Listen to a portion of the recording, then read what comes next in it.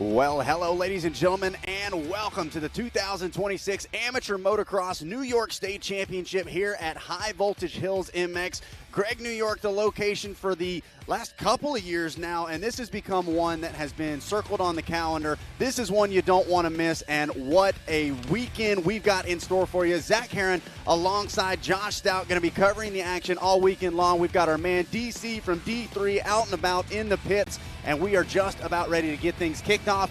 Josh, I've been excited about this all year long. This is one of my favorite events that we're able to cover right here on Racer TV. We're partnering up with Verve Moto. We've got the Prospect app pulled up. We've got some heavy hitters. The parking lot is full. It's just about time to go racing. Oh, yeah, Zach. You can see on screen here, you can see the parking lot is packed. Tons of riders showed out for this one. We've been amping this one up all year long. They say the voltage is high here, the vibes are high, and I'm going to let you know a little secret here, the speed is going to be high as well.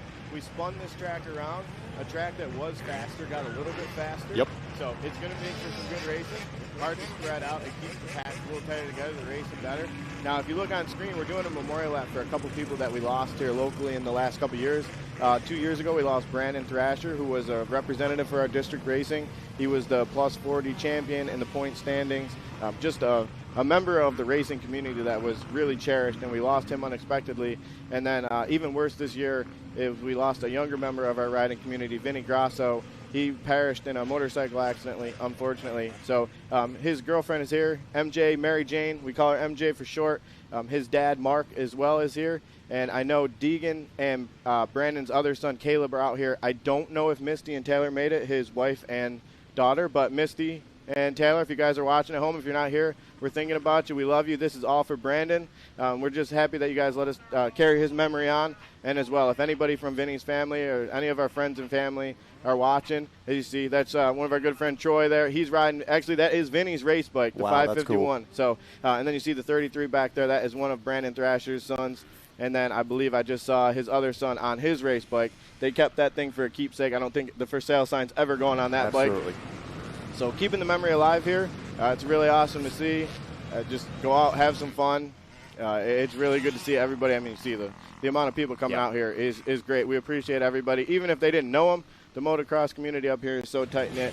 I'm just going to go out and show some respect, and it's a really nice thing to see. No doubt about it. We talk about it whether we're out at Loretta Lynn's, whether we're here at High Voltage Hills. It's a family, all right? We're kind of a crazy bunch out here, the dirt bike, the motorcycle, and just power sports community in general. And so anytime something does happen, you know, it's always so cool to see, especially that local community. We've touched on it in the past couple of years covering this event. The Northeast especially, man, you guys show up and show out, all right, whether it's for a race, and then you back your own as well. And so like you said, obviously both of those riders, cherished members of the community. And like you said, a lot of these riders and these people out on track may have not had the opportunity to know them on a personal level, but nonetheless, they recognize they were a part of the family just like they are. They're out there doing what they love and showing their support right now. So a really cool way to kick off the weekend, this memorial lap. I know it means a ton to you guys as well. I know we've been talking about it leading up to going live here. A huge turnout. Anybody that could grab a bike of any kind, they were out there trying to find a way to be a part of this and show their support and appreciation as well. So that's going to be a really cool way to kick things off. Now, you touched on it just a little bit. High Voltage Hills, been the location for the New York State Championship for quite some time now, and this has been one of those tracks. I talk about that FOMO I be getting a lot, man. I'm telling you, I got to get out here and spin some laps. But this morning, I'm putting pieces together, and I say, wait a second. We got lips on the wrong side of the jumps here. We've spun it around, and you touched on it. Already a rather high-speed track, and it might be just a tad quicker as well. But I was talking to you before we went live. We've had a couple of races on this layout, this format. We've got 3 Moto formats this weekend for the state championship. What are some of the big spots on this track where you've noticed maybe wasn't a passing opportunity when it was going one way? Now things are a little bit different here. So the big one right now, they're actually going over this obstacle right now. There's a big triple along the back tree line as you head back towards the finish line. It's very late in the lap if you're talking first lap. Yep. So first lap, last lap, that jump's hard to get over when things get rough and tricky and rutted. If you come up short on that thing and someone gets it clean, it robs a lot of speed. And then as you see, you drag race the rest of the way up the hill. So you're about 1 to 2 turns away from the finish line here, and if you lose your spot there, it's really hard to get it back, and you've just lost all your momentum by coming up short on that jump. And then when they come around after the first turn, it drops down behind the start line. There's a big sand bowl turn down in there. I call it the sand pit. I love it. You go down there, and you don't expect it to be deep. you get a little deep in that inside berm, you stuff the front, you're on the ground, and riders are going by you in a hurry. Those are the two I see a lot of passing opportunities in. And just like I touched on it earlier, the speed, if you make a mistake, everybody else is going so much faster. It makes it real easy to close that gap, where some of the other tracks, not as easy to catch up because things are a little bit slower paced. We've had mixed reviews, not necessarily negative reviews. It was hard to top the other way. Everybody loved that way so much. So we've had good reviews about this one. The joke is everybody likes it both ways. They don't really care. Hey, I love it. I love it. We've actually been able to catch up with a couple of our riders. We'll be talking to them throughout the weekend and throughout the broadcast, their thoughts on the track, on the racing as well. And that's such a big talking point. I'm a Carolina boy myself. I've been out there at the state championships, and very rarely are you seeing full gates, whereas with you guys, very rarely are you not seeing full gates. A fantastic turnout once again here in 2026. Just like we talked about the community, not only the New York locals, but even the surrounding states. People know this track, this location, and the electricity, not just the power lines, but the action on track. This is the spot where you want to be each and every year. 100%. This track seems to brew a little bit of chaos, if you will. With the sand, it's sand on top, a little bit hard packed underneath. So you never totally know what you're going to get. A lot of square edge bumps. You get a little rocks kicking up you're not expecting. And it just makes for a track that makes you very uneasy as you ride it. You always got to be on your P's and Q's. Stay on your toes, because if you relax for a second, you catch something you're not ready for, you're on the ground. No doubt about it. As you can see, that Memorial Lap getting wrapped up here. A lot of our riders heading right back into the staging area and going to be getting put on that starting line here in just a matter of moments. Now, correct me if I'm wrong. Did you guys have the Greats last year as well, or are these a new addition? We did have the Greats. The okay. Greats are 2 or 3 years old now. They come down and they hose them things out, sweep them out, get all the sand out of them. So right now the Greats are a great place to be, but later in the weekend as those get packed with sand, picking the right grate is going to become a serious thing, and you're going to want to make sure you got the right line coming out of the gate, because if you spin in the sand when you think you're going to hook up on the grate, it's going to make for a long moto for you. Well, and as we've talked about, you've got the Greats, as you can see, our Ted's Body Shop live drone actually zooming in on it. You've got the Greats before the starting gate, but then you still got about 1 foot to 2 feet of concrete before you actually hit that sand, and that can be a big difference maker as well. You get such a good drive off of those Greats, even in the pro level riders talk about it, but for that 12 to 24 inches right there, you are liable to spin. You see that back end kick out to the left or to the right, and so it's going to be very crucial to get that start. And one of the things I'm really excited to see is the way this new first turn is going to work out. You guys kind of had a right-hand 180 and then a real hairpinned left 180 in the prior layout, whereas this time they're clicking gears, they're wide open, and they're absolutely flying when they come out of that first turn. Yeah, so when you shoot out of the first turn, you kind of shoot into a sweeper, so you never really have to slow down too much, and then you come around and you drop down into that sand pit. Everybody gets the nerves going, the adrenaline's pumping, you run down into that sand pit a little too fast, and things start to get dicey down there in a hurry. It makes for good racing right off the jump. Yeah. No doubt about it. So excited to be able to once again bring you the Amateur Motocross New York State Championship live right here on Racer TV. Like we said, partnering up with our friends over at Verb Moto and that Verb Prospect app we're going to be talking about all weekend long. But that's enough from us here in the booth. Let's send things down to the third member of our broadcast team, Dominic, DC from D3, standing by down by the start. What's up, guys? DC from D3. I'm here at High Voltage Hills for this week's New York Championship. It's going to be an amazing weekend here. We got a lot of riders, more than we did last year, and the track is going backwards, meaning it's going to be a lot faster. The track's going to have a lot of different obstacles to do. The corners are going to be different, and they're going to be carrying a lot of different momentum. It's going to be a great day for a lot of good riding. We got the college boy right here on the line getting ready to kick off the New York State Championship. We're going to be doing some rider interviews and also some track conditions throughout the day. So keep here on Racer TV and watch us throughout the weekend. Back up to you guys. Fantastic stuff. DC from D3 getting the scoop. He's going to be out and about all weekend long. He'll be talking to some of our riders and covering all of the action. But as always, before we get to the first gate drops, we're going to get ready to kick off opening ceremonies and our national anthem. Oh, say, can you see by the dawn's early light what so proudly we hailed at the twilight's last gleaming, whose broad stripes and bright stars. Through the perilous fight, O'er the ramparts we watched were so gallantly streaming, and the rockets' red glare, the bombs bursting in air, gave proof through the night that our flag was still there. Oh, say does that star-spangled banner yet wave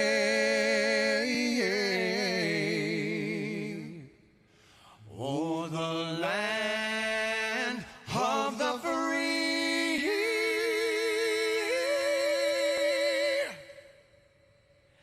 and the home of the brave.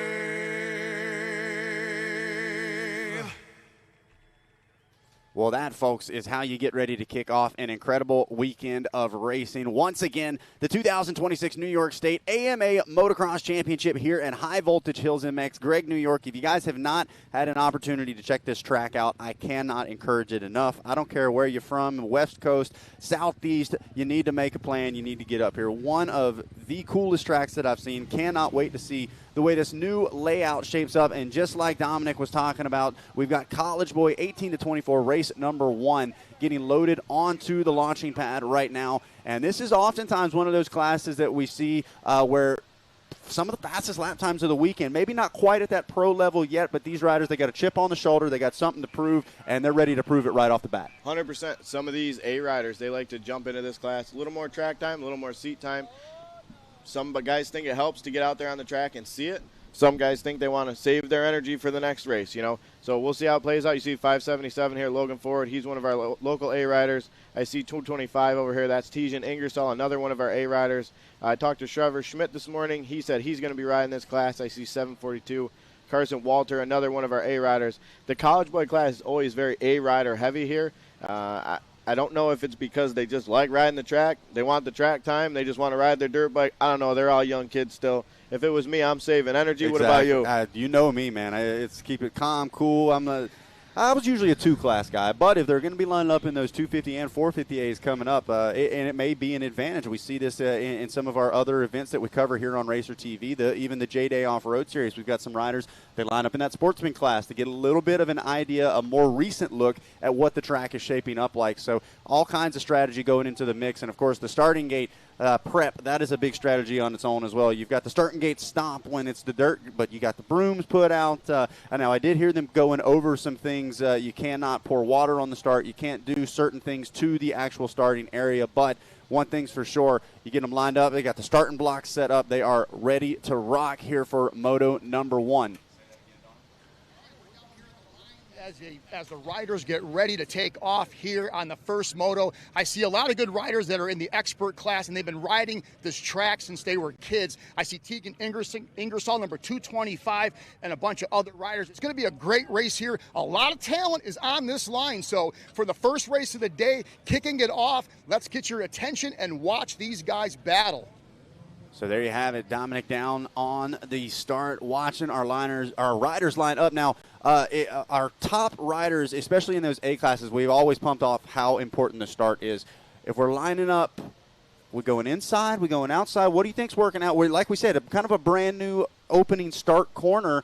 You can carry a lot of speed around the outsides. What are you seeing? You said you guys have had a couple of races in this layout. What seems to be the hot setup as far as picking a gate? So personally, I've always thought closest to the doghouse here produced the best start. It just allows you to sweep so much from the outside. But I've also seen the inside work where you're just able to run everybody wide. At some point, the guys on the outside got to let off or they're going to be in the hay bales. It all depends on the jump, really. That's the most important part. If you don't have the jump and you're on the inside, you might as well just shut it down. If you have the jump and you're on the outside, you're sitting real pretty. So you'll see a lot of guys coming from the inside getting a good start, a lot of guys from the outside who you don't think have a good jump, but they're able to carry so much momentum that it's going to allow them to come out of the first turn in a relatively good situation.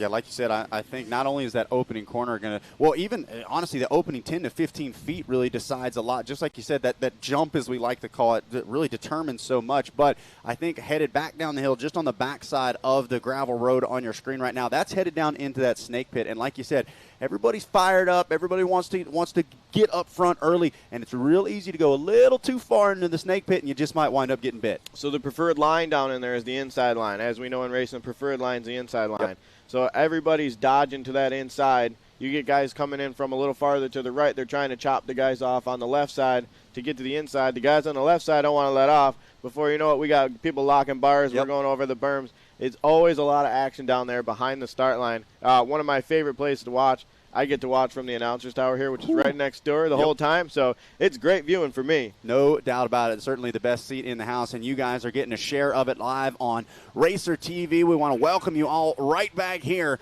to High Voltage Hills MX, where we get ready to kick off the 2026 New York State Championship. We've had so many riders come out. They test some things out, and they say, wait a second. This race was epic. It's now permanently on the calendar. Whether they're from New York or not, they know they want to come do battle right here at High Voltage Hills, as we are just about ready to get rocking and a-rolling here with Moto #1. All kinds of exciting stuff going on this weekend. We got a whip contest coming up a little bit later tonight. We had practice all day yesterday. We've had all kinds of great concessions. Was that a DJ, or was that just somebody jamming out in the pits yesterday? So we got one of our local food vendors here, the Humble Palace. He brings his own DJ setup. He's humble about it. Yeah. Oh, he is not humble about it. He turns that thing up. He brings the vibes all day. I love it. Tonight we will have a DJ. Last night he ran his own DJ show. I love it. He said, if you're not going to have a party, I'm going to have a party. So after the race tonight, we're going to have a pit bike race, and then we're going to have a whip contest, and then the DJ will start playing. The lights will be flashing, the drinks will be flowing, everybody will be having a good time here. That's what it's all about. It's not just a race, but a true event out here at High Voltage Hills. He looks back, are you ready? Yeah, we're ready. Are you ready? The folks at home are ready. How about it? 2-minute card is up, and we are just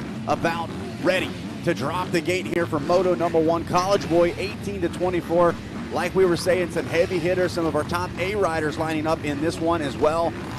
The mechanics, the friends, the family step away, and it is now time to go to battle here to kick off the 2026 New York State Championship. He's going to spin that board around. Trying to see if we've got a hold on the gate. Thought I saw a hand up in the air. There you see those final preparations. Riders get fired up. They're getting locked in. He's going to go down the line one more time. If you don't have it together now, it might be too little too late, as it is just about time to go racing. Here we go. Cart is sideways. And the gate is down. College boy off and rolling. The 2026 New York State Championship officially underway, and it's a Kawasaki leading him into turn #1. That'll be the 577 of Logan Ford. Looks like he's got the 225 of Ingersoll behind him and the 422 of Callum Schrader, your top three. Looks like they put a little bit of water down in between practice and the first motos here. It hasn't rained here significantly in months, so this is going to be something to watch all day. The sand really soaks up the water, so it might look a little bit muddy now, but that's going to dry out in the next 5 to 10 minutes pretty quickly. Yeah, I'm glad you touched on that, because the crew here at High Voltage doing a great job of staying ahead of the weather, right? You wait till the dust starts flying. I don't mean to cut you off, Zach. We just had a problem with our leader. The 577 of Logan Ford just pulled over. Wait a second. Possibly a bike problem. Oh, no, not the way you want to kick off the weekend. Is now we've got the entire top 5 flip-flopping back and forth. We're still only a couple of corners into this opening lap. So that should, I believe, allow Ingersoll to get up into the top spot. We'll check it here as things will start to happen fast here. That first lap, people will go around you quick if you got a bike problem. So we'll see what happens to Ford. The big problem for him is he's going to be in that A moto coming up here in about an hour and a half. So they're going to be scrambling back at the pit to get that thing going. Well, like you said, got to think, not that this race isn't a priority for him, but if you want something to go wrong, it's in this one, not in one of those pro motos. So hopefully, like you said, the Kawasaki going to be able to get things figured out. Meanwhile, slicing and dicing at the front of the field right now, launching over that big triple. Here's the drag race up the hillside. This is what we talk about. The intensity, the electricity here at High Voltage Hills on the opening lap as they jump up to the top side of the track. Nice little bit of natural elevation here at High Voltage Hills as well. Really able to flow through some of these hillsides. Got to just be a ton of fun out there on the bike. It's really a good time out here. You just ride the natural terrain plus the jumps that they've added in, and it just flows so nicely. Even the way they spun the track around, they didn't really have to re-angle any of the turns. Everything flows pretty well still. There's a couple turns now that are a bit of stop and go, but other than that, it's pretty good as we see the 621 of Ozog going around the 422 of Schrader. That should be Walters in front of him. I believe Walters your second place rider. We're waiting for live and timing to wrap up here. Yep. So Walters up in third. So Narana got around those guys on the first lap. We kind of lost that when Forward ran into his problem. So Narana and Ingersoll, your top two. We'll see if Narana can run out Ingersoll. Ingersoll's a local here. He spun a lot of laps on this track. He actually told me he had to work yesterday. He said, I'm not worried about missing practice yesterday. I got enough laps here. I can do this with my eyes closed. Yeah, you talk about that local knowledge. There is something to be said about it. Southwick, obviously, a location known for the locals kind of having some of these hotlines figured out. But we've reversed the track. Are those hotlines still going to work out? Certainly seem to be doing so right now as the Ted's Body Shop live drone picks them up here on lap number 2. The battle is on. Ingersoll, Narana, and Walter, 1, 2, and 3. The hotlines are still there. You just got to find them. There it is. They're different, but they're there. That's what they always told me. I could never find them, but they swore they were there. And the problem for these guys is Ingersoll knows where the hotlines are, and he's already out front. As you can see the gap he's got on these guys already. Looks like we're looking at Walters and Ozog. Ozog got around Walters. Walters going to try and get around him now. This is where you can carry that momentum. A long drag all the way to the top of the hill. So we'll see. It doesn't look like it's going to work out for him, but you see how quickly he's able to close back up to the back wheel just by having a little bit more speed as they came up to that jump, and it carries along the whole straightaway. Absolutely. Taking a look on the left side of your screen, starting to get a rundown here for College Boy 18 to 24. Now you notice at the top of your screen, Stoke Media bringing us that gold, silver, and bronze standing. That's going to flip-flop throughout the weekend as well. That's going to help you kind of take a look at the overall picture. Like we said, 3 moto format here for the New York State Championship. So a lot of opportunities for things to get turned on their head at any given moment. Sometimes you're seeing a silver medal in the 6th place spot. You're seeing bronze outside the top 10. So really cool stuff Stoke Media is providing to help us keep track of what not only the moto picture is looking like, but that overall picture as well.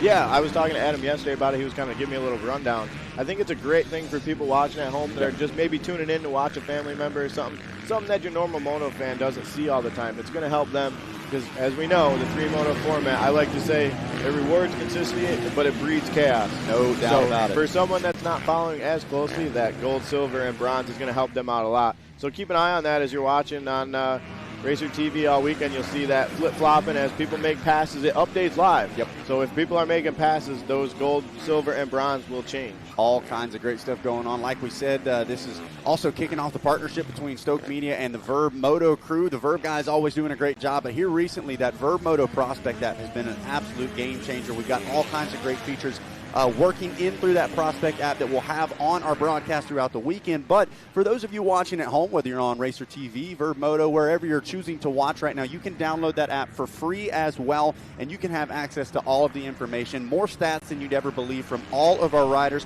And I tell people all the time, if you're a rider or racer yourself, maybe even you used to be, go ahead and pop your name in there as well. You'd be surprised. You're in the ranks.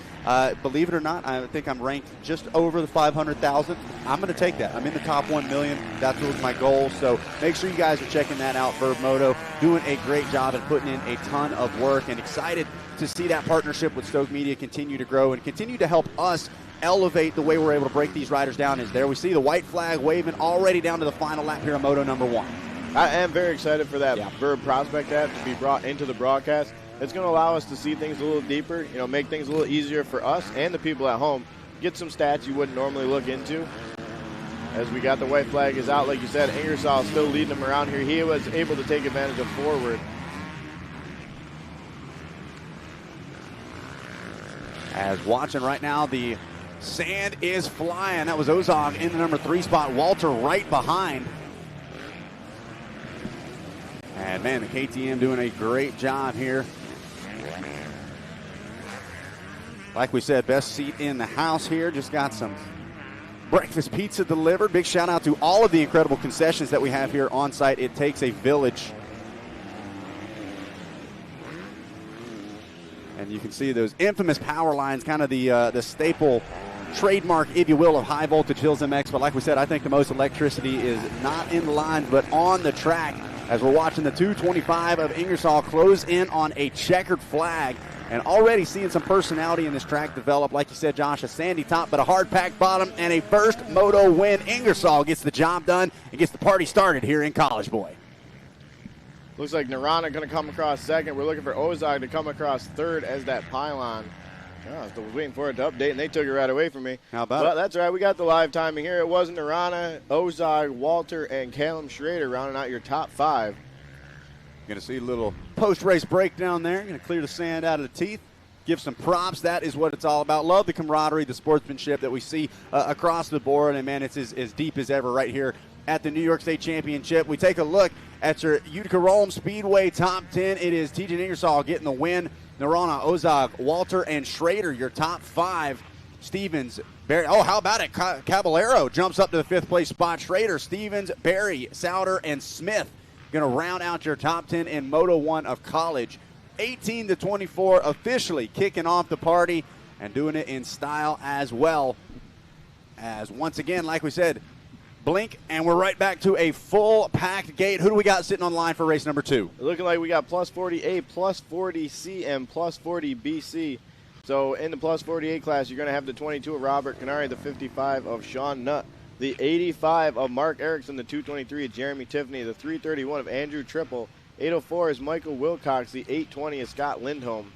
Plus 40C, you got the 24 of Edwin Reich, the 314 of Adam Mott, and then plus 40 BC, the 10 of Jason Owens, the 13 of Matthew Bailey, the 74 of Jerry Suits, the 107 of Jesse Kavanaugh, the 108 of Stephen Perry, the 143 Robert Pello, the 177 Chad Geisler, 417 John Ionized Jr., 575 Marty McDonald, 737 Robert Okanowski, 747 is Brandon Renner, and the 913 of Derek Miller. What do we got on track, Zach? Ooh, I'm telling you what, I saw the 55 of Sean Nutt going nuts into that first turn. He was slideways, and it looks like he secured that number 2 spot. Stagger start here in our plus 40s.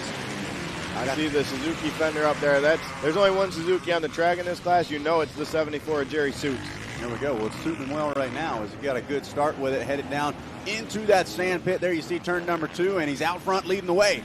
No stranger to this place. As I say that, he blows over the turn there, the berm in the turn. That was he by should design. know that line. Yeah, he's making one of them local lines for himself. So Jerry, we see him here every weekend. He's always out front in these plus 40 classes, the BCs.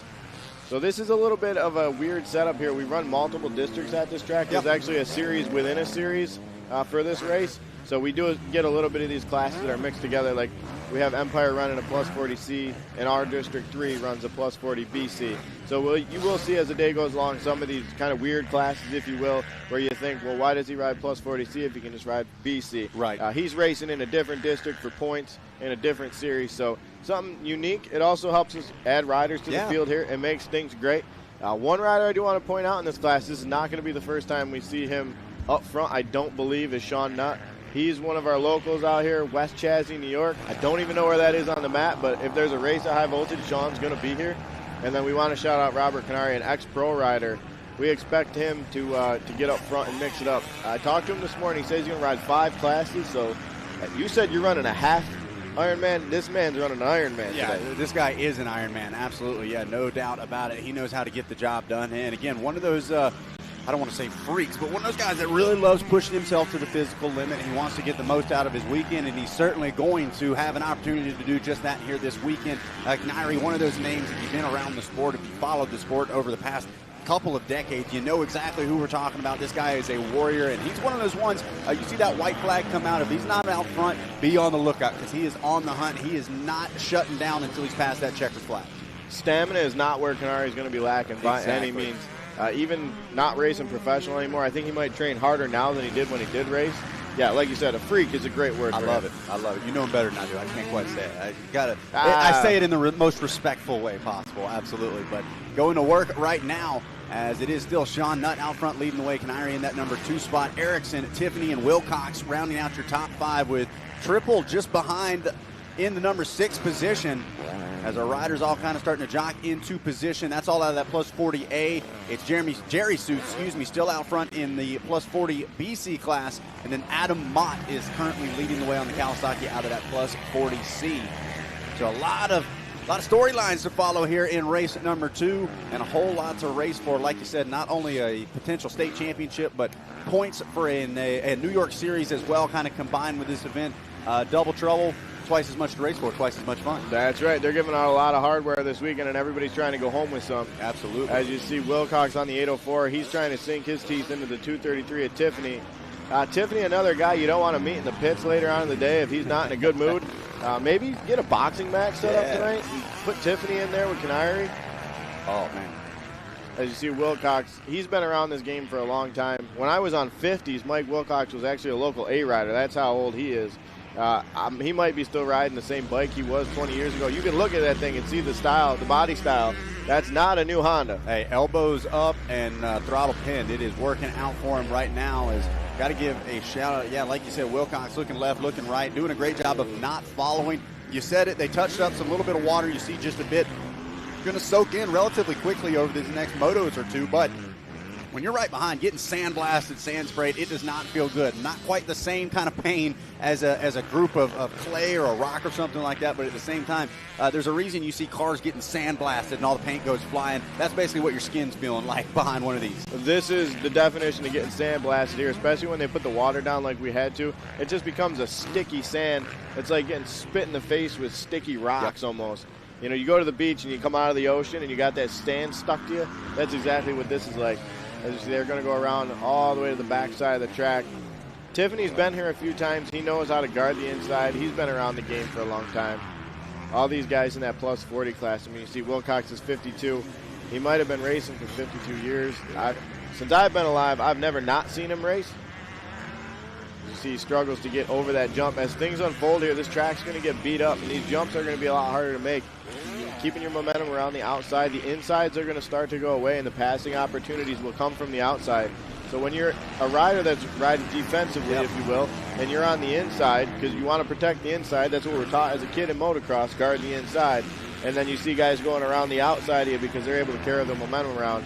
It starts to get a little frustrating because you don't want to leave the inside open, but you start to see maybe the outside is where we need to go.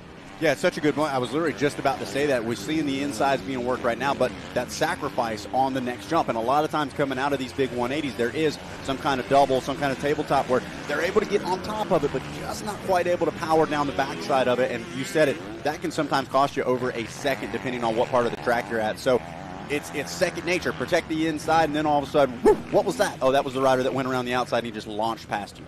Yeah, you come up short on one of those jumps. You're rebounding, you're up in the air, and the other guy's landing with his momentum going, and he's going to go by you in a hurry. As it looks like the white flag, is it out? He's got it in his hand. Yeah, white flag is out. So Nutt and Canary are already through. It looks like Canary made the pass. I kind of expected that. Sean is just coming back. So I talked to him yesterday. He said he's got about 2 hard laps in him. Unfortunately for him, this is a 4-lap moto. 2 laps isn't going to get you to 4. So Canary, as we said, he's a bulldog. He's in the best shape of probably anybody on the facility here, so he was able to get his way around him somewhere out there. We didn't have it on camera, but Canary able to get around him. Check the gap here. It looks like probably just passed him. The gap's under a second, so. I got to give credit. He said he had 2 good laps, and he kept those 2 laps out front. He had 2 good laps. It looks like we just popped in on him. I actually talked to Bobby this morning. He bought this bike, I believe, Thursday of last week. It was last week. This is a bone stock bike. The only thing he put on it was handlebars, and obviously he got some stick-on numbers from probably one of the vendors down here and slapped the numbers on. So Canary going to take the Moto win here in plus 40A. Like you said, 5 classes rather. He's going to be running 13 motos this weekend. Probably feels good to get a win in the first one. Yeah, get the monkey off the back. We haven't seen Bobby race in a long time, let alone ride. So it's cool to have him come back, especially for this race. If you know anything about New York Moto, I mean, it's Nicoletti. Obviously, Barsha is a household name as a New Yorker, but you go back a generation, Nicoletti and Canary were the 2 that really put New York on the map in the pro ranks. Yeah, I'm calling him out. Filthy Phil, you're retired now, dude. Come on. You just did Loretta's. Why are you not out here at High Voltage Hills? We need some style. We need some personality. Maybe telling us we're still number 1 in your heart, if you know what I'm saying. Filthy Phil style, but no doubt about it. And I think you start seeing names like Canary, like some of these names that have come from outside of the New York area that realize how cool and how special this event is. Wouldn't be surprised to continue to see more and more big names show up, especially with the amount of competition that they have out here as well. As the checker flag continues to wave, we'll take a look. Looks like Jerry Suits might have been able to hang on here. He had a decent gap built up as we are now getting ready to rock and roll with the first of our 50 classes, 50 senior 7 to 8, and our e-bike classes as well. Run Rider making it just a couple of feet off the gate and then unfortunately going down. The sand is flying, and the 50s are off and rolling here for race number 3. We're going to go from some of our oldest riders to some of our youngest riders here. This is the 7 to 8 division, so not quite the youngest. We have a 4 to 6 class, but 7 to 8, still these young kids just getting their feet wet in the sport as we'll start to checking some numbers here when they come on screen. One thing I hate about these little bikes is it's so hard to read these numbers. And like you said, a lot of these kids, very young, but the racecraft that they're showing at such a young age, the Stasic generation, as I like to call them, it's absolutely incredible. They're scrubbing, they're setting things up well in advance. It is so impressive to watch how good they are at maneuvering. And, I mean, we talked about it. Sandy conditions out here at High Voltage Hills, it's very easy for the bike to get off balance, get pitched to the left, to the right. These riders, they're already hugging with the knees. They've got the legs out in the corner. The style, and technique is a couple of riders get collided on the inside of their corner. Now, this is where, Stasic or not, it is tough to get these bikes up for the little guys, especially in the sand. See this guy out here with a boot on. Coming out to help out the little kids, probably one of the dads. Adrenaline's dumping, foot's Is not he hurting going right to kick now. this thing over with a cast with the on? boot. That looks like the 47 of Wes Rogie. So a tough break for Rogie. I didn't catch the number of the other. Oh, a couple more riders down now. We got the 718. Look at Mom and Dad putting in overtime here. I love it. I'll tell you who's not down, the 77 Aiden Smith. He's on screen here. I believe he was in second. I saw the 98 of Mason Wager out front at the beginning here. You want to talk about the Verb Prospect app. Watch how easy this is, Zach. I know Wager was at Loretta's, but I don't know how he did. I'm going to go on the Verb Prospect app. I'm going to type his name in. Mason Wager, he rode Micro 3, 7-8 Limited. 23, 22, 21 moto scores for 22nd overall. How fast is that? That is top 25 in the country, arguably in the world, and that is not something to shake your head at, no doubt about it. So, and probably learned a ton as well. We often see this growth from riders shortly after their trip to Loretta Lynn's, where they picked up on some new skills. The things that you learn, not just how to win or how to lose even out at Loretta's, but how to maneuver deep ruts. Braking bumps probably bigger than you've ever seen anywhere else. These riders come back to a local stage, and even something like High Voltage Hills, this track gets rough and tough, no doubt about it, but you go spend a couple laps around the ranch, you come here, you learn how to develop, how to approach these things. You think about the 20 miles of bad road out at Loretta Lynn's, and then you take a look at some of these straightaways right here at High Voltage Hills. The bike is dancing around just the same. The riders maybe now just a little more prepared on how to deal with it, and this young man out front making the most of the experience right now, leading the way as they make their way through the sand pit. A little bit of mistake there from Smith. As we saw, Kaika, your third-place rider, was starting to catch up to him anyways, so we'll see. That's one of those spots where he made a mistake at the bottom of the hill. Now he's got to try to get to the top of the hill now this is before Kaika can get by. As here we are, as Kaika's pulled up alongside of him as they go out into the back turn up at the top of the hill. Taking a look, we talked about the different features from the Verb Prospect app. Several of our riders, or all of our riders, are ranked on that app whether they realize it or not, and we've got a cool feature where we're able to show one rider versus another, how many times they've matched up throughout the year, and how that matchup has worked out for them. As you can see right now, Mason Wager and Alden Smith, they've actually met up multiple times this year, 10 different times, and Wager's gotten the best of them 10 out of 10. So this could be the one for Smith, the 77, now going to try to charge in and try to change that, as he is the one out front. Wager on the charge right now, the 98, trying to make it 11-0 here as far as meetings this season. And again, so cool to be able to see how often these riders are racing each other, how they're ranking up not only against one another, but against the rest of the world, essentially, ranked there on that Verb Prospect app, and a really cool feature that we're able to bring here, courtesy of Stoke Media. Adam and everybody doing a great job of helping integrate that information in a way that is easy for us to talk about and easy for the fans at home to understand. It's just like that. Things get turned on their head. Wager able to make a pass back. So that's actually Kaika. That's second and third. Wager's a little farther out front. His gap's about 7 seconds, so he's not on screen. How about that? That is Kaika. So maybe we get the verses, the head-to-head here between Smith and Kaika. Maybe Kaika levels the score here. I was pumped when Adam was showing me just kind of the widgets that you're able to put up from this Prospect app. And maybe Wager wants to see this thing right now, but I don't think Alden Smith wants this on screen anymore. Looking at 10-0, just got passed by Kaika. So we'll see if he can regroup here as he lands. And you see that water still standing there. That'll soak in as the day goes along. Yep, still just as the a little white slick flag right there. is coming out. Wager still out front, still with a 7-second lead. As we see live timing and scoring updates, moves Nick Kaika up to second place. So Kaika on the 231. This is one of the things we were talking about. As this event grows, we start to see riders trickle in from different parts of the country, mainly the Northeast still. But Kaika, a good a good example here coming from Norwich, Connecticut. Yep. A lot of Connecticut riders, Massachusetts riders, Pennsylvania riders. We begin to see more and more riders come down from across the border, the Canadian riders, trying to steal some of this New York hardware and take it out of state. As we got Alden Smith on screen. I don't believe our pylon has updated yet. It still shows him in second. Live timing shows Kaika in second, and I believe we saw the pass on screen. So we'll wait for timing and scoring to update there, but no doubt about it. Like you said, Wager on a charge right now. Let's give a shout out to Wes Rogie. That was the rider we saw down earlier. Yeah. Tangled up with another rider. He's all the way back up to sixth. So you're looking at a 3-moto format. A 6 is a big salvage job here. If he's able to get up in the front and mix it up with the leaders, as we see Kaika make a little mistake coming out of the turn, that's going to allow Alden Smith to pull up a little bit. Maybe close enough to make him feel that pressure a little bit. Yeah, you got to let him know you're there. Well, and to your point, you talk about that sixth place.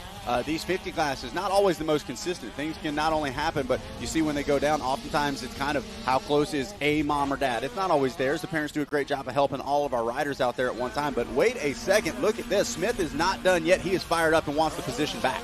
So here we go. They're going to drag race all the way down the long straightaway. This is probably what's going to make or break this race for Smith. He's going to need to get close enough where he's at the top of the hill. He's either able to stick it in there a little bit or at least let Naika know he's there, and maybe he makes a mistake, as Naika was able to get a good run there down the long straightaway in the back. He's got 180 turn to go. He's going to go to the inside. Smart move right now. But we'll see how that inside line unfolds later in the day as he begins to chop out. And this is one of those sections we talk about, kind of the sandy top layer, but then a harder base underneath, and those square edge bumps really Here start we to come go. to What life. do we got here? He's going to go to the inside. Drag race to the finish. Not quite enough. What a drive there. Wager going to grab the win. Kaika going to hang on for the number 2 spot, and Smith going to round out your top 3 in 50 senior 7 to 8. And again, that's Moto 1 of 3. These kids going to be going to battle multiple times throughout the weekend, and probably going to be matching up in another class as well. We know how these kids are. They are very rarely just one and done as far as the classes go. The checker flag flies, though, and the first of our 50 classes getting wrapped up here for race number 3.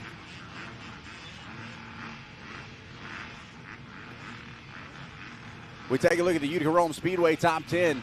Wager, Kaika, Smith, Arline, Sykes, Rogie, Years, Shortslift, Merritt, and Mott, your top 10 here in 50 senior 7 to 8, and e-bike Moto number 1, here from High Voltage Hills MX. As now we get ready to take a look on the line for race number 4, 250C division number 1. And how about that? Shortslift jumped into the top 10 there right at the last second. So 250C, if I saw correctly, I believe it was over 50 riders in this class. So going to have 2 divisions of the 250C class. And there you have it. You want to talk about a full gate, a full lineup, and you want to talk about needing to get the start. The C class, we say it all the time, you're never quite sure what the C stands for. Sometimes it's chaotic. Sometimes it's actually consistent. But one thing's for sure, it is certainly a ton of fun to watch. You can see a lot of our riders. Oh, A28's fired up, getting ahead in the game. That was my racing number. I used to do that too, and then as soon as the gate dropped, I just let everybody go. It's because you had name brammage and smacked yourself in the head that too might hard. Be it. I was scared. I was scared. We got 62 entries total in this 250C class, so a good turnout. Like you said, you don't know what the C stands for. 62 riders, probably going to be chaos. Well, I'll be watching that sand pit in this one for sure. This is where we like to see some guys, they're just not quite ready to shut it off when they should, and so it's going to be an all-out battle. I was watching practice yesterday in this C class, and there was a couple riders out there. I was a little questionable if you were in the right practice or not. As we know now with the new rules, they changed it a while ago. You're able to run the C class all the way through Mini-O's. You don't have to move up after Loretta's. So we'll check the names as they come through here. Good time to check that Verb Prospect app. Possibly some of these riders were at Loretta's, and they're coming up here going to try and grab a plate here. Yeah, you go and do it on a national stage. Now we bring it down to the state level and see if you can back it up once again. So we're going to go 31 riders per division. Top 16 go to the main motos, Moto 2 and 3. The rest of them go to an LCQ at the end of the first set. You come back, you run it again. Top 4 out of that going to go to Moto 2. The rest of us go over to the concession stand, grab a pizza and a burger and a soda, maybe a beer, because you're done for the weekend. You're definitely going to need something. Oh, one rider stalls it on the gate. I believe that was the 264, a Chase Carmen. Into the first turn, you see one rider trying to slide up the inside. Oh, one rider goes down hard back. He got hitched right there. Back in, stepped out. And here we go, headed down into that sand pit. They actually space out a decent amount, headed down into it. Let's see if they can keep it on two wheels. Everybody funneling into that inside line. That's the 54, a Tyler Huber out front, the Manchester, New York rider. Sponsored by M&S Tree Service, Moto Mechanica, All Clean Power Wash, Mimi, Papa, Uncle Matt, and One Industry. This guy got more sponsors than some of the pros. I love it. I love it when they got the family lined up, too, because it is, especially at this level, it takes the whole family, mom, dad, brother, sister. They got the cousin, the girlfriend. They got whoever they can find. And I tell you what we can find right now is a side-by-side battle. Look at this, around the outside. I don't know if that was contact or just scrubbing it off, but, man, the Husqvarna is at the 422.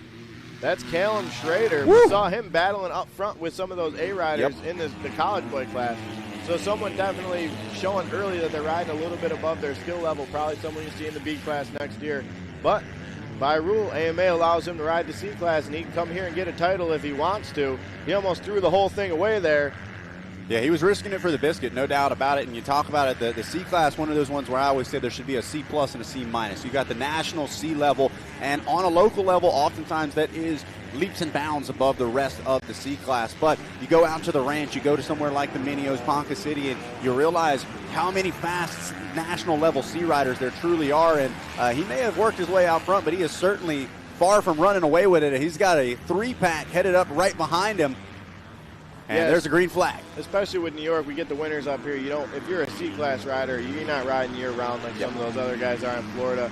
And then once they qualify for ladders, a lot of those top guys go to training facilities, and that really just puts them yards ahead of everybody else. As we see the 125 of Josin Gabaki slide out there, that's going to let this rider climb up the inside. I believe that's Castiglio on the 277. We'll check the number.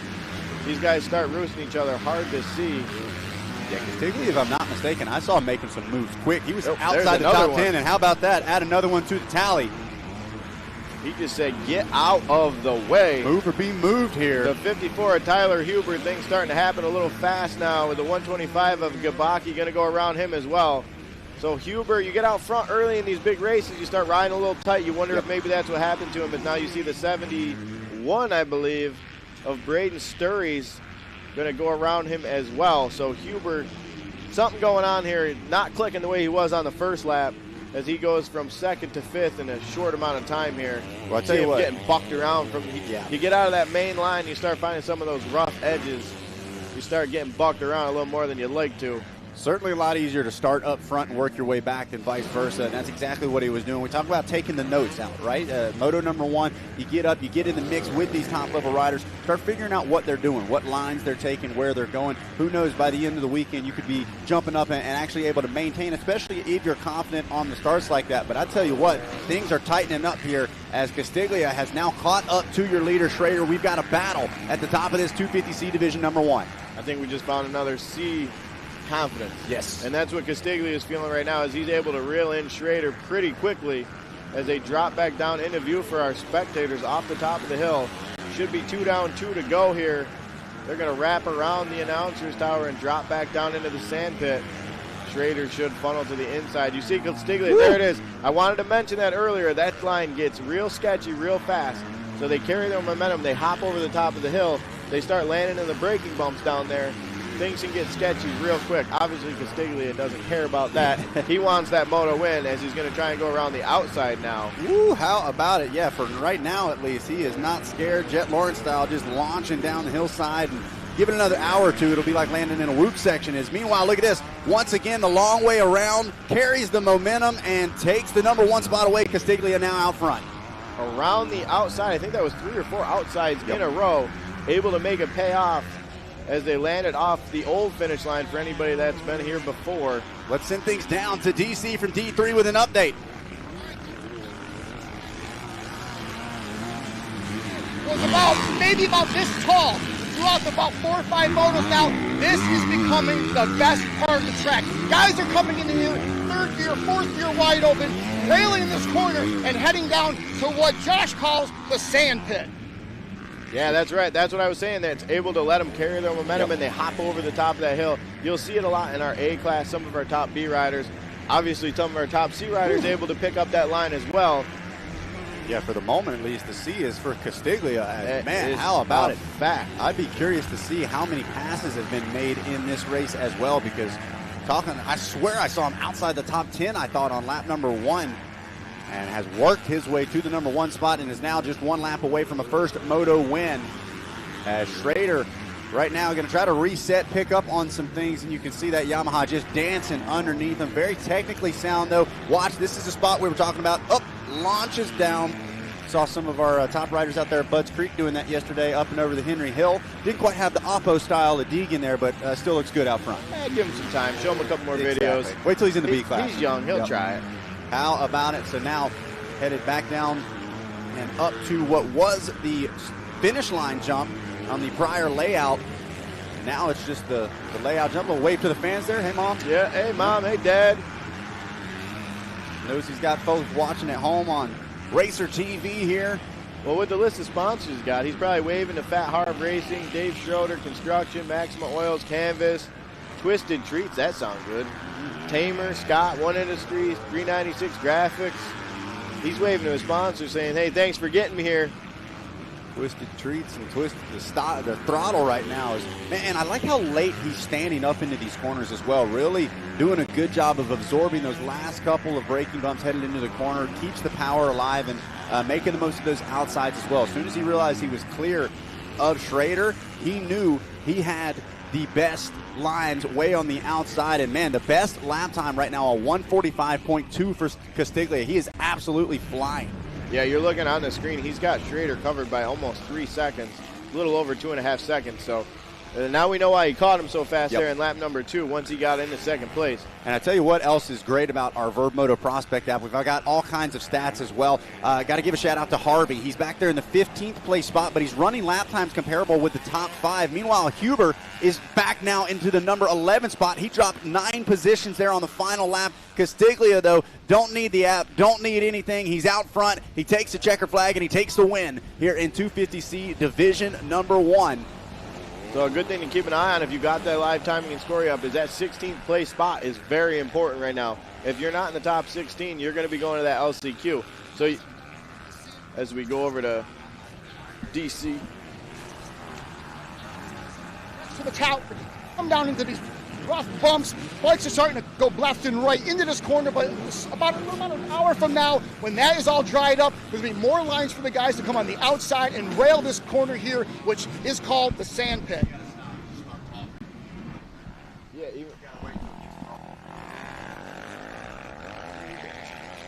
Checker flag waving here for Division number 1. Like we said, Division 2 now sitting on the line for 250C. But here's your top 10. From Moto number 1, Castiglia gets the job done. Schrader, Glabaki, Steries, and Kavanaugh, your top 5. Lindsay, Hofflich, Marshall, Lindeker, and Huber round out your top 10. How about it, Huber? Able to hang on to that top 10. Tough last for him. But like we said, this is still just qualifying here. Now this does count towards a moto score for your first moto, but these riders just trying to make it to the final 2 motos of 250C. And the next 31 riders sitting on the line. Yeah, we're going to go into 250C Division 2 now. Another rack of 31 out there. Looks like we got the 002 wild number. Jackson Spizzano, the 19X Carson Lindeker, the 30 of Nixon Bianchi, the 31 Caleb Millick, 37 of Carson Durkop, 39 of Jack Cohen, 59 Logan Turner, 70 of Finn Smith, the 74 of Preston Waite. As we see the one car go sideways, the gate's going to drop. Who's it going to be, Zach Herron? Let's see. Good jump from just outside the doghouse. Looked like it was a Triumph getting a good drive, but it might be a KTM of the inside. The 37, maybe a gas ride. And, man, you can see that chop already. Things are getting rough early here, only in Moto number 5. I think that's a 30. Look, running the mailbox numbers. I think that's a 30. Nixon Bianchi. He's riding a Triumph, I believe. That looks like a Triumph. So I'm going to go ahead and say Bianchi, and then we'll catch a number here. No number on the back, of course, for us. Bianchi starts to lose the front. Woo! Meanwhile, The other rider stuffing it to the outside, gets into that berm just a little deep. They are still almost side by side up the inside, takes the line away. I don't think he meant to go quite that wide, and I don't think Bianchi really appreciated that. He's going right back to it. That was the 110 of Cesar Pazmino. As Pazmino, you see him drop the front there. That makes him go wide.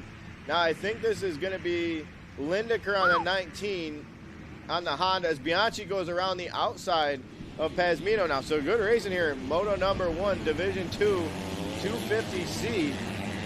Now another rider gets up into the mix as well, taking the lines away. These kids are not messing around.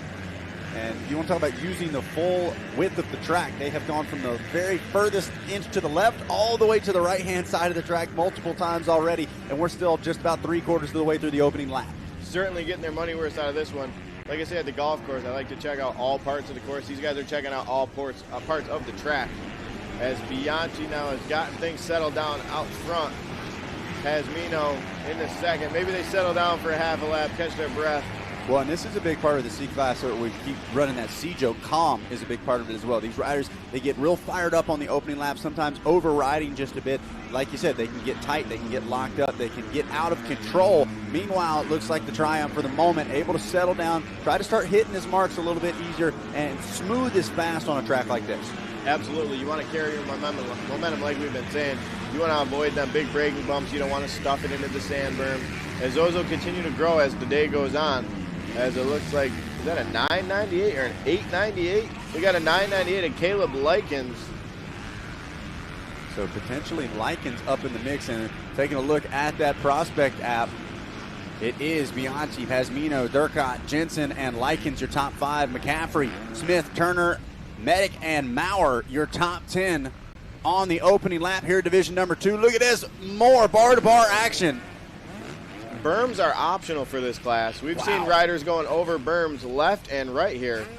As on screen, I believe that's the 90 of Gavin Jensen, the KTM rider out of New Jersey.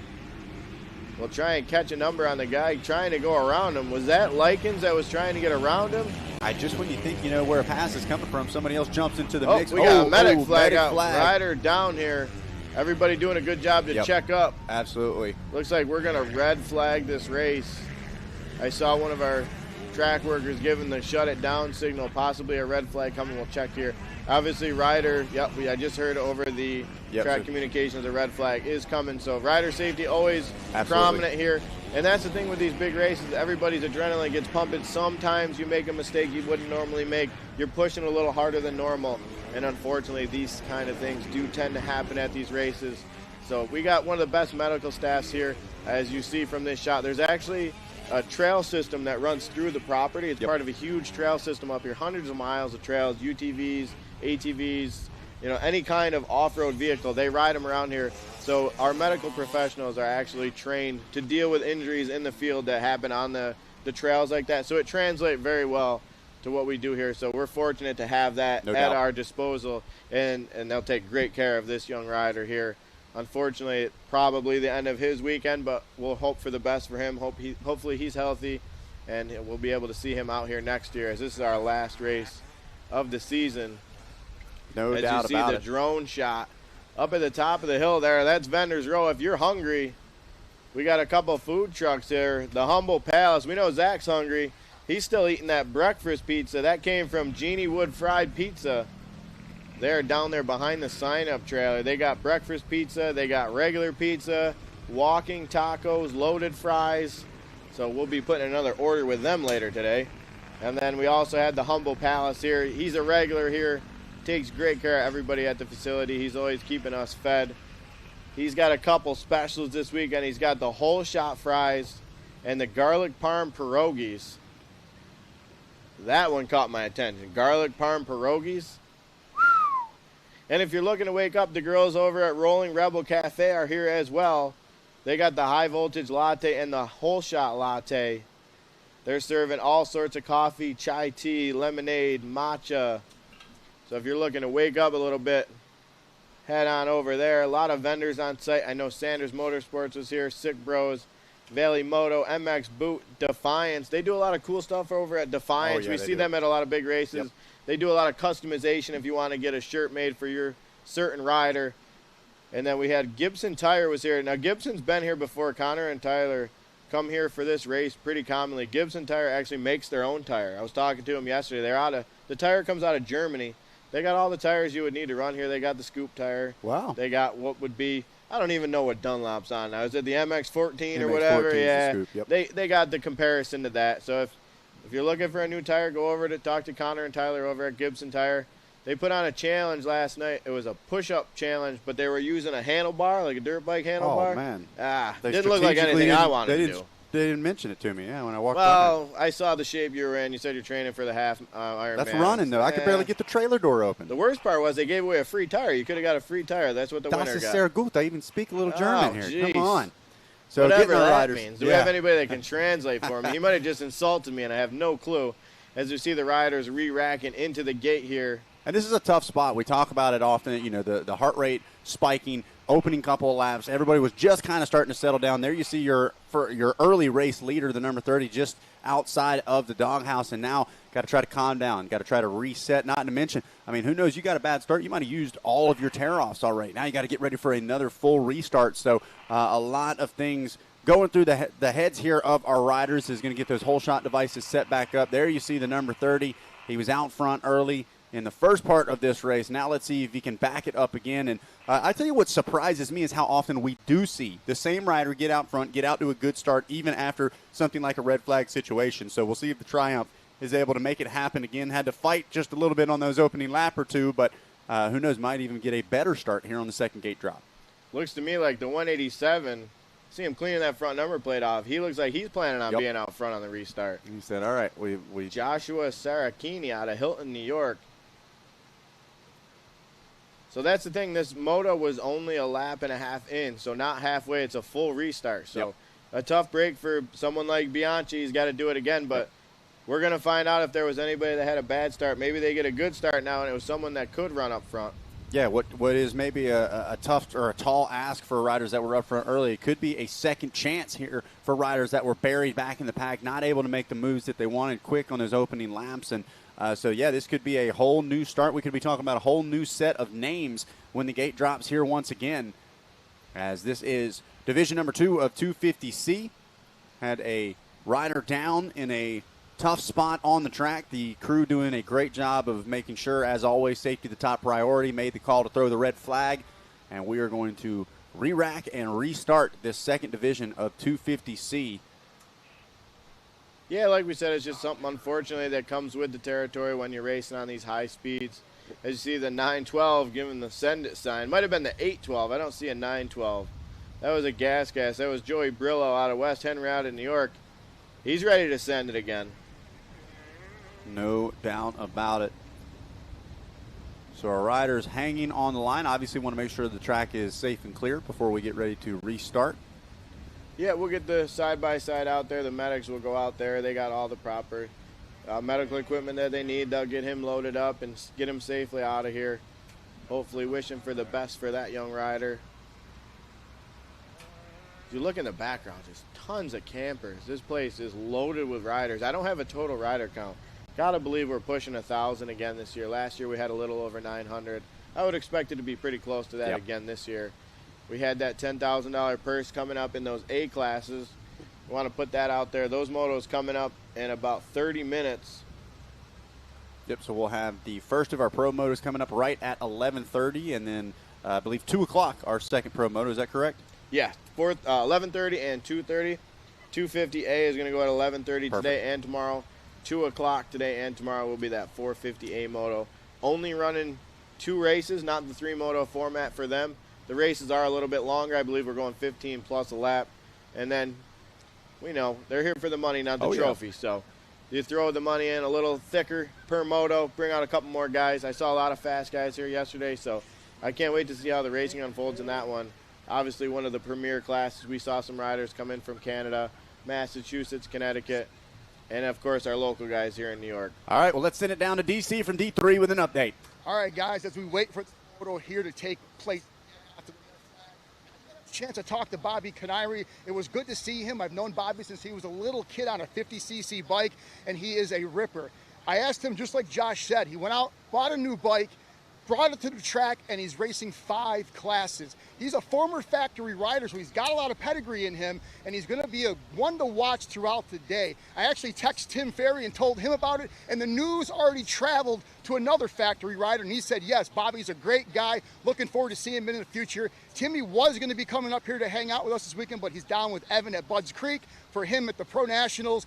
But yes, Bob Canary, keep your eye on that number 22 as he rides throughout the day. Fast guy. Great to see him right off the couch on a bike, and he's already winning races. Well, how about it? Just like we said, and you even said it, he's retired and might be training more now that he's not a full-time racer as well. So fitness was never going to be a part of the question. But it also goes to show this addiction doesn't ever go away, all right? Whether you're doing it at a factory level, and those guys a lot of times at the end of the career say, man, I need to step away from a dirt bike for a little bit, but it never seems to fail. Sure enough, they start coming back, and then all of a sudden, when they get on one, well, I'm just enjoying riding. And then you give it a little bit more time, all of a sudden they got to get back behind the gate. So nothing quite like getting a brand new bike and getting right to it. So excited to have Canary. And like we said, a lot of big names, not just on the pro level, but a lot of great vet riders, a lot of the top youth riders that we've seen out at Loretta Lynn's as well, going to be lining up here throughout the weekend. So the heavy hitters all here in New York, ready to do battle as we continue to wait on the all clear from the track. Want to make sure everything is good to go before we drop the gate once again on Division 2 of 250C. It's kind of cool how Bobby ended up here. He told me he went on vacation, and he knows the team manager from Triumph, Scuba, at the time. I believe they moved on from Scuba, but he knew him at the time, and he went down a winter or two ago, just said, hey, I want to ride just for the heck of it, They gave him a bike. Turns out he's still pretty fast. He went out there and rode with some of the guys on the team. Found out he hadn't lost it, and I think that was what did it. He scratched that itch one time, and now it's become a full-time addiction for him again. As we see him, now he's got his own bike. Now he's showing up at the races. It didn't take long, about a week or two, before he's back at the races. He told me he wants to just focus on some local stuff, but we saw what Nicoletti did going to Loretta's and doing some of that stuff. It wouldn't surprise me if we see Canary start to branch out a little bit farther and scratch that itch a little bit more, if you will. No doubt about it. Well, certainly a great sight to see. Am getting word here from Race Control. We are taking our time to make sure that rider is properly taken care of before they clear off the track. So we're going to sign off here from the announcer's booth for just a little bit, and we'll continue to kind of give you guys some static shots here of all of the action going on here at High Voltage Hills, and we'll jump back on right as we are getting ready to drop the gate here once again for race number 5, 250C Division number 2. We'll be back here in just a few minutes.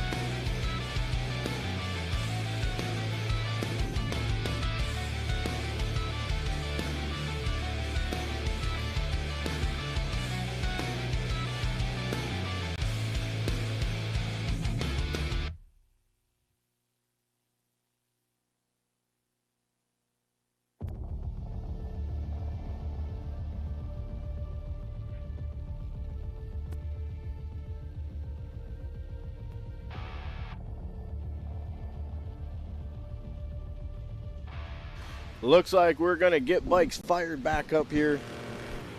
Medical got that young rider taken care of. Wishing the best for him as the gate is about to go down. We're going to re-rack this whole moto only on lap 2, so a full restart. And we'll check it out. We'll see if Bianchi can do what he did in the first time. I believe he got the whole shot again, Zach. No, he did not. He is up there, though. Well, and he wasn't, I don't believe, technically got the whole shot on that first moto either. So he's pretty much right where he needs to be. Going to try to make a quick move, set himself up for the inside, headed down into the sand pit. Not quite able to secure the number 1 ride yet, but still up inside that top 3 as we're back off and racing for 250C Division number 2. This is where a restart is no fun for us. We cannot see the numbers on these bikes. Right. Don't even have a guess on this one. Maybe the it's a gas. Yeah. We know it's a gas. We can see colors. As it looks like we had a rider go down up in the top turn there, so a tough break for someone in the front. And the Triumph going to try just a little bit wider of a line this time around. But we talked about a second chance at a second gate drop. This rider, you can tell by the completely covered front number plate, wasn't where he wanted to be there that first time around. Now a problem for Bianchi. He looks over now, going to maybe hand over the number 2 spot to a KTM ride. I believe it's the 19 of Lindecker out front, just based off the riding style and the bike itself. Lindecker's a local out here. He's been riding here for a while now. I want to go with 19X Carson Lindecker. We'll obviously wait for the live timing to catch up to us. As we see the KTM rider got around Bianchi up and over that big triple. Crazy to see these C-Class riders. If you see that thing in person, it is big airtime. You're hanging up there for a long time. And these C riders, they're hitting it no problem. So back to the top side of the track we go, as going to be looking for a green flag opening lap here for the second gate drop. 250C Division number 2 off and rolling. So we got a 74. That's Preston Waite on the KTM. Here we go. Verb Prospect, help me out. I believe Waite was at Loretta's in one of the C classes. If anybody's got that Verb Prospect app up, help me out. I love it. And like we said, the viewers at home, you can download that Verb Moto Prospect app as well, completely free. And when I say it's got all the information you could ever want for pretty much any amateur rider, I'm not joking. If you're a rider yourself, type your name in, claim your profile. And not only can it help you learn stats and learn your competition, but it can also help you get set up with some sponsors as well. We'll talk more about that throughout the weekend. The Verb guys doing a great job of helping the app help you as well, as we're side by side. The 74 going to take over the number 1 spot. Wait, ain't waiting for long. And I was wrong on that first place rider. That is Durkot on the 37, Carson Durkot out of Binghamton. So he'll drop back to the 2 spot. Waite goes to the front. So it is now the 74 of Waite out front leading the way. Durkot going to drop back to the number 2 position. Bianchi still there in the number 3 ride. We're going to play rock, paper, scissors. Who's going to say that number 4 spot? I was really hoping you knew who it was. I'm going to go with Wadowetz. I'm going the same. Wadowetz. 222 in that number 4 spot. Campos in the number 5 position. I love this sponsor from Wadowetz. My dad. That's all it says for a sponsor. Sometimes that's all you need out here. Hey, he's always the biggest support. And taking a look, Carson Durkot, just like you said, that Verb Moto Prospect app showing us he got a 13th in 125C at the 2026 Loretta Lynn's regional qualifier. So this guy was out there in the mix, battling it out on the regional level, and now trying to battle for a state championship. So what that does right there, Zach, is Adam showed me yesterday, that is his top finish from any race this year. His best finish at the best race. Yep. Obviously a regional, second best to a Loretta Lynn's finish. Unfortunately, the 13th doesn't get him there, but that was the biggest race he's been to. As we see some other things here, showing the prospect points. So it's really cool. It's got the leaderboard. So you can, it's almost like a video game in real life, literally, where you could check that leaderboard. I remember back in the day, I used to play. What was that bike game? The dirt bike game there, Mad Skills MX. Yeah. You ever play that one? Yeah. Play with your buddies, try and get them on the leaderboard. And now we got a real life leaderboard with the Verb Prospect app. You think I'm bad on a dirt bike? You got to see me on a video game dirt bike. It's Larry Loop out. I'm terrible. Wasn't allowed to have him as a kid. So Waite still leaving him around here on the 74. He started to open it up pretty good. The last time they came across the finish line, it was under a second. I believe it's a little bit more than that now.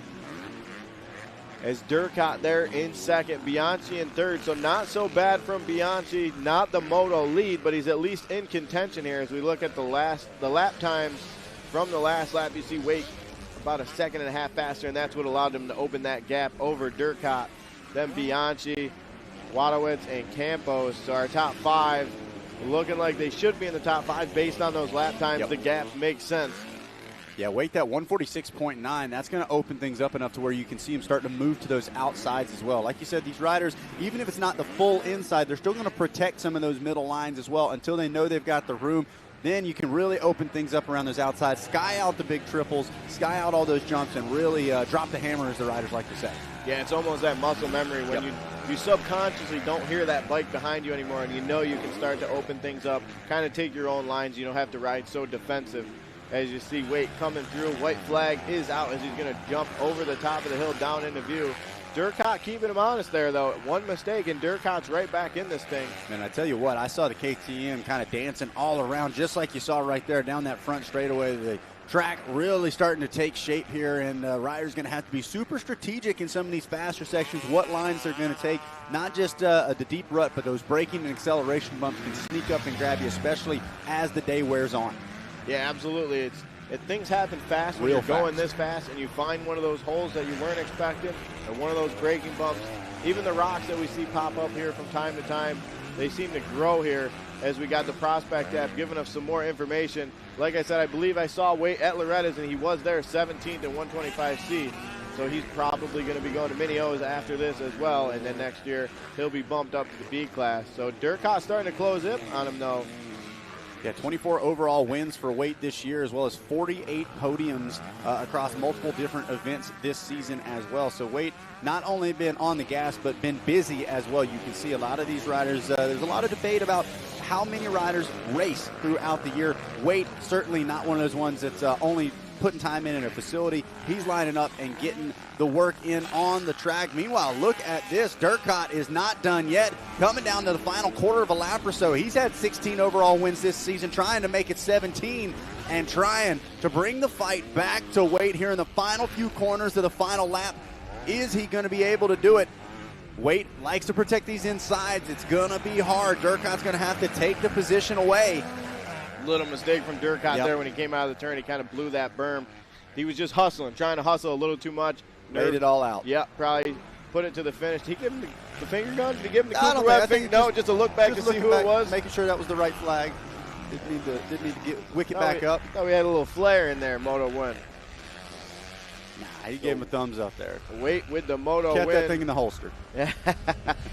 Save that for Championship Sunday. Exactly. So checker flag flies on Division 2 of 250C. Some style headed down that finish line as we get ready for Senior Mini.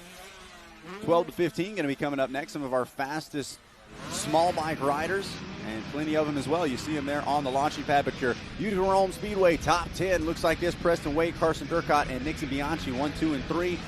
Wadowicz, Campos, McCaffrey, Lindeker, Medic, Forrester, and Smith going to round out your top 10 in Division 2 of 250C. Like we said, that class going to have a last chance qualifier coming up following our first motos, as now we get ready to set the stage for Senior Mini 12 to 15.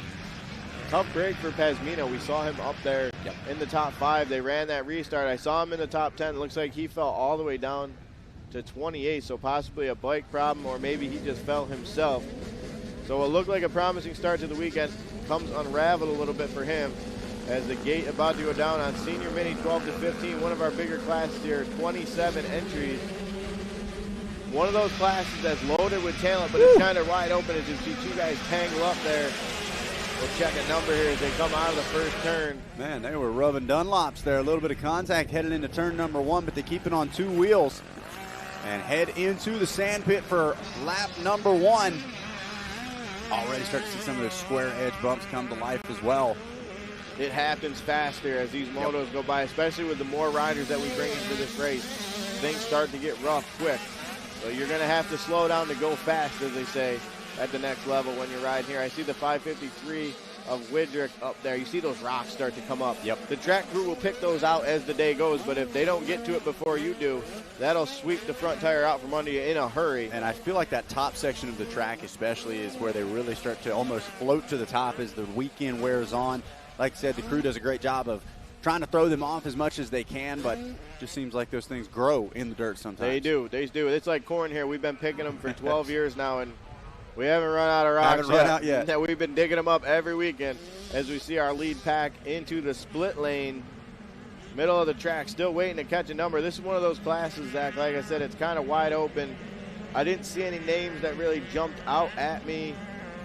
One name I do see is Kelsey Harris. I was told, now we're going back to the Verb Prospect app because I'm going to need some help here. I was told Harris podiumed in the girls or women's class at Loretta's. I don't know. You were down there. I believe Is it the a girls name, class. a name that you found Yeah, certainly familiar. No doubt about it. Yep. So Harris going to throw her name in the mix with the boys here, and then obviously we'll see her in the girls class later on. Looking at 14. Is that So old 74 enough? out front. So it could potentially Possibly be Harris or potentially Billy Cassidy. We had a Harris 70. actually running the 74 slash. I'm not Looking seeing for the slash. hair hanging out the back or something. Boy, wouldn't It that is be Cassidy a statement? out Okay, front as wow. the Prospect app updates. So Billy Cassidy out of Manila, New York on the KTM. Now we start to see some other riders, the 325 up there. You see the guys hanging off the side of the stand up Come there. on. Waving that, get after her, son. Remember the breath. Breathe. Is this a pass for the lead? That's Widrick. I believe that might have been for second. Cassidy's really starting to open it up. I believe that was Widrick No, followed by Walters. that was possibly. Cassidy right okay, there. so we got to change. Oh, Cassidy and down. things go from bad to no. worse. Your early race leader down. Widrick going to take over the number 1 ride. Walters, Mansfield, and Held the rest of your top 5. Kelsey Harris in the number 6 position, getting up into the mix now. Going to find herself inside the top 5. So Harris, one to keep an eye on. We'll see if maybe she had a bad start. Props to her mixing it up with the boys here. A tough break for Cassidy. You lead that first lap. Just got his weight a little far to the outside. He got in that loose sand and sucked him right in.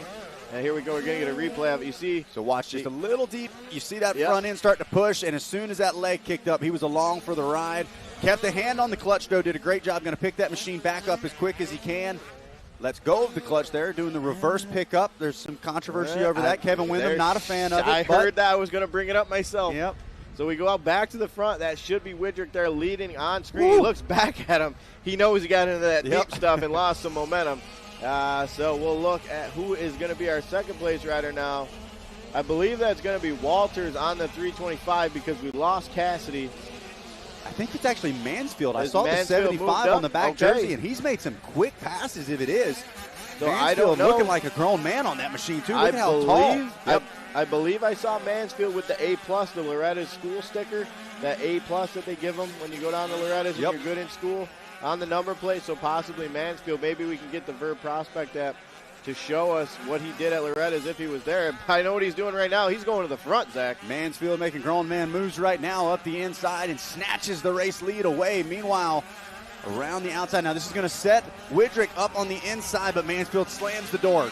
Going to take over the lead, and in quite dominant fashion, as it still is Walters in that number 3 spot. Jackson Wright up in the mix as well will continue. Yeah, if you're watching at home, that live timing on the left side hasn't quite updated yet. We know Cassidy, we lost him. Where do we see him on live timing, Zach? He seemed like he got up fairly 11th. quickly, 11th.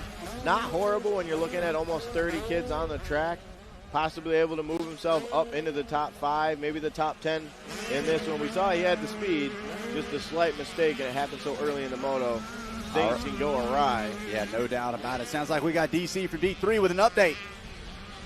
Here at the bottom part of the sand pit, and I tell you something, there's a lot of big braking bumps forming in the middle line, which seems to be the fastest line right now, but it's going to cause riders to start taking different choices. Some of the riders are going on the inside smooth, but they're losing time. Outside, it's a pretty mud pit area, but they got their paddle tires on there right now, so eventually when it gets really rough in that middle section, they're going to have to get that paddle tire going and start finding different ways around this track to make that move. Absolutely. Great job there, Dom down. Actually had a rider go down just behind him. But, yeah, just talking about those braking bumps, the way the riders are having to set those corners up, really going to be crucial. And that's the racecraft that we talk about. It's not just about being able to go fast, but being able to diagnose and assess this track at those high speeds, able to switch those lines up when you need it. It's now, looks like that might have been the 94, I believe 49 of Wright. Jackson Wright, we Yes. had him up there early. White flag is coming out. Widrick has been passed, so we know Mansfield is out front. Widrick there in second, and then it was Wright, Jackson Wright, out of Camp Hill, Pennsylvania, took the long drive up Is that right?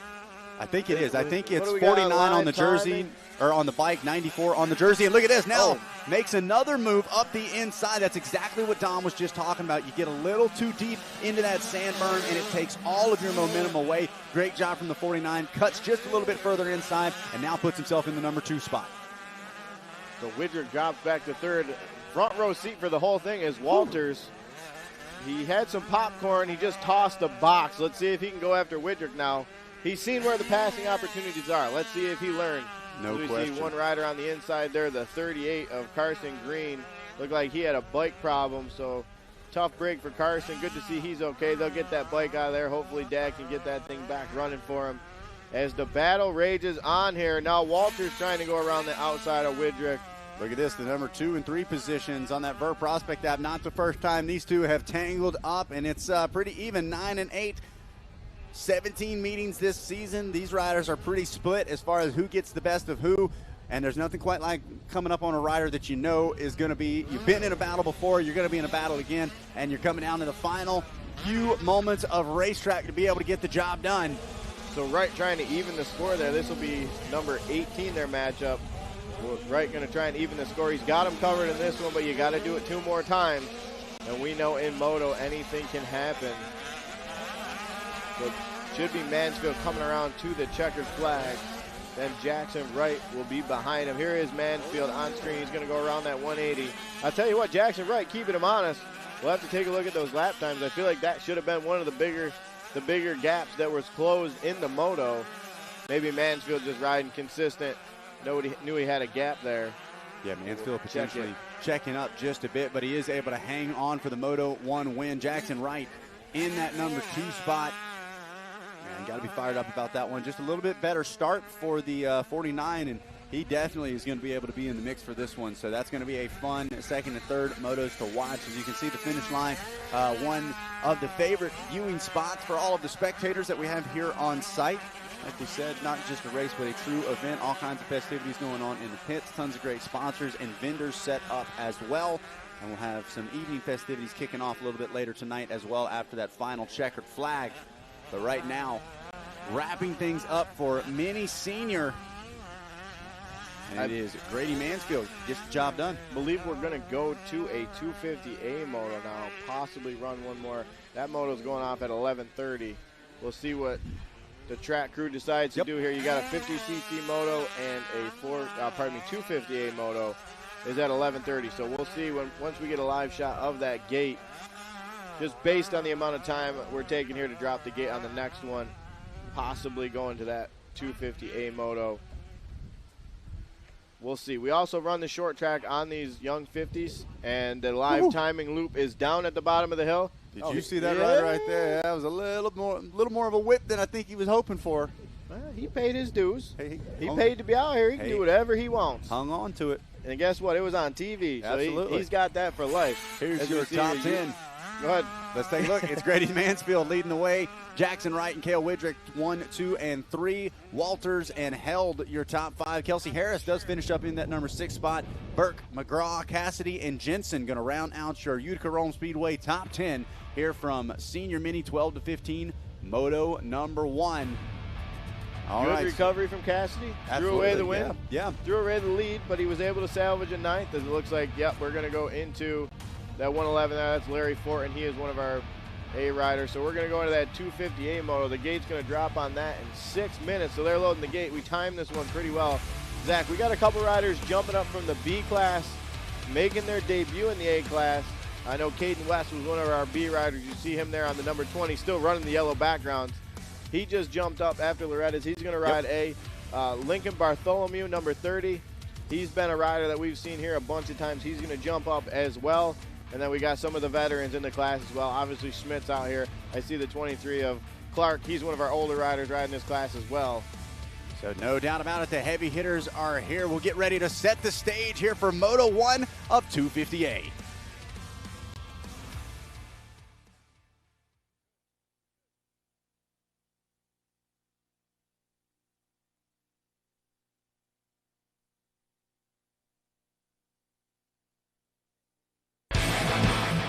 The 2026 Amateur Motocross New York State Championships return to High Voltage Hills MX, where the top riders in the Northeast are ready to go to battle and show that they are the best here in the Empire State.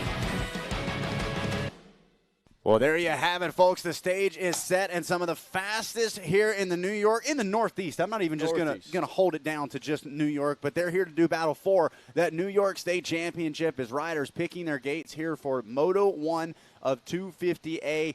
Now, in the past couple of years, it's been the Trevor Schmidt show, all right? At the end of the day, when it comes down to it, money's on the line and things get down to business. He has found a way to get the job done, but it could be a brand new situation here in 2026. Let's send things down to DC from D3 with an update before 250A.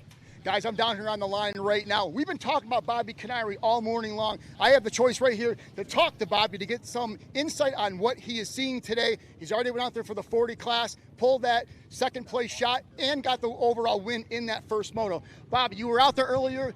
You bought the new bike. You just jumped on it. You're out here riding. How do you feel, and what do you think about this next moto coming up here? I'm having a riot just being at the races again, seeing familiar faces, and just getting out here and spending some laps with competition, man. I miss everything about racing, the camaraderie and just the competition itself, and it's just a riot to be back around the sport. Yeah, it's a great time here. You have the pedigree. It's in your blood. A lot of riders here on the line are fearing you right now, even though you haven't been on a bike. You're a little older. You're with the younger guys here. You got Trevor Schmidt, local fast rider as well, with his pro card. You're no stranger to the pro industry. You had the pro card for a while, Team Husqvarna. Tell us about how you did in that rankings there. Yeah, it was fun throughout my career. I had a great go. Got a couple of Supercross podiums, top 10s every week it seemed. And it was just a great career, and it's fun to dip back into it and be able to try to get out on the same track even as these young bucks. Well, we're glad to see you here, man. Have fun, and we're looking forward to seeing you ride. All right, great stuff down there on the start. Dom is Bobby's like, hey, man, I love talking about it. I got to set this whole shot device. I'm trying to go win this moto here. As how about it? This is going to be a fun one. Some of the fastest riders that we're going to see here on the property. A lot of these riders lining up later in the afternoon as well in our 450A class. But this is our first taste as they're going to go out for a sight lap. Yeah, you see Bobby looks like he pulled in one of our former pro riders, the privateer Ryan Blizzard, someone that also still trains like he rides. Yep. I know Ryan trains some of our local riders. So looking like they're going to form a team this weekend and see what kind of damage they can do. I don't know if the mechanic gets a cut of the person, the pros. You think Bobby's paying him out for this one? I don't know. Some handshake deals, maybe a slice of breakfast pizza in the contract for him. We'll see how it works out. But they both still work out. Maybe an arm wrestling deal. There you go. Beat me. There you go. You get 10%. I beat you. You get 5. They're going back over to that push-up competition. Oh, I saw that last night. I don't want anything to do with that. As we see the riders out on track, it's going to take a sight lap. Some of these guys take it a little bit faster than the others. It looks like we got the 23 of Josh Clark. He's an alien. He signed up from nowhere. He's 35 on a Yamaha, but he signed up from nowhere. He's an alien. He was on screen there. We got Larry Fortin out of Connecticut, Taylor Beckwith out of Massachusetts. I believe I see in Ontario. Nico Holmes, we remember Nico last year. He was able to snag a championship from Hudson Vagel in the B class. He's moving up now. So we got a little bit of flavor here. You got Connecticut, Massachusetts, Ontario, Pennsylvania. This is what we're talking about. They're starting to migrate here. You start putting that big money up. You put it on TV. Obviously, they see the track looks like it is in great condition now, which is great to see. Yesterday, things were a little bit dry. I know they can do good work here, but I was even starting to get a little bit worried.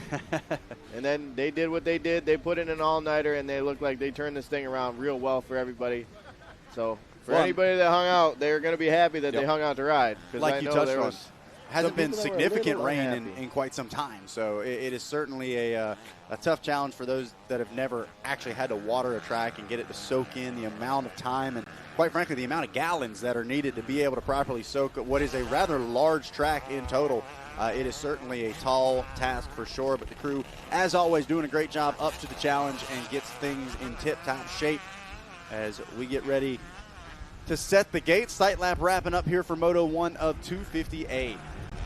There he is, Pistol Pete. Yesterday was his birthday. He can't hear us, but Petey had his birthday yesterday. He's also retiring from flagging.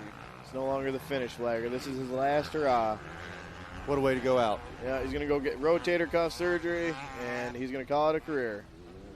Giving a fist bump to the been local. waving that that flag too was hard. Canary. Yeah. He's giving a fist bump to Canary. Looks like we got a fan favorite. Got to love it. So the riders slot back into their gate, and then it'll be time to go to work. There you can see Clark, definitely going to be one to watch. A lot of these riders, we talk about the Northeast racing community kind of bouncing from one race to another. I know oftentimes a lot of these riders head right here from New York over to MX 207. You got the main event coming up next weekend. I know a lot of these faces going to be doing battle out over there. Yeah, I know Larry Fortin especially. He's been putting the miles in. You'll catch him at a national on a Saturday, and then he's up in Canada for a Canadian national on a Sunday. I'm sure he'll be down at the main event now that nationals are starting to wrap up. I know last weekend he went straight from Dilla to Canada. I believe he did the same thing after Southwick. Absolute So we'll see. warriors. We'll see. You know, you'll learn a thing or two everywhere you go. We'll send it down to Dom, see what he's got down there. Guys, I'm over here at the tower getting ready to watch this 450 or 250 class on the line right now. Fans are everywhere. I'm always down at Mini O's every year. There's a lot of fans down here, and this New York State Championship is starting to become a Mini O's. I'm telling you, we got fans here lined up waiting to watch the race here. Here's one of our local guys, Scott. Scott, who do you have on the line that you want to see ride fast and win? I'd like to see Bobby Canary. Yeah? Yeah, he's a local guy, was in the Pro Nationals for a long time and just made his debut back, and he's planning on, going to Loretta's this year in the 40 class. So I'd like to see him take it to the young guys. Yeah, it's going to be fun to watch here, so stay tuned here. Watch it on Razor TV. Check out the race here. It's coming up right now. They're starting the bikes up here, so let's send it back up to you guys in the booth. All right, DC from D3 getting fired up there with the fans and keeping the electricity high as the bikes are lined up. The gate's swept, and now it's just time to go to work. Yep, we got all the guys on the gate. Sight lap is over. Now it's time to start racing for some money. The boys at High Voltage really dug deep in the pockets this year. They put up 10 grand, 4 grand into this class, 6 into the 450 class. Here we had a good turnout. Looks like the gate's about to drop. 2 to 1, one goes sideways, and we are 250A off and rolling. You see Schmidt spun there when he hit the concrete, and he's still able to get the start. A couple riders run wide. That's going to let Fortin sneak up the inside. Lucio on the 580. Almost called him Lacurcio. Got confused with the pro rider there. So they're going to drop down in the sand pit. It is Schmidt, Fortin, and now it looks like Vagel, the older brother to Hudson, up in the third. And not the start that Nair was hoping for. There you see the 22 back of the mid-pack or so. West going to be one to watch after a solid performance out at Loretta's in the B class, but this has been the story of these A races. Schmidt gets the start, and it's just so hard to track him down. Yesterday we had a chance to catch up with him, and he had to ask me how many times he's won this race. Wow. So that is not a good sign for everybody else. If he's out front, he knows this track well. He's got the confidence. He's got the company right now, Fortin's too. running Yeah. right with him. This was something I wanted to see. Fortin's known in the sand. He qualified 3rd or 4th at Southwick, so he's a sand rider, and if he can ride the sand, this is a good place to be. So we'll see what he can do here. Is this going to be, I believe, a 15+1? So let everybody settle in as they already start to space out a little bit. You see Canary there. He's trying to make some passes here while everybody's bunched up. Ooh, how about that? Some contact being made. Couldn't quite tell the number on that bike, but was already trying to set up a pass and now trying to go after Canary. Better show the vet some respect here. That looks like the 363 of Beckwith. I recognize those red backgrounds. Beckwith more than likely going to be hanging out with us at Unadilla next weekend. He's been doing some J-Day off-road racing, so he's been smacking into trees. He ain't scared to smack into another rider. No. You don't want to smack into Canary, though. No. That might be worse that than feels a tree. like a tree, yes. yeah. That tree hits back. So the green flag is out. We saw Fortin latched onto the back of Schmidt. There you see Canary slamming the door. Did we have Vagel still there in 3rd, I believe? Yep, Howard Vagel still in that number 3 spot when they came across the line. Who was that? Rider down, that's Vagel, I believe. It possibly Fortin. It's Fortin. Oh, I saw the blue gear, so just like that, Schmidt off the hook early. Things just seem to fall his way at this event, and it's going to happen here in Moto 1 of 250A. Now, let's see. You see the style And at this point, this is where he's so lethal as well. He's going to settle into a pace. And it may not be the fastest rider on track, but you already see the gap that he's got built up, as it looks like West has now moved into that number 2 spot. And here we go. Here's the 22 of Canary. So Watch it's out. a long moto. We know he's not going to get tired. Schmidt just welcomed a baby not that long ago. Maybe he's not riding as much as he used to. I know he's not doing nationals Can't anymore. quite get to sleep. Maybe, No. but he needs to pay for diapers, That's so there's true. some motivation there. Lots to race for. As we see the 650 of Hazlitt, looks like he got around Lucio as well. So a good start for Lucio, but he's starting to get shuffled back. Another rider goes by. That was Fortin, I believe. Possibly in the blue gear there. I think that was Fortin's gear we saw. That Yes, was it Fortin. is. So Fortin not in a horrible position. He can work with it, but we don't believe he's going to run down Schmidt from where he is. As Beckwith only able to double that. Lucio comes up a little bit short, so that's not going to help him much either. And we'll wait for timing and scoring to update. We know we're going to lose Fortin up there. There you see Schmidt, another comes lap across. in the books. Bagel had dropped back to the 8th place spot, actually, the last time across the stripe, according to timing and scoring on your screen. There is West, and there is Canary. Have to get some lap times out here to see what West is running. West and Canary. Here we go. We got a head-to-head. Well, we know Robert Canary. He hasn't raced in 10 years, so I don't think there's a head-to-head. Not a whole lot of matchups between them.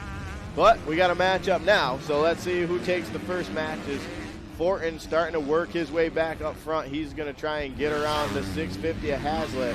As live timing and scoring has updated to a certain extent, I guess.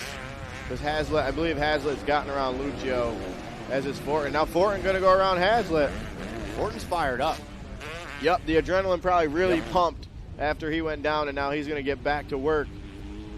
So we're not running for overalls here. There is an overall title up for grabs, but these guys are here for the money. It's paid out by Moto.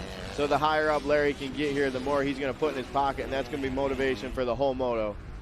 Schmidt trying to keep the math simple. All ones across the board would be the way he'd like to do it. And it looks like we got some lap times here. Schmidt running a 140.3, West on a 142.6. So about a 2-second gap between everybody. Obviously Fortin with the tip over there, he lost quite a bit of time, 13 seconds. And a whole bunch of positions. He laid it down early in the moto. That lets everybody by in a hurry. They're up and over the big triple. See already, even the A-riders, you get so chopped out before that. If you lose your momentum out of the turn, you're not going to clear that thing. And Schmidt all the way up at the top of the hill already. Wow. And West, a good ride from West. Well, just moving up into the A-class, getting his feet wet. He was in several of the top B-class battles that we had out at Loretta Lynn's, 20 minutes plus 2 laps. Those riders certainly been pushing the pace, and the intensity level is often where you see something like that local level can't quite hold on to it for the full duration. So be curious to see whether West can bring that intensity to your leader, but Schmidt making it hard right now, hitting those consistent lap times with KTM 1-2 and that Honda of Bobby Canary sitting in that number 3 spot. I wouldn't be too worried about the stamina of West. He trains down south now. I think he's at MTF, somewhere down there. So it's cool he comes home for this race. I know he comes home after Loretta's, spends a little time with the family for a couple weeks before he goes and gets back to work. But racing never stops when you're these guys. So he's going to come up here. He's going to go down south with a little bit of money this time if he rolls like this for the rest of the weekend. As we saw on the Verb Prospect app, he got 12th at Loretta's in the schoolboy class, one of the most stacked fields at Loretta's. There it is, comes back up in the schoolboy 2 division. He also did well in 250B as well. I was looking at the app this morning. I believe I wrote the and that 12th I don't think clearly shows the efforts that he had in. I believe maybe even a crash at one point throughout the week as well, but the pace was up well inside the top 10. So West putting in work, and we'll continue to watch the lap times as well as on the Prospect app last time around a 140.3 for Schmidt, a 141.1 for West. So he is continuing to push that pace and is going to try to start to reel in your leader. But meanwhile, out front, the white gear just as white and shiny as ever. Front number plate, I don't even think a speck of dirt on it yet. Now Donnie, his dad's not even going to have to wash the bike after this one. Just line it up for the next moto. Looking at the Verb Prospect app, so West went 15:29 in Schoolboy 2 and 10:11:15 in 250B. It sounds like we've got an interview with Trevor. He's going to talk about the event, as he is leading them around here. Here's the interview with Trevor. We caught up with him yesterday. I'm running 250A and 450A, and the past 2-3 years, I've went 1-1 in both classes, so looking to keep that rolling for this year. It's not too big of a change for me going from bike to bike. I kind of just ride the 450 in a higher gear and kind of lug it around more than the 250. It's kind of, you're on the gas 24/7, especially here in the sand. So I like riding the 450 a lot more, and it suits my riding style. So how about it? Trevor Schmidt breaking things down between the 250 and the 450 class. Meanwhile, breaking it down on the track, Fortin and Canary going at it. Looked like the KTM had the pass made, and then the old wily vet said, let me learn you something here, son. Moved over and actually got into some of that wet sand still available. Sprayed the 111, but he pulled a tear off, and he's back to work trying to find his way around. I think it's clear that Larry Fortin's got a bit more pace right now, but riding that wide bike is Canary, and sometimes that can make all the difference. Canary's a veteran. He's not going to make it that easy for you. Even though he hasn't ridden in a while, that sixth sense, if you will, in the back of your brain never goes away. He knows how to guard the lines. He knows where he's going to try and go. He can hear him left side, right side. And Bobby's been around a long time. He's not going to make this easy. Fortin has the pace, but right now you see Bobby's just trying to hold him at bay and hopefully break him, if you will, before he maybe just gives up at some point where he just says, I ain't got no fight left. As we get deeper into this moto, maybe Bobby's just trying to outlast him. We know the stamina is one of his strong points. But the pressure is on. We'll see if he can go through without making a mistake. You see the back end of that thing dancing around. He told me just put handlebars on it, no suspension. He is pushing Probably it right just now. set the sag and send it.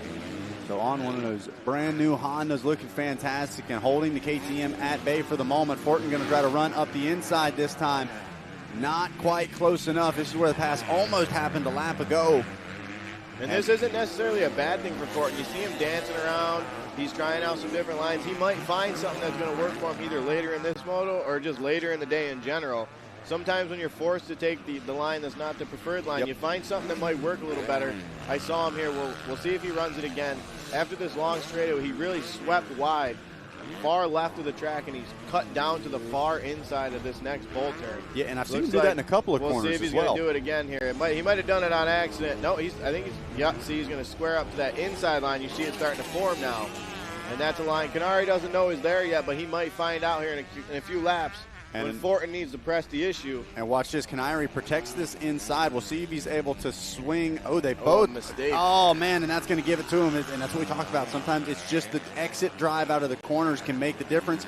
And now going to hand that position over to Fortin. Let's see what Canary's got in the tank. Back up the inside. Wait hold on a second. Not enough quite yet, but Canary not handing things over by any means. He wants that podium spot back. See him slide out there. Things starting to get real slick up on the top track. It'll start to dry out. That hard base starts to come up. But Canary not letting him go. Wow, off the track. That was on track. I didn't see any markers. Send. How about it? That would not be a penalty for Deegan. He was not that far off. No, he was on track. Just a little dust. That's all that was. So we're 6 laps in here. About 2 laps a moto. Or I'm sorry, 2 minutes a lap. Got to figure we're starting to wind this moto down a little over 10 minutes in.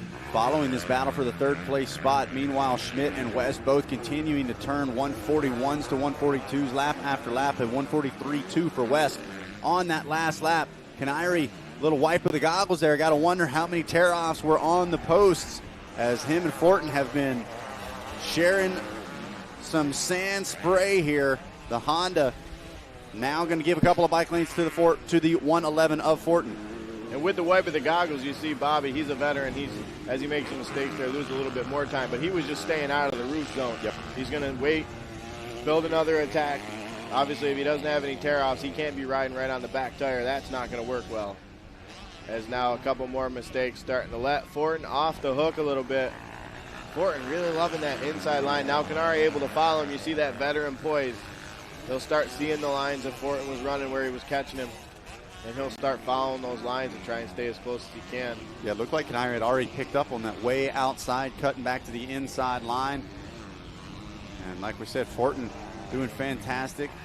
He's been a name we've talked about for years. As you can see, that Verb Prospect Abbey got a third and 258 at the 2024 Area 51 race. And Oh, yeah, there's no limit on how far this app can go back. Oh, yeah. Yeah, no doubt about it. If you've ever raced, you're probably on the app. I might be on the app. It's got my results from 2015 on there. Oh. So, yeah, it's got plenty of data. Do we want to put that on screen? Yeah, that one was actually pretty good. That's when I was racing Can a we lot. cue that up? We want to see the C-Class Zach Herron, Loretta's results. C-Class hero, baby. That's what it's all about. Canary not letting him off the hook here. He's close enough if Fortin makes a mistake. Just staying out of that roost zone. Maybe going to try and depend on the fitness here as we get late into this moto. Fortin, you got to believe he's not going to get tired. He's been running back-to-back nationals on the weekends. I don't think fitness is going to be an issue for Larry. If he makes a little mistake there, that's going to let Canary roll back up to the back wheel. And you just never know. You got to be in the fight till the end. Well, and as you touched on, I mean, somebody like a Fortin, that got to think not only is he dialed, but the bike's probably pretty dialed in as well. Meanwhile, a stock bike essentially with a set of handlebars on it, probably not handling quite the way Canary's hoping for, especially pushing as hard as he is right now. So got to wonder whether it's putting anything new on or just adjusting the clickers a little bit, setting things up a bit more like he wants. Could see a whole different number 22 by the next time the gate drops. I tell you what, he's starting to catch him as the moto goes on, so he's making adjustments mid-moto, obviously not to the bike, but to his line choice as they go up and out of view. I don't know if this is West or if this is a lapper. I think it's a lapper. Yeah. It looks like a Yamaha. I think that's the 726 of Walter. Probably had some trouble earlier in the moto, and they're just coming around to lap him. Looking back down the order, though, I mean, some familiar names. Hazlitt's up there. Bysham is up there. Bysham coming back from an injury. So a good run from him as now we're on screen. Canary not let him off the hook. The stubborn old man, and he's got the pass made. How about up that? The inside. Slingshot engaged. What a move from the 22. All gas, no brakes. That's got to be disheartening for the 111 of Fortin. He did all that work to get him, pass him, and now Canary, like we said, you got to be there. And he was there. We don't know what happened to Fortin. Maybe made a mistake up top. Maybe that adrenaline dump from the crash earlier, and he just doesn't have the energy, but we'll see here. Well, Canary used that far right-hand side coming down the front stretch, and, man, what a move. I don't even know if Fortin was expecting him. He went by him so quick. Yeah, he hugged that inside and found some smooth real estate. Now Canary going to try and put in a sprint lap or two and see if he can get away from him. He's got to know in the back of his head that mental clock. He knows the moto's starting to wind down. So I'm sure he's thinking if I can just get away for a lap or two. But I'm not sure Fortin has any interest in that. Now Fortin's starting to switch up his line. He's able to tighten up that turn. We'll see if that helps him at all. Well, and just like you said, Fortin knows how hard it was to try to make that pass the first time around. Really not excited to have to try to do it once again as we pick your leader back up once again. Trevor Schmidt headed towards the finish line, and there it is, the white flag waving. Wow, West not holding him far on there. behind. I love to see it. Do we have any lap times? I would love to see what happened here. A 5-second gap. Last lap, Schmidt was a little bit quicker. Best lap, almost identical within a couple tenths. So maybe just picking up a couple tenths here and there, and we didn't see it, but a good run from Caden West. So West going to go to work. There is your leader, Trevor Schmidt, just now out of sight. West is still pushing late in the moto here, so this is good to see. All right, let's send things down to DC. I was actually in the right frame when I seen Canary make that pass. He made that pass in the section I was talking about earlier where the guys are going in third or fourth gear. Bobby took the outside, railed it, probably in third gear, and just went right around Fortner. And I tell you something, he was probably surprised to see that number 22 go around so fast. Keep an eye on the rest. The end of this race here, white flag is out. Let's see if Canary can keep it on two wheels. No doubt about it. Bobby Canary trying to hang on to at least a podium finish here in Moto number 1. And yeah, just like DC was saying, he went by him so fast, there wasn't even an opportunity to think about trying to defend it. He was there, he was past him, he was gone, just like that. So winding down on the final half a lap or so, Trevor Schmidt, what can you say that hasn't already been said? Just go back and watch the race, the broadcast from the last couple of years. He was out front, he's keeping the gear clean, he's keeping front number plate clean, and not even going to have to wipe the face off after this one. One more corner to go. How about it? What a way to kick things off for the 746 ride. Here it is, checker flag waving, and it will be Trevor Schmidt grabbing the first moto win here in 250A. Gets the start, gets the finish. That's his equation right there. Yeah. It's copy and paste every moto. And until someone finds a way to derail that start, it's going to be a hard weekend for everybody involved. That gear looks like he just put it on. He looks like he's coming back from the sight lap. So we'll be interested to see what happened here when we check the results. We know West was there, probably in a comfortable second. We see West roll into the shot. I believe these guys possibly going over to the podium for an interview. Nope, we're going back to the truck. So West second, we'll see as we check out the replay here on Racer TV. A couple riders sliding off the start, including Schmidt, but he was able to regain it into the first turn. Lucio runs wide. There you see Fortin sneak up the inside. Man, and look at how bad of a start both West and Canary got. They were well, probably just outside the top 10 at least, heading in those first couple of corners. So once again, just goes to show how many quick moves were being made. The battle was on. It was Fortin who was on the move early on. We thought he was going to be the one to bring the fight to Trevor Schmidt, and an unfortunate mistake early on in the race would shut that down, but he wasn't finished yet. He came back, and him and Bobby Canary had an absolute war back and forth. Watch this. Clicks sixth gear, if that's even a thing on those new Hondas. I don't know. Blew right by him, slammed to that berm. DC approved, makes the pass happen, and makes it stick. Oh, that was a bulldog. Yeah, that move. was, I mean, that was You saw the head shake coming yes. into the turn. He didn't know if he was going to stop. No fear at all. The 22 was wide open. Meanwhile, not having to worry about it, Trevor Schmidt out front keeps that 110 gear super clean. That's a bold statement. You're rocking all white. You know you're feeling confident. Caden West did a great job. You saw him just flashing across the screen there in the number 2 spot. Worked his way up into that silver medal position and was able to keep your leader honest, but at the end of the day, get the start, get the finish. It's a copy and paste equation for your first Moto winner, Trevor Schmidt, who gets the job done. Caden West and Robert Canary at 1, 2, and 3. Larry Fortin and Trevor Hazlitt, your top 5. Taylor Beckwith, Trey Beisham, Josh Clark, Howard Vagel, and Nico Holmes going to round out your Utica Rome Speedway top 10 for 250A Moto number 1. All white was a business decision. Woo-hoo. Keep that 110 racing gear clean. Interesting to see how West got to the front rather quickly. Yep. Canary had to work for it, but they still ended up with a second and a third. So something to build off of going forward for them as we see some of our little guys getting on the line.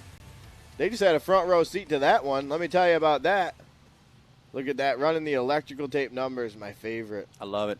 Kids the are fired 231. up. Yep. Nick Kaika, we saw him out there earlier in one of our other motos.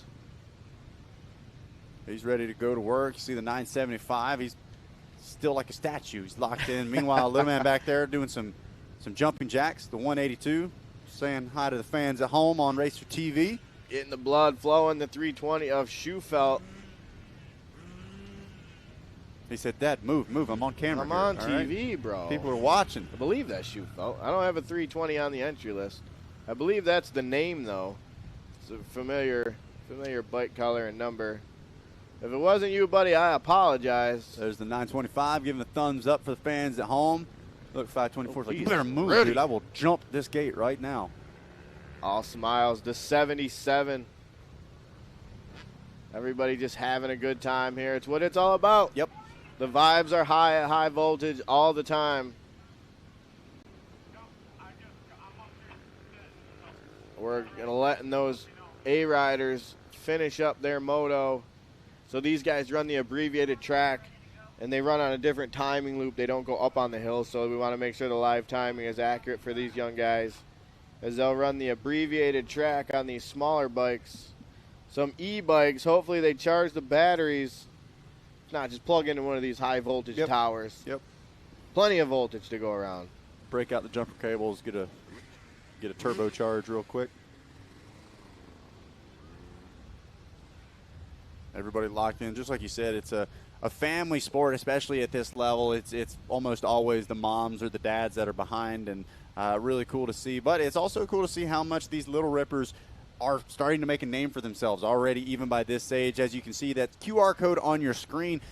Those of you watching on Racer TV, if you're watching on Verb Moto, Kaplan America, wherever you're watching, scan that QR code and download the Verb Moto Prospect app. Like I said, completely free to download. All kinds of great goodies going on there as well. But if you guys download that, not only can you set yourself up and claim your own profile, your results are going to continue to get processed through the app, and it can actually help you set up opportunities to get sponsorships with some of the biggest names in the industry, whether we're talking about Dunlop, talking about Yamaha, talking about Oakley, Moose Racing, so many incredible companies involved with that Prospect app, and they're paying attention to it now as well. This is some brand new technology in the world of amateur racing.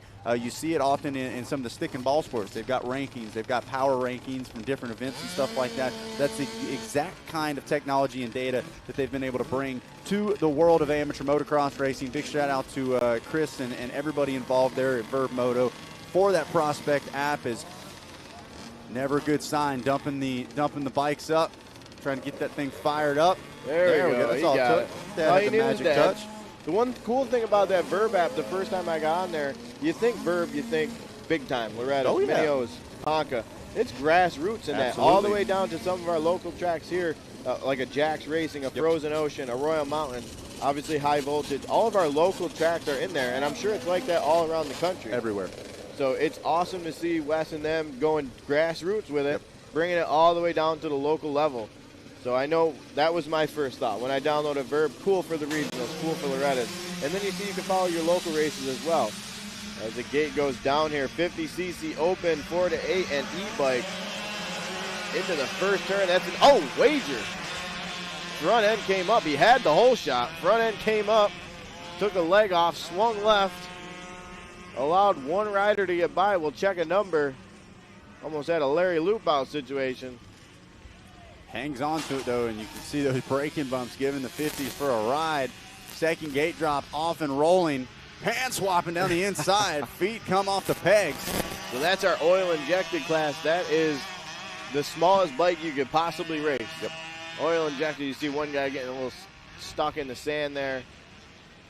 So we run a split gate here. 50cc oil-injected and 51cc open 4 to 8. Again, these guys run the short track. With those smaller bikes, they can't make it up the hills. So we'll check back in with the lead group. We had Wager out front off the start until he lifted the front and lost his balance. See if he was able to get back into the lead. I believe that's him kind of swapping in and out of that turn. Having trouble keeping the front end down on that thing. Just too powerful. Those e-bikes, they got a little torque. Tell Dad, change the setting, tune it down one. We'll check a number here on the leader. Wondering if it's the 77. Trying to look at. Yeah, I believe so. Just numbers we've seen from earlier that were out front. I think it's Alden Smith. Yeah. They're about to hit a timing loop, so we'll get an update here. As the green flag is out. Lap 1 is complete for these little guys. And it is Alden Smith out front leading the way. Mason Wager in the number 2 spot. So Smith already on track earlier with Wager. Wager got the best of them the first time. Not sure if we're on the same bike. Possibly a different bike setup, giving Wager problems. Arline, Sykes, and Rogie all crossed the line as well. Merritt and Kaika. So Kaika back there in 7th. We saw him earlier running in the top 3 in that moto. So we'll see. Keep an eye on him. See if he can make some passes here and get into championship contention. As just something to keep in mind if you're watching on Racer TV at home, that gold, silver, and bronze. That'll give you an idea of who the competitors are, who's in the championship fight as the weekend unfolds here.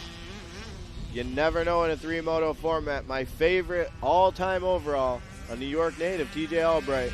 Loretta Lynn's one of the B class. He went 6.96 for second. Wow. Second. You think you're getting a 5th, maybe? Maybe a 6th? Here's a silver medal, son. How about it? To Smith right now, making his way around some lap traffic. Yep, one See rider. the P-Dub's having some trouble. Take the throttle limiter off, Dad. Put the QT gear in it. As now you see everything starting to update on the pylon. If you're watching at home, the Ted's Body Shop running order. Is Alden Smith still leading Wager and Arline.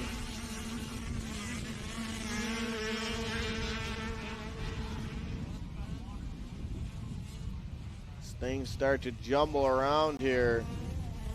This is one of those motos where it starts to spread out a little bit. Yeah, pretty quickly. Mom and Dad probably happy, no stress. In theory, I don't know. I've certainly seen some pretty stressed out 50 parents, that's for sure. I think the stress is always high. Yeah, it's got to be. If you're winning, you're stressed happy. If you're losing, you're stressed mad. Exactly. Dad's throwing the starting blocks. Oh, one rider sliding out, almost going into a hay bale. I heard the story of Canary doing that up in Canada.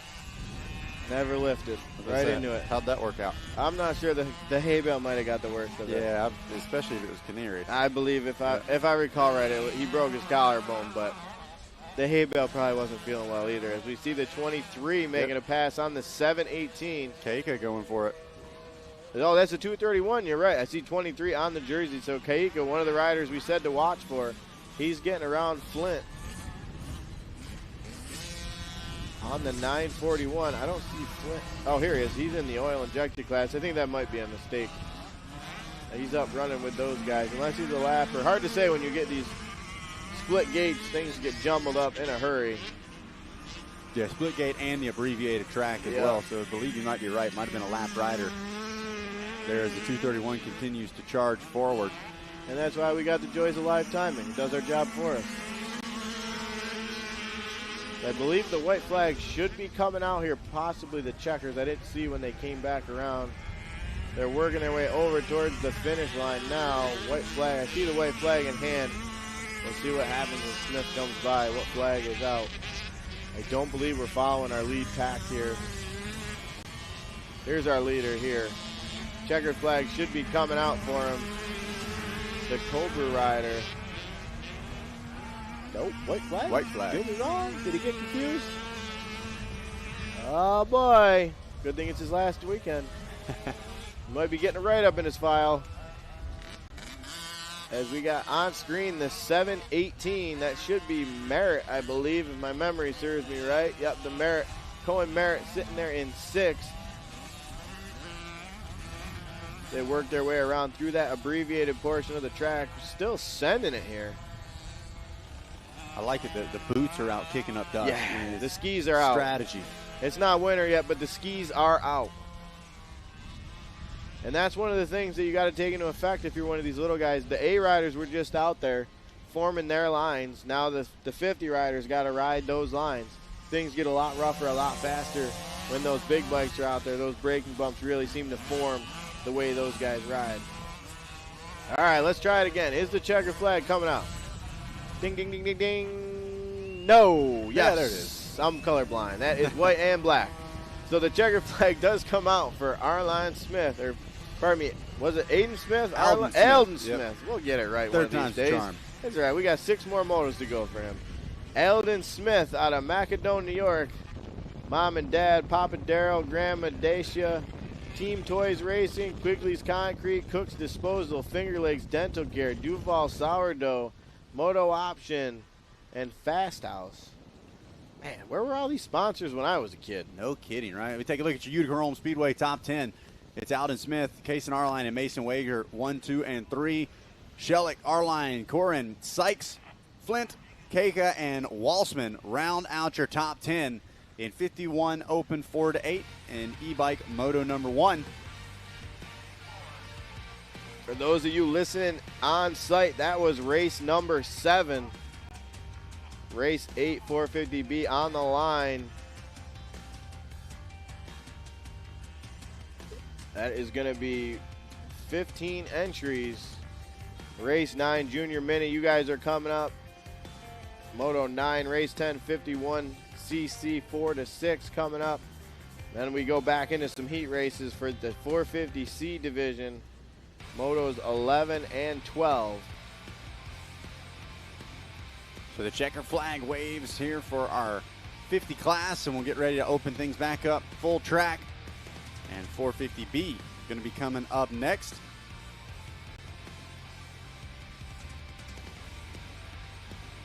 So we got the superstar on site here, Zach. First time we're going to see him today. Hudson Vagel, obviously everybody knows he put his name on the map at Loretta's last week. Something I actually had a few people hit me up, ask me if he was coming because they just wanted to come see him ride. So it goes to show you what a good ride will do, and just his style in general is fun to watch. So I'm sure there's going to be a lot of people out here on the fence to watch Hudson in this one. Just looking down the list here, it's tough to compete with someone that's coming off a national championship. a lot of these guys are going to have their work cut out for them. You don't want to put the cart before the horse, but you start to wonder if they're going to be racing for second here. Yeah, it's one of those things. Not only is Hudson had a great performance out at Loretta Lynn's, but guys, quite the social media influencer with his riding, the Insta bangers as they like to call it, and certainly going to be a ton of fun to watch. He's going to be another one of those riders we know competing this weekend, headed to the main event next weekend as well. Going to do some 125 battling, I believe, with Jimmy D, the Ripper. And so I'm sure that could be a good race. Oh, that's going to be a ton of fun. That could be a good race. And so, but no doubt about it, the kid has not only got the speed, but he's got the style to go along with it as well. And so, going to be a ton of fun to watch as we get ready to kick off 450B Moto number 1. We'll spin the camera and get ready to get things set here. It's electric here at High Voltage Hills. Our drone pilot Gabe Schultz showing off for us. He's showing. Don't get too close. Those are live wires, I'm Gabe. telling you what. I've been out there. I hear the buzz. Yep, no doubt about it. That's not a bee. That is straight electricity. As there you see. The 186. He knows something we don't know. He's making a bolt. It's like either going to work or it's not. But he's maybe going he just for wanted it. to be on TV. Fair enough. It worked for him. Objective complete. As you see the 92 of Venn. He was another rider that just came back from Loretta's. The 61 at Ingersoll, she's one of our women's riders. Reed Murray on the 204, and of course we're going to zoom right in on the man to watch here. Someone you're going to want to watch for the next few years, Zach. It's cool. It's been a long time since anybody's put New York on the map on the national stage. I know I was excited to watch those. You guys did a great job down there on Racer TV covering that whole week. Got to wake up Saturday morning, have some coffee and breakfast, and watch Hudson win a championship. And he's not going to get the whole shot here as Murray runs him wide. Oh, he fooled me. I thought Murray was going to put him in the hay bales. Yep, how about it? So Vagel going to get out front early and lead them down into the sand pit for Moto number 1. And that just goes to show that is a Hudson Vagel move. Everybody else would have let off there and let them go. No, the throttle only turns one way for Hudson. And here we go. He's out front, and we'll see how far, or how long, I should say, it takes him to get away as he's already a few seconds out in front. Probably throw a little whip. We can't hear it. The thing was probably bouncing off the rev limiter. Yeah, he has definitely got some Barsha-esque style to him. As he is not a big fan on letting off in the air, in the corners, ever. He is pretty much wide open if he's on the track. And out front right now, a little look back, trying to figure out how big of a whip he can throw over that finish line here on lap number 1. I wonder, his older brother's his mechanic. Now he's on a 4-stroke. You think he just keeps a valve kit in his pocket? 1 or 2 at least, I'd say. At least got to have the gauge. Yeah. Pull over, check him real quick, mid-moto. As we watch now, and like we expected, the battle was kind of going to be on for second. Not a bad thing. I mean, a second place at a New York State Championship isn't a bad result when you're looking at a national champion out front. Well, just like you said, this is not only a rider that has got some local notoriety behind him as well, but has done it on the national stage, walking away with a championship out at Loretta Lynn's, and looking at a state championship to the mix as well. We'll see the style that he throws here. Oh, just tossing it like it's nothing. Deep into the bottom of the cup. Way down. Oh, little buck there. That might be the bike. I know he just bought a bike 2 days ago. I think might not have suspension on it. We were over there talking to him yesterday. He was looking for engine mounts, so all the spare parts he could put on it, whatever he had aftermarket, he was putting it together. So, well, it just goes to show it's not always the bike. You know what I mean? Everybody likes to say, oh, well, if I had a bike like that, I could do it too. And so often these riders are able to do it on something like a stock bike. Now, we talked about Vagel getting the job done out at Loretta Lynn's. We were able to catch up with him a bit earlier this weekend and talk to him a little bit about getting that title. Well, it was good. It was hot, stressful, but wasn't bad, really. Not bad. I won one class, and then I got 4th overall in the other one, multiple podiums and stuff. So Vagel, he's to the point. All right? Yeah, you're not lets going to his get a ride whole do lot. the Yeah, he's talking. not going to do a whole lot of dilly-dallying on the microphone, but like I said, lets his riding do the talking, and certainly did plenty of it out at Loretta Lynn's, was in the mix, and those 125 classes especially, which was what he was racing out at Loretta's, those were kind of the classes to watch, if you will, in 2026. All kinds of drama and festivities and TikTok trash talk going on. It's just great. And meanwhile, he's shutting down the haters right now, jumping up, like you said, to the 250F. And the sound might be a little bit deeper on the four-stroke, but at the end of the day, it's still wide open, and it's still usually towards the front of the pack. Guys, I had a chance to talk to a friend of mine, Conrad, the owner of one of the factory teams, the Gizmo Mods. I was telling him about this rider out in front right now, Vagel. He asked me if I knew anybody that I can recommend to go to the World Minis in Europe.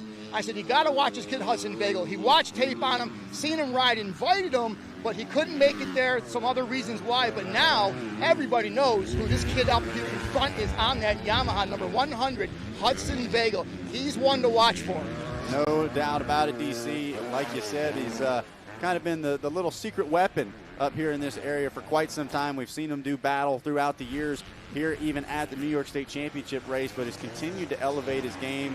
And like we said, he did it on the big stage now, no question about it. He's got the fans, got the followers, and is continuing to put in the work as well. And that's another thing, people talk about the social media presence, the TikToks, the Instagrams, the Insta bangers, but you don't get to put videos like that. Stuff's not in fast forward. He's actually that fast, and he's able to do it whether it's at the local practice track or whether it's right here at the state championship. Indeed. I had a chance to watch him on 80s, and I'm telling you, he caught my attention. I made some videos of him, posted them, and was trying to let the world know who this rider is. And I knew that come forward in the future, he would shine, and everybody's going to know who this kid is as he grows as a motocross rider. And that Vagel family, we do a lot of talking about Hudson, and has certainly stepped up in a big way, but there's plenty of Vagels that we'll be talking about throughout this weekend, and a lot of them really quick, and got to think there's something to be said about that. We're seeing so many of the siblings. I don't know if they're all doing that, but at the end of the day. And so Vagel out front leading the way. Meanwhile, Murray and Vinny in that 2 and 3 spot.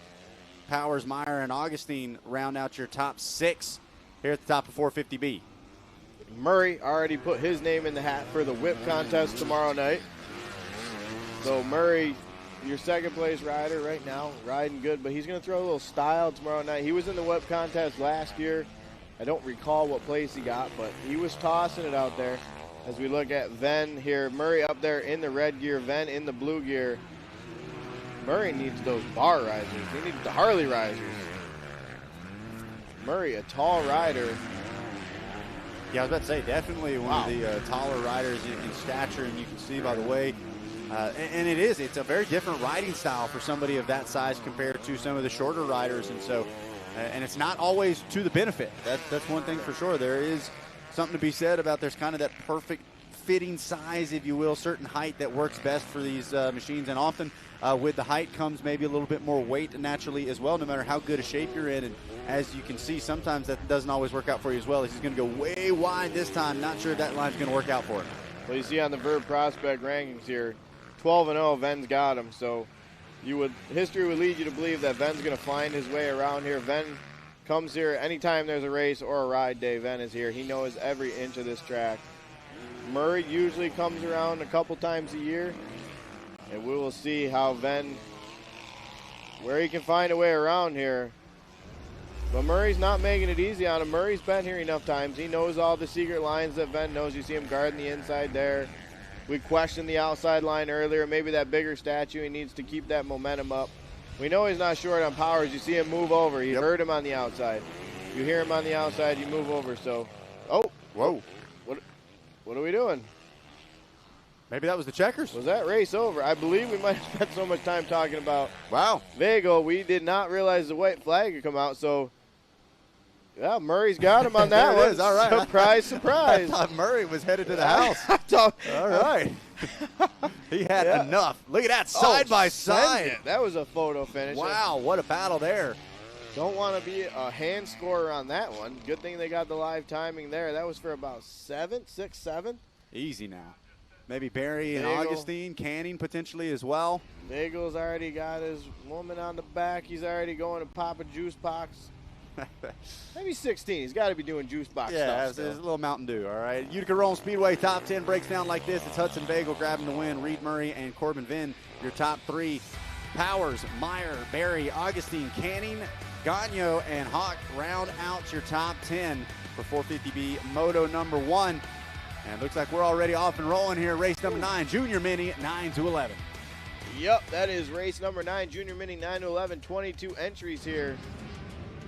As there you are right away, we see a Vagel, number 14 on the entry list. He is now up front off the start, it doesn't look like. We're going to check. I see Bruckman there in second on the 122. Take a look here. Possibly Sargent. I get so used to these riders, I don't even know their numbers anymore. The 293 of Sargent is your leader. Bruckman on the 122 in second. And then we start to find our third and fourth place riders. Looks like a gas maybe. We'll check some numbers here. Definitely Sargent and Bruckman 1 and 2. As Sargent tries to open it up early. Run away and hide, as they say. In Moto number 1 and Junior Mini 9 to 11. Ooh, long ways dancing around the outside there. The outside of the outside. Is that a 444? 344. 344 of Jackson Lappin. That was a number and a name I saw on the entry list coming out of Massachusetts. We hound on this Verb prospect thing. I actually looked him up on there, and he did fairly well at the regional. Didn't go to Loretta's. Not sure what happened there, but he did fairly well at the regional. And now he's going to try and do well here at high voltage as he's up into third. And he's going to try and go around Bruckman now while Sargent on the 293 tries to get away. Lappin coming out of Massachusetts. And outside to in and inside to out for the 2 riders, switching lines. As you can see, that top section of track starting to dry out and harden up just a little bit. Side by side as they take the green flag. Lappin going for it. Going to try to take the Canary line. Yeah, not far enough to the right. Hey, but he made the pass happen nonetheless. Maybe he was watching down in staging. Dad had the phone out. Watch this, son. Let me show you how it's done. Up into second, Lappin.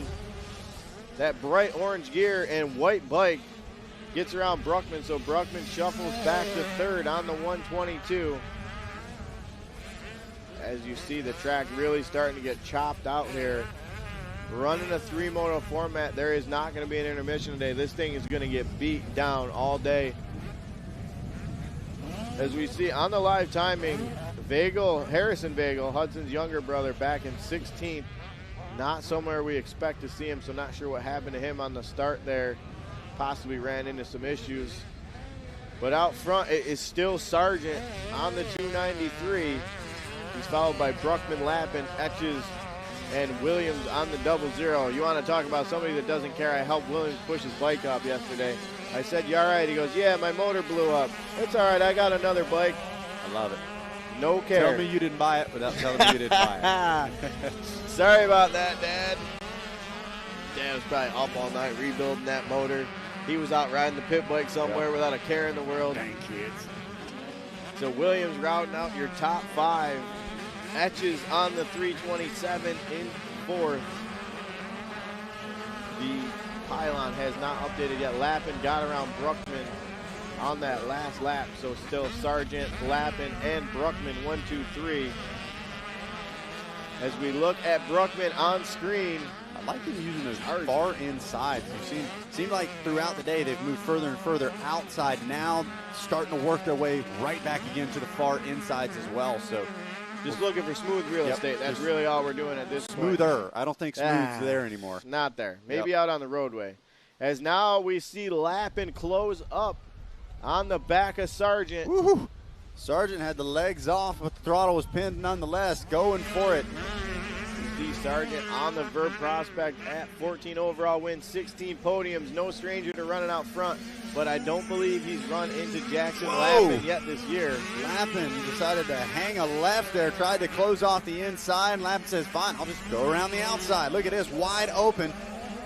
Getting ready to come up and over. still almost totally side by side. You can see how rough that run-up has gotten, is now they're not even able to make it all the way across, but one thing's for sure, Lappin has gotten the job done and taken the number 1 spot away. Yeah, you could tell earlier in the moto he had a little bit more pace than the guys out front. It was kind of only a matter of time once he got there. Now we're going to see if he can put in a sprint lap, something you see in the pros. It's amazing how fast these young kids learn just by watching on Saturday. Yeah, so great to be able to bring things like the live racing coverage here on Racer TV and the information like what you've got available on the Prospect app to be able to help diagnose and dissect what other riders are doing to help you improve as well. Lappin doing a great job out front, leading the way. There he is. He was out last year, 65 class at Loretta's last year. Yep, so jumping up to this junior mini class, and certainly seems to be fitting not only size but speed-wise as well, as he's now got a couple of bike lengths between himself and Sargent. Interesting to see Vagel's up to 11 now, so he's starting to work his way up. We'll have to keep an eye on and see how far up he gets through the pack, someone we would expect to run up front. As you look at the lap times, Lappin over a second faster, so that would go to explain how he got the job done as the white flag comes out for Jackson Lappin. He's got a lap traffic in front of him. Looks like they're going to get out of the way. We see Tubbs on the 45. He was able to get up front. Danger to myself up here in the booth. Chairs are doing okay so far, though, folks, if you're wondering. As I did not just slap myself in the face. Buzzing by us in the tower, though, Lappin. I mean, that bike's been dancing around underneath him the whole time, and he seems completely comfortable to it. And there's something to be said about that as well. You see that a lot in the stands, the ability to let the bike move around and kind of handle what it needs to do. And this time he's able to get the drive all the way over, whereas other riders, you can tell they're fighting. They're fighting the sand the whole time. They're fighting the bike, and oftentimes it doesn't wind up working out for them. Coming from Massachusetts, I don't know where Orange, Massachusetts is, but we know there's a lot of sand in Massachusetts. Probably a rider that's familiar with some sand riding, so that's definitely helping him out here. As you see, he's a little bit more comfortable in the sand than some of the other riders that we see on screen. Last lap, almost 3 seconds a lap. He was 3 seconds a lap faster than Sargent. So that was a true sprint lap and just put a stamp on it. As we see Williams, the 00, he had one of the faster laps there on the pylon for lap times. He's up to 4th. Not sure how far off Bruckman he is. We'll have to check the live timing. Might be something that we can check on as we watch Lappin working his way through the last lap here. A 3rd is kind of where you need to be in a 3-moto format. A 3-1-1 will get you there. Yep. But you start that in 4th, and you got your work cut out for him. You're going to need some help from some other riders if you do find a way to win those 2 motos at the end of the weekend. Meanwhile, back to the top side of the track they go. You can see the rocks kind of speckling across this section of the track, but no problems there for Lappin. Gets the job done, works his way to that number 1 spot, and takes the win in Junior Mini Moto 1. That was Sargent coming across there in second. We'll look for that 3rd place ride. I believe that was a lapper. I think that was 3rd. Yeah, that looked like 3rd. That should have been Bruckman. I believe that was the same chest protector we saw him riding with earlier. But that live timing update. With the checker flag waving here at Junior Mini 9-11, race number 9. Race number 10 getting ready to take off from the gate. Top 10, Jackson Lappin, Carson Sargent, and Tanner Bruckman, 1, 2, and 3. Williams and Etches round out the top 5. Earl, Morse, Attigliato, Vagel, and Tubbs going to round out the top 10 here in Moto number 1 of Junior Mini 9-11. All right, we keep the party rolling. What do we got coming up next? We got 50cc 4-6. Looks like they're going to touch up a couple things. That is, wow, where are we on the track? I've been here about 750 times. And where is he? He is just by us in the right behind us. Yeah, right behind us. So he is going to try and touch up a couple things. Touching up a couple things as they go up the hill off the start after the sand pit. So what he's doing right now is these younger riders run the shortened track, so they try and time efficiency here, if you will. They'll work on the top portions of the track while the younger riders are out on the abbreviated track. it's a process here trying to get all these motos in, keeping the track safe, keeping the riders safe, all at the same time. Something that they do here at High Voltage very well. It's a delicate dance with the track. Yeah, it is truly a balancing act, and like you said, not only got to handle what's happening now, but got to predict what it's going to be like here in an hour or two as well. As you can see, little man down there says, hey, look at me. 410, Case in our line. I'm ready to rock. Waving, mom, dad. Looks probably a brother there or a friend with him, giving him some water. We got another one waving. Hey, 251. See, the kids get pumped up when they see the drone. Some of the vets are like, what is that thing flying? I don't like that. Get that thing out of my lawn. Get away from me. He's loving it. Yep. I love it. That's actually the 23 of Cooper Jones. Couldn't read that number from a ways away. The 63, he's got no interest. He's all business. Yeah, unlocked in. Elbows are up. Drop the gate. Let's go. There you see the 925 of Bond. He'll give us a wave. Oh, Dad's giving us a wave. 925 is running the number one. He's ready. He's one of our local riders. Does a lot of traveling. He logs the miles. He goes to all the regionals and whatnot. The number 20 of Matthew Schufelt. That looks like a Loretta's bike to me. Believe so. See the top of that front number plate looking good. He's pointing up to the, I don't know what he's pointing at. He's pointing at the announcer's I'm going to be tower. standing up there, okay? Let me know I'm when you're done. waving this hat. The 975 there at Jace Jackson. This is where mom and dad's not yelling at you. A couple more years. Not yet, yeah. We paid a lot of money to be here. Uh-oh, we got problems for Bond. I was waving a number one. Yeah. Get this thing started. Hang on a minute. Dad's going to get that thing fired up. Hit the tip over switch. You ever see that yet? Oh, it's like our third time on the broadcast already. Little tip and rip. First time someone told me I had to flip it upside down to start it, I said, that don't make no sense. You do it. This is your bike. I'm not touching it. Then he told me I was an idiot, like I'm supposed to know. Come on now. Do I look like the kind of guy that would ride a 50? You got a face for radio. We'll put it That's like what that. I like to hear. That's what they keep telling me. All right, so hanging out here, not even officially a 2-minute hole quite yet. 2-minute card not up. So rider still got a moment to try to get that bike fired up. Hopefully going to be dropping the gate here in a second now. Ronnie Mack, 69 in the house. Making Uncle Ronnie proud here. Let's see. That was Bond that couldn't get the bike running. I think his dad's still kicking back there. I think they're checking something out. Yeah, this is one of those ones you see it at Loretta's. All the dads chip in, try and help. It's cool to see, even at the highest level. They just want everybody to have fun. That's actually... Yeah, now a different rider having problems. That's, yeah, now we're looking at the 975 with a problem. You hate to see this.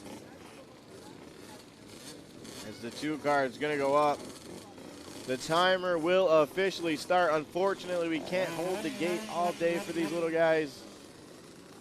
He's going to get 2 minutes. We see him frantically hitting the tip over switch. Some of the other dads over here trying to help him out. And unfortunately, Jace Jackson just sitting there helpless. Just hoping. It looks like we're going to the 1. Seconds feel like minutes right now for these dads trying to get these bikes started. Just frantically kicking. You hate to see it. But we're going to go racing here, 50cc 4 to 6. Gate is down all the way from the outside. If he's going to turn, he's there. Wow, how about it? So the furthest outside and the furthest inside. The 20 of Schufelt. Going to take him around. We'll check that number on the second place rider. Unfortunately, Jace Jackson was not able to get the bike fired up. There's Mom yelling at him. You're not getting SpaghettiOs tonight if you lose this race. No sweet treats for you. Oh, hang on to it, Ronnie. Big crash up there ahead. Oh, bike's upside down and everything. Little guy getting back. He's looking up at the drone like, hey, did you see that? Dude. Good for him. Get it back flipped over. I don't think Hopefully I've he's seen a able bike to get stop going. upside down like that before. Well, you haven't watched enough 50 motos. I guess not. It should help him get it started at least, though. Yeah, no tip over switch needed. It's already tipped over. The 20 of Schufelt is already stretched this thing out. You can see the lines just snaking. It's so hard to keep them straight in this sand. So we'll get some help from the Verb Prospect app at some point. I'm sure we think it's a Loretta's bike. Yeah, I believe this is the 20 machine out front, and definitely the technical skills alone. We talked about that C+ and C- class. The same can be said, I think, in the 50s as well. We had some of the closest races all week long out at Loretta's right here in these 50 classes, and again, up on the pegs, elbows up. Look at that, legs out, outside elbows up. This is so technically sound and some better form than you're even seeing in some of the C and B classes. And he's smart enough at a young age to find the smooth lines. He stays out of that deep sand, keeps his momentum going. So Schufelt obviously in another class of his own as we drop back into a different battle here. Now that is an old Cobra. I haven't seen a front fender on a Cobra look like that in a long time. He's making it work. No tip over switch in that one. Got the skis out here. The 22, Eli Carley, got the skis out as he goes over the tabletop, middle of the track. Smooth, finding all those edges. Very, very smart riding from the 20 of Schufelt. Well, and especially in some of these 50 classes, slow is smooth and smooth is fast. You can see cutting the corner just a little extra tight, going just another tire whip or so to the left, to the right, and he's able to avoid a lot of those big braking bumps. Sometimes, as you can see, nothing you can do. You just got to take the line, but yeah, it's not even a drastic change. He's just moving over a foot or two here, a foot or two there, and it turns into a couple seconds a lap, and before you know it, our second place rider of our line, he can't even see him. So Schufelt, our line, Shelik, the 925 of Bond. Dad was able to get that bike fired up and going. He got out here. The 23 of Cooper Jones out here in 5th. Rogie on the 101 comes across 6th. The 22 of Carley 7th. As we look at the live drone view, the Stoke battle cam. Need to get a warrior cry for that. It's Carson Arline and Jamison Shelik, 2nd and 3rd. As they're working their way around the middle of the track into the split lane. Trying to look right now, and you see Arline pops up in Micro 2 4-6 Limited at that Birch Creek Northeast Regional this year. Got 24th in that class. We're waiting for him. Did he have some problems exiting that corner? He may have. Yeah, backing it up. Gabe put her in reverse. There you go. But there he is. Got passed by Uncle Ronnie there. Oh, hang on to it. Put the skis in, put them back out.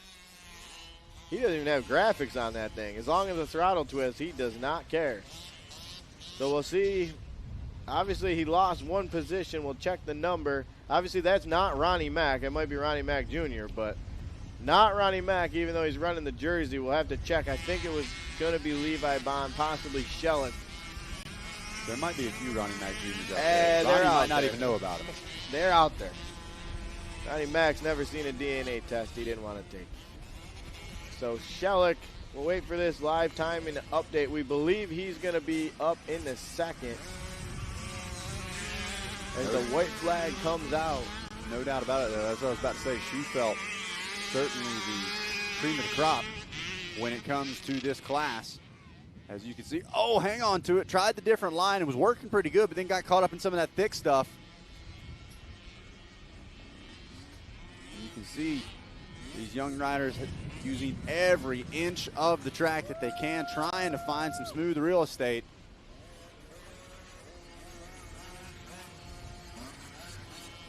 As your leader going to be closing in on a checkered flag. Continuing to watch this battle.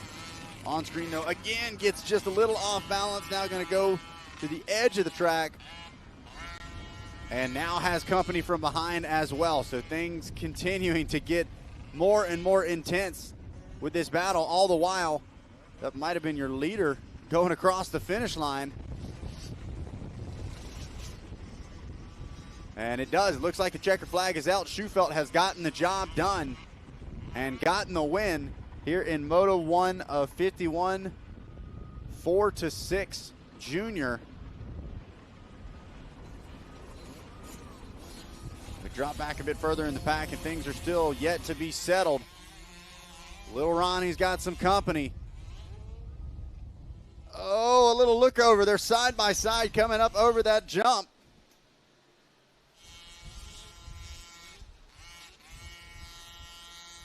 Don't look back. You're not going to like what you see. Rear view mirror full of a couple of Cobras. He's going to get the benefit of these two starting to battle with each other, though. He put the leg out for the corner and just never decided to put it back in. Now he makes the pass happen. Can he get the twofer? Bogo. Coming down into the final corner. Ronnie slams the door.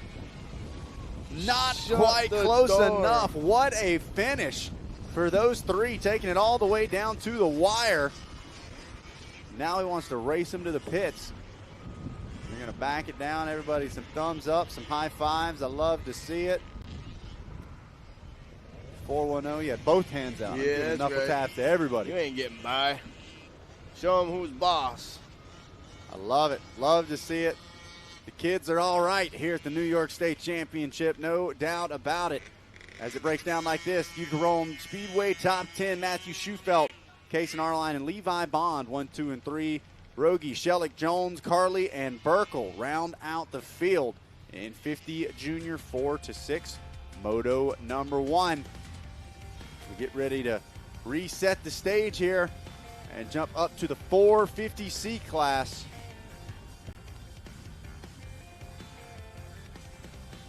So 450C is sitting on the line. What do we got? Who's sticking out to you here on this one? I don't even know who to choose. We got 47 entries. Anything up for grabs here. We know that in the C class. We got the 1 of William Hazelton, the 2 of Joey Smuts, the 002 of Jackson Bizzano, as we see on screen, starting to clean up the takeoff of that old finish line. I believe that's the jump they're going to do the whip contest on tonight. So you'll want to be out there for that. The 3 of Kai Shear also in this one. The 8 of Caden Lindsay. 19X Carson Lindeker. 24 Craig Lindeker. 30 of Nixon Bianchi.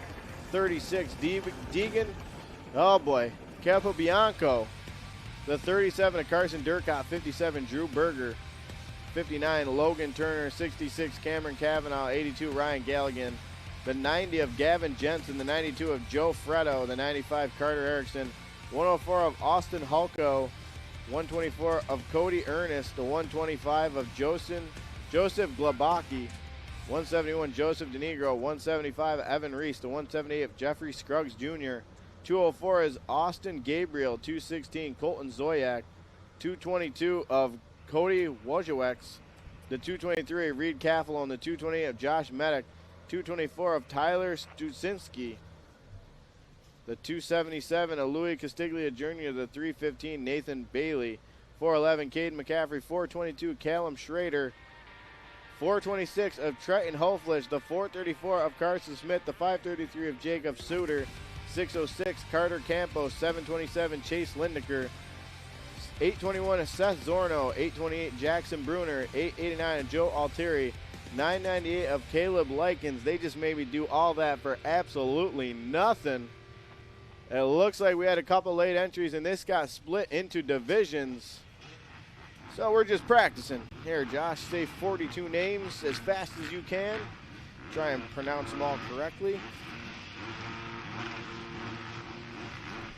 As the 2 card is going up.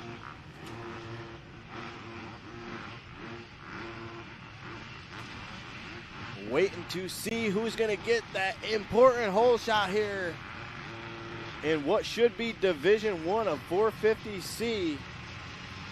Revs are up. Gate is down. A couple riders stumbling out of the gate. They're going to dip to the right and go to the inside. Even starting to see some braking bumps going into the first turn. And we got a KTM rider out front. Who is it going to be as they jump down into the sand trap through the braking bumps? A whole gaggle of riders, everybody fighting for that pristine inside line. And now we get up to the top of the track. You can see where they've worked on it while those 50s were out there. Everything nice and smooth. I see the 90 up there in second. That's Gavin Jensen. He's doing battle with another rider. I believe that's a Honda. I cannot get a number on the leader yet. I think I saw a 998. That was Caleb Likens. I believe your lead rider here is they're about halfway through the first lap. As we let this 450C Division I unfold here. This is race number 11 in the race order. Keep an eye on the clock. We're about an hour and 20 minutes from that 450A moto.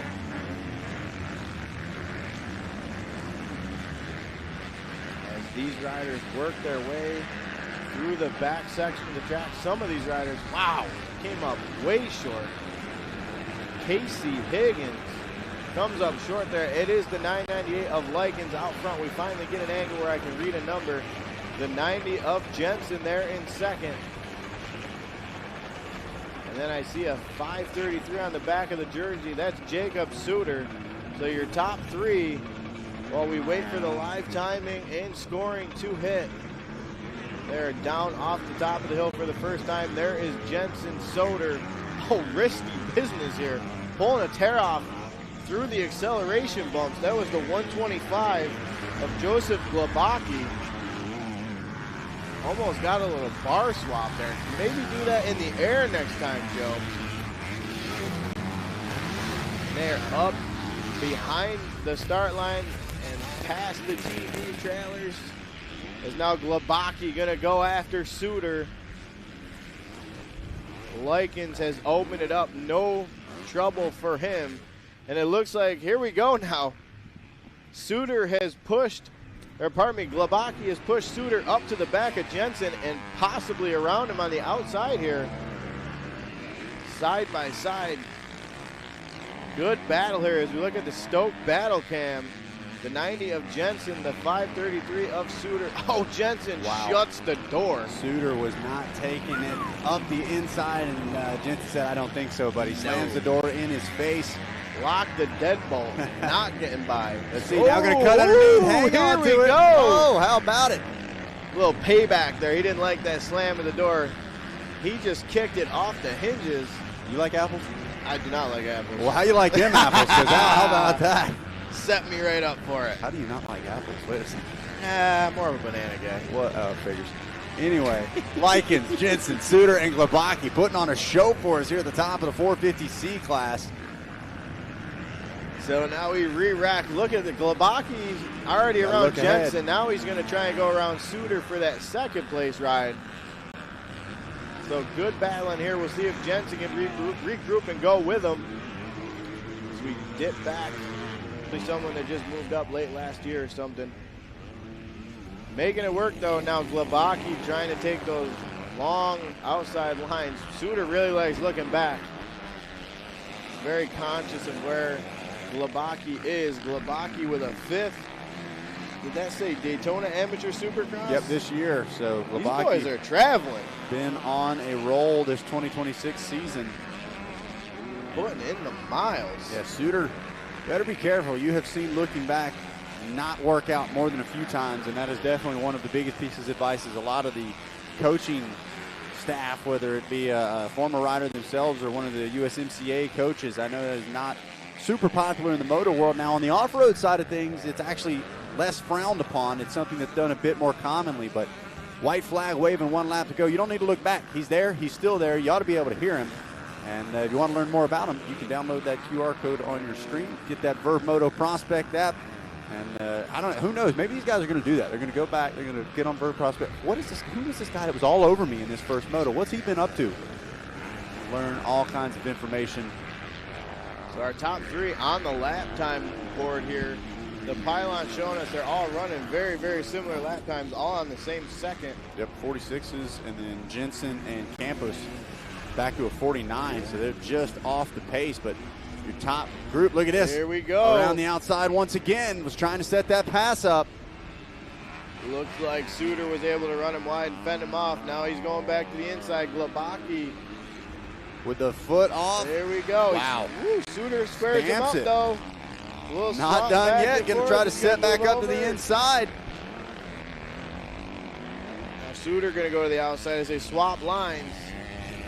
Here we go. He's going to get up alongside of him. He'll set him up for the inside. Suter been listening to you there, man. He used that outside and got the drive up and over. Now up Whoa! the inside. Oh, contact! How about it? Wow. Little bar banging, and of course, gotta throw a look back in. Gotta look back. Did I hit him as hard as I think I did? Yes, I Is did. he up still? That's what I'd be asking. Wow. And he will stamp it. A battle.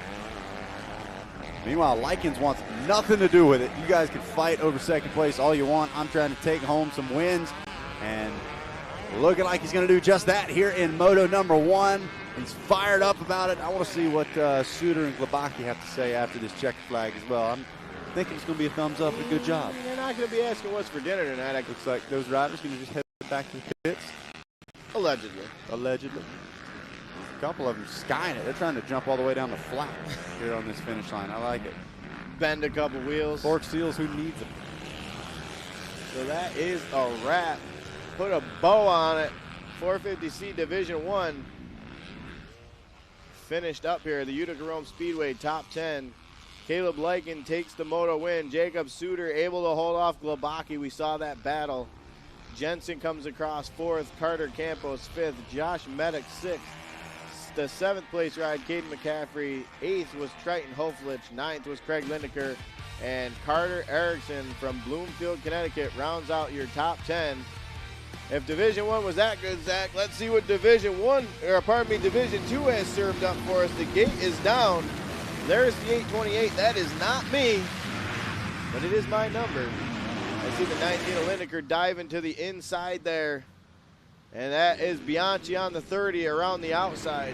So some familiar faces and numbers in this one from our 250C races just a bit earlier. Now, what year was that bike? I think it was the very first productive KTM. As we see the 36 rider on the Cowie, he made some quick moves there. And now here's the 277 of Castiglia Jr. We saw him earlier making some quick moves.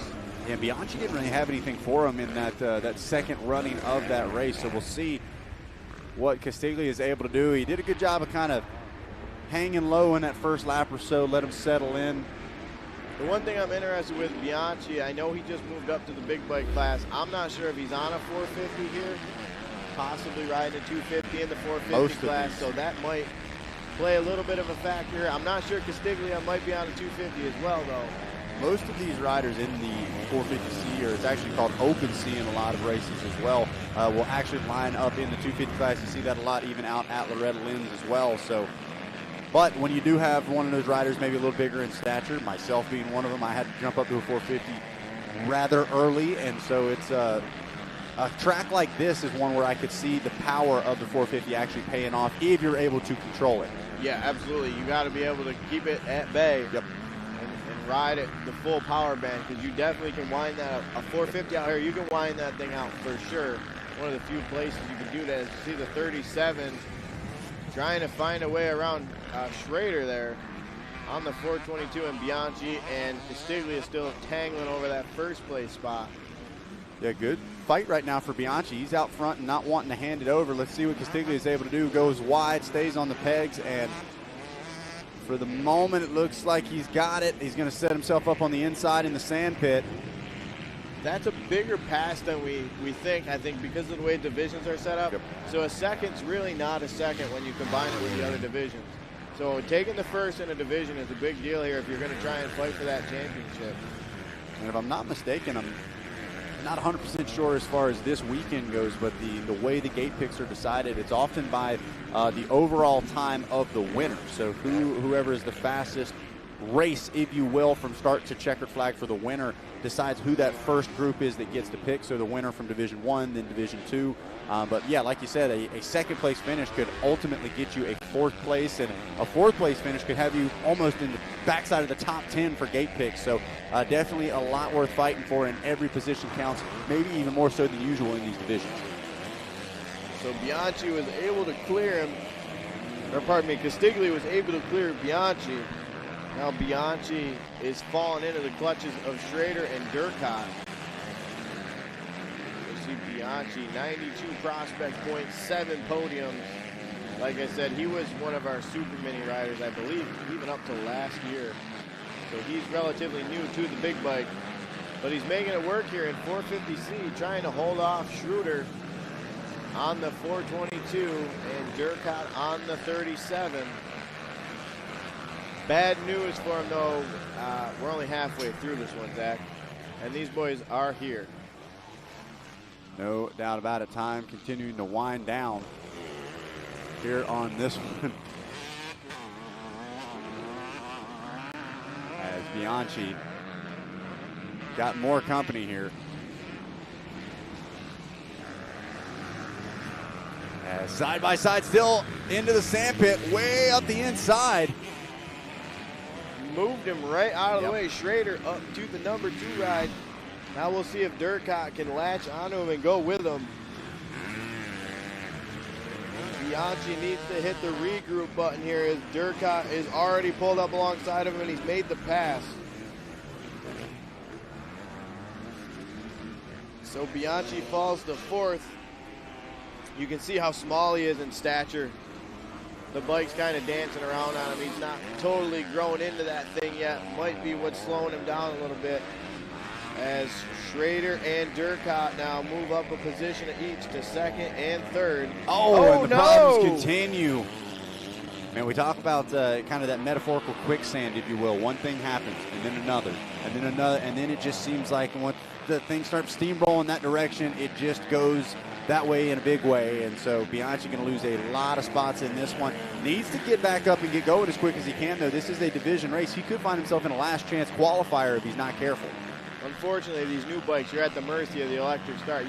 There's no speed to kick it over anymore. You just got to hope you hit the button and it's there. And unfortunately, when they start getting hot like that, it didn't look like it was there for Bianchi. So we'll keep an eye on the live timing and see how far. I mean, you're looking at a division now. He's possibly looking at an LCQ. Yep. Going from a 4th to an LCQ is a bad blow to him. So Bianchi no longer in the picture here. That's Stoke Battle Cam actually showing Schrader going to Durkot, I believe. Yep, so Durkot been on the charge now as well. So Carson Durkot on the gas ride. And I think he's got a little bit more pace, honestly, We got a yellow flag coming out here. Is this going to be Castiglia down? It is. Wow. Oh, last lap. Heartbreak. I saw her walking out with the yellow, and I just had to believe it was Castiglia. Is that Castiglia, or was it a lapper? I think that is Castiglia. Yeah, he's got the neon boots and everything. I think you're right. So Schrader now inherits the lead, and Durkot says, well, wait a second. Second sounded good, but taking this win sounds even better. Around the outside, sets himself to the inside in this next corner. Could this be the pass? Durkot going for it. Ooh, mistake from Schrader. You saw a little swap in the bars. Man, that corner is so rough on the entrance now as well. Great job there from Durkot, thinking ahead, and puts himself now not just in the number 2 spot, take it and take a spot away. It's the number 1 ride now. Castiglia, we'll see whether he's able to pick back up and at least hang on to a podium position. But how about it? The gas picking up more than a couple of spots here on the last lap or so. Castiglia, as you can see on the lap times, was the fastest rider on track by far, but those mistakes cost you big time. What a ride there for Schrader. Oh, my goodness. He is not letting this thing go. Right, he about threw it away, not just let it go. They Wow. almost took it from him. I promise a second in the first moto is a lot better than a DNF, because that would have been a big one. We're talking C-Class, do not believe in that. What do they say in NASCAR, checkers and records? Yeah, if you ain't first, you're last. That's he almost stood for Case right there. Ricky Bobby. Hang on to it. Durkot, couple of corners to go. Oh, pump. He's already pumped. Look forward. He's snapping the throttle on that thing. Yep. How about it? Takes it to the house. A solid recovery there from Schrader. And finish up in that number 2 spot. Now we just got to look at live timing and see where Castiglia and Bianchi come through. Castiglia, I don't think, was in much danger of going to the LCQ, but Bianchi, possibly. for sure. So it is Carson Durkot, Callum Schrader, and Louis Castiglia Jr., 1, 2, and 3. Brunner, Wadowicz, Lindecker, Reese. Bianchi checks into the 8th place spot. Bianco, and Kavanaugh, 9 and 10. Bianchi able to salvage an ace. That's not bad. In 8th, not terrible by any means. And so put in a couple more good motos That's the other beauty of that 3-moto format. If you can stack a couple more, if he goes 8-2-2 or something like that, he's got a legitimate shot at a top 5, potentially even a podium. And now we turn our attention to plus 25A, one of those classes. I don't think so here. I think we're running a D class. What are we doing? Oh, we're running 450 beginner. Do we not have an entry list for this? Oh, okay. That's what split it up. Okay. Good catch there, Zach. So we split this thing off. 450 beginner. We got the 119 of Connor Slight, the 333 of Joshua Esposito, 360 Thomas Vanisloot, the 410 Jake Rizzo, 625 Curtis Helm, 793 Danny Ting. Oh, 2 riders down, 1 over the bars. The 360 of Vanisloot, and couldn't tell what the other rider was. Looked like a Husky rider. The 625 of Curtis Helm. I believe that's Helm picking the bike up. A white gas. I've never seen one of those. Very interesting. But out front, we'll get a number on this lead rider. It's definitely a KTM.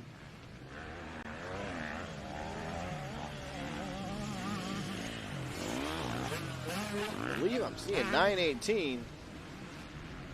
365 on the back of the jersey. I got 2 numbers I don't have on an entry list. So Mr. Mysterious out front right now. Right. It's Rey Mysterio. And he is not out front anymore because we got a Yamaha rider that wants to change all of that. See if my numbers match. I'm on the list. The best part is we don't have a Yamaha rider on the entry list either. Maybe we can match up a number. 316, I think. Is that Steve Austin? I believe so.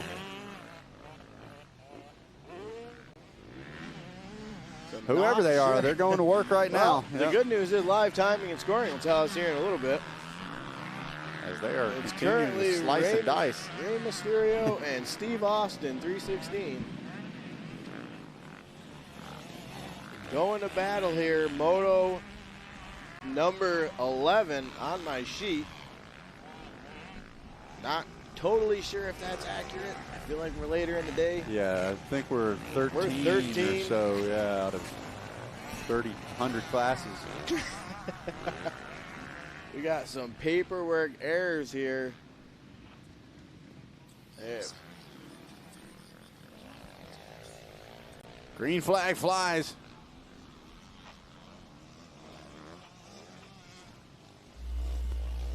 So I'm showing Cameron Love leading the way and Ryan Simpf in the number 2 spot. Neither name on my list here, so they were keeping us on our toes. Clerical errors. All the way through that first lap. Yep, and this is a great thing about that Verb Motor Prospect app. When we don't know, it does. We got all the answers. Yep, Devlin Bailey and Joshua Esposito 3 and 4 with Jake Rizzo in the number 5 spot. So Love gonna roll the tabletop. Neither rider able to get over it. Surprising, they just groomed that back there. This is one of the ones I've never understand. 450 beginner, 2 words never go together. A scary combination. So how about it? Verb Prospect app showing us what we need to see. So finishing the top 10 in the Open Mini class in 2021 right here at High Voltage Hills MX. While that was up, Ryan Simpf was able to pass Love for the lead. So a long ways from Open Mini in 2021. Cameron Love now all the way up to a 450. Oh, wow. The rebound on that fork. I want to slow that down. Came right back at him. Spit him right up, punch him right in the jaw. Oh, there he goes. Now he's getting into the power band. Oh, swapping the back. Oh, my goodness. Wow. A ride the last 2.5 laps, or pardon me, 2.5 straights. He needs to go get that suspension work done. The numbers don't match. So Ryan Simp's going to get some trouble here. If he finished 3rd in the 450C class, he should not be in the 450 beginner class. And that was 3 years ago. We're going to be getting an AMA ref here on the walkies. Mike Doherty, do you have a walkie? A copy. Someone just screenshot that on the phone, sent it in. Simp's mom and dad are saying the Moto wins ours. He's getting DQ'd. Yeah. Semp might just want to take it on his own, though. Neither rider with a suspension setup that looks very comfortable to ride, but he's going to swap on by. 2 laps complete, but Semp's front tire has only done a lap and a half as it has been in the air for majority of this race. So Ted's Body Shop live drone, the Stoke Battle Cam. Semp now takes the lead back from Cameron Love. We'll see what Love wants to do about it. Right now, starting to fall back a little bit. Guys, if we have the beginner class on the track right now, finishing their moto, I'm down here on the line with plus 25 A riders. Looks like we got a pretty stacked gate here, a lot of competition coming up here. I'm standing next to the number 296, Nick Kreger, local boy right from around the corner here. Nick's a favorite one to watch here. Nick, how do you feel and what is your game plan for this moto? Just try to execute this start the best I can and protect the hometown. I live right down the road, so yeah, I'm just trying to get off to a good start, and hopefully if I get a clear track, I can run away. Yeah, he's definitely going to run away, boys. So watch this rider, number 296 on the Honda. He's going to give it all he's got. He's probably going to be up there in the front. All right, so there you have it. Meanwhile, up front, Semp looking back, looking for Love. Back in the number 2 spot, Bailey hanging on to the number 3 ride. As they get ready to make their way back to the top side of the track. Once again, for those of you watching on Racer TV, make sure you guys scan that QR code to download the Verve Moto Prospect app. Free to download. I want to make sure you guys understand that. Free. It's my favorite price. And you guys, it just seems like every time I think I know what all you can get from the app, they've added something else. So many great things coming into play. So many great updates. Like I said, Christine and everybody involved there do such a great job as the checker flag flies. And it will be Semp taking the win. Yep, Semp takes the win. Why did it just switch on me here? That says Love. Did we have a pass while we were talking about the Verve app? I didn't see confused. one. All right. Well, I am. What is live timing saying? I still showing Cameron Love. I am confusion. Somebody took the win. We know that. That did happen. It was Cameron definitely Love a guy on a bike. and Ryan Semp. It had to be one of the two of them. It was a guy on a bike. It nailed it.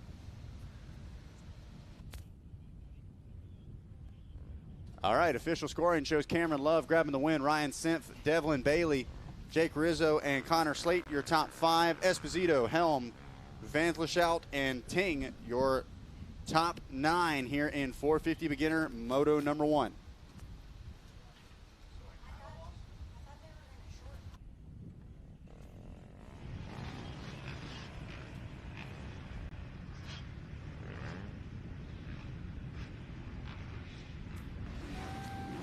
Now we're going to turn our attention to plus 25A. One of the more exciting classes here is a lot of these age riders, if you want to call them vet riders, I won't even call them vet riders, a lot of them still ride the A class. We got 24 entries here. I see the 499 of Kevin Nash all the way on the inside.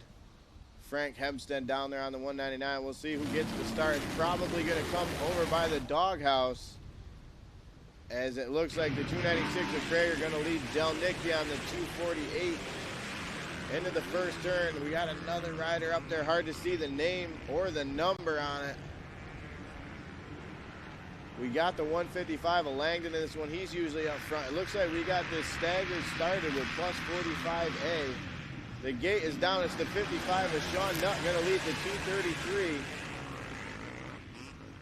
of Jeremy Tiffany and the 420 of Scott Phelps. Wild story about Phelps. This is just a rumor. I cannot confirm.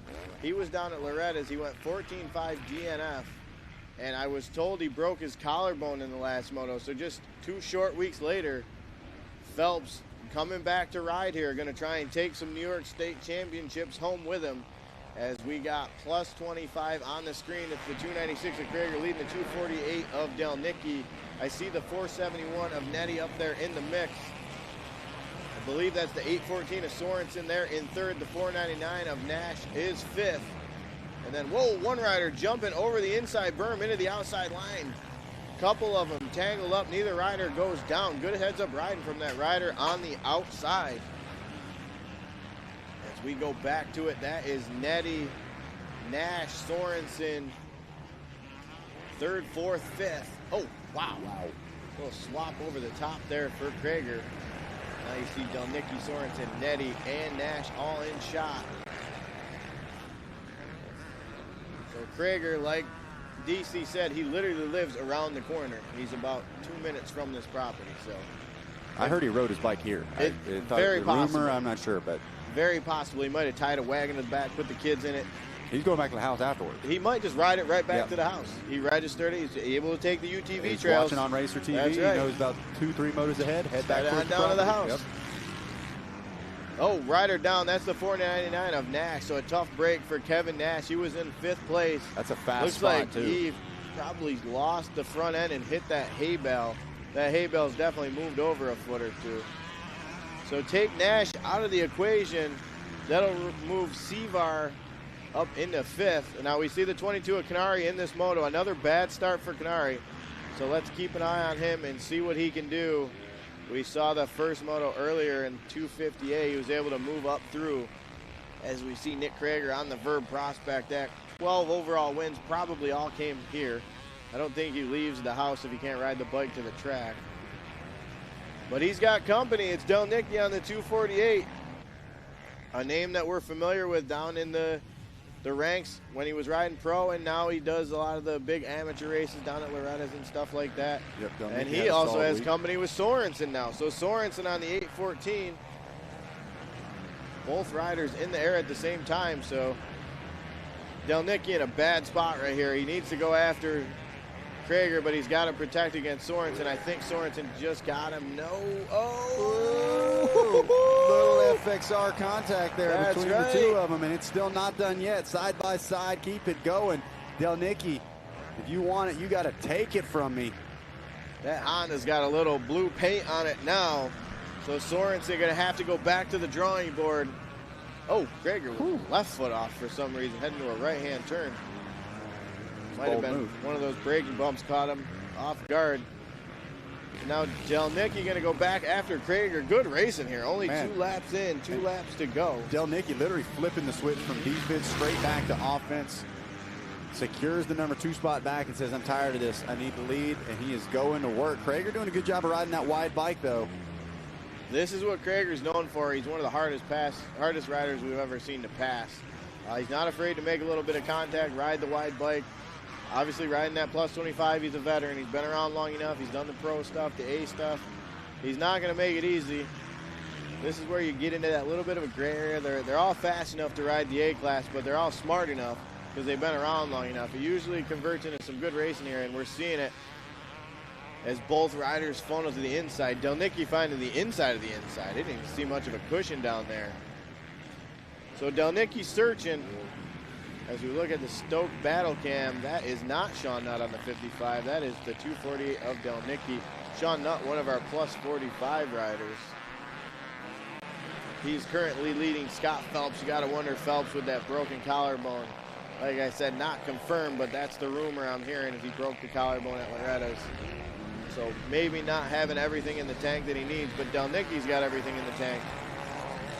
And he's bringing Sorensen with him here, so this thing's shaping up to be a good finish. Yeah, he's got everything in the tank, but he still doesn't have the lead as Krager continues to fight tooth and nail. Oh, my goodness. Oh, wow. We're going to need a replay on that one. Oh, wow. Woo. What a, wow. That's about all I can say. Scotch City.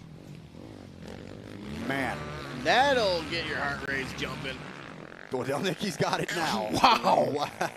That was Krager needs to go back to the house and change his pants. Yep. Suddenly, Delnicki doesn't even realize how close he came to a really bad day. We almost had an 05. Oh, we got a red rider cross down. flag. Red flag. It looks like the old finish line. So a tough break there. It looked like he was off to the side of the track. All these riders doing a good job of slowing down. Not jumping the jump, be respectful to the other riders. Yeah, that was a red cross. Don't believe the red is coming out, so race continues on. And now Krager's regrouped. The pucker is gone, and he is back to the front. Well, once you get that close, you got to be comfortable with just about anything else because it's hard to get much closer. And look at this. Here we go. Side by side. And again, they were headed towards each other in the air. And he made the pass. What a move. How about it, Krager? So now Nicky going to go back to work. Scrubs off that triple, and I was curious to see if we started to see that throughout the day. Getting a bit better drive as now Delnicki powers back into the number 1 spot. Krager says, I don't think so. What a battle we've got going on at the top of the field here in plus 25A. What a pass. Well, we thought it was a pass. Technically not a pass. Yeah, he was able to hold it down. We got slow it down, they're saying, as we, red flag. Oh, we do have a red flag. So I believe that's going to be Moto over.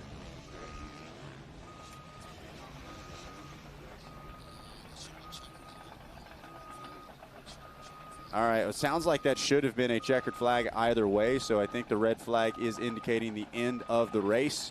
It should have been Moto over. We were late enough to that Moto. What the heck was that Coming about? together, he was trying to give props to another rider. Didn't see the other. That was the 491, and Nettie just ran into the back of him. I hate when that happens. Wow. And he will never high-five another rider again. Man, just trying to give you a thumbs up, man. You didn't even run me over. That was probably the closest race of the day right there. Absolutely. Krager and Delnicki going at it. What a battle. And then Nettie with the starfish after the Moto. So it is Krager grabbing the win here in plus 25A. So they got the results a little mixed up. Up there. Sean Nutt won plus 45, Delnicki second, and then Phelps second and plus 25. Sorensen and Wilcox third in back class. and forth Nettie there, and Meyer. Yep, multiple races going on there at once. And so that's just the raw data coming from live time and the scoring as they came across the board. Hopefully that down rider going to be okay, and we will be able to keep things rolling. Was that a 50 class on the line, a half track? 65. 65. So they will be on that full track. So we will wait for that rider to get taken care of as they go to work on the track just a little bit more. They're sitting on the line looking at that, saying, give me the whole shot because I don't want to get hit in the face with that wet sand. Dad suddenly pulls a few more tear-offs off. Looking for the 100% rep right now. We need more. We might need roll-offs. Yep.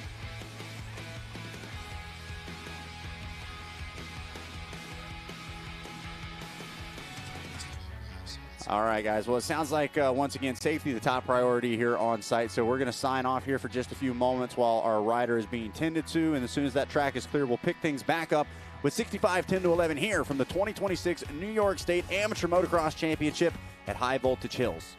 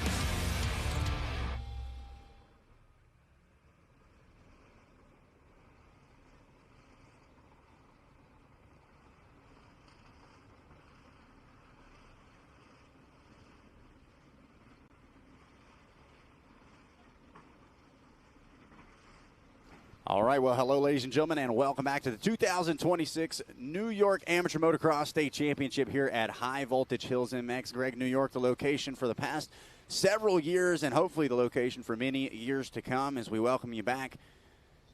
Just wrapping up a tough situation there. Had to bring out the red flag. It was already the ending of the race, but ultimately had to bring that red flag out. Safety, of course, the top priority, and the track crew taking advantage of that opportunity to touch up just a couple of spots, as well as we're about midway through these first set of motos, 3-moto format out here this weekend. And we've got, I believe, our 65 10-11 class sitting on the line.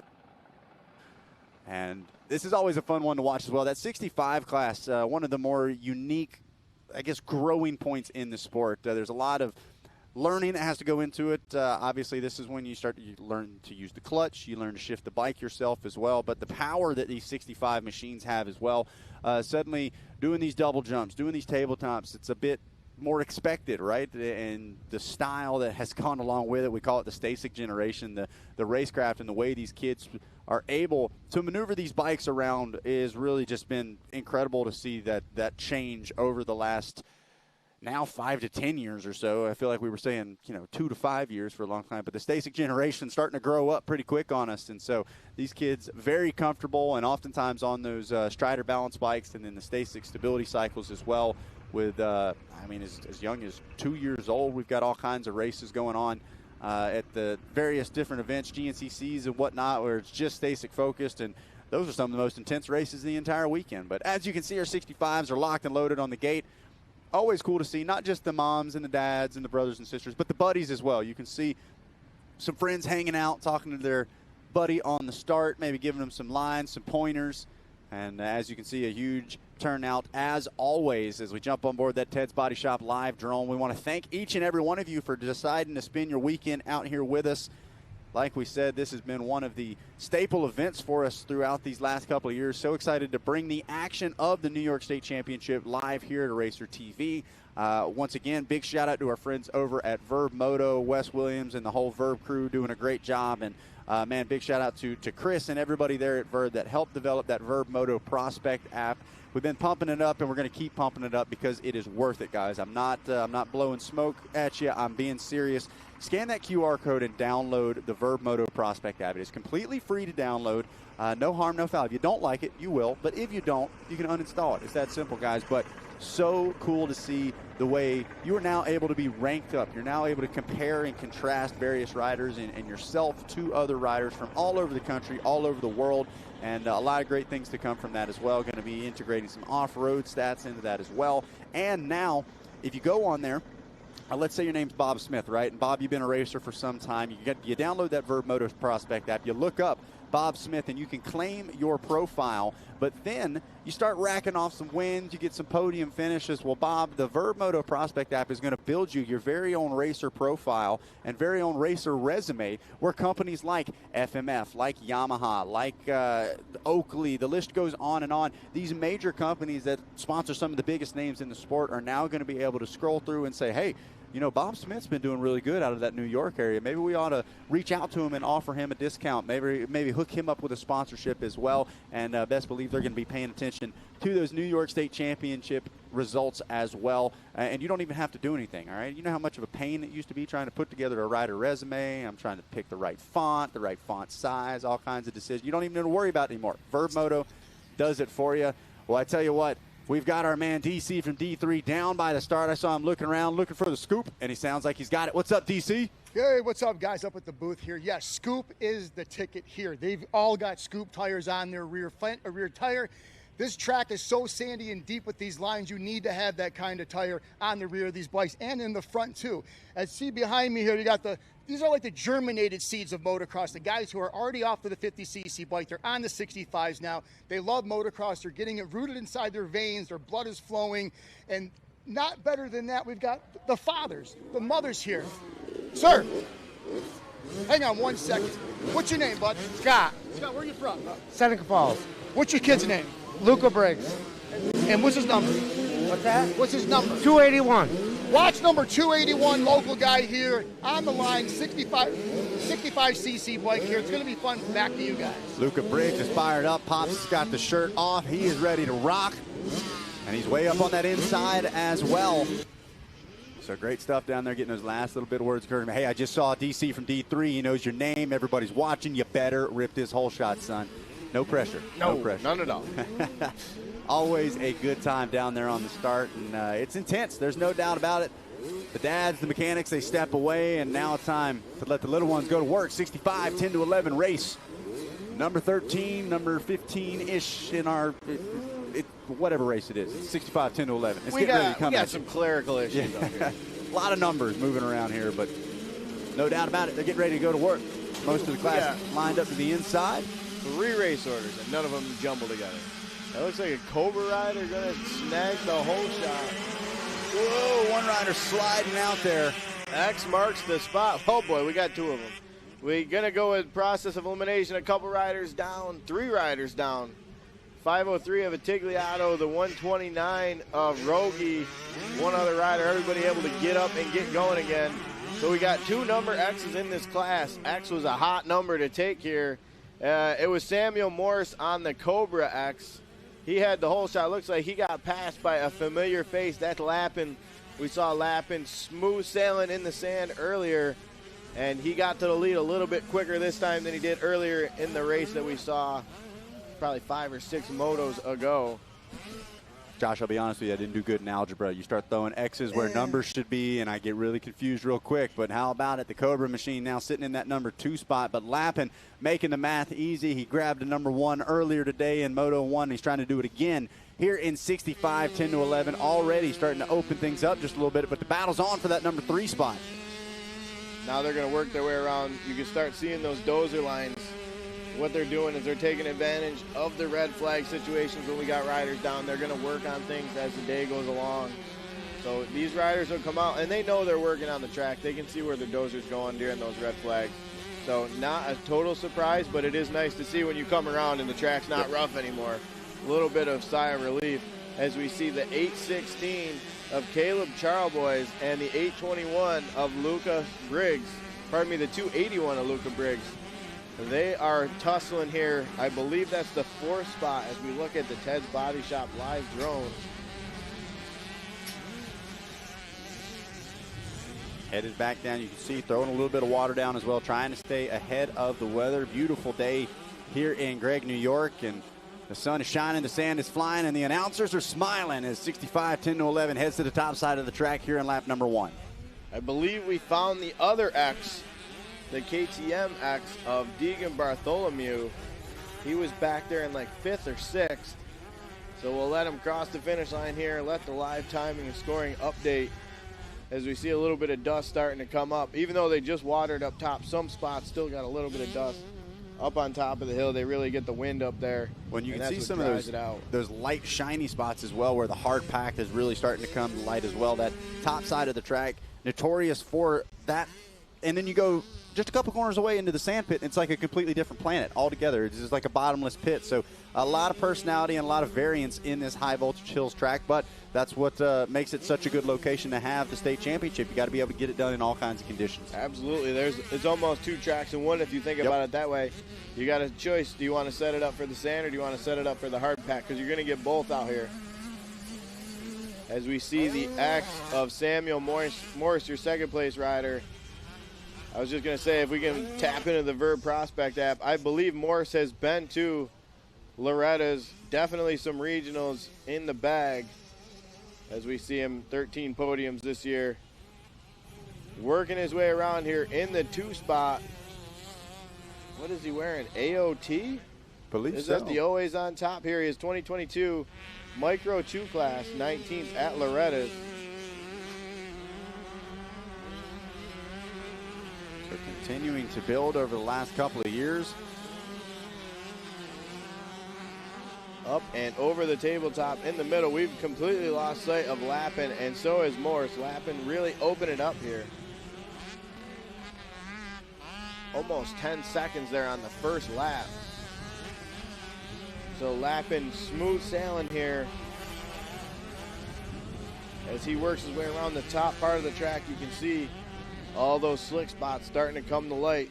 Very easy on the throttle. And that was another one right there where it's not that slick, but the hard pack makes it just a little bit tougher. A good save there, kept the throttle on. Lapping. Whoa, picks that front end up as well. I tell you what, I've seen a couple of kids manhandle these bikes and just jerk the front end up out of nowhere. Just wheelie on the spot. It's really impressive. It's really impressive. Lapping. Works his way through the sand trap. Up to the top of the hill in the far back section by the pit area. He'll drop down, come up and over the tabletop. You see some of those big boulders starting to come out of the sand there. As they groom this track, the boulders seem to just continue to come up. It looks like he's coming up on some lap riders. Probably one of those kids that was down early in the moto. We saw a couple riders down in the first turn. And Lappin doesn't even look like he's pushing the pace right now. This is just settle into your groove, hit your marks, and honestly probably a good opportunity to look at the track, see how things are developing as well. He's already built up a huge gap as we're just now seeing second place come into frame. So Lappin is it always feels good to have a performance like this. Absolutely. Like we said, we'll see. I'm sure we'll get the lap times at some point, but that live timing and scoring had him 10 seconds up first lap. So clearly you look at the gap, and that's not changing anytime soon. As we look at Earl Becker here, the 420 rider, the KTM. The big EB in the number 3 spot. Briggs in 4 and Bartholomew in the 5 position.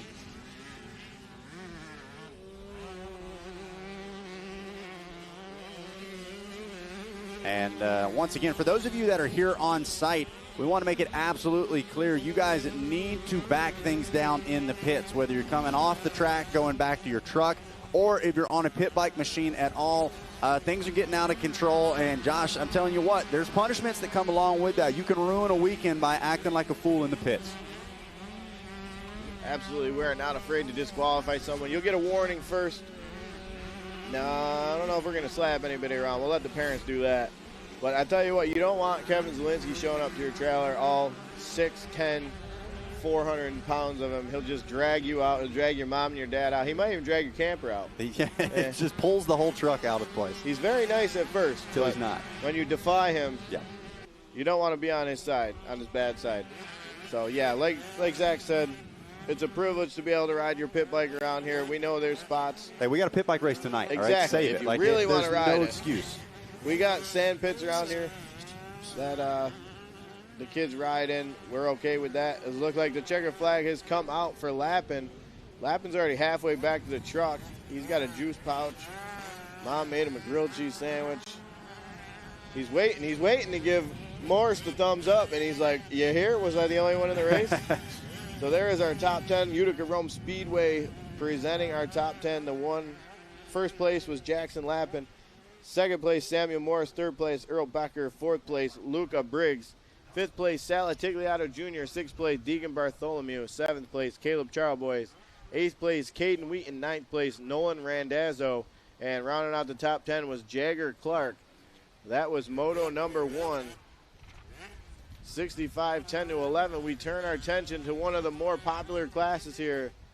Schoolboy 12 to 17. This is where you start to see a lot of the kids moving up to big bikes. Kids you saw run up front in the super mini classes, the 85 classes.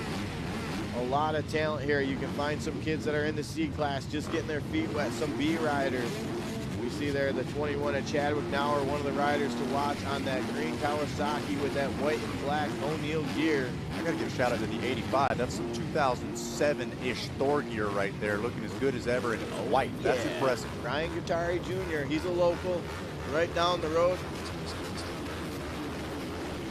And then, trying to see, there's another guy I think I've heard of. Hudson Bagel, does that name ring a bell? I think he's in this one as well. What, does he ride? KTM? No, I think he's Blue Crew wearing some pink gear. Oh, there he is, out front. Oh, a huge get off. Oh, get off. Headed into turn number 1. Wow. That, I believe, I'm not going to say a name. That was a big crash. It looks like they're all back to their feet, I think, though. Well, that's the one good thing about the sand here, is it's very forgiving when you land in the sand. So fortunately, that was on the start line. It looked like everybody was getting up. It was on the start, so we'll be able to race through clean. Man, that was a big get off. We'll see if we can maybe take a look at what happened as Hudson Vagel does secure that hole shot. Watch this on the outside coming into turn number 1. Bang, a big hit there. I believe that was Cesar Pazmino on the 110. He just knifed the front in the deep sand and went for a ride. Man, glad to see him jump back up. Wow.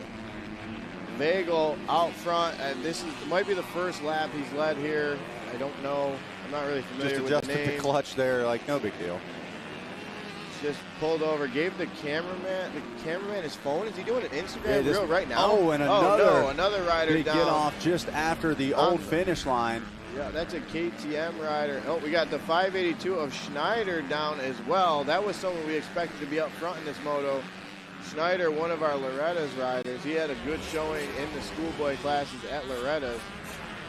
This guy, I think he did okay at Loretta's, the 100 of Vagel. I want to see what's going on here at the finish line. The rider was off the track, so we'll see. Hopefully, it is a green flag, and he just absolutely tossed that machine right there. So hopefully going to be able to get that bike off track and then tend to that rider. It did appear like he was a bit banged up, but Vagel on the charge. I mean, putting on a clinic. Sounds like we got DC down there. What's up, DC?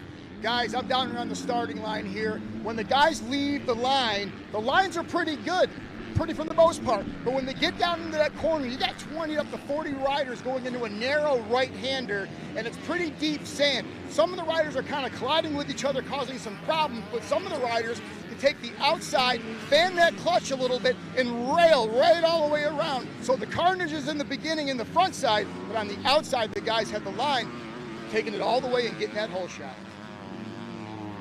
Yeah. Thanks, DC. And a good point brought up by our producer, Don, as well. Headed in that right corner, you're not using a rear brake. No rear brake. You saw it at Unadilla. If you watched the National last week, a lot of riders ran wide. You lose that rear brake. You're dependent on the front brake so hard. I don't know if you saw the clip Cooper Webb put up. He crashed on his own. There was nobody else even helping him. Those tough boxes just a practice start, and he couldn't stop. I tell you who else won't stop is Hudson Vagel. He is long gone. Typical Vagel moto. Just launch everything, hold it wide open, whip everything. Now we're on the 21, a good ride in second. That was someone we saw on the start line. I said he was one of the riders to watch. The one rider I'm not sure, we saw Schneider go down. There he is in 13th on the live timing and scoring. So that's probably the most disappointing out here right now is, wow, I wish I could do that. Jesus Christ. And there you see, prospect. Verb Moto gives the stats a big #1 in the Schoolboy 1 class at the Loretta Lynn's Amateur National, this year in 2026.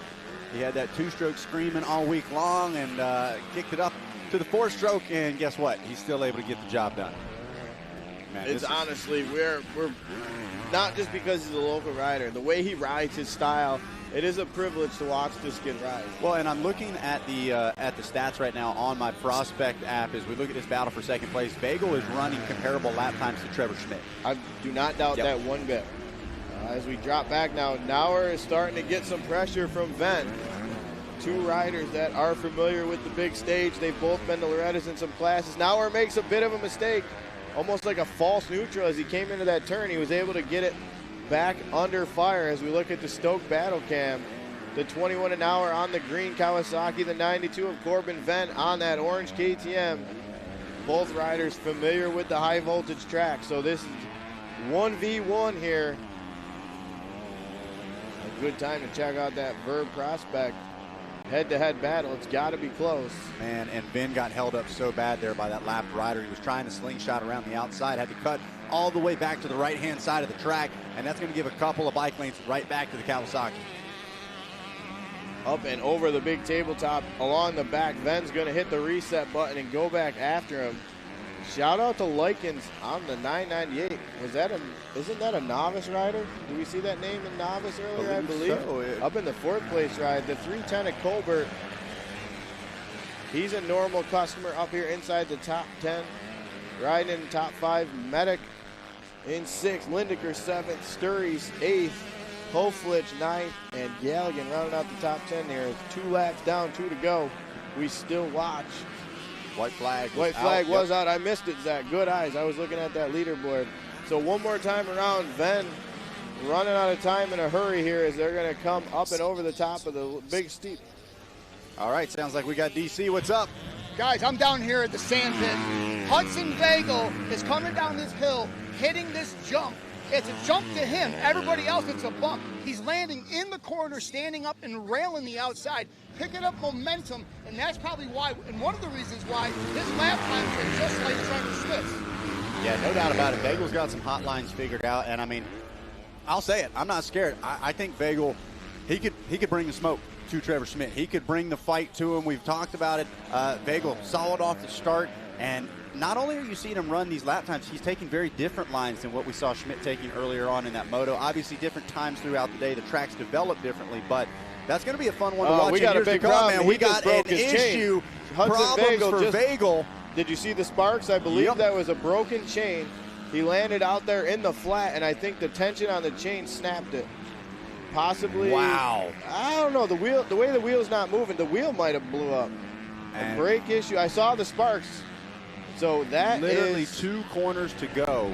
A hand-wrapped gift now. Now, did Ben get around Nauer? Looks like it. Yeah, that's the KTM in the number 2 spot. So, well, that's the number 1 spot now if he did. Yeah. We're waiting to see if the checker flag's going to come out. Oh, take it home. A little bit of a swap. Does he even know? I'm not sure if Ben even knows he won the moto, if that's what it's going to be. We're waiting for the live timing and scoring update here. So a freak thing for Vagel. We'll have to see if we can figure out what happened. Well, and I was just about to say, that jump, they do it the other way as well. The backside almost never gets touched as the day wears on, and Vagel launched deep right into kind of the apex as they start to go back uphill, really stretch things out. You can see, see if we can get a replay of it. So watch right as he lands off of this next jump, launches it, and then there it was. The sparks went flying. I'm not sure they were sparks. I think they were parts. I think his wheel exploded. Possibly spokes coming off. Maybe it's hard to say. Maybe if DC can hear me, he can try to see if he can get an idea as to what's going on over that way. We'll watch it again in super slow-mo. Watch the rear end. And then they start flying. Yeah, things Those start are flying like parts. I don't know what happened. Yeah, I think the chain guide getting snapped off. I think he might have been right off the initial rip. I think the chain might have broken. It took some parts along with it. Wow. Horrible break. Wow. Literally. Yeah, that wasn't right off. Horrible break. Yeah, it wasn't right off the landing as well. So, yeah. And like we talked about, yeah, it's another good point. There's a lot of rocks hidden underneath the sole as well, and some of them are pretty darn big. And so, yeah, that could have been what did it. But how about it? Your Utica Rome Speedway top 10. Corbin Venn, Chadwick Nauer, and Caleb Likens, 1, 2, and 3. Colbert, Medic, Hufflich, Tack, Sturries, Lineker, and Galligan round out your top 10 in Schoolboy Moto number 1. And this is why you hang in it, Zach. Crazy. This is why you race the checker flag as well. It's been very easy for Vin to settle in for that number 2 spot. Said we'll go back to work in Moto number 2, and how about it? Gets the first Moto win. So now, gates down. A couple more of the prospects headed into turn number 1. Man, he had the whole shot, and I think it went down. That might have been the 49. That's Indigo Spina Colt. The 49 it was. Oh, man, tough break. Tough break for Colt. Talk about, man, superhero to super zero right there. First to last, headed in. That's tough. With 29 entries, he's got his work cut out for him. One of the faster riders in the class. But DC, what do you got? I hear you chiming in there. Guys, I did talk to Hudson's father. I asked him what's wrong with his bike, and he did confirm that it was just his chain. Unfortunate for him, but hey, he's got 2 more motos to go. He'll probably get a 1 and a 1 and a DNF. Yeah, and that's good to hear as well, because sometimes when that chain breaks, it'll go in and smack the motor and cause a whole lot more internal damage as well. So a tough break there for Vagel. I think it's pretty safe to say he was making a statement with that ride, and no doubt about it. We've got some great folks here on site. If he doesn't have a chain with him, he can get a new one and get lined up for the rest of his motos this weekend as well. So a great update there from DC. I'm sure there's some people itching to help him out right now. No doubt about it. Looks like we got a KTM rider out front. I think that's a 1. I don't have a 1 on our entry list. We'll have to wait for the timing to update. Possibly someone switching bikes, maybe after practice had a bike problem or something like that. But we do have the 45 of Colton Tubbs behind him. Tubbs, well known around here. He spent some time down at the ranch over the last couple years. I don't know if he got there this year, but he's been there before. There's something we can look at, the Verb Prospect app, they might show us. As there is that Colt? No, that's still Tubbs, the 45. I thought we had a 49 on the back of the jersey. As there is the QR code, almost like I summon it from the heavens if you want to check out how Tubbs did do at the ranch. You can scan that QR code, check out the Verb Moto Prospect app. Like we've been saying, it's not just a national thing. You can get your local results on there as well. Check the leaderboard, talk some smack to your buddies in the pits tonight. Hey man, I'm ranked 460,000th better than you. As we look at Tubbs trying to latch onto the number 1, still waiting for that live timing to update and find out who this number 1 rider is. I'm looking at the list. It's Maverick Manzer. Okay, that is a familiar name. Someone we would expect to be up here. So Manzer, Tubbs, and Wager, your top 3. Both of these top runners recognized from the micro divisions, and you hate to keep harping on the ranch, but it is the benchmark for amateur racing, and when you get there, it's got to be noticed. Yeah, there's no doubt about it. And somebody like a Manzer, a Tubbs, a Spinacolt, these are they stick out. Yeah, after year, and they continue to do it. 10 overall wins and 25 podiums just this year for Maverick Manzer, and trying to add a few more to the collection as well before the year wraps up. Yes, right now out front leading the way once again. Don't forget about, taking a look at that, 15th in the 65-7-9 class out at the 2026 Spring and Ding. Big shout out to the Moto Playground guys. That always a favorite event as well. And, hang on to it. That front end was trying to go away from him, that whole corner right there. He did a good job of countering. Someone clipped that and sent it to Chase Sexton. Show him how to keep that thing up. Hey, easy now. Chase been taking a lot of heat. He's coming back firing. I hope so. I want to see him get back up there. The 45 of Tubbs still there in second. You see him peek over his shoulder a little bit. Take a look and see where Wager is. Skying out the double. 15 overall wins, 18 podiums on the year. Tubbs third in the Micro E 4-7 at Loretta's in 2024. I was there that year. Tubbs was actually leading one of the motos and went down late. He had a pretty big lead. I'm not sure he knew it. Tubbs is one of those young kids. It's just full send all day time. if he's on the bike. And he's sending it to the back wheel of the 44 of Manzer right now. Yeah, he is on the charge. We'll see the white flag is out, and it is 1 lap to go. And how about it? What a time. Look at this. Tubbs is 2-0. And when he's gone up against Maverick Manzer, and he's trying to make it 3-0 as he takes the Canary line up the inside. But Manzer's not done yet. He is trying to change the tide here. Down to the sand pits we go. Tubb got a tire length ahead. Manzer was going for it. I love it. The Stoke Battle Cam picks it up. Maverick Manzer and Colton Tubbs going for it. The right names, but now flip-flop the positions as it's Tubbs out front leading the way here on the final lap. Manzer went down there, make or break. Even though he didn't go down, he made that mistake and lost a lot of time. He's still there, but he's going to have some work to do if he wants to catch back up to him. You're looking at about 5 or 6 bike lengths. Well, I think Manzer knew he had to do everything he could to keep Tubbs behind him. Yeah, he was willing to throw the race away right there. Let's to a certain see. extent. Tubbs coming up on some lap traffic. Is this going to work in the favor of Manzer? Here we go. Take those gaps and make them disappear. Maverick Manzer puts the machine back in the number 1 ride. A true back and forth battle here at the top of 65-7-9. The kids going to work as now Tubbs says. Got to be careful here. Yellow flags are out. The yellow flags are out. You got to ride smart. He didn't make the pass. That's legal. Didn't make the pass. Very Checks smart up. heads up rides. They're going to work around some more lap traffic. Oh, it's getting down to the nitty gritty now. Oh, we even got the flaggers cheering him on. Tubbs getting close. Flagger should have been throwing the flag there rather than cheering him on. That looked like one little guy having some bike problems. As now Manzer's opened it back up. I feel like this is where we were a lap ago. Oh, look at the drive from Tubbs. full send. Wow. What a move from Tubbs right there. Sends it. Larry Enticer, I'm still going to send it all the way to the lead. And he's going to get the Moto win after all of this. Hang on to it. One corner left to go. Manzer's not done yet, though. Wait a second. To the inside. Not quite enough. Tubbs is able to hang on. Round of applause. What a battle for Maverick Manzer and Colton Tubbs. But the 45 comes out on top. Don't grabs the sleep Moto on him. win. I'm telling you, Don't sleep on these little guys. That was a war right there. And now we're waiting for Wager. Third place is always good. This is a statement man, in its own right here as the clock continues to tick, tick, tick. Is right now Wager coming across the line. Was that Wager or was that Colt? Did Colt go from the ground to third? Let's check the live timing.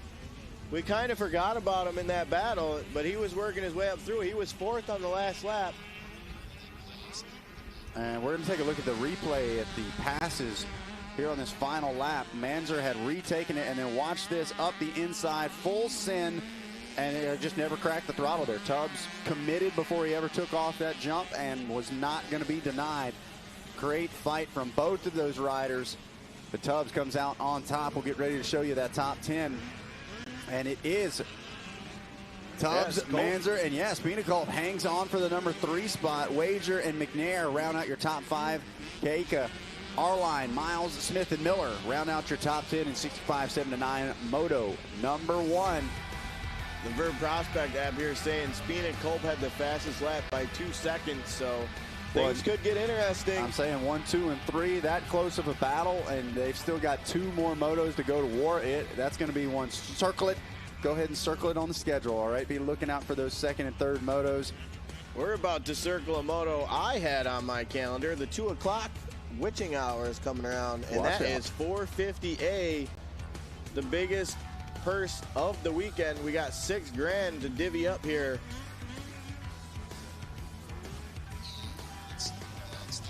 All right, well, we've got our first moto of 450A coming up. Let's get ready to set the stage.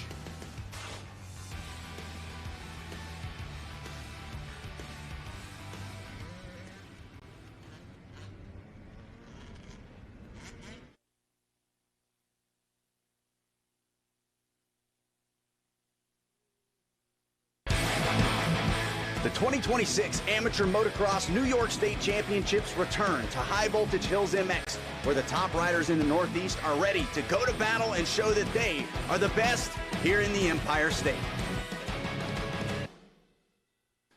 No doubt about it. The best of the best are ready to put it to the test. You like what I did there? Spitting rhymes here in the Stoke Studios. No kidding. How about it? As we will get ready. Going to wait here and see. I believe these riders going to get a sight lap. Oh, wait a second. DC with an update. Oh, and he's with the man. Look at this. All right, DC, what do you got? Dude, I'm down here on the line right now with Trevor Schmidt, number 746. Put in a great charge in the first moto in the 50 class, took the overall. He's on the line right now at the 450 class. Trev, how do you feel, and what do you got for this next moto for us? I feel good, and I'm going to plan to do the same as the first moto, get off to a good start and put down some laps. Yeah, now he comes from a great pedigree of motocross. Behind him is his father, Donnie Schmidt. We grew up together back in the day. He was one of the fastest riders in New York State, and it shows right here with his kid, Trevor, pro rider, putting it to him. A lot of guys on the line want him. So let's see what we can do here in this moto with Trevor Schmidt. Thank you, DC, down there. And, yeah, Trevor Schmidt, like you said, not just getting it done now, but coming from a great racing family as well. Kind of the story with a lot of these riders as well. And some big names in this one. I see Del Nicky way over to the inside. A lot more riders. A lot more riders on the 450s. So with that, those guys in plus 40, plus 30, plus 25. So you draw a little bit more of a crowd here. It makes it more exciting to see the young guys go up against the old guys, because you know the old guys can do it. No doubt about it. Yeah, they say you can't teach an old dog new tricks, and sometimes you don't need to. They know how to get it done. No doubt about it. As I believe they're going to get ready to roll out on a sight lap.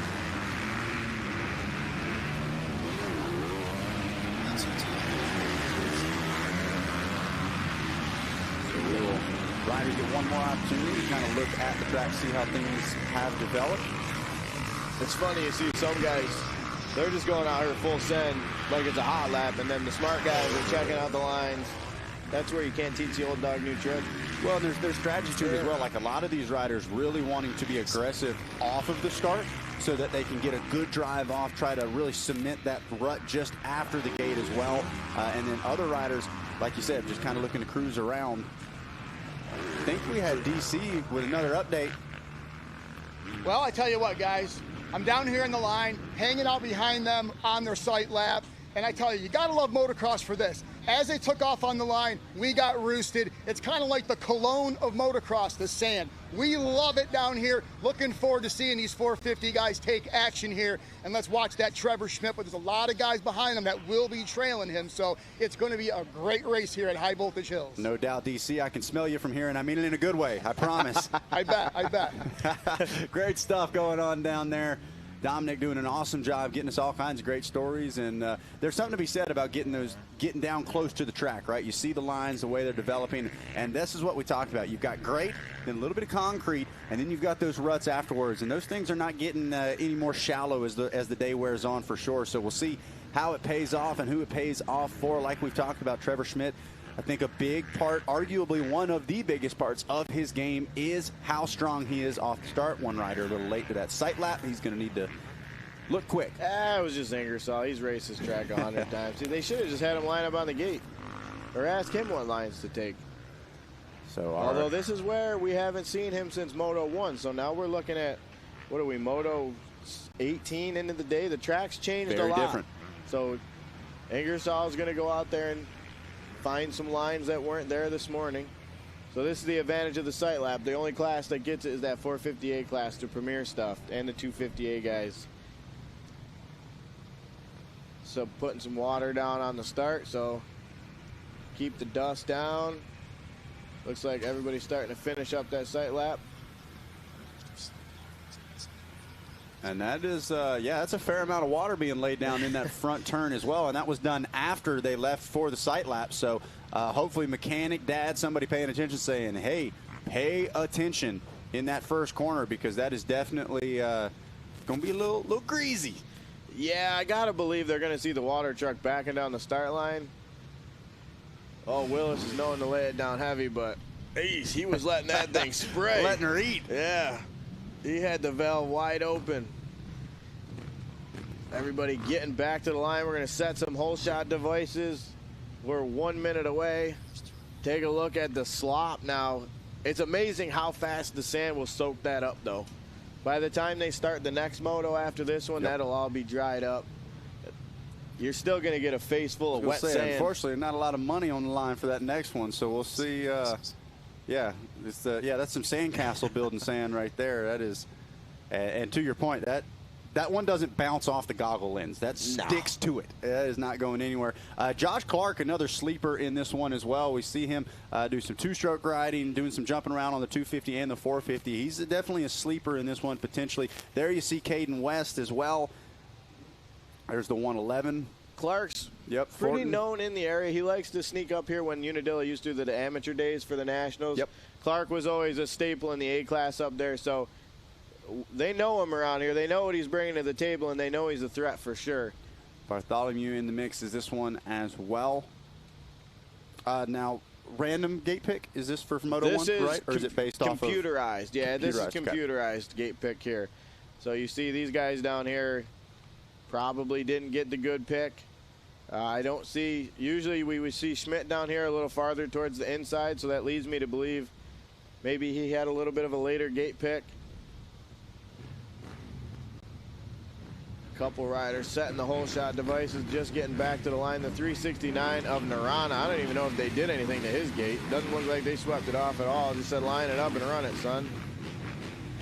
So I'm looking, I don't see the 111 of 4. Yeah, he's just to the inside of the box. Oh, he's on a different bike now, okay. Which could be a threat as well. It could be, yeah, absolutely. We thought he was going to be the one to bring the fight to Trevor Schmidt. There you see the big 111 ride. I see him on the KTM. I'm looking for the orange. He's got a different plastic kit. The revs are up here. Looks like the bikes are running. 2 cars probably up. Gate is about to go down.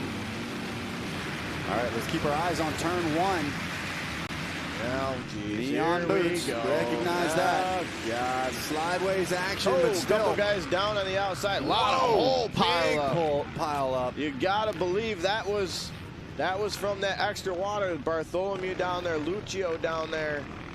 Looks like Narana. Oh no, wow. We got a hand in the. Oh no, this guy's hand is stuck in the wheel. They'll get him out of there. Out front though, we got the 746 of Schmidt, the 23 of Clark, the 111 of Fortin, the 20 of West.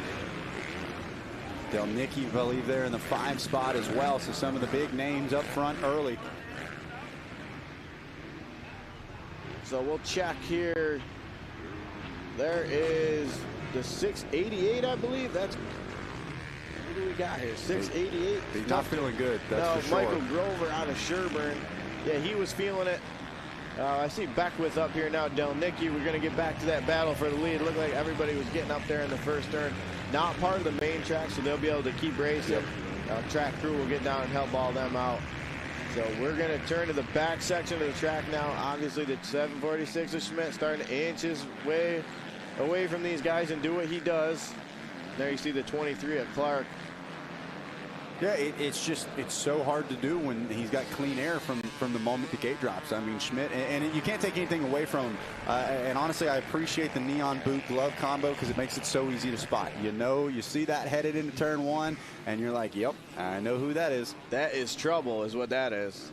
And he's been doing it for a long time. Whenever the Nationals roll around in this area, they run those big money races, the Supercross races, and you can always count on him to get the start.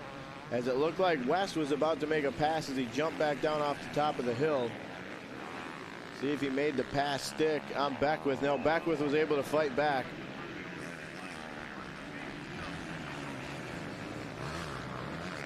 And Clark trying to hang tough for the moment. Looked like we had a rider down. I just heard some communication with track control. They were getting him off the track, so it looks like everything is clear. So some wild action here. Oh, it was Bisham on the 729 off the side of the track. Looked like he might have had an issue. So all the chaos unfolds, but one thing stays the same. The 749 of Trevor Schmidt leading them around here early in an A Moto at the New York State Championships. He's going to need to put an addition on at the house for the trophies he's bringing in from this place. Yeah, it's he's probably bought the house with money he won from this race. He very well may have. He is dominating. And we do actually have a replay as to what happened there in turn number 1. We talked about some water getting laid down just after the riders went out on the sight lap. We knew it was potentially going to be pretty slick and ended up actually costing pretty big. We'll see if we can get a look at this first turn here. Take a look at that Stoke replay. So once the first guy goes down, then it's just a domino effect at that point. Oh, man. Just coming to a complete stop. All the riders down there. Grover, Ingersoll, Narana, just to name a few. They came back around, though, and everybody seemed to be up and out of the turn, so hopefully everybody was able to at least get back to the truck okay. Anybody that wasn't going to continue the race. So there's Grover right there, so he got up and going at least. He's going to be a lap down, but after all that, I'd be okay with being a lap down. Yeah, I'd be glad to just be back on 2 wheels. I don't know if I'd have gotten back on 2 wheels, honestly. I'd just walk back to the truck I'd at call this it point. a day, yep. So Schmidt.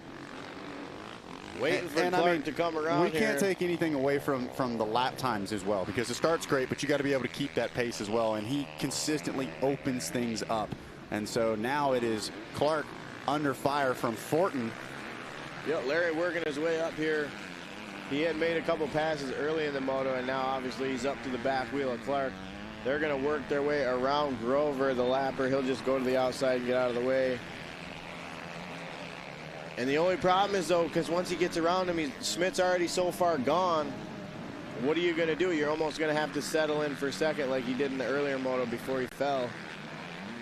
As we look back down the leaderboard, it looks like Beckwith, West, Delnicki, Hazlitt, Sorensen, Holmes, and Ford rounding out the top 10. Bartholomew up in 13th. That's not a bad run. He was down in the first turn, so he's making some early moves here. Again, it's a long moto. We're looking at 15 plus a lap, so a lot of time to make things happen and at least get up into that top 10. As Clark, a veteran in the game, this isn't going to be easy. Fortin's going to have to work at this one. Looks like he might be taking the Canary line. Not enough. Clark shuts it down on him. Talked about some of that past racing data. Josh Clark just outside the top 10 in 250C Junior out at Loretta's in 2019. So been steadily building since then. As you said earlier, has become kind of a well-known name as a potential dark horse. Larry Fortin has gotten one win this season, but has been on the podium 19 times. So Fortin has his fair share of experience at the front here in 2026. A little bit of a mistake there from Fortin. Now, Beckwith, I think what's happening here is Clark is starting to hold Fortin up a little bit, and you see Beckwith starting to, he's kind of creeping in here. Is that Beckwith? We'll have to get a better look at it. Yeah, that's Beckwith. He's creeping into the screen here as they go around Jacob Stevens. He's going to be a lap rider. We saw him down in the first turn, so good to see him back up and going.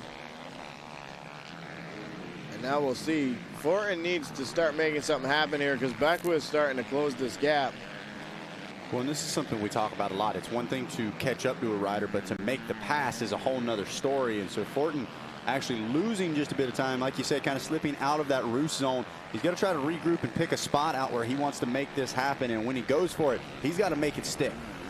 It's a dangerous place to be for Fortin because you start to get lulled into the pace of the guy in front of you. And before you know it, everybody behind you is going at a different pace. As we look at the Stoke battle cam, the 23 Clark on the Yamaha, Fortin on that white plastic KTM, deceiving. It looks like a Husqvarna, but that is a KTM. As we look at the lap times, just smooth and steady. A second here, 2 seconds here, and before you know it, Schmidt's 20 seconds out in front. Then you look at Clark, Beckwith, Fortin, all running similar lap times. So if they can get together, it could be a good battle brewing here. And guys, to add to Trevor Schmidt's smooth riding, the corner that I'm actually standing in is very whooped out. Earlier it was really fast, but what he's doing is he's going into that corner, exiting it high, and he's riding the lip of the berm and holding it all the way through, giving him so much momentum heading down into the sand bowl. It's amazing to watch this kid navigate through this really rough New York State Championship here at High Voltage Hills. Good call, DC. Always nice to have someone down trackside. You can see the things that we can't see from the camera angle.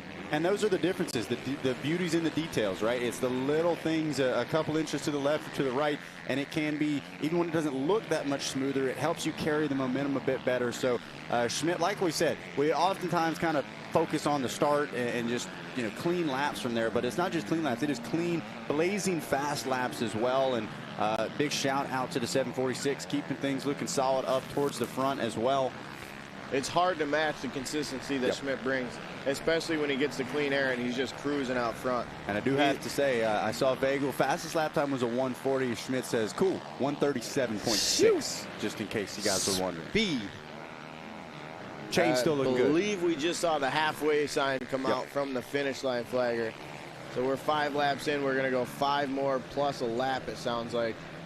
Actually, I guess that would be 6 laps in now, 6 laps down, which makes sense if you do the math, about 15 plus 1.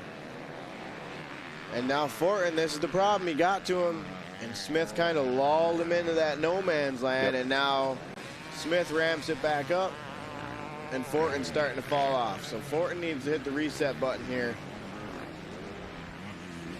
So Schmidt, Clark, and Fortin, 1, 2, and 3. Beckwith, and then Caden West quietly back there in the number 5th spot as well.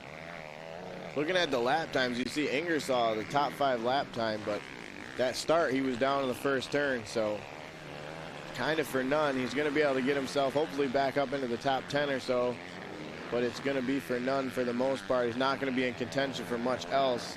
He's back at 17th, just passed for 16th. So a lot of work to do. He's got the pace to run up front, but you got to get the start and put it all together. As now Fortin looks like he's starting to mount another charge at Clark. Is that a lapper? I think that might have been a lap rider they just went by. Weisham back there in the number 25 spot, significantly faster than the rest of the field around him as well. So look for him to keep making some passes forward. But like you said, per moto format payout as well. So every race counts, not just looking at the overall picture here. We're going to drop back. It looks like we got Holmes and Sorensen on screen here. So you're looking at the 8 and 9 place riders. Holmes was in that B class last year. Vagel had some problems in that one moto, went down, and Holmes was able to snatch one of the titles away. Now he jumps up to the A class. He's going to throw his name in the hat with the big boys. See what he can do, put a little money in his pocket at the least. Holding his own up here in 8th. And we're trying to figure out, looks like that's Hazlitt in front of him. So the carrot is dangled in front of his face, as they say. So he's got Hazlitt to go after. We'll see what happens. And now look at this. Fortin's dropped all the way back to Beckwith. I'm not sure if it's Beckwith catching him. I think it's more if Fortin got lulled to sleep there behind Clark. And he started to fade back. And you see him make another mistake. Another mistake. And Beckwith, he's going to be by already, I believe. So Beckwith now going to try to run up the a little inside. fight to Fortin, him. yep. Not rolling over by any means, but Beckwith going to set up the inside, cuts back underneath. Lines come together, actually. Right. He's still got a little fight in him. Beckwith there, closes the pass the door. is made, yep. You kind of saw it coming. Yep. Just the way the laps are unfolding, and Fortin had kind of lost the pace that he had earlier.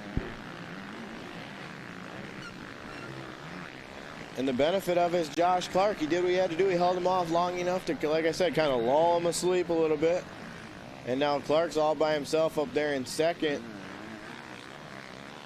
We got one rider off to the side. That's a lapper. Looks like we're checking in with Clark here.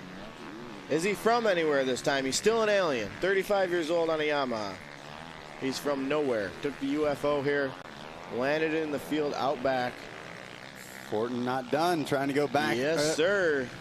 Beckwith. A good line there. Squared him up. He's going to try and sweep the outside, but I think he's tucking back to the inside. Yeah, he tucks back to the inside. And now West. Be careful. He's starting to creep up on these boys. Well, this is what we see a lot of times, a mano-a-mano battle. It's either going to really pick the pace up or it's going to significantly slow him down. It's Fortin a pretty serious mistake right there. But it definitely looks like whether it's them slowing the pace down or West picking up on the opportunity to make some passes just ahead. I think it's a little bit of both. Looking at the lap times, West running a 144, Fortin a 144, Beckwith 143.7. So I guess he's probably been there for a little bit. We just didn't see him. But this lap, he seems to have closed the gap a little bit more on Fortin. So we switch back to our leader. What does this guy just get bored? He just changed out of the white gear? Just for the heck of it? Keeping us on our toes? He heard somebody say it was hot, so he wanted to dress head to toe in black, let him know he's unaffected by the heat. He is a 110 back rider. Maybe he's just trying to put everything on display for him. Got some of the new gear on display. We're waiting to check in on him. Here he is in the all black now. Odd decision as the weather warms up. I think I'd want to be in the white, but what do I know? He's the one making all the money, and I'm the one talking. And Schmidt, another thing is just the smoothness, how fast it is. I mean, like we've talked about, some of the other riders, you can tell they're hanging it out, as we like to say, when they're trying to run that pace. Even somebody like a Vagel, where he's just bulldogging through the track, whereas with Schmidt, doesn't seem like he's fighting the bike, doesn't seem like he's fighting the track. He's finding that flow that we often talk about, all while continuing to push a pace faster than the rest of the field. It's very Jet Lawrence-like. Yeah, absolutely. If you wanted to compare him to a professional rider, whenever he comes by, even if you catch him on a practice day, it doesn't look like he's the fastest guy, but he is by far the smoothest guy, and that's translated into what you're seeing here.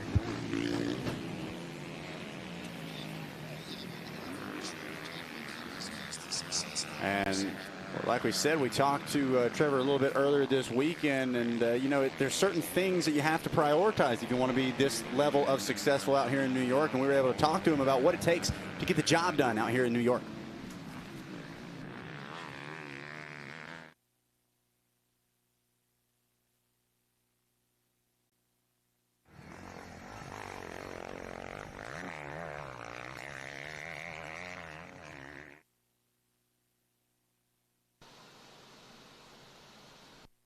You definitely need to get a good start, and we got the longer motos. I think they're like 20 minutes, so just keeping that pace for the 20 minutes, and hopefully we'll extend those number ones into this year. So I like when there's pressure, and I like when people are coming for me. So.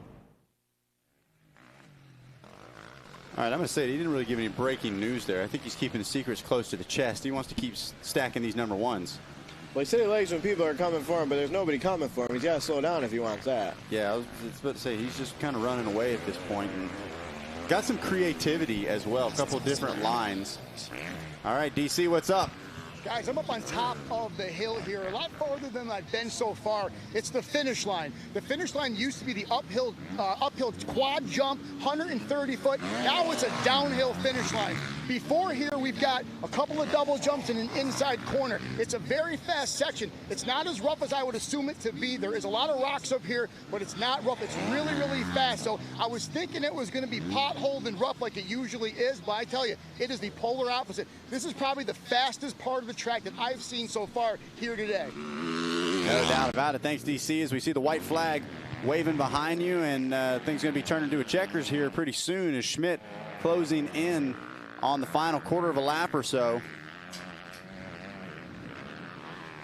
And one of the things that Dominic talked about that is clear even on the camera, you can see the white specks all over the track. The rocks really come into light here on the top side of the course, but rocking and rolling right now. Sitting on a pair of ones, Trevor Schmidt keeps it rolling here in 450A Moto number 1. Grabs the win. Looks like Clark going to try to hang on for that number 2 spot. A solid run for Clark as well, kind of quietly in that number 2 spot as the race wore on. There is the Yamaha rider crossing the finish line. And was that the battle for third all the way down to the line? I think it looked like Fortin got it, but I'm not 100% sure. Schmidt, Clark, Beckwith, and Fortin, as well as Caden West, your top 5. Hazlitt, Holmes, Delnicki, Forward, and Sorensen going to round out the top 10 in 450A Moto number 1, your Utica Rome Speedway top 10. So the 450A class.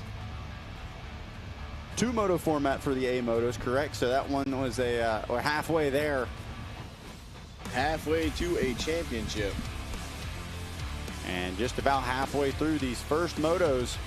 And if someone doesn't find something out tonight, we're halfway to giving Trevor Schmidt 2 more number 1 plates. Yeah, no doubt about it. He has got to be feeling good, quietly confident as well as we get ready to drop the gate on our next moto. Who's taking to the track? We got plus 25 BC going out, and they're going to also be on a stagger start with plus 45 BC. As we got everybody through the first turn clean.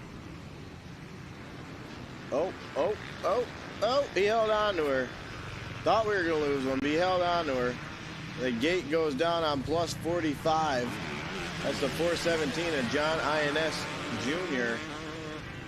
He's followed by the 948 of Paul Burfriend. You also got the 13 of Matthew Bailey, the 54 of Mark Grasso, and the 143 of Robert Pello out here. As we check back in with plus 25 BC, I see the 519 of McKinney up there. We'll check the number on our leader. Who is it gonna be? It's a guy on a bike. We know that.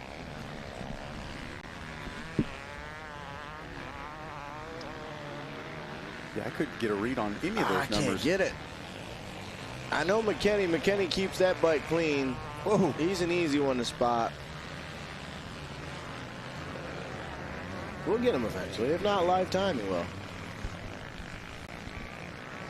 So McKinney's still there in second. We're horrible at our jobs. We still can't figure out who's leading the race. He's going too fast. He's just a third. blur. Is that guy on a beta? Believe so. And I saw him grab a. I haven't seen one of them out here in a long time. That's going to be power. Cody Ernest. So the 4 of Roy Augustine. We got him on screen. There's the beta, the 124 of Cody Ernest. So Augustine out front leading the way. So Augustine and McKinney 1-2. Then we got a Honda rider there in second. That's the 334 of Brody Odell, all the way from Vermont. So how about it, Augustine on the red, white, and better than you machine.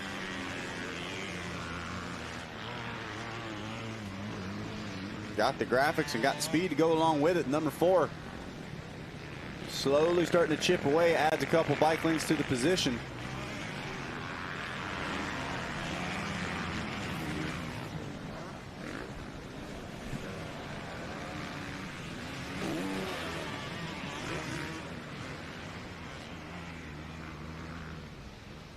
Oh, problems for, is that the Beta? Yeah, that was Ernest on the 124. He was sitting up there in the top 5, running that Davey Millsap's neck roll. I haven't seen one of them in a long time. Oh, another, oh. He gets up, and just like that, the back end slides out on him, and here we go. McKinney on the 519. Gonna try and make a race out of it with the 4 of Roy Augustine.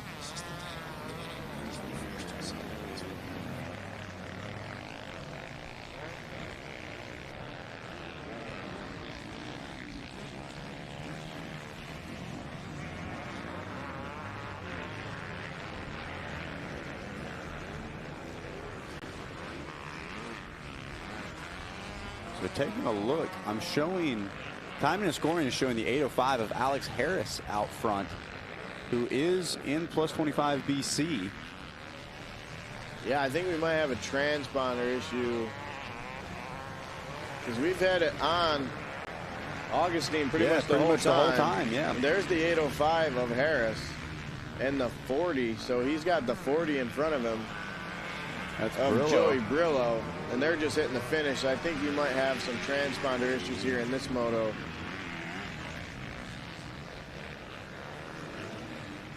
But Brillo and Harris getting their TV time out of it.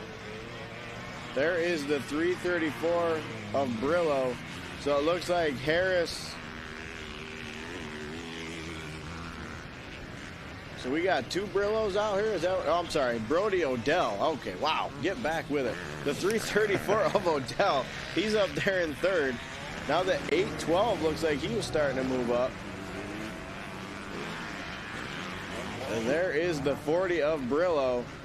The 805 of Harris got around him. Okay, so Brillo running 812 on the back. Here we go. Brillo's got 812 Here we on go. the jersey. Welcome to the program. 6 hours in, I'm just waking up. Well, they're throwing front number plates and side number plates and jersey numbers at us. None of them match. It's all right. That is what it is. Doing a little We're sight still reading here. Man Yamaha. on the move, though, is Harris. Maybe, were we in the future? The way he's going, he might be in first. So Harris on the 805 looks like he's going to make the pass on Odell.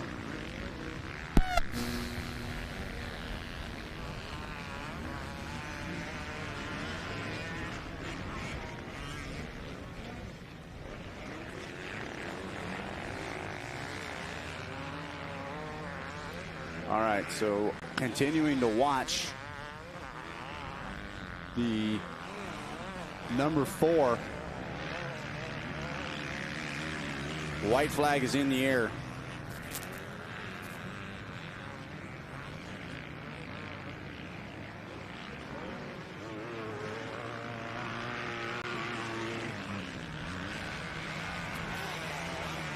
So the number 4 got some company here.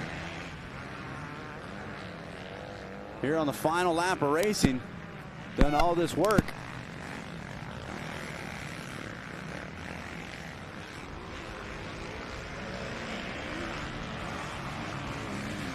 I like that line right there. Actually, a pretty smooth approach to what was the finish line from last year.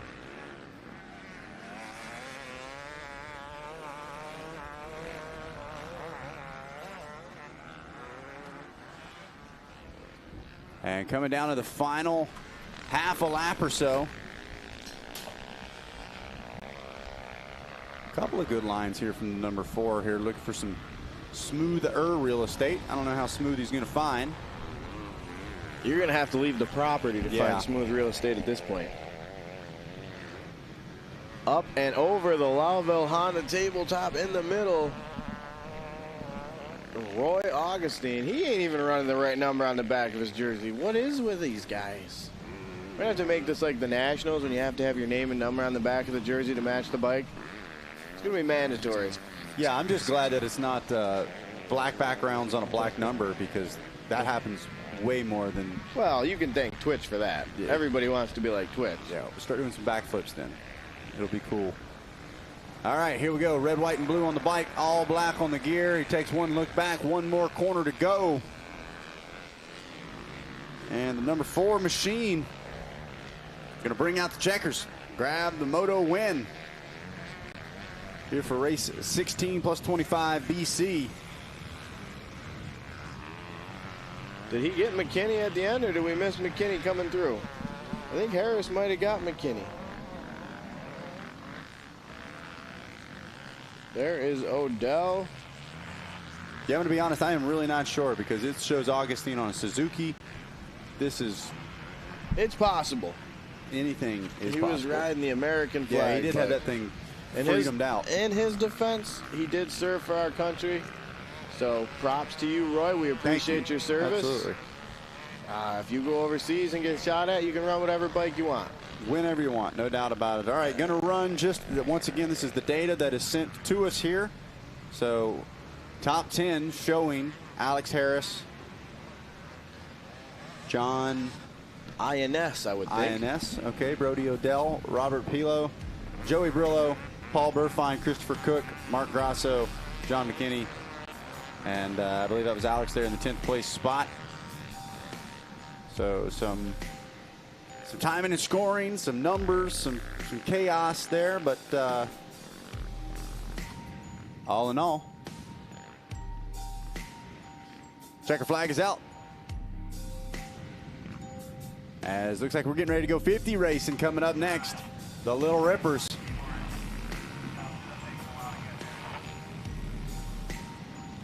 And once again, these riders are going to be on that adjusted track layout. Not quite going to have the power. They're running on all 1 horsepower. Maybe half a horse, honestly. There's little Ronnie. There he is. Levi Bond. 925. Gonna ring that thing out, Dad. That prey, and he lets off the throttle his before shoulder. He launches into that gate. Well, we got the guy next door. He's shaking it. I've never seen him shake it out. Maybe that's something new. 777. Crew Jones. So we're going to let, like we said earlier, we're going to let that moto finish. They're going to turn on the transponder line at the bottom of the finish line hill for these little guys.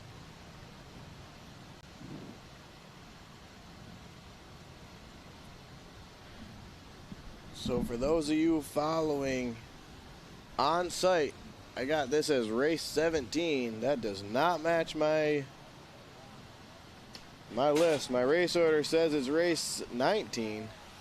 But regardless, the gate is down. Ronnie Mack Jr. does not get the jump. It's going to come from the outside. Oh, he gets a little buck. It's going to come from the inside now. So how about it? Day glow yellow head to toe. 101 of Blake Rogie. Going to take the lead here as they come out of the first turn. You know, these little guys are out there battling on these little PWs, but I got to tell you something. The parents are the ones who are racing. They are running around this track, banging elbows with each other, pushing each other down, running to the corner, yelling at their kid. It is amazing to see these parents on these 50cc bikes watching their little young ones out there. This is great, great TV. Getting the steps in. Yeah, my dad said he was never in better shape than he was when I was on a 50. I was always very strategic. I'd crash on the far side of the track, would not get the bike started until right before he got to me, and then I would once again fall on the other side of the track. So you're welcome, Dad. Got to keep him healthy, man. Yeah, I'm just trying to keep him around longer. So we had the 46 of August Dykeman was up there. I believe she was in second. Everybody chasing the one-on-one of Blake Rogie, though. Look at the bar risers on that thing. Where were those when I was on a 50? Yeah, you've seen a lot of innovation in the P-Dub world as of late, trying to help these riders oftentimes outgrowing the machine before they have out-aged the machine, so still legally able to compete, but got to keep that thing physically competitive as well. So the bar risers come out. So you got Dykeman, Bond, 2-3. Oh, Bond going to get past here. The little guy with the bar risers makes the pass. Oh, wow. Wow, got a big hit right there. Feet never came off the pegs, though. Head went Wrestle bobbling. it under control. Rogie is just gone at this point. And now we're going to check. We'll wait for live timing to give us a number. Did Rogie make a mistake? Is that Rogie in the all yellow there going back around Dykeman? I think Rogie might have made a mistake. We'll let live timing tell us. So headed towards that cut through once again. Abbreviated track here for the small 50s as 50 Shaft takes the green flag.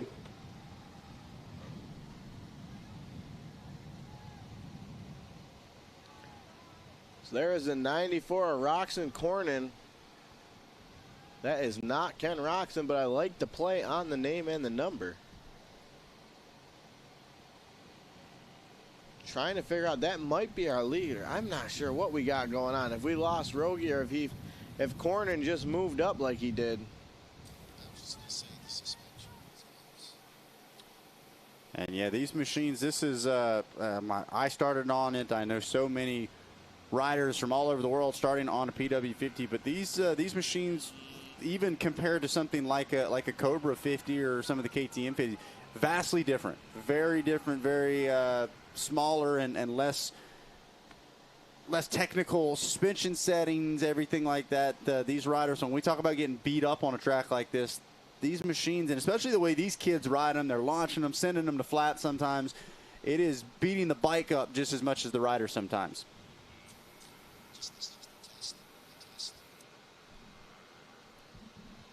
Now we Look got at this, up the another inside pass there, yeah. possible. Dykeman on the 46 rather. Live timing will not update. I can't figure out who's in front of Ronnie Mack Jr. here.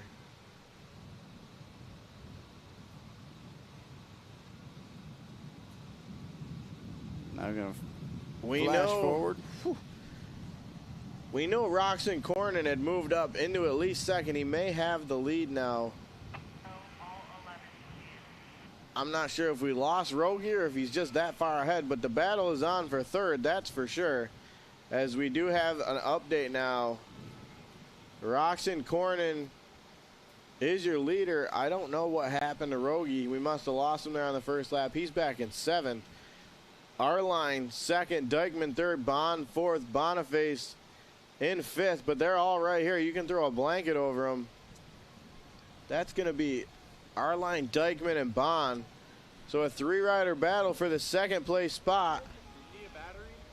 Bond's pulled right up alongside there, but ended up losing touch as they accelerated down the backside.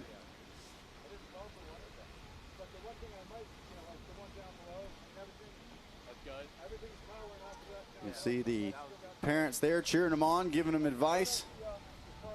You gotta go. Wide open, leave the throttle wide open. Are we in Texas now? Always. That was a little bit of a southern accent. Hey, man, let me tell you something, all right? They come from all over. Leave that there throttle wide open, Twist son. it. So Cornyn, Dykeman, Arline now makes his way around Bond, so Bond drops back to fourth. Oh, Cornyn pedaling through the deep sand. Looks like a whoop section There, for those yeah, bikes. there's no smooth line anymore. But you can tell he's got a little bit of teaching done to him because he's standing up through it at least. And he's about 3/4 of a lap away from taking a Moto win. Yeah, great technical skill there. Elbows up on the pegs over the bars, just like you said. So Roxon Cornyn, man's been handling business this year. Prospect tells us 23 overall wins and 48 podiums this year. Putting in the work. 48 podiums. Wow. Looking like he took first in 2 classes at the Burlington MX just a week, what is that, 2 weeks ago? Yep. August 9th, 51 shaft and E2 4 to 8. One rider getting stuck on the hill. Look at the ruts up this thing now. You got to believe some of these little guys dragging their pegs if they're in the wrong rut. Looks like Ryder Topi here going to go a lap down. Cornyn will work around him and come back to the checkered flag. Talked to Ryder Topi's dad yesterday. This is his first race ever. I love it. I love it. First race. What a place to do it at. Cornyn dog paddling that thing up the face. Looking for a line that doesn't have a rut in it. Almost hit the flagger. He's back on his feet, though. He's standing up again. Catching a little air time. Just snapped the frame. Hopefully his dad's got some more gussets in the trailer. And the checkered flag comes out. Ryder Cornyn going to take the Moto win. Dykeman, we're looking for Dykeman to come across second. R-Line third. Still battling with Bond back there. So we wait for the top 10 recap to pop up. We'll get some official results for you. They must be expecting some snow here at High Voltage. They got the groomer out. So Roxon Cornyn takes your Moto win. August Dykeman second. R-Line third. Bond fourth. Boniface fifth. Blake Rogie sixth. Eli Carley seventh. Bryson Burkle eighth. Amos Walsman ninth. And Ryder Topi rounds out our top 10 on the Utica Rome Speedway top 10 breakdown for 50cc shaft 4 to 8. Well, looks like we're going to jump back into a bigger class here. Super Mini 12 to 16. One of those classes where you start to see some of the talent rise to the top.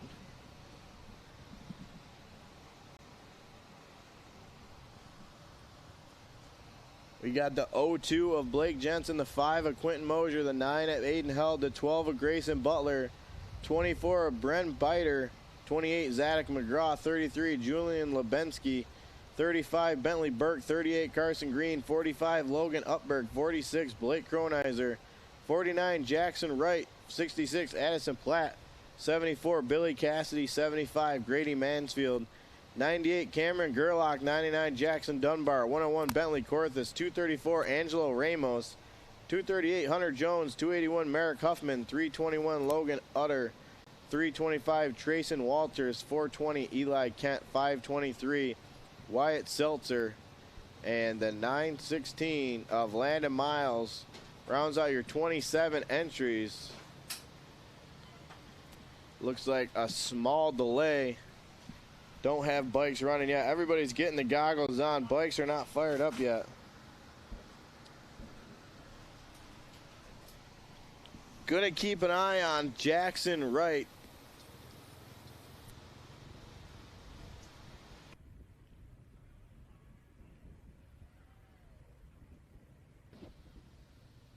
So the Super Mini 12 to 16 class, one of, if not the fastest of the small wheel classes that we have available. Most of these riders, if they decide to finish the year off in the Super Mini class, going to be jumping up to maybe the 125s, maybe straight up to the 250s next year.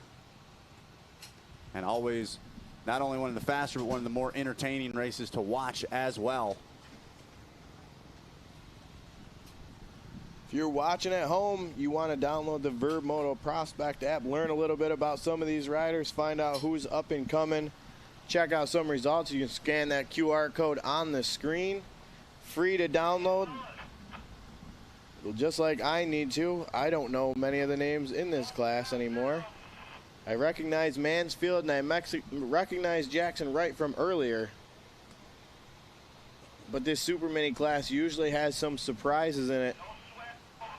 As we're waiting here, looks like we got one little guy. They're letting him finish up his moto, get this track clear before we drop the gate on Super Mini 12 to 15.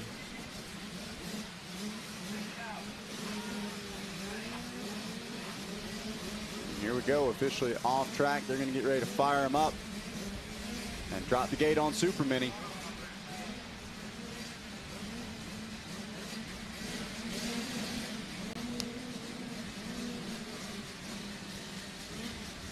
Here we go, all eyes locked in. Turn number 1. Good jump from that Husky rider way out here. I'm not sure if he's going to be far enough to the inside, but he'll at least have a pretty good start. The whole shot going to come from the inside, though. A couple riders get tangled up there. Looks like they're all getting up. One rider shaking out the arm. He was able to get up, though. Cale Widrick grabbing that whole shot on the 553. Widrick, one of our local riders, followed by the 74. Billy Cassidy. Billy Cassidy, we saw him up front earlier, but he laid it down, so he's got a little bit of a chance at redemption here. I see the 101 up there of Corthus. So a couple locals and a couple guys throwing their hat in the ring here. Is that the 75 of Mansfield? I recognize that tall, lengthy frame. That is Mansfield. He gets himself a 2 for 1. He's up into third, and he's going after the 74 of Cassidy now. Mansfield going the long way around. Saw the 74 with a little look over there. Mansfield laser focused ahead, long way around. He still gets the pass made. You can see the difference in stature between the two of them. Well, that's the other thing. Mansfield's so much taller, able to maneuver that bike around probably a little bit easier. The Super Mini class, 12 to 16-year-old. Think about your average 12-year-old and your average 16-year-old. Vastly different looks, sizes, maturity levels. So a lot of variance as far as the types of riders and the way they're able to maneuver these machines around in the Super Mini class. Looking at our entry list, Cassidy's 12 years old, Mansfield's 15. Your body changes so much in that age frame. That explains why he's able to do what he's able to do, and Cassidy's still growing up, waiting for another growth spurt. Yeah, all kinds of changes that happen here in the Super Mini class during this time period. And I mean, sometimes even in the interviews, they start talking like this, and then all of a sudden they just, you know, they got a deep voice. In the middle of the interview, girls don't have cooties anymore. Yeah, absolutely. Yeah, all of a sudden they're really interested. Mansfield, though. There is the 49 now of Jackson Wright. 94 on the jersey, we know it. The 49 of Jackson Wright gets around Cassidy now. He should be up into the third position. Mansfield and Cassidy, they're going to try and run down Widrick. And that'll be one to watch because Wright didn't really get moving forward until late in that earlier moto, and he was running pretty solid lap times comparable with the front of the field. So this could actually shape up pretty interesting, especially if he can latch onto the back of Cassidy and really if he can get around Mansfield, because I'd say Widrick, Mansfield, and Wright might be the fastest three on track. Absolutely. The part to watch right now is going to be, can Wright get to Mansfield before Mansfield can get around Widrick? That's really what's going to dictate this race. You see Mansfield, wow, this outside line he's got over here in the back section. He's not even looking at Widrick. He's looking to see who's behind Widrick. He's ready to set sail now. So someone needs to go to work and let everybody know about that middle to outside line. And again, you look at it and it doesn't appear like, no, there's no way going all the way out there could be faster, but it just goes to show you carry that much momentum around it, and it can. It not only saves you some time, might put a little more distance on the odometer, but at the same time, cuts down on the lap times. It looks from our angle like it's a little bit smoother too. Yep. So you're not getting any of that chop in the middle of the rut that maybe Widrick was getting on the inside. And now Mansfield going to come around, 2 down, 2 to go. And he's got clear track in front of him. That is bad news for Cassidy, Wright, and Widrick and the rest of the field. He drops back down into view for the spectators. Widrick was still back there. We're going to wait and see how long it takes Jackson Wright to get up to him.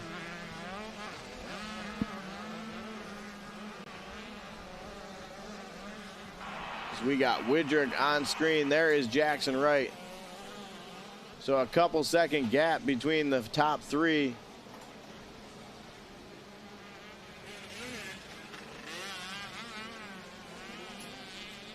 Cool shot to watch him come over the top of the hill here.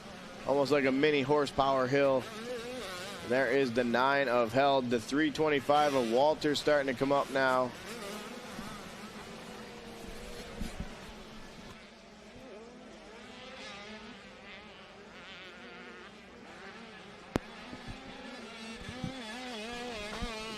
So Mansfield. Looking at the lap times, wow, a whole 4 seconds difference between Mansfield and the rest of the field.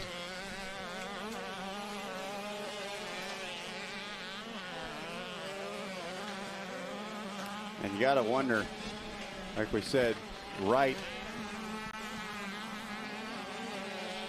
in the right spot, but it just seems like too little too late. He's not able to really do anything quite with it yet. Is now he's starting to close in on Cassidy just a little bit, but again, those top two have set sail. He really needs to get a start up there to run with him and run the pace. That's been the biggest problem that he's had all weekend. The speed is there, but when you start back in 5th and 6th and Mansfield's out front and he's the guy to beat, you're already in trouble. As you see Mansfield on screen, white flag should be coming out here. Interesting line. He's not really rolling that roller. He's using it to jump over the acceleration bumps. What most of those That's guys a are good doing. line up there. As he tucks to the inside down behind the tower.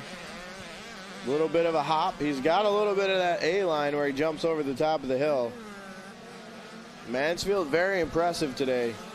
Yeah, Mansfield just hopping over that top and then almost downsiding it, whereas it seemed like Vagel and some of those other ones were really launching all the way down the hillside. So, like you said, very technically sound and clearly paying off for him as he continues to stretch things out now on the final lap of Super Mini 12 to 16. Believe this is race number 20, if I'm not mistaken. I'm seeing 20 on my race order. It should be 20. But we've had some clerical errors already today, so if you're listening in the pits, make sure you check the race order that you have. We might be on a totally different race. This might be last year's race order. Wheeling back there. The old KTM's got a little more power, even though he's a bigger guy in this class. Still able to lift the front end up for him. Well, and I tell you what, that section right there, you saw he got a little deep in that sand berm, and you saw it kind of lean in. The weight started to get a little bit to the inside. That's one of those things about the Super Mini class, especially those taller riders. They can get almost uncomfortably big for the machines as well, and it's a fine line between perfectly sized to be able to throw that thing around and then just a little too big, where sometimes simple mistakes where if you were a couple inches shorter it wouldn't affect you as much can cost you big time. Absolutely. That's a lot of extra weight he's carrying around, and you got to get that weight moving once it gets slowed down. So he's going to come through here. Checkered flag's going to come out for Mansfield. I believe he's 2 for 2 now on the day. He's going to be happy. Dad's going to be happy. Nobody's going to be yelling. Looking back. Where is everybody else? They're out there somewhere, bud.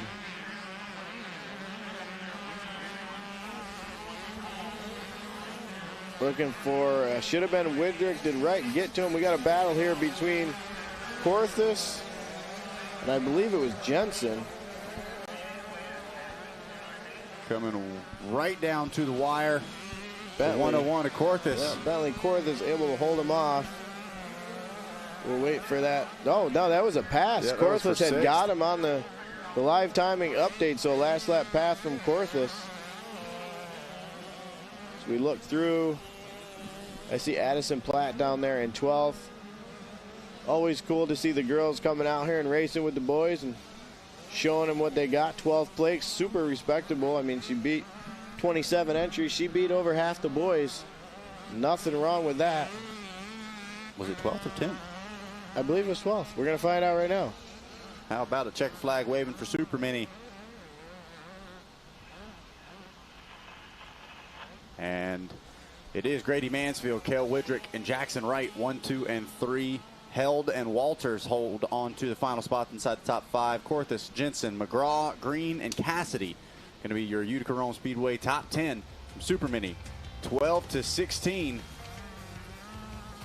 All right, folks, so we are going to sign off here for just a little bit. We're taking care of some things on the track, so we'll kind of hang out, leave you guys with some static shots, and we will pick back up with our next moto here from the 2026 AMA New York State Motocross Championships at High Voltage Hills MX. We'll be right back.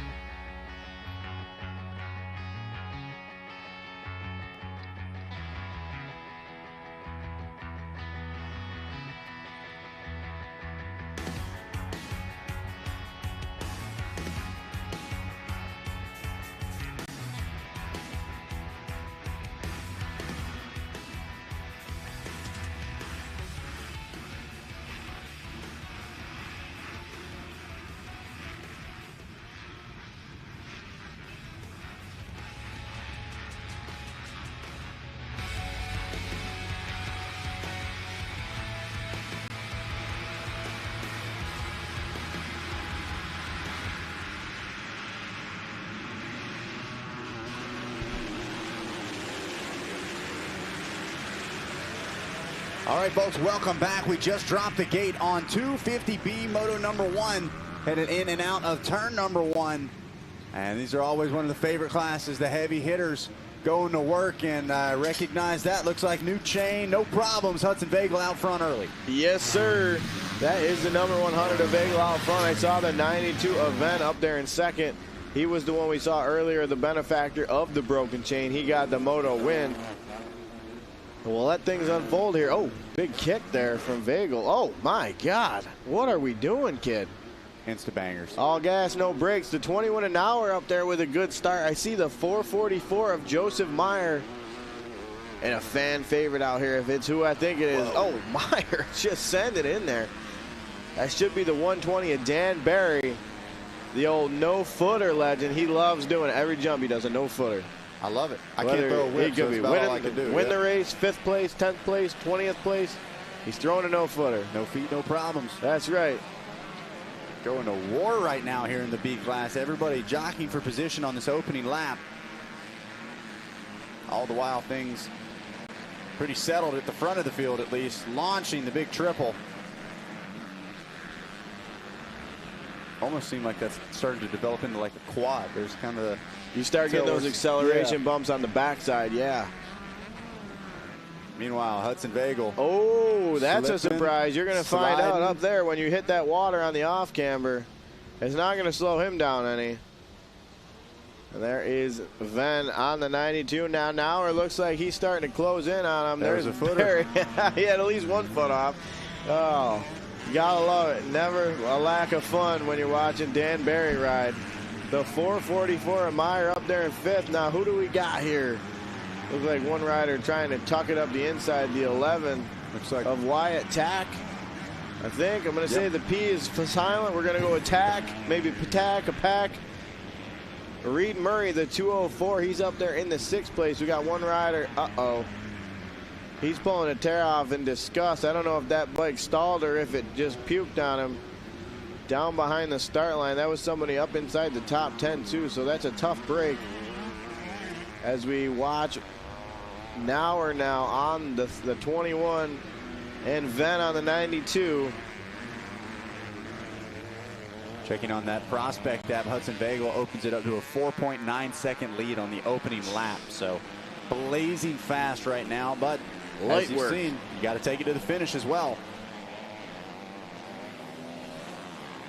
A good battle back here. This looks like 5th, 6th, 7th, and 8th.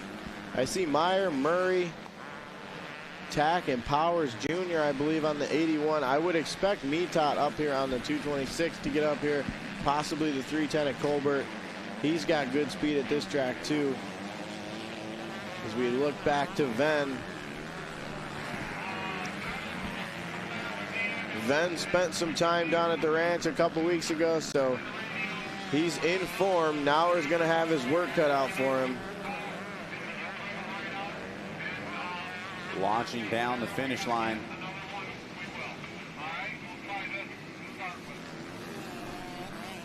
And the Kawasaki burying into that berm. And it's starting to close in on Venn. Chadwick Nauer, 26th in the 125 junior class at last year's Loretta Lynn's Amateur National. Nauer, no stranger to the big stage here. As you're just kind of waiting, you feel like these two are going to tangle here any second now. An hour later. An hour later, you're good. Good spin on the words. I like it. I like it. We're this guy's back good. Here. Must have been that pizza you got for lunch. Cowie's dancing around underneath, but throttle never cracks. And that's something that we talk about throughout the day. You've got like this bulldog, just beat the track up, beat yourself up with power through it style, and then you've got this methodical, doesn't look like I'm going that fast, but the lap times I'm continuing to pull away. I mean, Venn right now not doing anything out of control. KTM, don't get me wrong, he's pushing it, but it's not like he's having really a ton of sketchy moments. Meanwhile, Nauer, legs off, back ends pan swapping around, and maybe closing in a little bit, but it's a true give and take. You can definitely see the difference in riding style. You got one that rides like a Trevor Schmidt and one that rides like a Vegal. And here you are, they're in the same position on the same part of the track, probably on the same second, if I had to guess, when we get these lap times. Just looking at the gap, it hasn't changed very much. Bogdan dropping a couple of positions now, finds himself outside of the top 20. All the way to the bottom of the hill. I'm not sure he meant to do that. He almost preloaded that, a little bit of a pre-jump. I think at Toby Cleveland, I believe it was last year, overjumping the uphill. We did the that other way, vice versa, now downhill. Yep. Landed in the acceleration bumps and just grenaded himself. So here is the 100 of Vagel. He's almost so fast he doesn't even get screen time anymore.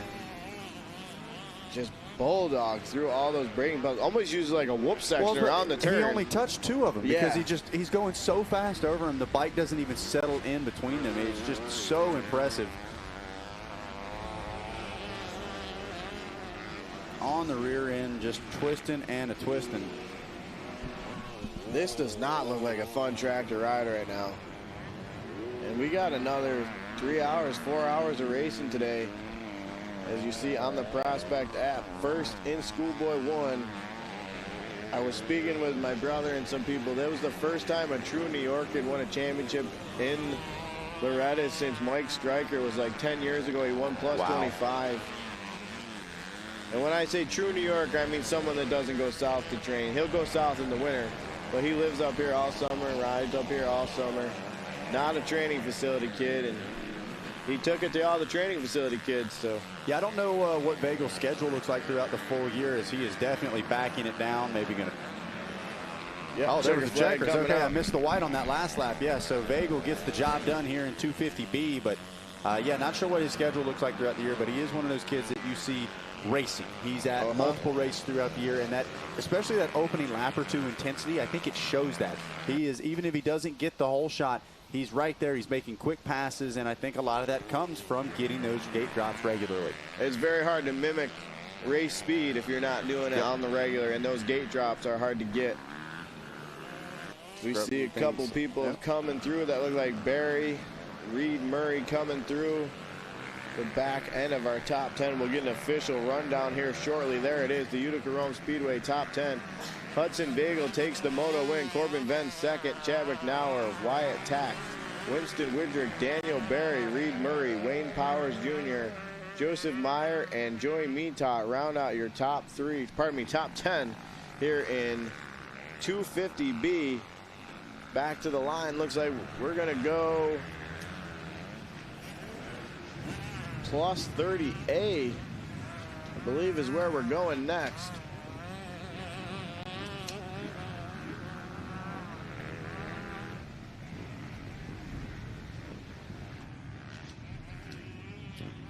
So got some big bikes on the line here. Try to give you a look at who exactly it looks like the ones to watch are.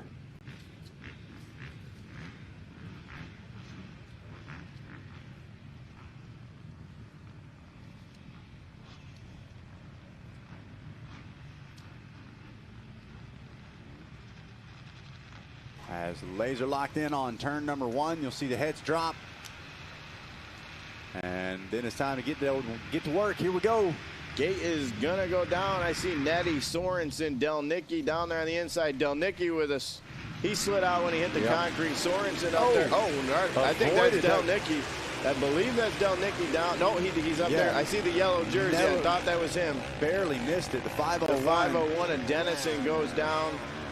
The 12 of Dylan Rose looked like he had some problems. I see the 142 of Weekly towards the back. So we'll get a look at our top 3 here when we get him back on camera. Delnicki's going to have his work cut out for him.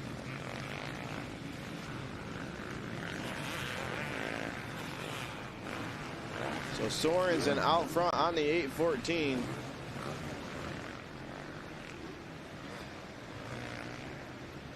I see Krager up there in the 3rd place ride.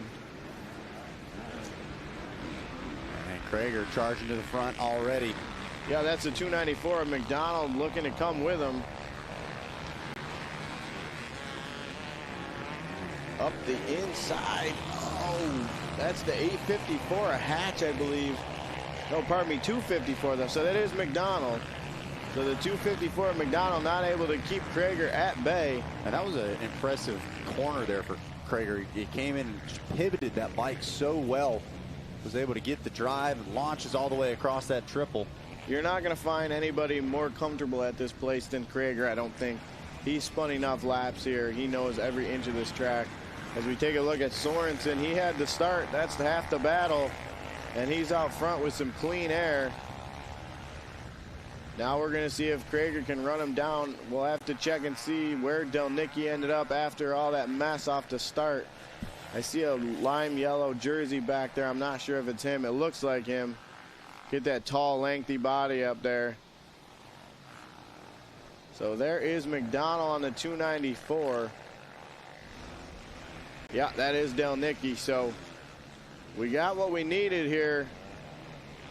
All four contenders up front inside the top 5 early. Let's see how this thing shakes out. Eddie back there in the 5th place spot, but your leader trying to make the most of that start. Probably wise to do so is Krager now starting to hunt. It is definitely go time when you see these 3 behind you. And similar to a couple motos ago, one needs to catch one before the one catches another. Delnicki trying to force the issue and try to catch up to Krager at least before Krager gets to Sorensen, because those two are liable to link up and get out of sight entirely. Sorensen 14 overall wins so far this season and been on the podium 27 times. So your leader certainly comfortable at the front of the field. Yeah, there he is showing 7th and plus 30 at Mini O's last year. So he's been traveling around. He's been hitting the big races. He's got the pace. All 4 of these guys, even Nettie, Hatch still an active pro rider. So a lot of these older guys, just pro riders at the end of their careers, they know how to do this. So it's a huge advantage to get out in front of the other one because you almost know what the other guy behind you is going to do. As Sorensen started to open up that lap. And now Delnicki's a little bit hung up behind McDonald. Delnicki's doing a good job of not following, but he hasn't been able to find something that works for him. We got DC standing by. What's up, DC? Guys, I'm at the section after the sand pit. They're coming off the sand pit, hitting this hill, going down and up. It is super rough. As they head up the hill here, these guys are probably 3rd, 4th gear wide open, bouncing up that hill, going into the furthest northeast section of the track. It's an amazing view right here. These guys are on rails. DC, you're stressing me out, man. Back up, all right? They're going way too fast over there. He's over there after the announcer's tower. They drop down in the sand pit. It's almost like a mini Millville where they go up and plateaus a little bit, and then they go up again. It's a long ways up to the top of the hill. It starts getting real chopped out with those acceleration bumps. Yeah, Dom testing these guys. I know they're pro riders, Dom, but I don't know if I put that much faith in them. He's got the belief, no doubt about it. One rider I haven't seen, and I'm starting to be a little worried about it, is Canary. We saw him in the earlier motos, and we haven't seen him out here in the last 2. So not sure if maybe he had a bike problem or what. I'll do some digging tonight and try and figure out what happened with him. Might be saving that energy too. Realizes like, hey, I'm in the mix. I'm in the fight. I want some money. Yeah, you're asking your body a lot to come off the couch and run 13 motos. So we'll see. We'll see if he comes back. I'll try and catch up with him a little bit later tonight and see what's going on. He's hopefully still over there doing push-ups. Yes, I would. He might have heard about that push-up bar challenge at the Gibson Tire, and he's over there doing that. So Sorensen right now, though, can't take anything away from him. 5th last year. This year. Oh, this year, pardon me. Oh, that's Delnicki. Okay, we switched. The Prospect app switched to Delnicki. Yeah, we did see Delnicki had some pretty strong results down there. Even in the 25 class with Osborne and Nicoletti showing up in the class, getting a little faster. He had some top 10 motos down there. But it's still Sorensen out front, Krager 2nd, and Delnicki 3rd. McDonald settles into 4th, and Nettie kind of been riding around there in 5th the whole time. Seaver, 6th place. He's gotten around Hatch back to 7th. A good ride from the 419 of Yetto. He's ahead of Langdon. That is a good run from him. Langdon, someone we would expect to be a little bit farther up, and then the 518 of Lawler rounding out the top 10 here.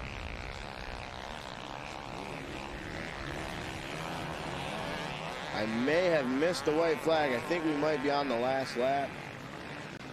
3 complete in a 4-lap moto. My math isn't very good, but I think we're on the last lap here. Sorensen should have a few turns to go. He's still able to clear that, like you're saying, that little bit of an acceleration bump after the double part of the triple, turning it almost into a quad in a way.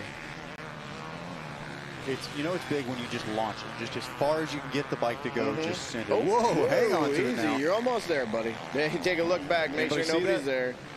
We saw it. Everybody at home saw it. And I'll tell you what Sorensen's about to see.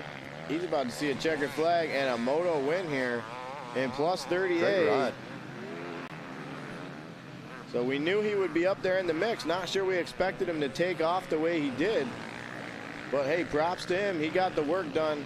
And he didn't get anything handed to him either. The other heavy hitters were right up there. They just couldn't do anything with it. So it just goes to show, again, you get the clean air. You get to take those lines that you want as we pick this battle up for the backside of the podium. And, yeah, anything can happen, no doubt about it. Ted's Body Shop live drone standing by with our next race sitting on the line. That should be plus 50 and plus 30C. As there is our Utica Speedway top 10. Sorensen, Delnicki, Krager, McDonald, Nettie, Seaver, Hatch, Yeto, Langdon, and Lawler round out your top 10. So yeah, the top 4 kind of finished the way we expected them to. We knew they'd all be up there. Thought it might be a little bit closer at the front, but once Krager got there, Sorensen really wicked it up and took off on him. But he's got to do it 2 more times, Zach. Yeah, that is the thing. You got to be able to back it up, not just 1 more time, but 2 times. And we got our man DC standing by. Guys, this is another phenomenal corner after the old finish line. They come up the hill right-hander. There's 4, maybe 5 lines, and it's dedication because it's all whooped out. You can't go cross. You have to stay in your lane, ride that rail, and just take off. This is one of the best parts of the track I've seen so far. Looking forward to seeing some action here. We'll get some more of that coverage here on TV just a little bit here. It's going to be a really cool track section right here. Oh, and it already has been, DC. Absolutely great point. And we've seen so many developments in that corner as well, whether it be problems, riders going down. We saw Hudson Vagel just a little bit ago basically tap dancing across the top of those braking bumps as the gate is down, and we are off and rolling. Believe this is plus 50. Plus 50 going to be the first gate drop. All right. The old time. The Masters. The 420 of Scott Phelps, the Ripper. The 745 of Pavia out there. He was second off the start. The gate's going to go down on plus 30C. We'll check in with them. It looks like the 32 of Usmail up there in 3rd in the plus 50 class as they all race up the hill. That's right where Dom was not that long ago, showing you how it kind of goes up, rolls over, plateaus, and then goes up again. And now Phelps starting to take off from him early. That's the 561 of John Meyer. Meyer not afraid to send it. He's trying to get up there before Phelps can get away. There's the 804 of Wilcox. He's trying to get up in here as well. Wilcox sneaking around the outside. Going to get a little twofer action here. Can he make it 3? Man, these old timers are coming out like the 250 class. That was a good move right there. Snuck around the outside and then cut right back across, slammed the door. Little mistake from Pavia. I saw Wilcox jump to the inside of him. Was it enough?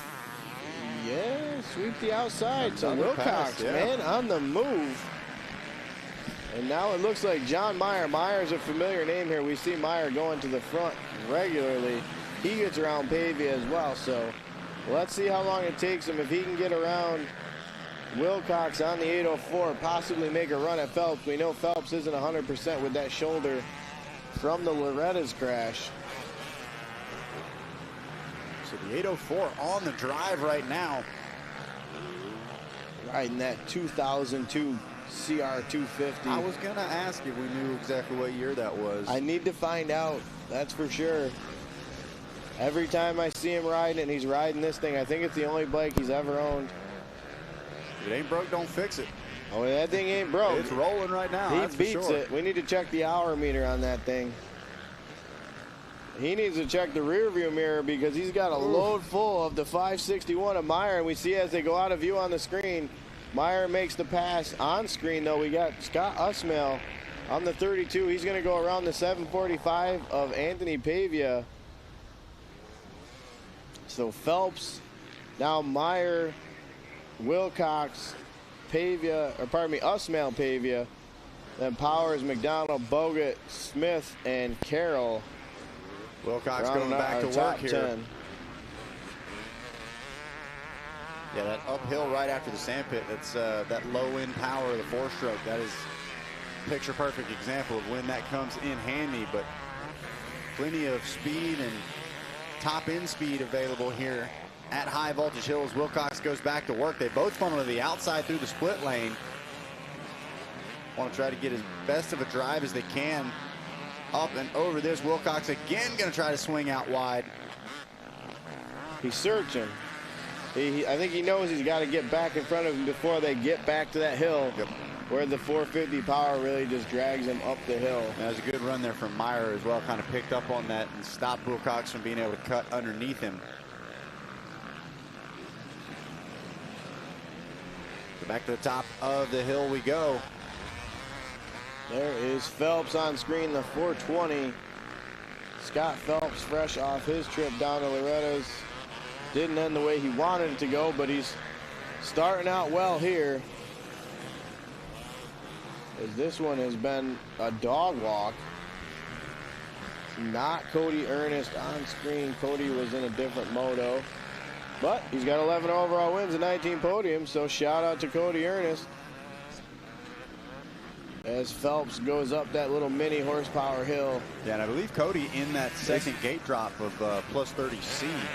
Okay, yeah, so we are getting some results from the plus 30C class. Good catch. As Phelps working his way around, he's going through that section where Dom just was. You can see that inside line's almost turning into a whoop section. As Mike Wilcox will not let John Meyer off the hook. He's got the pass made here. He's going to have the inside line. 2 strokes of barking as it goes on by. The 2002 CR250 just put a fresh top end in and he is ready to go. Gotta wonder how many more top ends they have for those. I think he bought them all out. He's on eBay. He's going to the antique collectible shops, the vintage museums, calling up Kaplan Cycle. As Meyer gets a little bit of a kick there, able to pull it back underneath himself. Now Wilcox starting to open it up here. As we're looking at the live timing screen, looks like Ernest leading plus 30. He's got Denk second and Krzyzowski third. Plus 50, you got Phelps, Wilcox now and Meyer. So once they cross the finish line, that live timing that you're seeing on screen, the High Voltage Hideaway live timing pillar will update and Wilcox will bump up into that silver medal position as the white flag comes out. Here we go, one more time around for the 420. As Phelps trying to handle business here at the top of the field. Wilcox not terribly far behind though. A little mistake, a little bobble from Phelps. And he could be right back in this. If the collarbone rumor is true that he's got a broken collarbone from the ranch, this is probably the time in the moto where the pain's really starting to set in. Yeah, I mean, I don't want to ride this track not hurt. Yeah, this would be awful. Way to check up there. He's Yep. good heads up riding. He saw the lapper in front of him, checked up a little bit. Now Wilcox is starting to sneak into the screen. Starting to creep. Phelps maybe sees him out of the corner of his eye here in this switchback turn. And we'll see. Yeah, he take a little glance over. So now he knows he's there, I think. We'll see if he ramps it back up a little bit.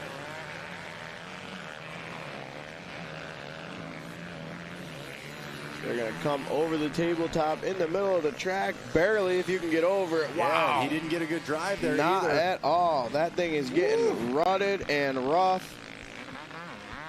I would go over that jump one time and load it up. Oh, he's almost on the trail for the water truck looking for some clean real estate here. Searching everywhere, working his way around a couple lappers from that plus 30 C class. Man, and props to him. Oh, hanging on here. A couple more corners to go. Got a little front wheel high, did a little Ronnie Mac there, but he's going to bring it home. It wasn't smooth, but he made it happen. The 420 of Scott Phelps. Going to take Moto number 1, plus 50. He'll take the Moto win.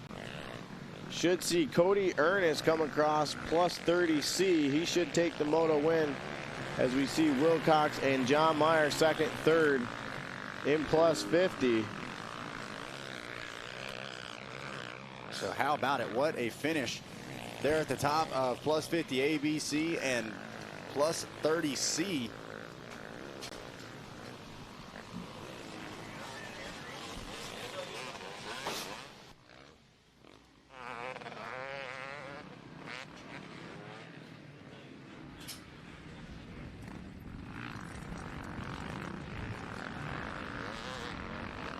Watching the rest of the field make their way towards the checkered flag.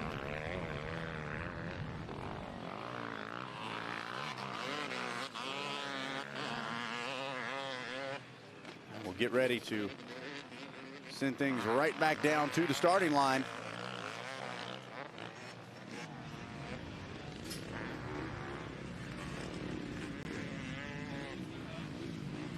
As we are breaking things down here in the Stoke studio, trying to get an idea. We've got some Conci races coming up as well.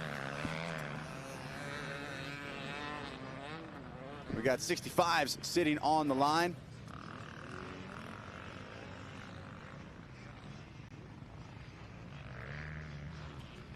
And I believe we've also got our, 65 7 to 11 and girls 12 to 16 in this one.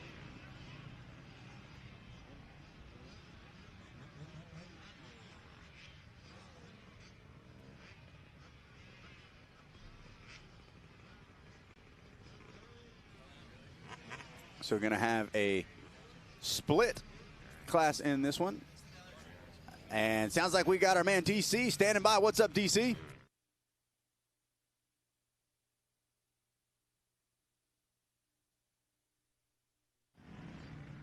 Sounds like DC maybe having some mic problems there. Might need to get him a fresh set of double A's. That one looked important too.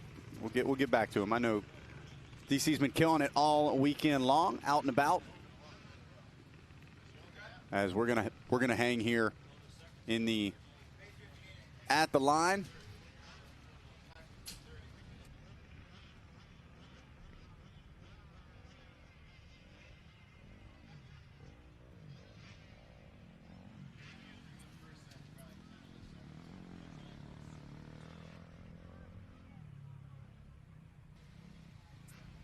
And we're gonna hold here for just a moment. We're breaking things down with some of the track crew, breaking down the rest of the schedule for today's racing action.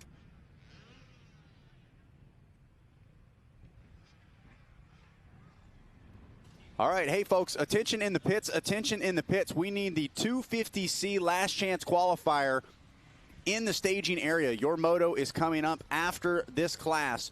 Once again, the 250C last chance qualifier. You need to be in the staging area. You are coming up after this 65 7 to 11 and girls 12 to 16 class currently on the line.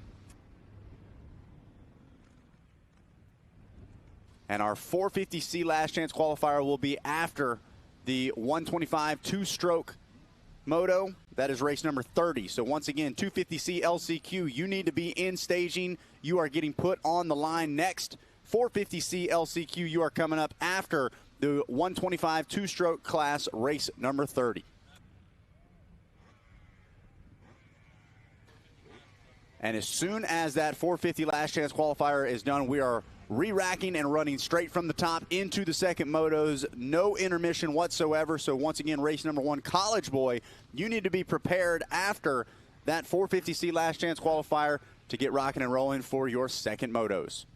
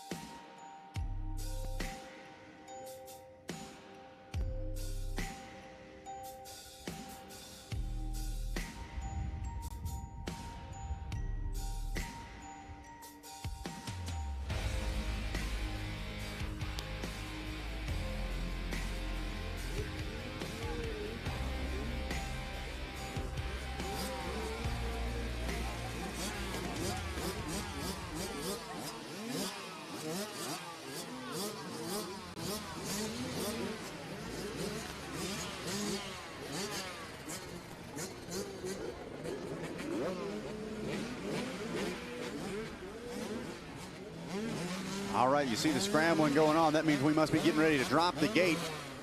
65, 7 to 11, and our girls class coming up. Once again, 250C last chance qualifier coming up immediately after this moto. You should be in staging. It looks like that's Tubbs leading them into turn number 1.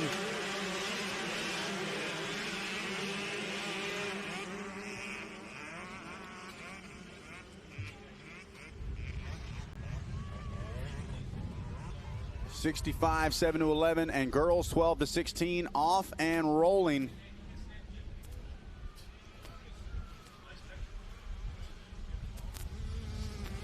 $250C LCQ. You need to be in staging. You are getting put on the line. As we are off and rolling, it was Colton Tubbs grabbing that early race lead.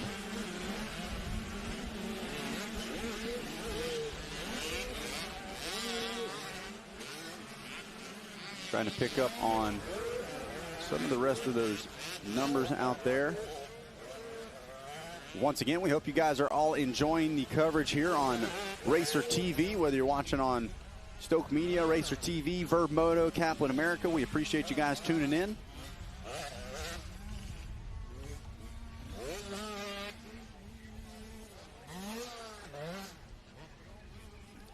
And to the front we go, and it's Tubbs and Spinacope going to work. Looks like there might have been a bike in front of them as well. Tubbs had the whole shot earlier on, but so this might be some of the heavy hitters that we saw early on, and I think it is. I believe that's Lappin out front. 344, we saw him out front earlier. So Lappin, Spinacope.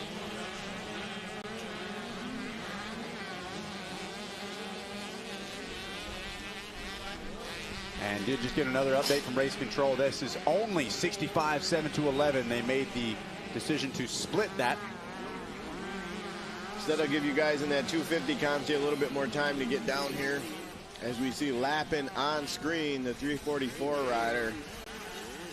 Starting to put his name on the map here at the state championships. Not a rider we've seen here, but he's starting to get it under control. That first moto, it took him a little bit to get going, but the last two, he's got it dialed. And then we look at the 49 at Spinacope as they charge up that long straightaway after the finish line. Spinacope starting to drop Tubbs a little bit as he goes after the 344 of Lappin. You see Dad hanging over the fence, cheering him on.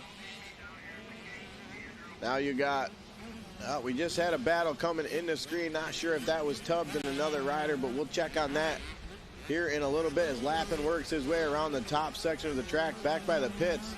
It was Tubbs followed by Manzer on live scoring. Manzer, someone we saw battling it out front earlier, so would not be surprised if Manzer and Tubbs get tangled up in a battle back there.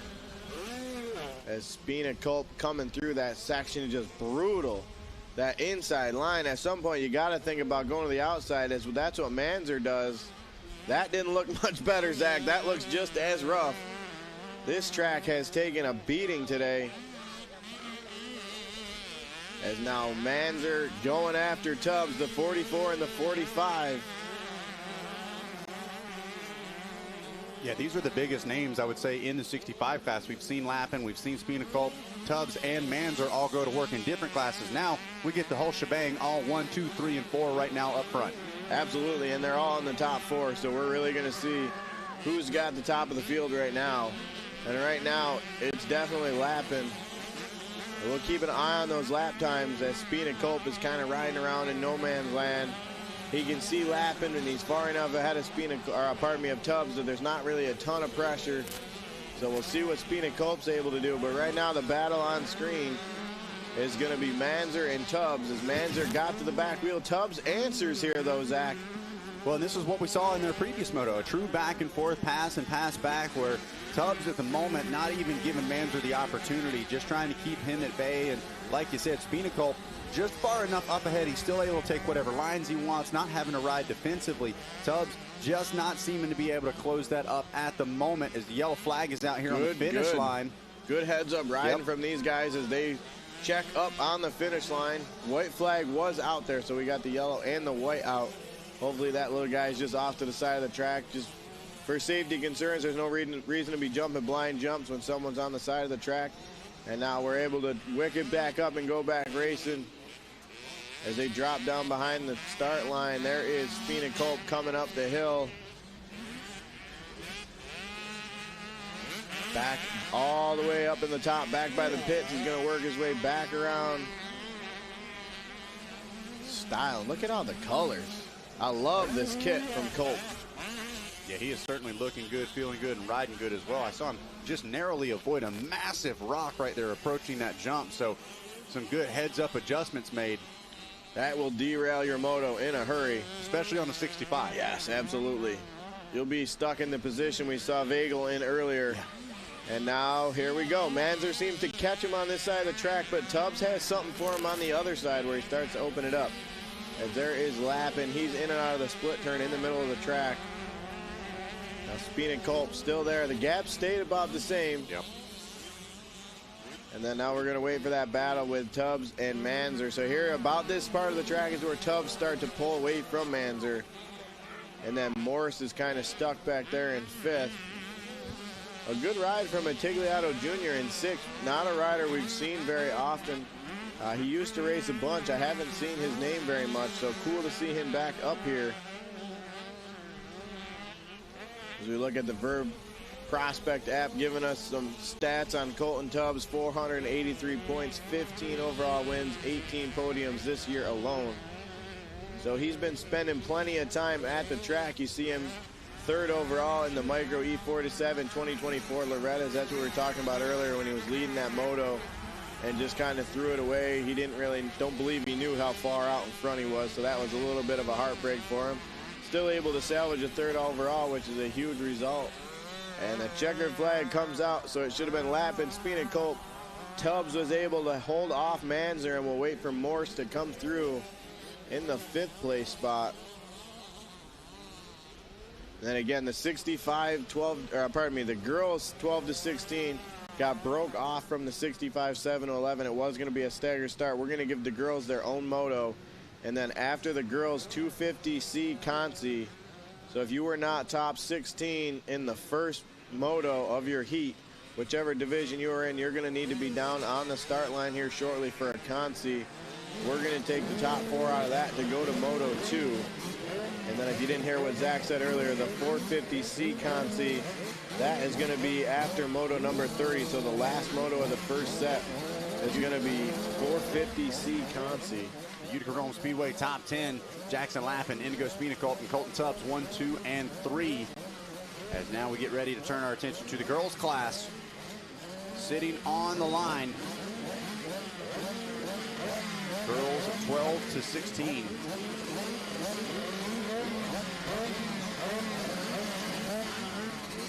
Once again, 250C, your last chance qualifier is coming up after this moto. You should be on, well, in the staging area. You're getting ready to be on the starting line. Some of the fastest young ladies in the Northeast lining up to do battle.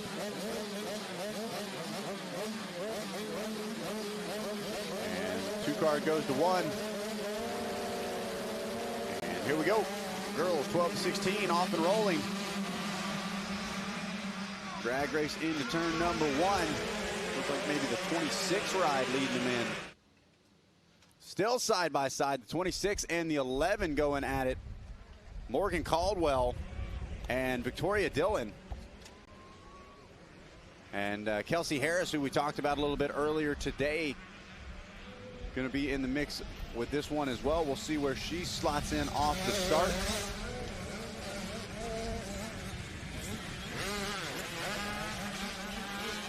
Trying to see, is that maybe Kirby making the pass? I'm trying to see who we've got out front. That might still be Caldwell, actually.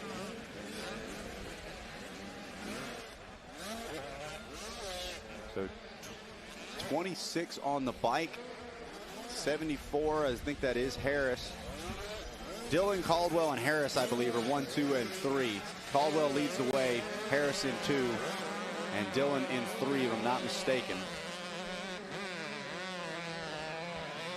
Once again, that QR code on your screen. Download for the Verb Moto Prospect app. You can learn the stats and results from all of these riders, as well as many, many more, including even yourself. Oh man, Dylan got a face full of sandy water right there coming through that section. They obviously laid down a little bit of water. As Kelsey Harris now trying to apply some pressure to your leader. Going to carry just a bit more speed up. Sets her up on the inside, but not quite close enough. The 26 of Caldwell hangs on to it.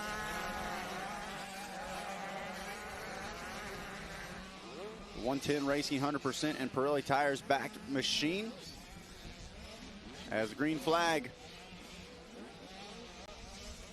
And we are off and rolling, girls 12 to 16. Harris trying to set things up, but not quite close enough to even be able to try to make a move yet.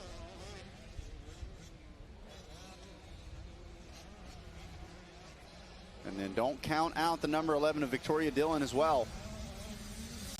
As there is Harris trying to run it up the inside, late on the brakes. Is she able to do it? Yes. Harris takes over the number 1 spot.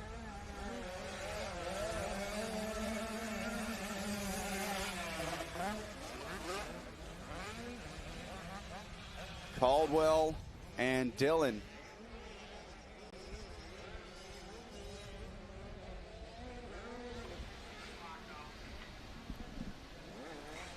And look at this now. Dillon trying to take the long way around and steal the number 2 spot away. Good action here. Yeah, these from girls the are girls. going at it. They're putting on a show here. As there it is. Dillon makes the pass on the inside. Caldwell's got the momentum, though, if she clears this jump. No. Dillon able to close the door. Now can Dillon go after Harris? Quickly to the back tire.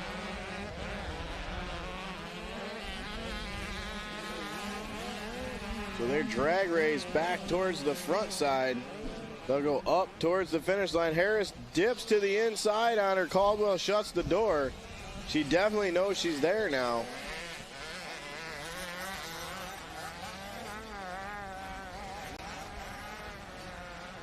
So Kelsey Harris out front. Dillon in the number 2 spot. Caldwell's dropped down back to the number 3 position.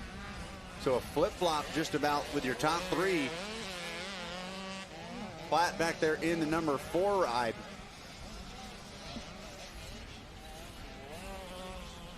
You got Trefanowski 5th. L. Turner, that is not Lachlan Turner, back in 6th. La Bombard 7th, Mercone 8th, Turner 9th, and Kirby 10th. As we follow along here on RacerTV.com, we got Kelsey Harris up on the Verb Prospect app. A great result at Loretta's, 4th overall in the girls 11 to 16 class. So this is a good ride from Dillon to run the pace with Harris. Harris, obviously one of the best in the country.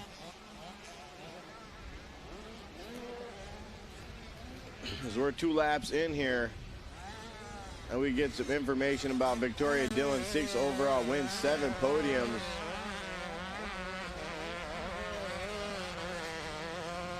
First, okay, so we're racing up in Canada. Victoria Dillon, first in the girls 9 to 16 class up at Walton earlier this year. Yeah, the Ontario native of Dillon, one of those riders we talked about coming down from the north and showing what she's got. And she's got a lot for Harris, that's for sure. She's running the pace with her. Morgan Caldwell, another one down at Loretta's this year, 26 overall, 11 to 16 girls class. So Caldwell, no slouch either. Awesome to see you get 3 of the fastest girls in the country here, all racing together up in the upstate New York area. Fun to see, not something we see up here very often. You need an event like this to really pull the talent together, as the white flag should be coming out. And this is just about as close as Dillon's been. Harris is gonna have her hands full. 1 lap rider gets out of the way. Oh, Harris. How about not that? able to shut the door. Dillon threads the needle between the lapper and Harris and makes the pass. So it all comes down to this, the final lap. Girls 12 to 16, and it's Dylan now taking over the #1 spot. Kelsey Harris has to go back to work. And you saw the pace really picked up once Dylan got to second and she started pushing Harris. They kind of dropped Caldwell. So it's a 2-horse race here. And Dylan's honestly starting to open it up. Good decision not to follow from Harris, though. She takes a little bit of a smoother line, able to catch back up a bike length or two. And now she's really got up to the back wheel. Here we go. Eating sand off the back of the Canadian of Dylan. Kelsey Harris once again tries to fly way wide this time. I know it's not the preferred line, but I like it. I like her keeping the momentum up. It only takes one mistake from Dylan on the inside, and Harris will have a clean runner on the outside of her. She's starting to run out of time, though. There's a little mistake coming out of that turn. And that might have been enough. Yeah, Harris running out of time now without a mistake from Dylan. Up to the top of the hill, only one turn to go. They're going to go up over the little step over double. One lap rider in front of him. This is the only hope that Harris has left.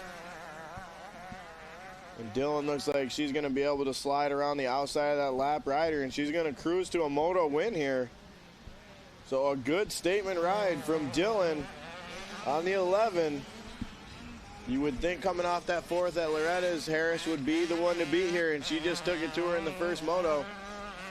Still needs to do it 2 more times, though, so we'll see what happens in these next 2 motos as we see Addison Platt on the 66 working her way around towards the finish line. She should be our 4th place rider. Caldwell was there in 3rd. So a good first moto from Platt in 4th, something to build on as we go to Moto 2 and 3. You certainly can't win the overall in the first moto, but you can definitely lose it. No doubt about it. So the rest of the field making their way through the checkered flag as we get ready to set the stage for our 250C last chance qualifier. Victoria Dillon grabs the win. Kelsey Harris and Morgan Caldwell round out your podium. Platt, Turner, Lombard, Mercone, Turner, Kirby, and Dittmer round out your top 10 in girls 12 to 16 Moto 1. So this is a last chance qualifier coming up. Never a good sign to be in a last chance qualifier. It looks like we got about 30 bikes on the line. Only the top 4 are going to get out of this thing. For a lot of these riders, the race will be decided by the time they're exiting this first corner.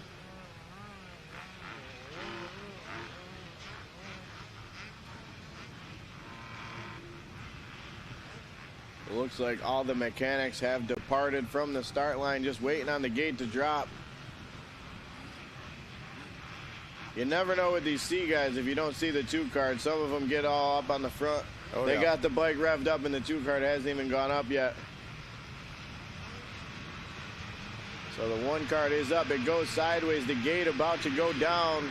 One rider stalls out. Might as well just go ahead and turn around. Oh, big wow. crash. Oh, no. We saw that coming. He kind of tagged the back wheel. Oh, an unfortunate break. He was about to come out in second. He tagged the back wheel ever so slightly of the guy in first, and that just took his momentum way left. And that's going to open the door for a lot of people that had a bad start. So the 110 of Pazmino out front. Cesar Pazmino, we saw him have some trouble in the first moto. For whatever reason, he finished way down the order. He's going to take advantage of a good start here in the 250 LCQ. Yep. Yeah, this was not how a lot of those riders wanted to start that one. And unfortunate, it's never good when somebody's turning left in a right-hand corner. We'll put it like that. But unfortunately, that is the way things roll sometimes in these C-class starts. As the rest of the field going to shuffle their way into position. That was a tough break. I don't know if we have a replay of it. That guy in second just barely nicked the back tire, and it threw his weight off just enough to go left. And Unfortunately, that's how it's going to end. Oh, one rider there. Did he save that? Oof. He's definitely bouncing around. Yeah, he's safe and able to ride it out. So once again, top 4 are going to be moving on from this one.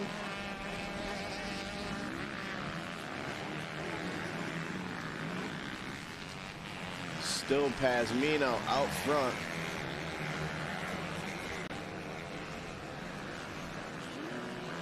This is one of those deals, you just let him by if he wants the moto win that bad. Just get me to the motos. As we see him cross jump him right there. We'll take both of us out. Neither one of us are going to Moto 2. Well, there's something to be said about it as well. You know, even a win in the LCQ, what does that count as? A 20th? I believe that would just count as, well, your first moto score will count, and then you'll go. So for Pasmino, he'd be sitting on a 28th going into the first, after the first moto, which not where you want to be. Pasmino, Reese, Carmine, and Berger, as well as Scruggs, your top 5 early on.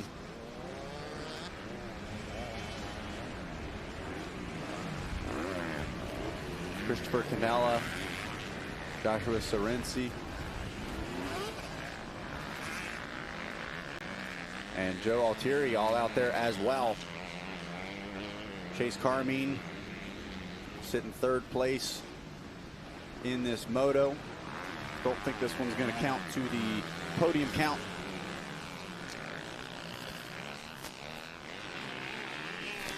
He's got a yellow flag out.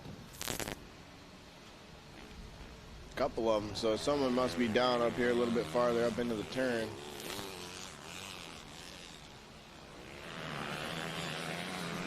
See, I don't see anybody down now. Might have been off the side of the track. A big move there on the outside. That guy was able to clear the double. That'll get him a couple positions. Not sure where they were battling for in the actual running order there. They were a little bit farther back. We see Pasmino and Reese. I believe the white flag is coming out. These LCQs usually aren't a full-length moto. Yeah, white flag coming out. So just 3 laps here. Pasmino and Reese going at it still for the LCQ win. Reese makes the pass. As we watch on the Stoke battle cam, the Ted's Body Shop live drone. Reese goes to the front. Pasmino slides back to 2nd. Not sure you'll see much fight out of Pasmino. Sometimes you just take the 2nd and get to the motos.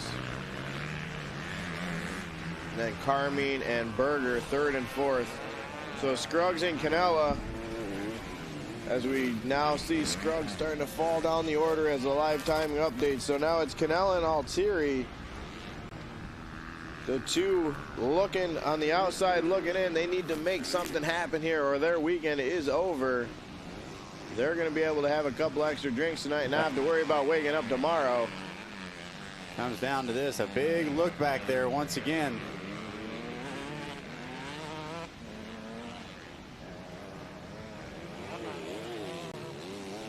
So it's still Pasmino, Reese, Carmine, and Berger. Whew. Bike was dancing around underneath the 175.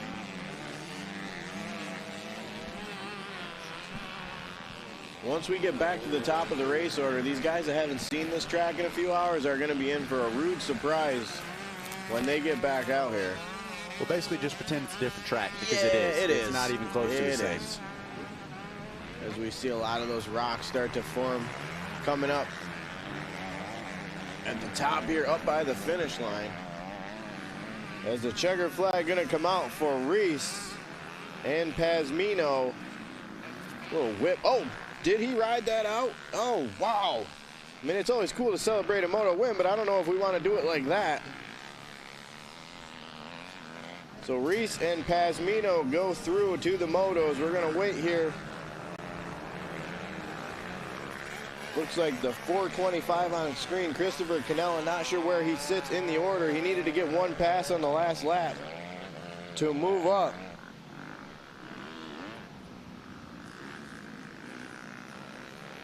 So Canella comes through. We'll wait for the live timing.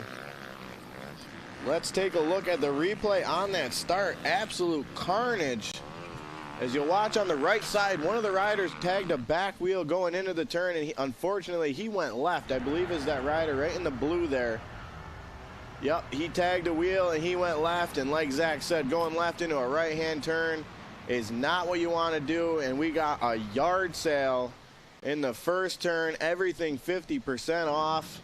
Hopefully everybody was able to get up and back riding there. That was nasty. As we look at the Utica Rome Speedway top 10, Canella, Berger, Carmen, and Altieri. Altieri was able to make a move there on the last lap. Those four are going to go to the motos. Galligan, Scruggs, Reese. I believe that's a bit of an error in scoring Reese and Pesmino.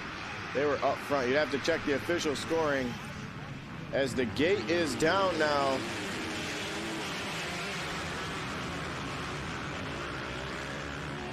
Let's see what we got. I believe this is going to be our 250 beginner class.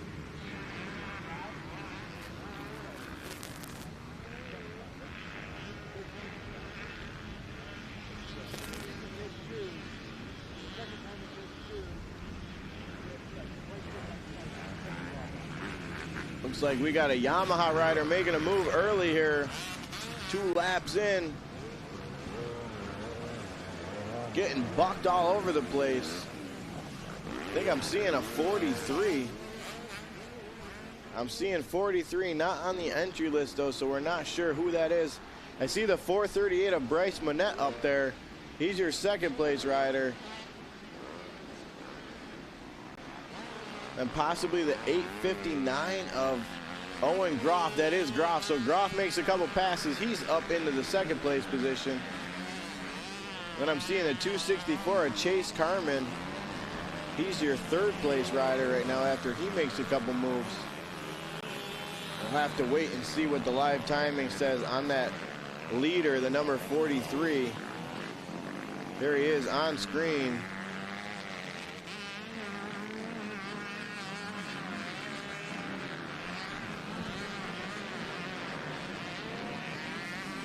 Everybody else starting to funnel through here. A lot of passes being made early in this one. We got a Honda rider now starting to make a couple moves. As we're working back towards the finish line, we'll get some official scoring out of this. Like we said, we know Groff is up here. We saw Carmine up here as well.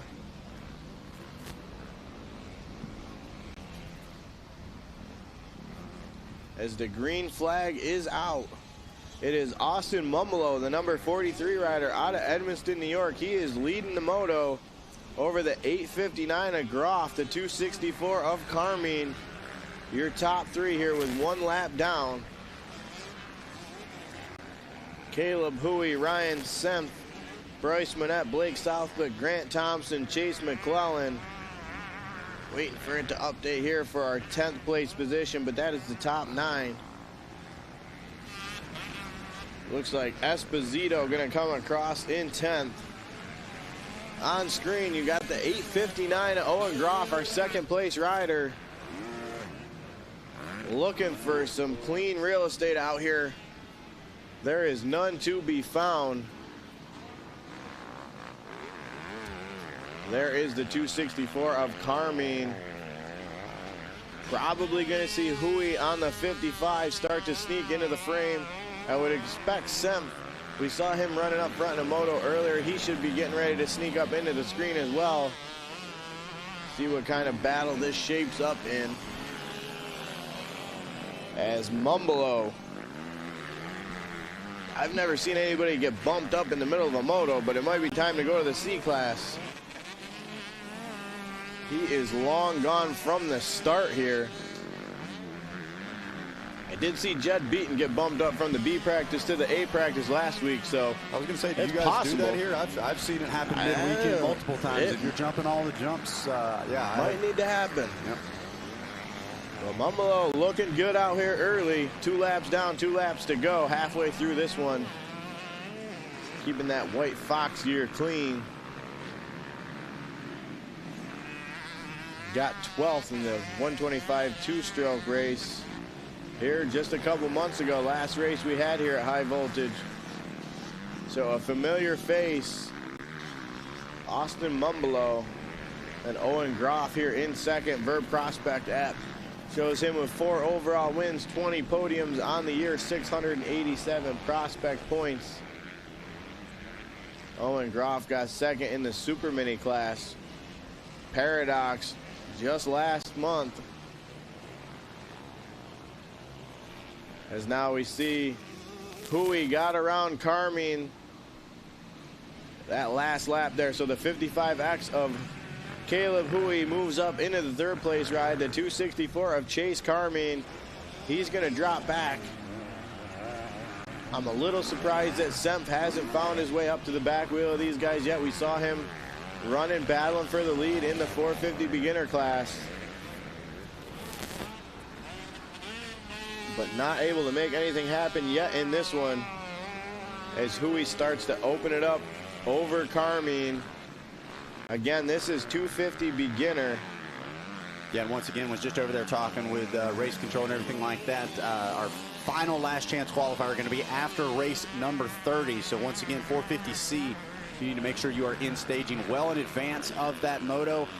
Your last chance qualifier will be the final of the first motos, and then we are running directly into the second motos. Going to try to get through as many of those as we can before we conclude racing for today. But once again, 250 beginner out on track right now, looking not so beginnery to me at the front is Mumbolo. And I'm not mumbling when I say it. He's looking good. That's a compliment, brother. There's nothing wrong with getting bumped up. Now, we saw somebody trying to bump down earlier.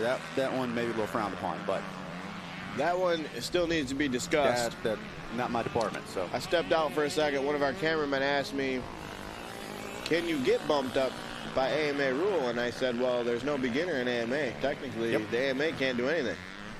That is true. So he may have found a loophole. It's up to the track's discretion, but yeah, to your point, I have seen multiple times beginner riders be bumped up.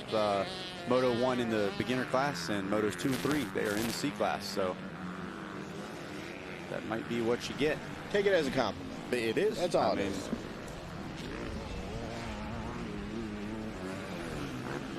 As there you see. Go ahead, DC. In the corner I'm in, these beginner riders are handling this corner really good. This is a pretty rough section. A lot of braking bumps coming up into this corner here. It's after the finish line. It's that really big, huge wall berm. About 50 foot of a berm here going across this corner. But prior to that, these braking bumps are big, and these guys are dancing through here, handling their dirt bikes on these beginner bikes, and they are looking really good on this track. Yeah, no doubt about it. The technical skills are certainly there, and the riders... And it's funny to sometimes see what they struggle on. Like often, a lot of times the focus is on the ability to jump, right? If you're doing certain jumps on the track that are determined to be difficult enough where if you can do them, you're not considered a beginner anymore. But it's oftentimes things like the big braking bumps, the berms, like Dominic was just talking about, where riders struggle with a bit more, where you start to see, okay, I somewhat understand where the beginner title is coming from. So even on your screen right now, even their Mumbolo, relatively smooth over most of the jumps, but we have seen him have a couple of close calls coming through some of these corners as well. So yeah, the overall term of beginner, and again, the C class itself doesn't mean you got it all figured out by any means. That is definitely the next step up, but no doubt about it. Riders looking for competition, looking to improve, and grabbing a first moto win. Mumbolo gets the job done. We'll use the term beginner loosely. Yes. Nonetheless, it's a moto win. Hey, and if he does it 2 more times, he's going to have 1 more #1 plate than I ever got in my career. Drag racing to the line there. I wonder if that was for a pass or just around a lapped rider. That was a pretty close finish. As it is, Mumbolo grabbing the win. Groff and Carmine 2 and 3. Hui, Southwick, Synth, Monte, McClellan, Thompson, and Almakinder round out your top 10 for 250 beginner. And got to also wonder, I know that's the ESMX series as well, so for that rider, Mumbolo maybe been running that throughout the series. Started off maybe probably pretty genuinely beginner-ish and has improved. So Definitely very possible that he could be the season out. He could be 15, 20 races in at this point and really got his feet wet, and he's comfortable on that bike now. As we drop the gate, let's see what we're going to have here. This should be women's. We got 18 entries here. We're going to want to look for the 61 of Ingersoll. She is the clear favorite, and she is out front early, which is bad news for the other girls. I see the 92 of Voorhees out here, the 285 of Joanna Fake. Both riders about mid-pack. Here we go, going to work early, and that was a problem for Ingersoll, if I'm not mistaken, coming out of the sand pit. So potentially a new leader. Wasn't quite able to make out who that was there. That is Ingersoll.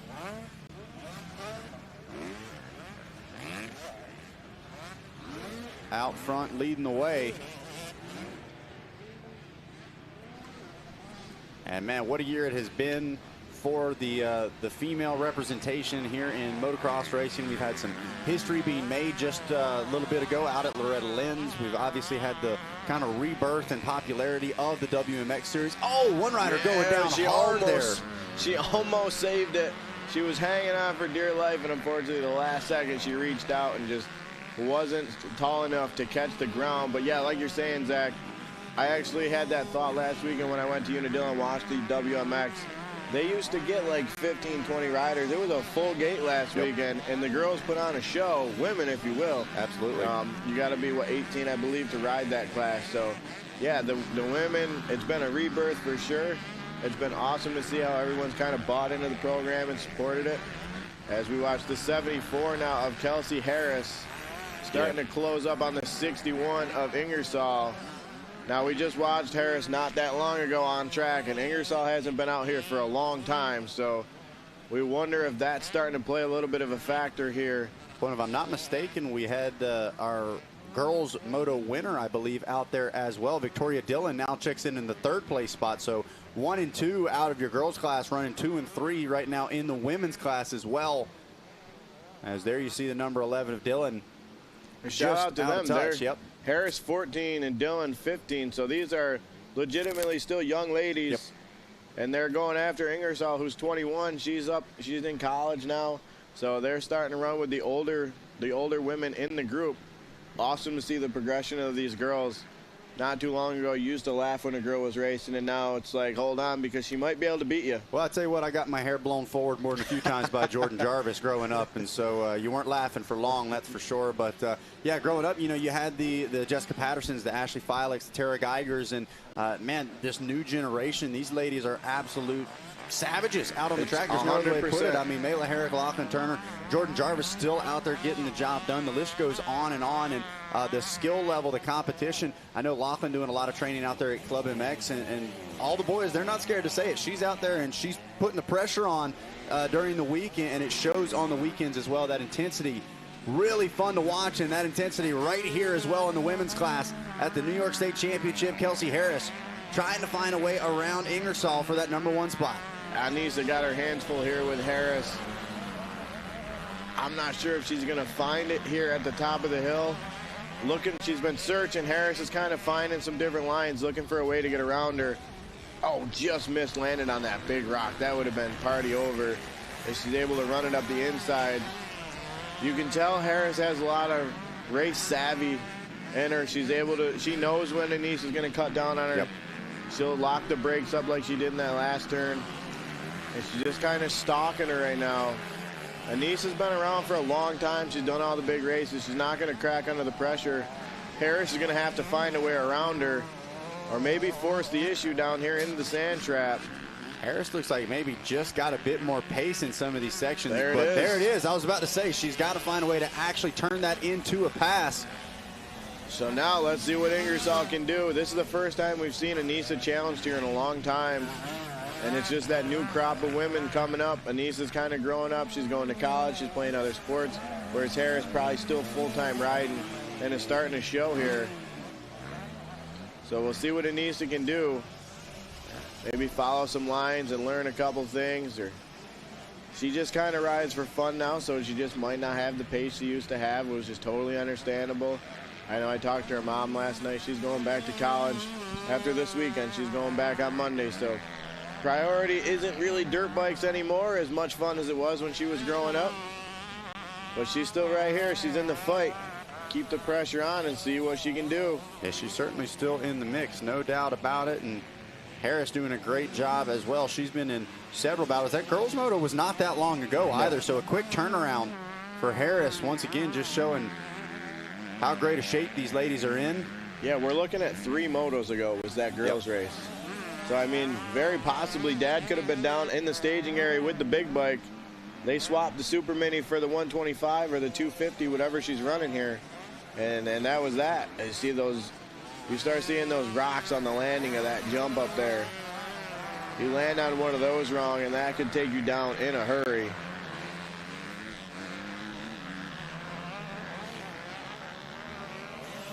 As we work our way through, white flag coming out. So Harris just needs to put one clean lap together, and she'll have herself a moto win. But lurking right behind her is the 61 of Ingersoll. Looked like we had some lap traffic coming up. We'll see if that plays a factor. Might hurt Ingersoll worse than it hurt Harris. You see Kelsey Harris a couple seconds faster on that last lap, so only getting under less pressure as the race wears on if she can continue to push the pace like this. And yeah, to your point, it does look like that might be a 125 that Harris is riding. A bit lighter of a machine, maybe a little bit easier to maneuver for the still very young Kelsey Harris. Ingersoll's right here. She's keeping him honest. It's good to see a little bit of fight back from Anissa. She's not letting her off the hook. Maybe she was saving it for this last lap. Here we go. Here we go. Nice move from Harris to slot out. Oh, Ryder's down here. Man, that's a bummer. That flagger was not out at the start of that corner, so there was no way for them to know a rider was down up ahead, and that's going to cost Ingersoll just a little bit of time. Good heads up by them two to switch lines really quick. Oh, we got, okay, so they're just trying to get the attention of the medics out back. So looked like one of the riders was down. We got some red cross flags there on that jump. For that girl that was down the back, they need to get some medics back there, and they'll get her taken care of. Back out to the race lead, though. Harris only a few turns away. Tough break for Ingersoll to have the riders that were down on the last lap. It looked like she was just starting to build a little bit of momentum that lap. Yeah, if she gets out of this turn smoothly, I think that's going to be all she wrote for this moto. But something to build on for Ingersoll. She proved she could pick it back up and run the pace. As the checkered flag going to come out. Great ride there for Kelsey Harris. Going to grab the moto win here for your women's class. Ingersoll crosses the line in the number 2 position. It looks like Victoria Dillon going to round out the top 3.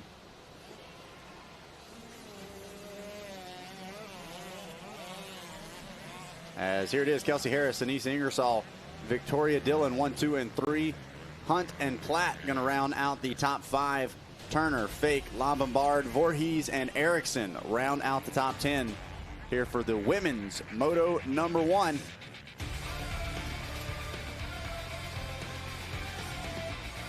We'll get ready to get things locked and loaded on the gate. Looks like some 50s coming up.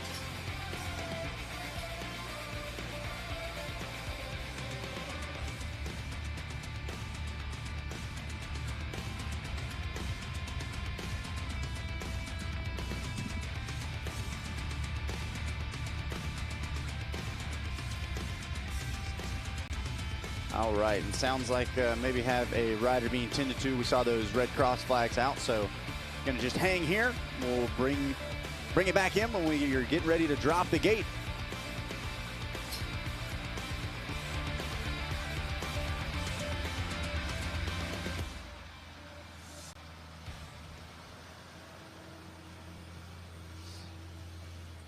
And sounds like we've got our man DC from D3 standing by with an update. Dominic, what's up? Guys, I'm standing at the bottom of the old finish line where the girls and the guys have to hit this jump and land down this hill. This hill, you probably can't see it from the camera view, but it is very, very rough. And they're making their way down the hill, and it's getting even more rough. up the hill, and it is just whooped out. And that's the section where there was 4 lines going into that right-hander, which is so whooped out. It's a great place to view it, and these guys on these bikes and these ladies are going through here, handling it, and I tell you something, it's a very, very rough part of the track, and I'm surprised more folks have not fallen here yet, but hey, great place to pass if you can make it through here. All right, great stuff there, DC, hanging out and taking a little closer look at some of the sections on the track.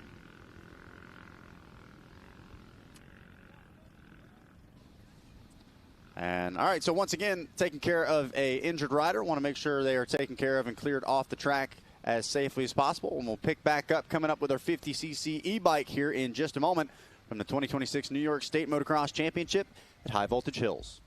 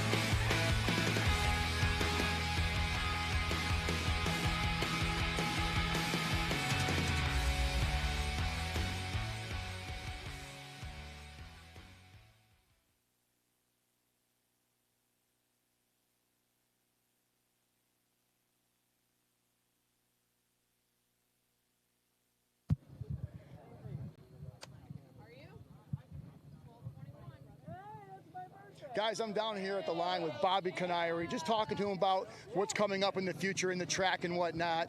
Bob, how's the track been today? Track's been awesome. I have never been here before, so I heard they changed directions, and man, I'm having a good time on it. It's getting rough in spots, but when it gets a little out of control, they go out and groom it, and man, I'm having a good time. How's your bike feel being bone stock, with the suspension bone stock, the engine bone stock? How does that feel for you? It's good. It's a good starting point, and man, I've only been riding 2 days prior to this, so I'm having a good time just being on a bike. I don't care how fast it's going. I'm just having a good time being here with you guys and seeing all the new up-and-coming kids, and there's some really fast kids coming up from New York, and it's fun to see, and just be back around the sport, man. I'm having a great time here. Yeah, it's great, Bob. I've been watching you since you were a kid riding. You were the up-and-coming kid back in the day, and you hit the factory level. And now you're back on a bike, and you were saying something about going down south. What about going down south? What's happening down there, Bob? I know it's a lot warmer in the winter, so we'll try and go down there, maybe do some racing, do some riding. We'll see what plays out here in the near future. But, yeah, looking forward to the winter, getting down south, getting some more laps in. Well, guys, I got to tell you something right now. If he's going down south to ride this year, all you Southern boys better watch out, because Bobby Canary from the New York boys, he's coming at you. Well, paint me pink and call me babe, son. Let me tell you what, I got to get to work. No, that's awesome. Fantastic stuff. And only been riding 2 days. I could be riding every day for 22 years and wouldn't be able to do that stuff. It's so impressive. On a stock bike as well. Once again, here at the New York State Championship 2026, had a downed rider that we were taking care of. Wanted to make sure that they were properly able to be transported off of the machine and properly taken care of. Safety, obviously the top priority here on site. For those of you walking out and about in the pits, don't forget that 450C last chance qualifier going to be coming up after race number 30. And we will continue to update you guys as far as what the rest of the afternoon is going to look like with the race program. For those of you here on site, make sure you're taking care of those that are taking care of us. First and foremost, pick up after yourself, guys. It takes so much to be able to put on one of these events. We've got trash receptacles all over the property. Make sure you're disposing of things properly. I'm seeing a lot of stuff on the ground right now in the staging area. Hopefully you guys are going to be picking that stuff up. And guess what? You can pick up a water bottle or a Gatorade bottle that's not yours and throw it away. It's not going to kill you. It's not even going to hurt you a little bit. Make sure you stop over and see our friends at the concessions. We've got multiple different options as far as food and beverages go. Going to be going into the evening as well with our evening festivities. We've got all kinds of great vendors set up, whether it's parts, apparel, anything that you may need to help get you looking and feeling right for the rest of the weekend. We appreciate them all being out there, and make sure you take advantage of what they're bringing to the racetrack as well.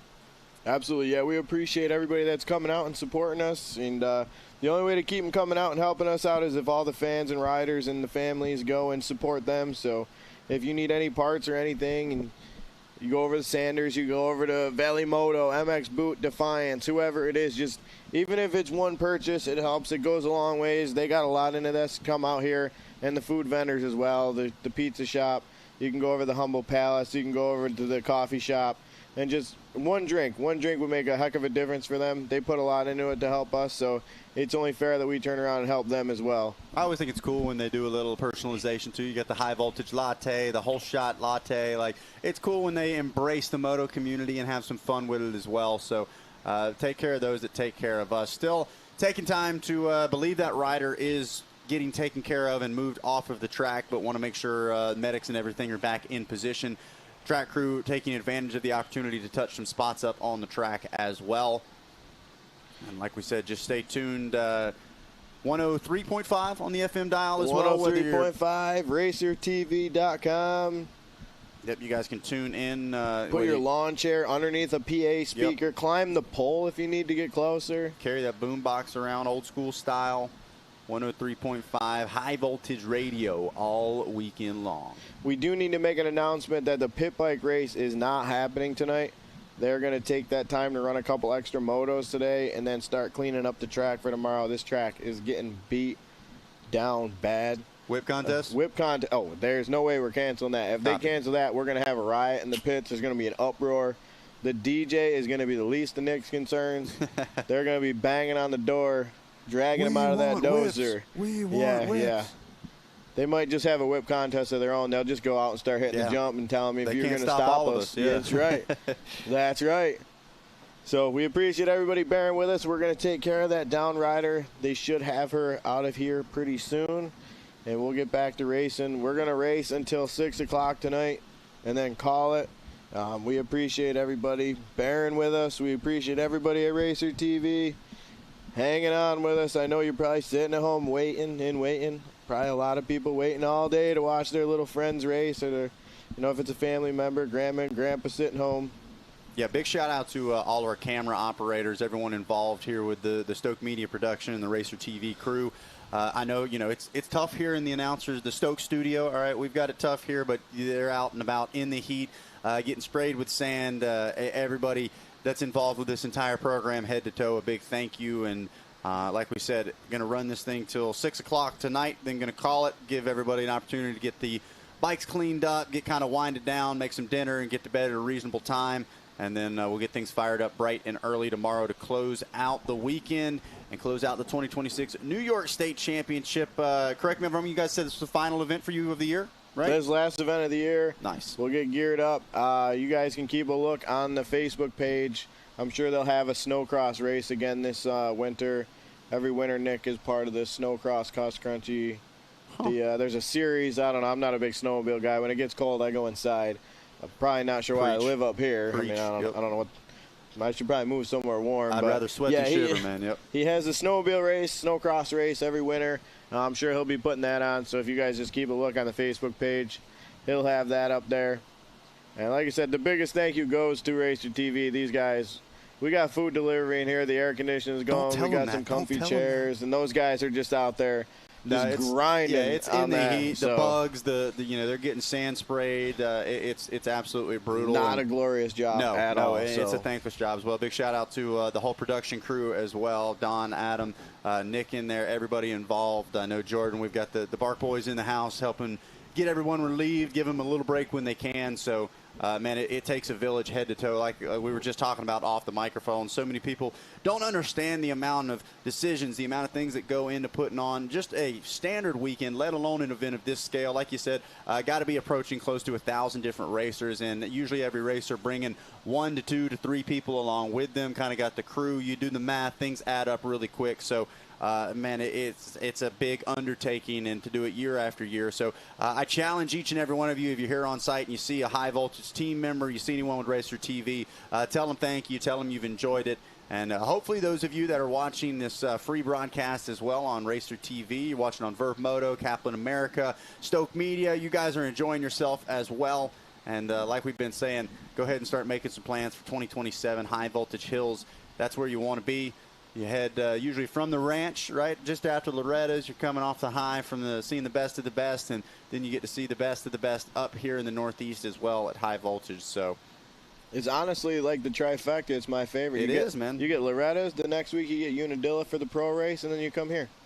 That's a big week, big month for you guys. I mean, if you want to be honest, it gets better because now next week you can go to Unadilla for J-Day. Doubleheader weekend. Yeah, we're going to be doing that right here on Racer TV as well. The final 2 rounds of the 2026 J-Day Off-Road Racing Series as well. Tight points in this one. And so make sure you guys are tuned in for that.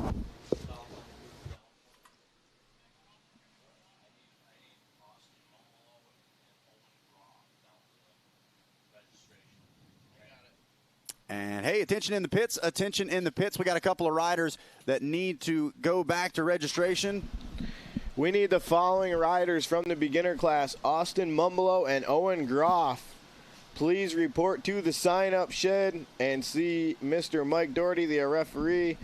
Mike just popped in, said he needs you guys to go down to the sign-up shed. So Austin Mumbolo and Owen Groff. You guys were in that 250 beginner, I believe. It was 250 beginner, the last beginner class we raced. Mr. Doherty would like to speak to you down at the sign-up shed. God bless and good willing. He's on a mission. He was cracking the ruler when he just came in here. Yep. Someone is getting written up. Ooh. It's like you get called to the principal's office. It might be good. You might be getting a standing star. What do they call that? Star student or might whatever. Come with a promotion. Yeah, exactly. Exactly. A promotion indeed. Well, I saw some dads yelling in the ears of some kids. Might even have a couple bikes fired up. So we may be getting close to racing here, as I'm seeing some elbows up, some laser locked in on turn number 1. We might just be ready to get things back off and rolling. Once again, shout out to our medical staff as well and the entire track crew for taking care of those down riders. As here we go, gates down. We are off and racing once again. And I tell you what, I'm actually very curious to see the way this track looks. The crew had a fair amount of time to touch several spots up, so these little rippers might be in store for a pretty good track. Oh yeah, they're going to have a real clean track to race here. I heard over the headset track control was bringing out all the equipment. They knew they had about 10 to 15 minutes to really touch this thing up. And hopefully this will bring us to the end of the day. Smoothing things out should help.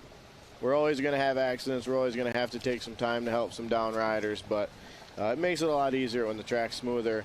As you can see, they smoothed out this section. Looks brand new. Put some water down, and we got a battle for the lead right off the jump. It looks like Nick Kaika, running into the back of him. Holy cow. Moved him out of the way. Who do we got? Is that 58? 98? I think that's Wager, 98. My mouth is just stuck wide open. They were going right there. I can't believe they didn't go down.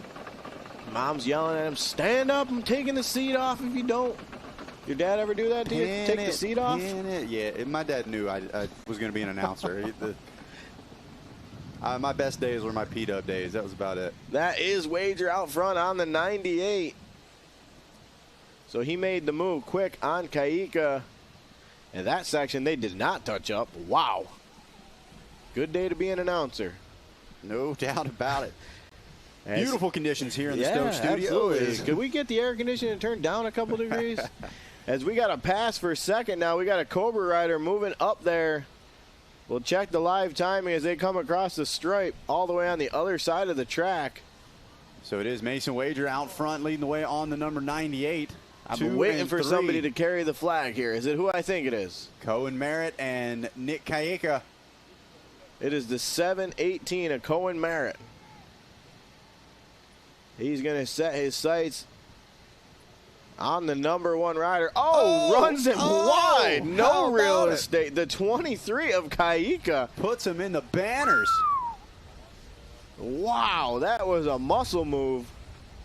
So the attitude class here in the 50 e-bike. Kaika takes the spot back from Merritt. And that's e-bike, so they can hear what mom and dad are yelling at him. I know you can hear me. He might have been yelling at him on the way by. Get out of the way. So it's now Wager, Kaika, Merritt, Arline, Shorts Left, Shellick, Bond, and Boniface. And this is 50cc e-bike. This is moto number 27. Keep an ear to the speaker. Again, we're going to run until 6 o'clock tonight. Thank you to the guys working at Racer TV. You are really the ones that are making us able to stay the extra hour. If you see any of the members of the TV crew, give them a drink, water, beer if they're old enough, Gatorade. They're out there sweating, and they're going to be out there for another hour just to keep the stream going for you guys. So thank you. As now Merritt is under fire from Arline. So how about that, man? So Cameron Arline, I'm not sure where he came from. He looks like he's got the speed to run up front, but he's coming from the back. I don't know where he came from, but I know where he's going. He is charging going forward. up. Yeah. He is going to the front. You see Dad telling him, take the line over here. And, of course, he does not listen at all.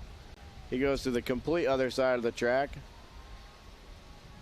So Wager, Kaika, 1 and 2, they've kind of settled in. Oh, wait a second. Kaika kind of looked up like something wasn't right with the bike, and he wasn't happy about it. He's still going, though, so we'll keep an eye on that. So it's Wager, Kaika. Now we're looking for Merritt and Arline. There they are. Arline's still there trying to find a way around him. About 3/4 of a lap to go. Dad is telling him to go faster. The grip will not turn any farther, Dad. I'm sorry. You gotta want it. Here they are along the backside of the track. And they do want it. This is great. They are going for it right now. You see Merritt hanging off the back of that thing a little bit. So is Arline. Arline's going to try and go the long way around and carry the momentum. Oh, he kind of found a sneaky line right there. Yeah, that was smooth. Didn't quite get the exit on the corner that he needed, but that was like the outside of the inside. And he's going to try and go up the inside. Oh, Merritt looks over, shuts the door on him. Man, these little guys slides out. That'll do it. Arline slides out. He looks like he might have stalled the bike. And he gets it back going. A little upset with himself. Don't make it any worse. He's getting into the deep sand now. Pedaling his way. Come on, buddy. Get her back to the right. There we go. And there we go. That's a perfect example of the momentum and how important it is. We talked about it, especially with these 50s. When they get bogged down like that, it takes so much to get them to get going again. You could see the sand almost holding him down as he was trying to get going. So Arline going to have to settle for 4th. He gave it everything he had. He made a little mistake there at the end. So it'll be Wager, Kaika, Merritt, and Arline as your top 4. Dad's going to go change the tune in the bike. We need a little more power. That is 50cc e-bikes, race 27. On the line, race 28. Mini combined 9-13. Another fun one to watch here.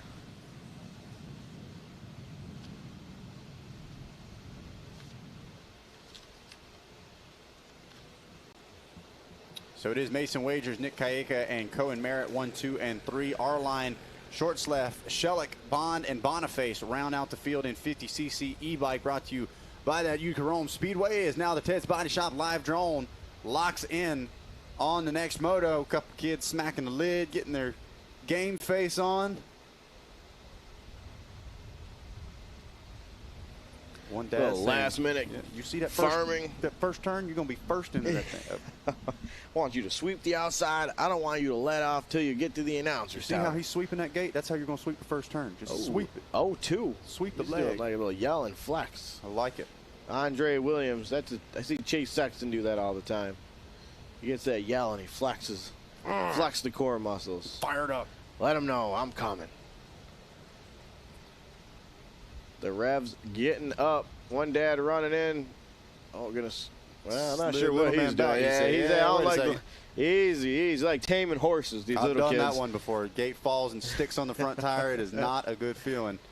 Only thing worse is when you get back to the trailer afterwards. Oh, we got one maybe having an issue.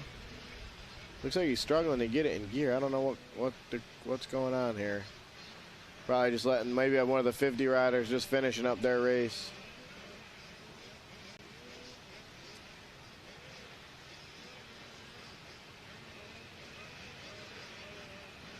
That's always the hardest part about the 50s. If you're working on the track, you got to make sure they're all off the track. Yep. They're so small, you can lose them out back. Here we go. We got a rider running in. Just a quick fist bump. I thought he was going for a bike. Yeah. He needed that last-minute fist bump. So mini combined 9-13. Getting ready to take off from the line. Maybe. Yeah, we'll get him going. See the 74 ride. I believe that's Cassidy. Got a couple of familiar faces in this one. Lapping out here again. This guy might as well just park at the staging area. This is what, Moto 4 I think he's done in this first set? Yeah, I think you're right. I might as well pit right next to the staging area and just keep riding bikes over to the line. Yeah. Number 214 down here. He's getting all fired up, ready to go. Got those elbows out, ready for battle. He's itching. One rider having trouble getting the bike going now. Get your 2 minutes.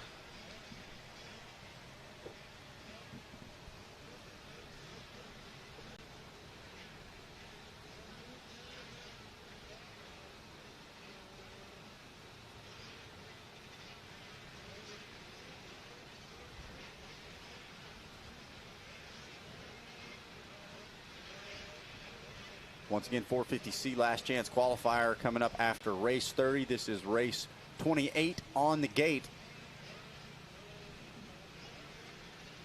We're going to go right into race number 1 after that concert. We're going to run a few of the motos out of the first 3 or 4 at least.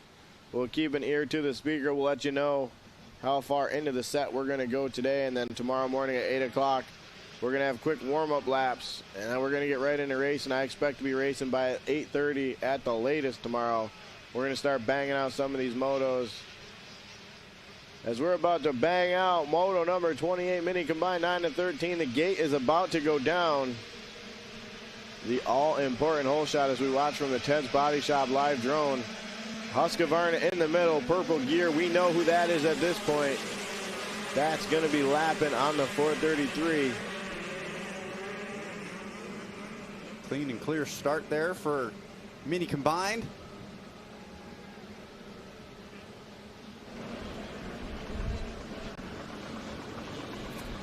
I see Bruckman up there, second, third as they go up the big hill. Nasty way over the right-hand side of the track. Trying to catch the number on that rider to the inside. He's definitely lapping out front, Bruckman and Cassidy. See right up there as well. That's the 14. 49. We finally found somebody other than Hudson to fly the Vagel flag today. That's Harrison Vagel up in the second. He's got 4 other brothers, and we finally found one that wants to come out here and make a name for him. That Hudson guy just doesn't do it. So Jackson right now. Everybody shuffling and jockeying for positions.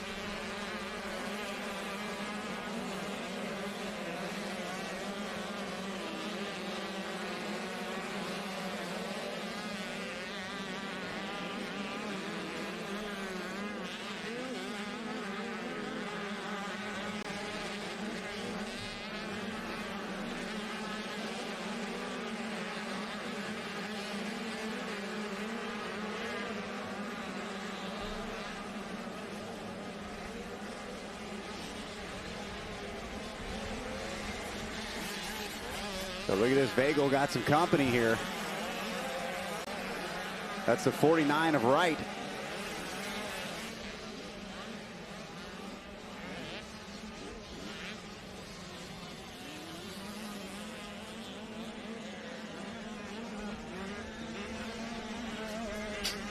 So Lappin still out front. We got a battle on for second now.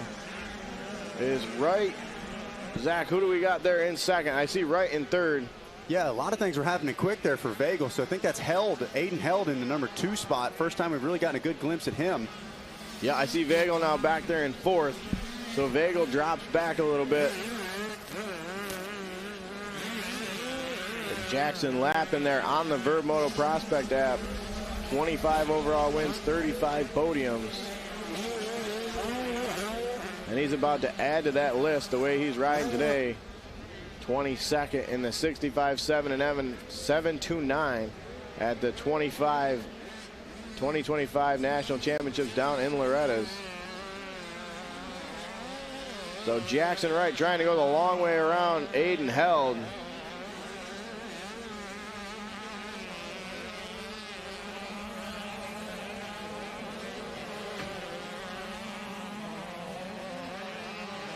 Held's been up inside the top 10 in a couple of motos today, but hasn't really been in the mix where we've done a lot of talking about him, but not a name we're unfamiliar with. Like we said, showing that prospect app, he was up there at the RCSX as well. Jackson Wright in the mix this year as well, been on the podium over 60 times just this season. That's a lot of racing. I saw somebody earlier, over 100 podiums this year alone. I'm like, how many motos and classes are you racing? Insane. He's running 7 classes a weekend, doubling up if he can do a Saturday and a Sunday. His dad remortgaged the house 3 times to pay for entry fees. And interesting, and they are here, pushing to the back of Wright as you look at the head-to-head.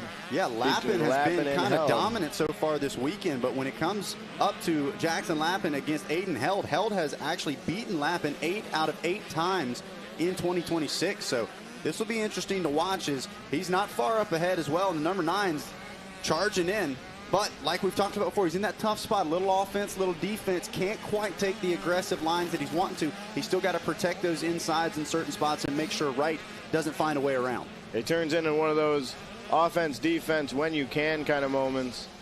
He's going to try and get around. Obviously, he wants to get around Lappin, but he can't leave too much of a door open. Before you know it, Wright will be around. So definitely a tough place for Held to be. And then Lappin he's about to find himself in a tough spot too, because he's got two of these boys barking right down his neck. As you look at the lap times, everybody on that 154 lap. And held about 7/10 faster than Lappin, but Wright actually a 10th faster than held. And this is turning into one of the best motos of the day now. We got 2 laps to go here. And it's such a tough spot to be in for your leader right now. There's nothing really you can do. You can't ride with the rear view mirrors thinking about what's going on behind you, but at the same time, you know anytime you leave an inside open or something like that, even if you don't get the drive out of the corner, somebody like Held, if he's close enough, can just take the line away from you. Yep. Forget making the next jump. I'm trying to make the pass happen right now. Yeah, Held, I don't think Lappin knows it, but Held, he needs to get moving because he's got Wright right behind him. DC, what do we got? I cannot get away from anything that is not rough on this track. Every section I go to, it's rough. This used to be the old split lane coming the opposite direction. Now, coming this direction, it is actually rougher. If you can see behind me, these bikes are bouncing around. There's an inside and an outside section on this corner, and this is making for some really good racing. Back in the day when it was backwards, there was no passing here. Now, they've got options, it's rough, and I see some passing going on here throughout the day. This is another great spot. If you're home watching this race here and you're not from around here, you got to make your way up to the New York State Championship for 2027. It's all of us here. Amazing track. Come check it out. Guys, back to you. No doubt about it. Yeah, sorry to cut you off there, DC. Speaking of passes, we may have just had a pass for the lead as Aiden Held was going for it alongside Lappin.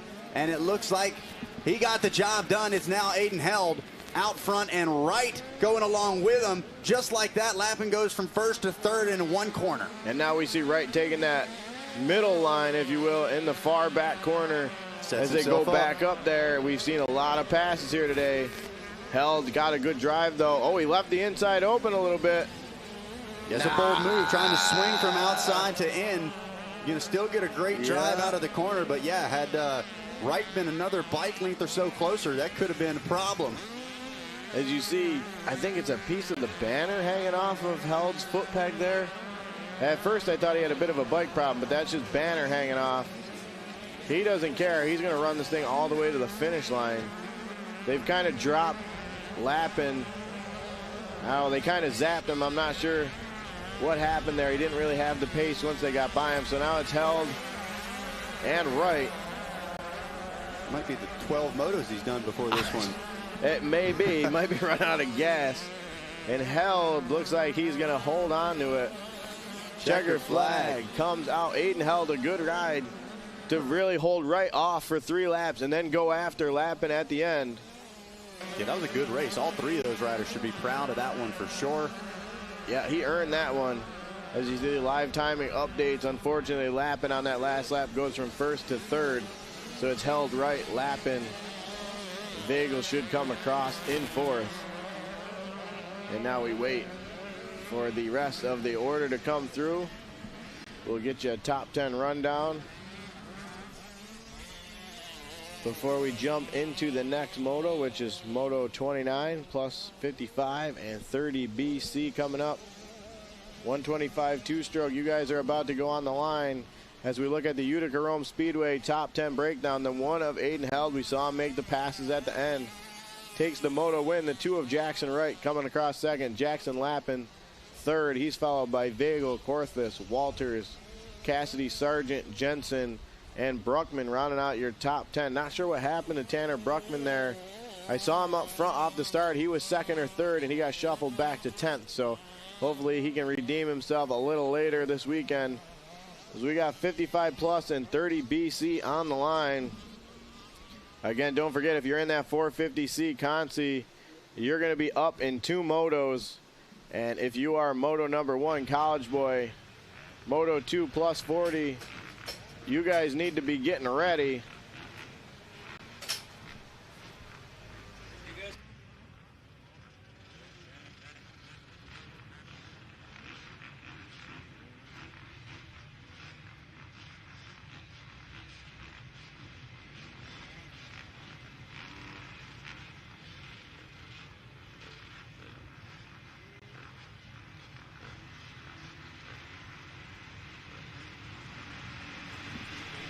The gate is going to go down.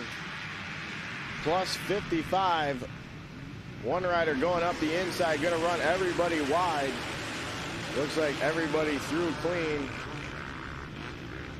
We'll check the numbers here. One rider made a couple quick moves. So we got plus 55, and I guess we're going to go plus 30 first. So this is my fault. This is plus 30 BC. And so out front, it looked like the 199 of Jevin Jane. And then I believe 276, I believe I'm seeing.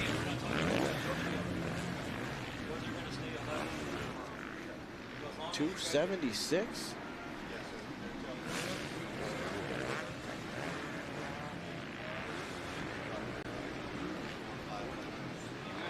I'm not seeing him on the entry list. We'll check it when the live timing and scoring comes up. I believe possibly Kobler up there. That's a beta rider. That's probably Ernest. So Cody Ernest on the beta up there in the 4 spot. And we got one rider making some moves. This is wild out here. Now we're going to have a new race leader. I got 4 riders that have had the lead in the last, gosh, I don't know, 5 or 6 turns. And now another pass back. So we're gonna let live timing do what live timing does. And then we got, wow. Now we got them 3 wide as they head back to, oh, he does a Superman. Cody Ernest Superman. Rides it out over to the finish line. Wow. Put him in the whip contest. Just have him do a Superman. Freestyle points being given out here. And he rides it out, holds on to the 2nd place position. As we wait for the timing to update.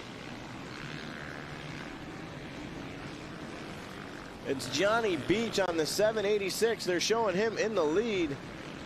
I believe that's going to be our plus 55 division. Things get a little dicey when you start adding the 30 and the 55 together. Yeah, a couple different classes here, so it mixes up the timing and scoring data that gets sent to us. Whoa, a big kick there off of that jump. Hang on to it now. So they are saying Johnny Beach 783 on a Cowie, but that's a Yamaha. And I believe it says 913 on it. We'll get this situated here one way or the other. So I think that's Derek Miller on the Yamaha out front. And then Daryl Smith is leading the plus 55 division. So right now they're saying Beach, McNeil, and Cook. I don't believe that is accurate. I'm going to go Miller on the 913. And then the beta rider, Cody Ernest. He's your 2nd place rider. As they work up and around the top section and head towards the finish line. Going to be 2 down, 2 to go.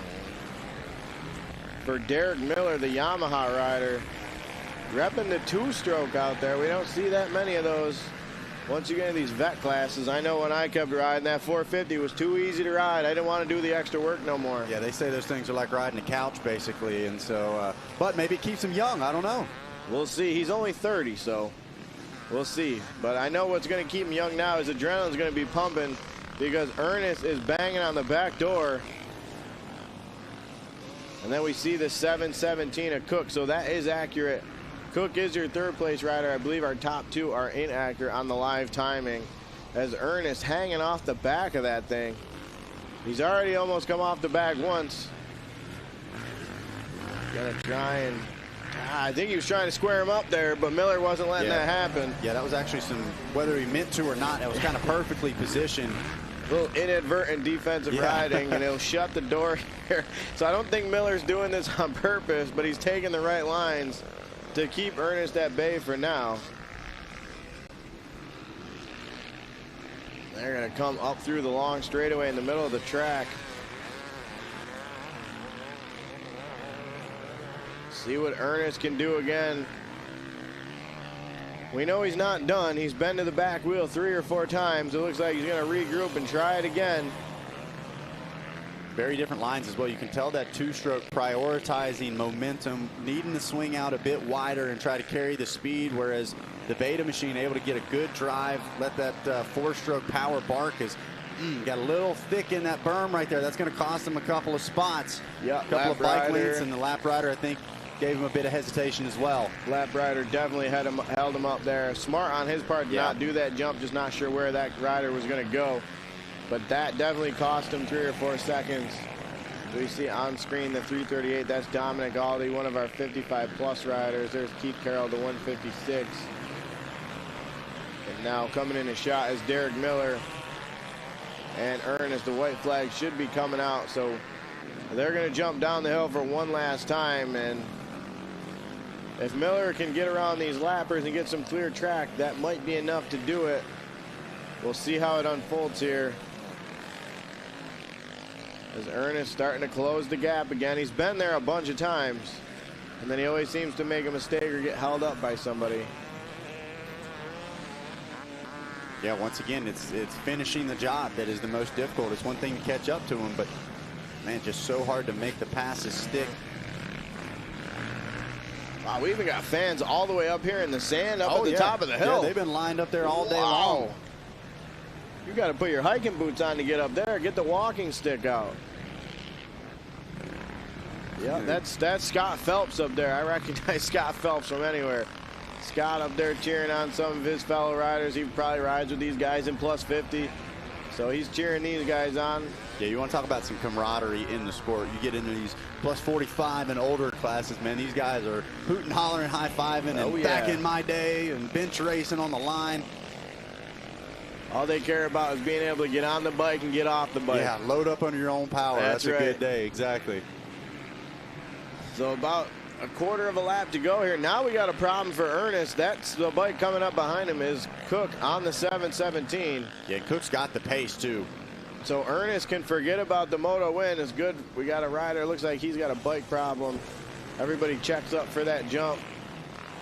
And we'll see here just behind these guys. That is a lap rider. And then you're going to see Ernest and Cook come into the screen. Here we go. The Ted's Body Shop live drone watches the white change to checkers. And now we wait. So Ernest still holding him at bay for now. He's just got to get over this double and either take the roller or go around it. Moto win goes to Derek Miller. Mini fist bump. Little mini one-hander there, yep. Little half commitment. That's better. Yeah, wait till you're on the ground. Then we'll start fist bumping. Yeah, he earned that one. Ernest's going to give him a high five. You see Daryl Smith cross the finish line for the plus 55 class. We'll wait for the official rundown.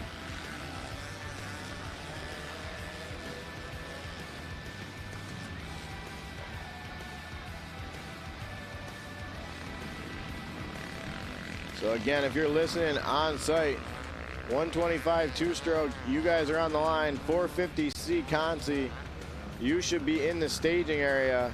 Take a look at your Utica Rome Speedway top 10 for plus 30 BC, showing Derek Miller, Daryl Smith, Cody Ernest, 1, 2, and 3, Powers, Cook, Burfine, Macklos, Clark, Jane, and Small round out the top 10. Like we said, a couple of classes out there at once, so the data a little mixed up, but what a great race it was. As now we get ready to listen to some sweet sounds of two-strokes once again. So we got a little bit of a special treat for this class this weekend. Remember this morning we did that memorial lap for Vinny Grasso. Absolutely. So Vinny was known to ride the two-stroke. He ride anything with 2 wheels, Harleys, street bikes, bicycles, woods bikes. He didn't care if it had 2 wheels. He was in. Our good friends over at L&D Auto Sales, Lance DeBardinis, he's donating. The original plan was to donate $500 for this class. On behalf of High Voltage, all the money from the sign-ups from this class is going to get donated to Vinny's girlfriend. Wow. So L&D's money is going to go straight to Mary Jane as well. So Mary Jane, we love you. MJ, we got a bunch of riders down. And just a special thank you to Lance. If you're listening, we really appreciate you. So Lance, thank you for the donation to this class, and these guys are going to let it sing for you as we see the 21 an hour leading them around out here. And while we're on the topic of L&D, tomorrow Lance is throwing in $500 for the whole shot in the 450A class. So maybe if you're listening to the pits, change the gearing, just go for the whole shot and then pull off. I was going to say, Trevor Schmidt licking his lips right now. He's got to be feeling like he could almost feel it in his pocket already. Somebody got to snatch it away from him.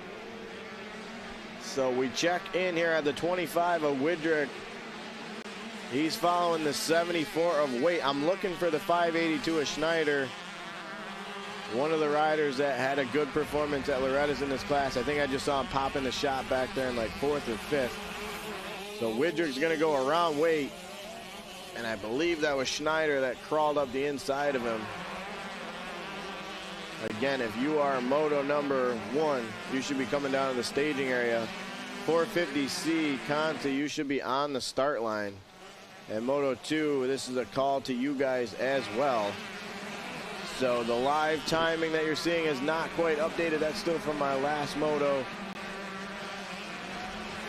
As we have Chadwick Nauer out front, followed by the 25 of Winston Widrick, the 74 of Preston Waite. And Travis Schneider, he is back there in the 4th place spot. We would expect Schneider to get up towards the front, but you never know with these kids. They get a little spicy on these 125s. Did you see the spice right there coming into that corner? He's out front. He ain't trying to let it go. So Nauer and Widrick. Honestly, Widrick, this is a good ride from Widrick. He's pulled right up to the back of Nauer, and now we got somebody else throwing their hat in the ring. That looks like Schneider will try and catch the number here. It's definitely Schneider in that yellow and red gear. Kind of starting to make the moves I expected him to make earlier in the Moto. So now he's made 2 quick passes. He is up into 3rd. He's got around Waite, and this other rider, I believe it's Dan Barry. We talked about him earlier, Mr. No Footer himself. He's been riding one of these 125s. He might ride one of these things till he's 50. So Barry now going to go after Waite on the 74.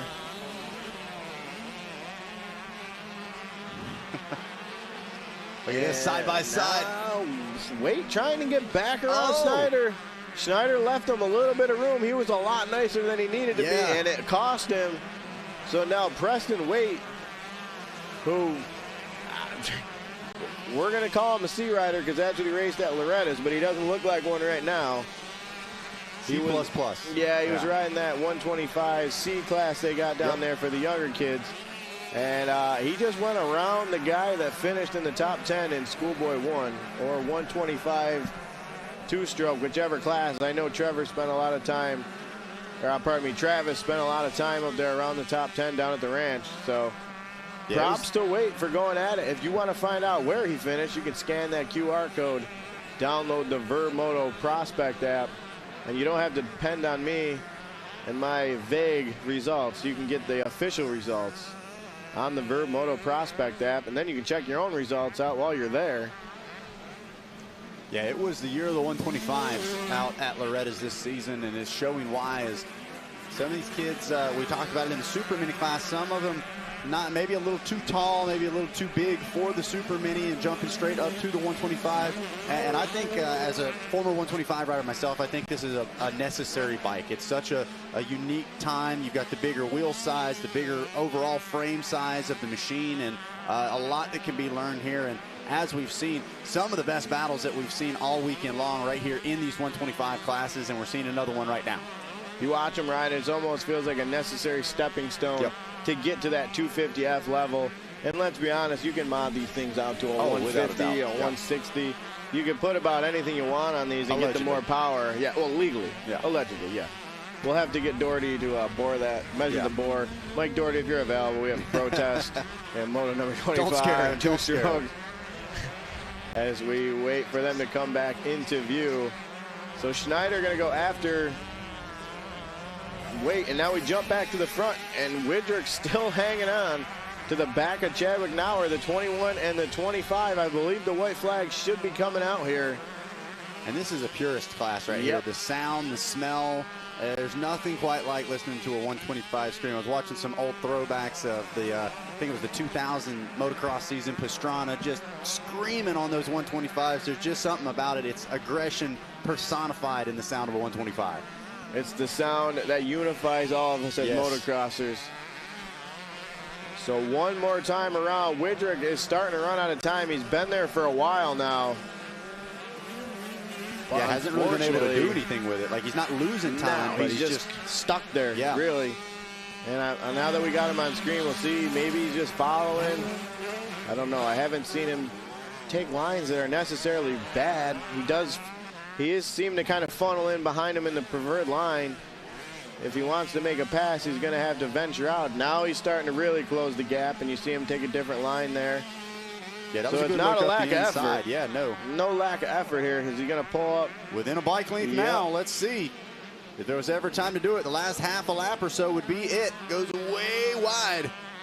Going to try and carry that momentum if he can get over this jump clean. We got one lapper here. They're going to have to go around him. That outside was working, but the square edge bumps and the acceleration coming out of the corner, I've seen it multiple times, completely rob the drive of that rider. And he was less than a bike length away and now gives it back to about 4 or 5. And that might be what lets Nauer off the hook for the rest of this moto as they go up and over the big step up. They jump around the corner all the way to the back turn to the far top. A couple lap riders to work around. Nauer is through clean. And I think the time clock has run up on the 25 of Widrick. There's the checkered flag. So Widrick got there, couldn't do anything with it. A good run from Nauer to hold him off. He withheld the pressure for 2 or 3 laps. Give him a little thumbs up. I don't know if Widrick wants to give anybody a thumbs up right now. That's got to be a little frustrating. As they come across the line, it looked like Schneider got weight back. So I believe, there you see the no-footer from Dan Barry. That's all he does. Good way to make sure we know who to announce. You don't need numbers if you're Dan Barry. Just start doing no-footers. So get ready for that Youth Rome Speedway top 10 here from 125. 2-stroke.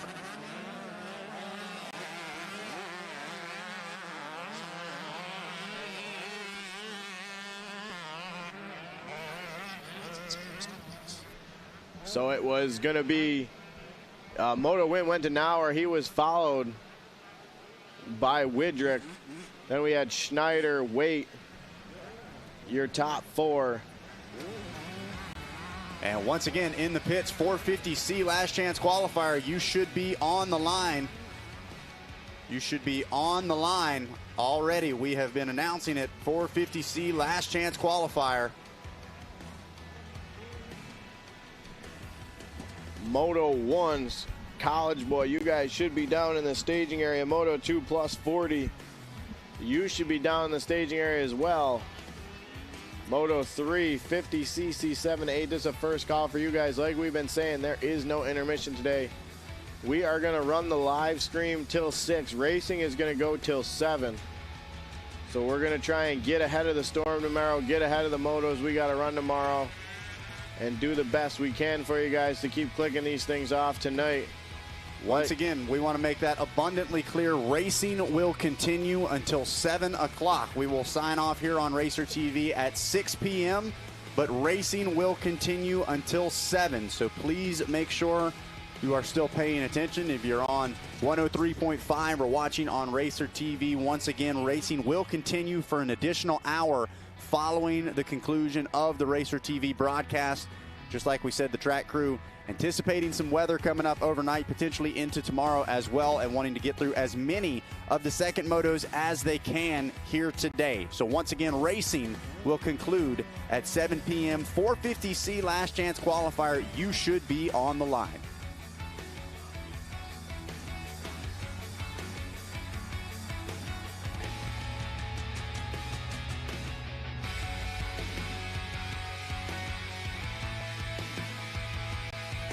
All right, so we're going to hang here while they load the gate and get ready for 450C last chance qualifier coming up here from the 2026 New York State Championship.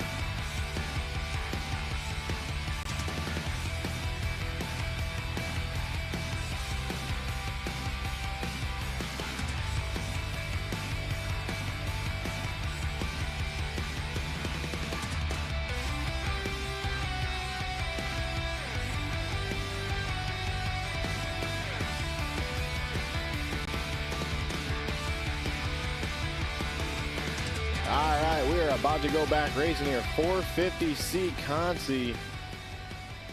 Looks like we got one rider getting the bike bump started.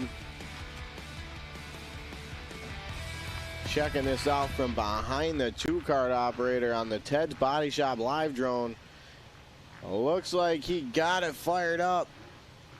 He's going to get it. No, maybe not.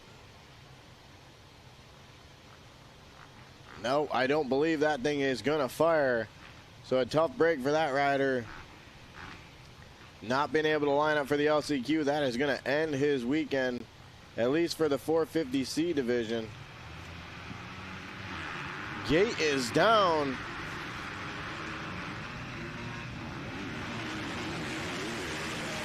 Into the first turn. Everybody in and out of the turn clean. We'll let him get through here. Start checking some numbers.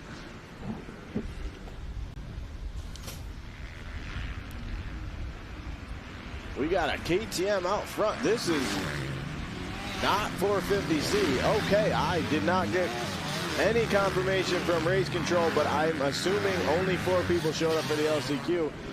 So I guess we're going right into Moto 1, Zach. And out front early. I guess if you only need to take 4 people from the Consi and not 4 show up, you're golden. Yeah, I mean, that makes sense to me. Yeah. I saw the 621 Ozog, and I said he's been an A rider for about 5 years. I don't think he went back to C. So I see the 621 Ozog up there. And I also see the 413, I believe that is. Oh, taking a look back, one of the KTM riders. Looked like he thought he had something caught up in the rear end. Still sends it though. So it must not be that worried about it. One speed out here, you know that. So that's a 413. I don't have anybody on the entry list in a 413 in this class. So we will just run it the way it is. I know it's Ozog on the 621. That is Ingersoll out front, your first moto winner. So Tijan's really made the step this year, and he's starting to put it all together. That is obviously, like we said, Ozog second. I see Jacob Stevens fourth. Narana back there in fifth. So they'll jump back down into view. 1 down, 3 to go. So Tijan Ingersoll, Cade Ozog, Aaron Caballero, Jack Noronha, and Jacob Stevens. Your top 5 is the time and scoring updates here for College Boy 18 to 24.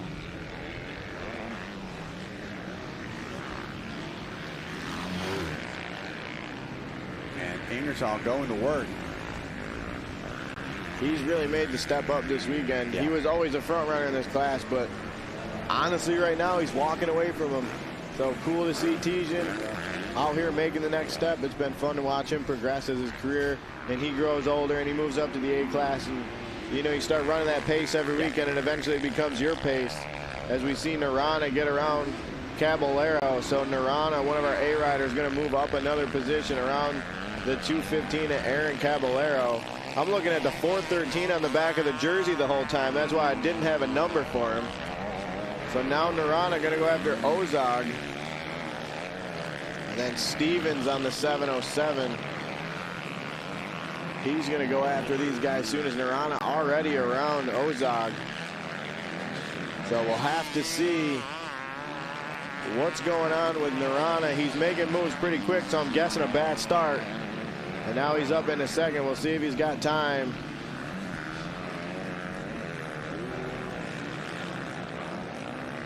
Watching the 369 pull a little bit of clear vision.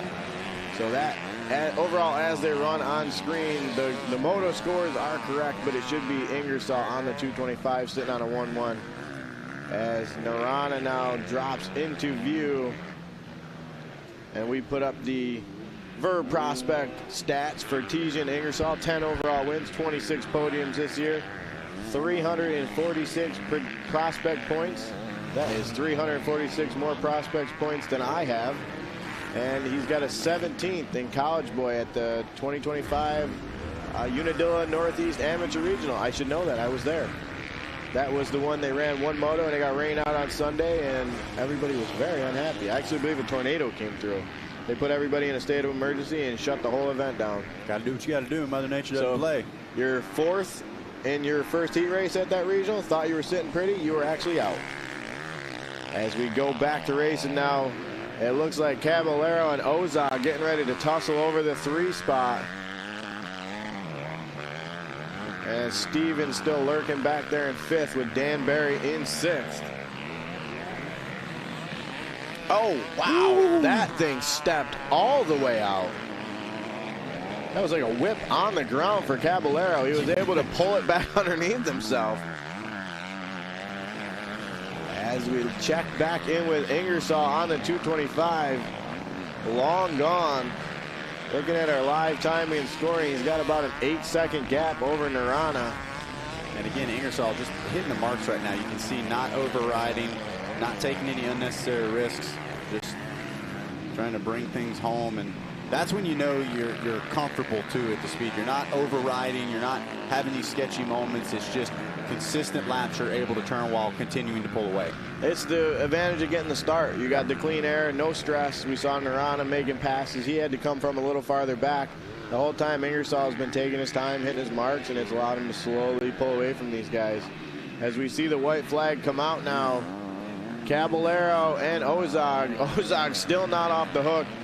One of our local riders that doesn't really race that often. He's probably dreaming for a checkered flag right now. Get this guy off my back. Checking back in with Ingersoll. Working his way back towards the center of the track one more time around. And you remember, it wasn't long ago, they had reshaped that entire section. It was perfectly smooth, and now it's right back to looking as rough as it has pretty much all day long. They put a Band-Aid on it and quickly ripped that right off. The blood hadn't even stopped coming out yet. They took the Band-Aid right off. Right back to the shape it was in. So Ingersoll about a half a lap to go. Narana starting to pull up. He's lurking into the picture. I gotta believe Tijan's peeked over his shoulder in these 180 turns and knows he's there. But we're starting to get a little uncomfortably close here as he's within a couple seconds now. But Tijan just needs to get up and around the top of this hill, and he'll be able to sleep happy tonight on a 1-1. One moto away from an AMA New York State Championship. Not something I believe he has in his trophy case yet. Well, to do it in a class like this College Board class is certainly a statement, as there is a checkered flag. Tijan Ingersoll gets the job done.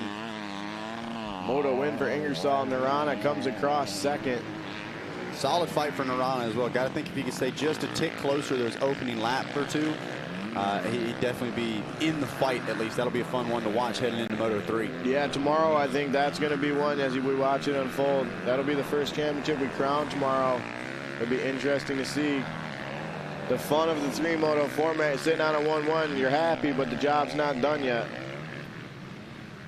As we see the Utica Rome Speedway top 10, Tijan Ingersoll Moto win. Second place, Jack Narana. Aaron Caballero got Ozog on the last lap to move up into 3rd. Ozog drops to 4th, Stevens 5th, Walters, Barry, Canning, Soder, and Brennan Hoffman round out your top 5. That was Moto number 1, race number 2. Pardon me, race number 1, Moto number 2 of the College Boy division. We're going to jump right into the plus 40 class. Let's see what they got for us in store this time. The last moto was the 55 of Sean Nutt, the 22 of Canary. You see that 450 power. Canary on that stock 250 just getting dragged all the way to the first turn. It looked like Jeremy Tiffany on the 233 came out in 3rd. And now we'll drop the gate on the BC and plus 40C class. The 575 into the first turn. That's Marty McDonald. There's that measly 74 Suzuki at Jerry Suits. He rides like a young kid. He's got a lot of body movement, revs the bike up. Kind of sends it a little bit for an older guy. I don't hate it. I don't hate it. You can only be young once, but you can send it forever, that's for sure. Oh, speaking of sending it, Bobby K might have just sent it into the woods. I don't know if you go right too far there, that drops off. He saved it. He might have been the only guy on the facility with enough arm strength to pull that back up. As he sets his sights on the 55 of Sean Nutt. Sean going to go to work. Meanwhile, whoa, again, a little bit out of shape, Canary. He's just got to work so much harder on that 250. Whereas Nutt is able to just cruise on through. Oh, still going for the big triple in the middle. That little double there. That was... I don't think it was on purpose, but he did a little bit of landing in the suspension. The rebound kind of made him double it. And that's stock suspension as well. Shout out to the stock Honda suspension. He may have set the sag. Whoa. But I doubt it. Looks like we put a little water down up top here, and now that actually worked for Canary really well. He was just close enough to where probably didn't get a lot of that initial splash. If he'd have been another half of bike length back further, he could have gotten his entire goggles covered with that standing water. Absolutely, that would have splashed out a little bit farther. He would have been in that splash zone. Now he's getting, to me it looks like he's getting a little impatient here. You see him go for a tear off, just hanging off the back of that thing, trying his heart out to get that thing to go. Come on, baby, let's go. Oh, he's almost touched the front again. Not sure stock suspension was the answer. Well, you got to wonder as well, like we said, hadn't seen him in quite a couple of motos, how different this is compared to his last race on track. Yes, it's rough, but it's a different style of rough here late in the day as well. And another thing, not as big of a factor for some, more so than others, the sun. Starting to set, gets really bright in certain sections of the track as well. The shadows maybe even starting to play a bit of a role as well. It does set on the finish line side of the track, so it will shine down out onto the middle of the track. Possibly something that he's dealing with. It's hard to say. We'll have to see how this unfolds, as he's just struggling to get over these jumps, struggling to get the suspension to give him a smooth landing. Well, that's don't want to say he's overriding the bike. Obviously, he's doing everything that he can to try to at least close the gap up on Sean Nutt, but at the same time, it almost seems like he's causing some of these mistakes by trying so hard that end up costing him even a little more time. It looks like the amount of effort he has to put in just to keep up with the 450 power, where Sean can just roll it on. Bobby's got to kind of really work at that thing, probably shift 1 or 2 extra gears. And 2 down, 2 to go. Green flag still out as we watch this from above on the Ted's Body Shop live drone. Sean Nutt trying to keep that white gear clean. And Bobby Canary, oh, Canary goes down. That's that sweeper coming off of the start. Where he was facing, I'm guessing he just asked a little too much out of that front end. The suspension probably ran out of travel and pushed the front. Yeah, it's a tough break there because he was definitely on the charge and had kind of reeled Sean back in just a little bit. So he lets Sean off the hook here. Probably gonna be another turn or two, and Sean's really gonna believe that that 250 isn't screaming behind him in his ear anymore, and he's gonna have a sense of relief. Yep, he just took a look back, probably a big sigh. Let himself know that he is off the hook.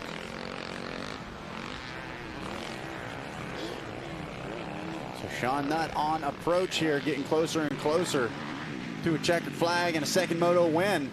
A battle of 2 riders coming back. Sean's only been gone for maybe a year or so, maybe a little bit longer. Obviously, Canary's been gone for, feels like 10 years by now. But both riders coming back in this this plus 40 class. You see the lap times. Sean a little bit faster there, a little over a second faster than Bobby. And then a long ways back to Wilcox, Tiffany, and Suits Kavanaugh are some of our B and C riders. So the white flag should be coming out here. We're gonna jump back. I think we're waiting for Canary to come through. Nope, there's Nutt.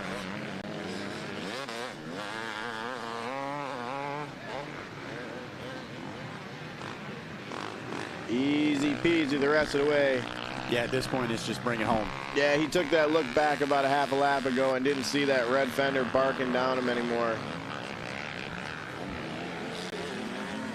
blood pressure probably dropped about 50 points. So you could literally hear the sigh in the helmet. Yep.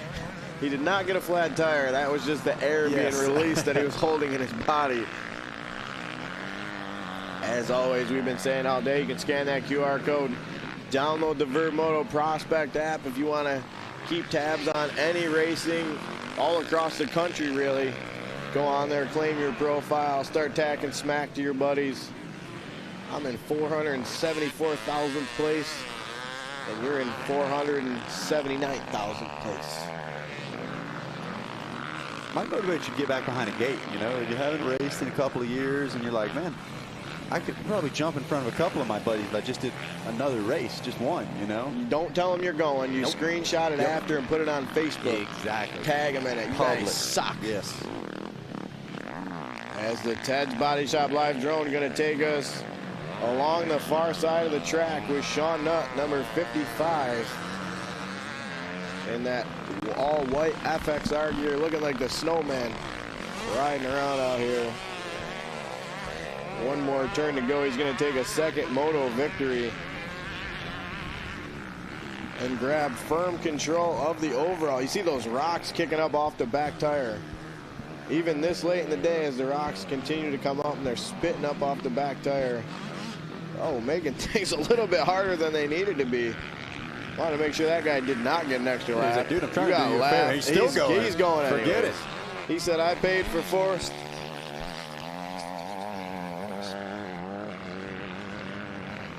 He said, I paid for 4 laps. I'm getting 4 laps. Absolutely. So Sean Nutt gets the job done.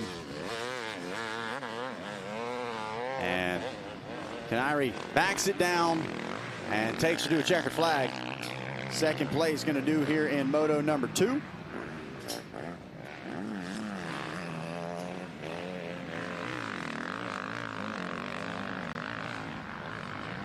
And looks like it will be Tiffany crossing line in 3 spot. Wilcox and Lindholm in that 40+ A class. Jerry Suits, Derek Miller, Jesse Cavanaugh, 1, 2, and 3 out of plus 40 BC. And then Adam Mott and Edwin Reek, that plus 40C ESNX class, going to go 1 and 2 as well.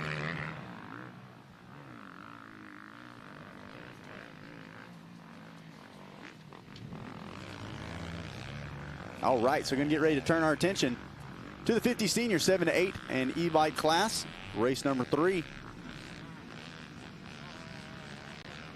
Out.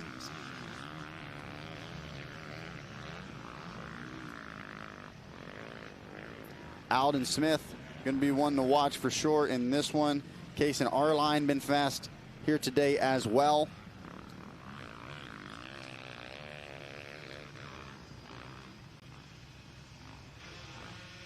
And here we go, gate is down.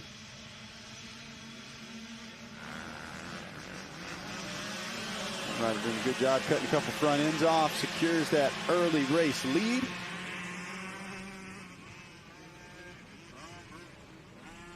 Everyone shuffling around, you can see it's brutal on the big bikes, but it is absolutely monstrous on the 50s. Shout out to the Little Rippers as the fans are all going wild. Let's see, not 100% sure. Looks like these guys do run that full track.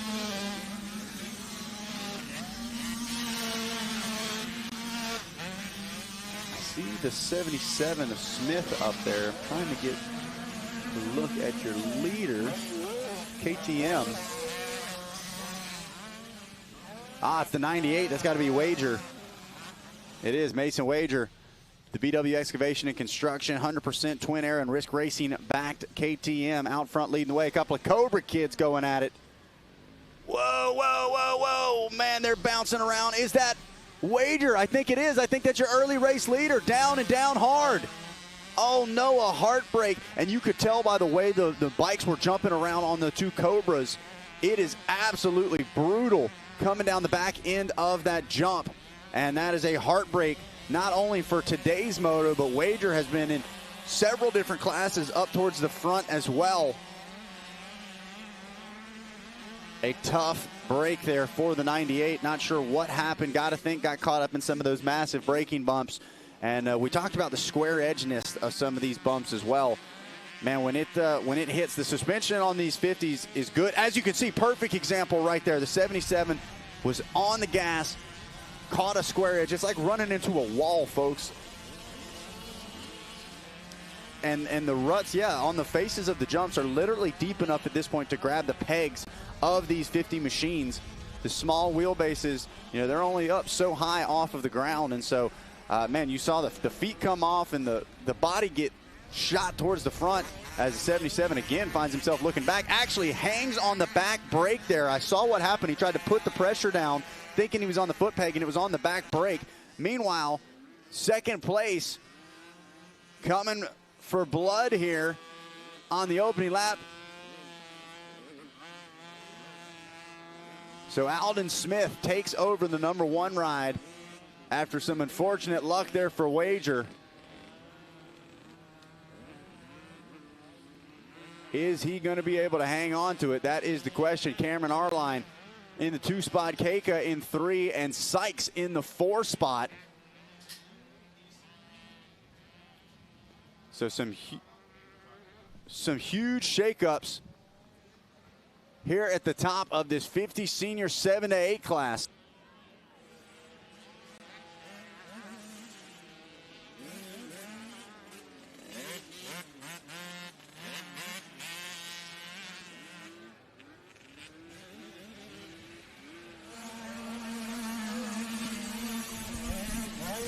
So a shakeup indeed. I had stepped out for a second. I didn't see the crash, but I heard it was spectacular. Not the kind of TV coverage you want.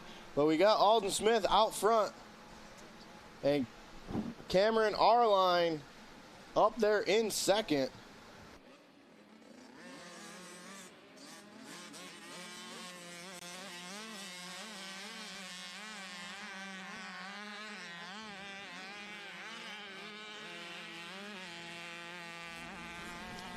So out front now, it is Alden Smith. And as you see, oh, now Alden makes a mistake, and Alden goes down. So Smith now, nobody wants to win this moto. Now it's going to be Cameron Arline that inherits the lead.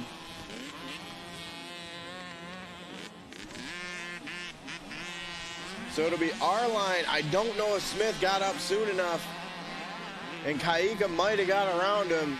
This overall has been shaken up and thrown on its head. As Arline, oh, now the back end steps out on Arline. He's able to hold on to it, but man, this track is taking these little guys and throwing them for a ride.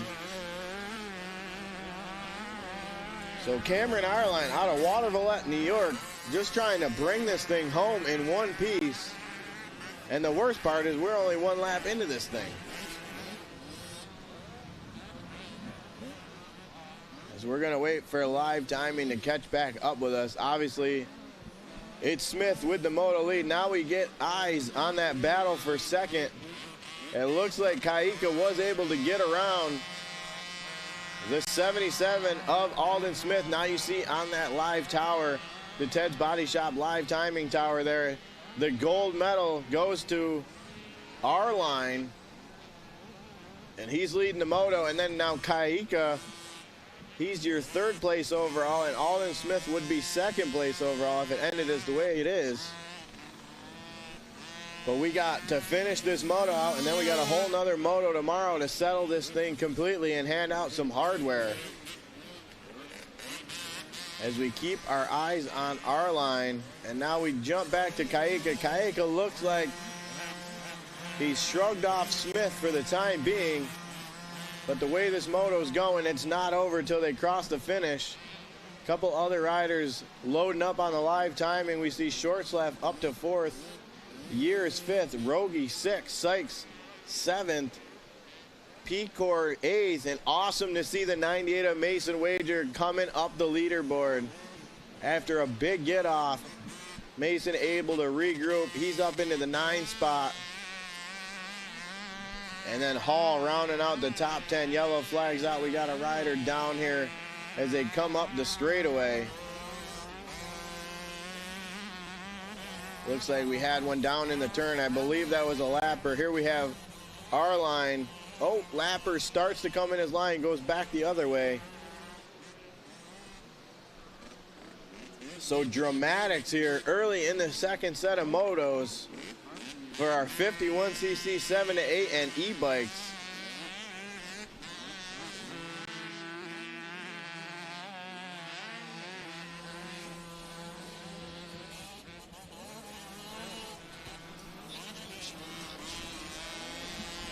So our line, a couple turns to go. Just bring it home the way this moto is unfolded. And now we see Kaika coming up to the top of the hill. He's not too far off the pace. Not close enough to make a pass, but if our line slips up here, our line gonna take a look back. Just bring it home. I can hear his dad and his mom saying, just bring it home, please. Our line, one more little roller to go, and the checker flag will come out. There it is, Moto win for Cameron Arline. And he should gain control of the overall as they head into the third moto. Gotta believe without something crazy happen, Wager's probably gonna be out of the overall. But he could shake things up if he takes a moto win or he ends up battling with these guys up front in the third moto. He could play spoiler, we'll find out tomorrow. Again, tomorrow we're going to run Moto 3s, crown all of our champions, hand out some hardware, do some podium interviews. It's going to be a great day. Tune back into Racer TV to catch all the coverage all the way to the finish. So we let some of these other little guys finish their run.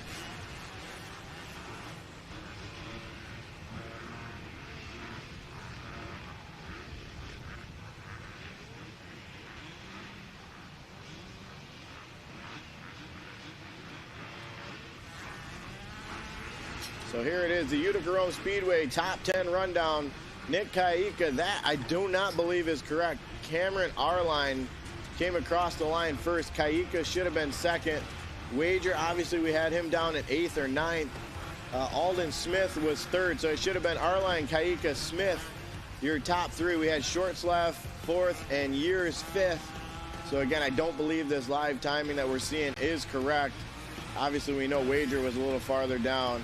So check the official results if you're on site on the sign-up shed. It'll be posted outside. And we are going to go right into moto number 4. While I have everybody's attention, I have just got word. We are going to run through moto number 9, which is 51cc 4 to 6. Technically moto 10, but it is race 9 of the second set because we're not doing qualifiers in the 250C class. So the last moto of the day will be race number 9 of the second set. Race 10 if you have a race order that you picked up earlier.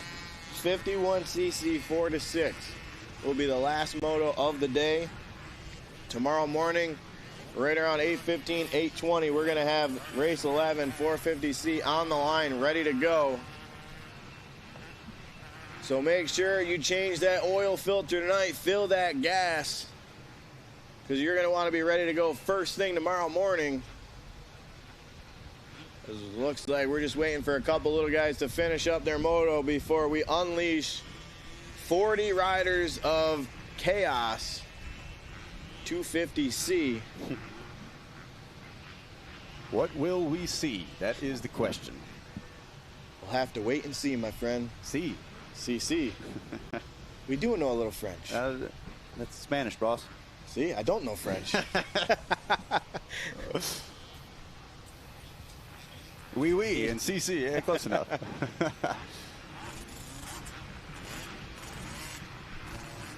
The blood pressure is going up. I would not be on the far left of this start line right now. Gate about to go down. Yeah, 40 riders of any capacity, and you can see the exiting ruts as well. I mean, this track is chewed up. A lot of spots have been touched up, but the 4 or 5 feet just after the gate, I don't believe has been touched at all day long. I think all the way to the right doesn't look so bad right now. Not where you want to be ideally, but if you're worried about your rut, there isn't one there. In the pro ranks, position over condition, right? Do you want to be in the right spot on the gate, set yourself up into the first turn, even if that rut is a little bit worse, or do you want something that's got the better exit rut, but maybe you're going to have to do a little more work to carry the momentum into the first corner? Some are condition over position, some are position over condition people. So it's definitely going to be an interesting one to see. And there's often been times where certain riders, especially in something like a C-Class, if they're locked in and they're on their A game, they can just about pull a start from anywhere. So I think, honestly, the 5 to 10 gates inside or outside of the box, with the right jump, you could make something happen. There it is, right near the doghouse. I mean, huge jump. Wow. I might need to call a protest on him. A couple riders down. I think that's Bianchi on the 30. That was a Heath Harrison timing of the gate or something right there. When they challenged his inner Mike Alessi. Get a replay on that or something. That was, someone had a rubber band holding him. They shot him out. Wow. Whole shot engaged. Yeah, you got a 3-second gap coming out of the first turn. So the 30 of Bianchi, live timing, has him with a 2-second lead in the first turn. That's crazy. So 250C, no more divisions, all wrapped up. We got it settled up, and this is the top 40 in the C-Class here for Moto number 2. That'll be the 37 of Durkot up there in second. And he's quickly going to slide back to third, I believe. Oh, he runs him wide. That's going to leave the door open, as it sounds like we got a replay of that start. So watch just about 3 to 5 gates from the outside of the doghouse. I mean, by this point, he's already 4 or 5 bike lengths ahead, headed into turn number 1, able to carry the momentum up. And then, as you can see, that's why you want to be up ahead. The chaos starts happening, and sometimes you don't even do anything wrong. You're just in the wrong place at the wrong time. The Stoke rapid replay with a rapid start from Bianchi.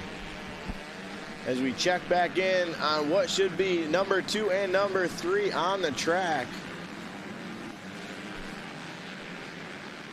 They're up to the top of the hill for the first time on the Ted's Body Shop live drone shot. It's still Bianchi out front, but it looks like they're starting to push Durkot up to him. Launching it down the hillside. Opening lap. The green flag was there. It wasn't waving, but it was there. We see the 998 of Likens. He's up here in about 4th. And the 125 is your 3rd place rider. That's going to be Joseph Glabaki. So Bianchi, Glabaki, Durkot, Castiglia, a name that we kind of forgot about as these guys in the front were battling. Castiglia was able to get through that first turn clean enough to be in contention up here, as we'll look for that blue fender to start sneaking into frame, as that 2-second lead Bianchi had out of the gate is now evaporated, and Durkot is to the lead. Man, Durkot has gotten stronger as the day has gone on. Every time we see him on track, he seems to be getting better and better. He's worked his way to the front, and this time was able to get the start and is showing what he's able to do with it. So props to him. Track certainly hasn't gotten any easier as the day's worn on, that's for sure. He's definitely done his work as the days progressed, and I would assume taking a little bit from each moto, brought it back to the board, and he continues to work. As we see one rider go down, that is Castiglia. Was going for it. He it looked like he almost locked bars a little bit with the guy on the inside. Kind of lost his balance and got tossed. So unfortunately, that'll take Castiglia out of the equation. And now we got a 3-rider battle for the lead, which puts Glabaki back here. So now these guys are battling for second. We got Durkot. Durkot is starting to check out on these guys. He's just saying, get me away from all the chaos. Yeah, Glabaki going to be the beneficiary of that one. I believe that's who was battling with the Yamaha rider. Correct me if I'm wrong. Was that Castiglia not our first moto winner in this class? He was at least second. And he was first or second. Divisions, yes. Yeah, he was at least first or second. So that's going to kind of take him out of contention. And we've got a replay as to what happened there with Castiglia. He was going up the inside, trying to make a pass happen. Watch the Yamaha. He dives in, and just buries it ever so slightly. The front end catches and he gets pitched off. I'm assuming more than likely caught a handlebar to the stomach, probably hearing a little bit of trying to get that breath back. It's a feeling. If you've raced long enough, you've just about all been there. It's not any fun. The scariest feeling. Yes. You think you're literally dying. I suddenly cannot breathe. This is not good. They're asking you if you're okay, and you can't even answer no. We all been there, unfortunately. As I like to see on the pit board, P, not good. Yeah. I am not good.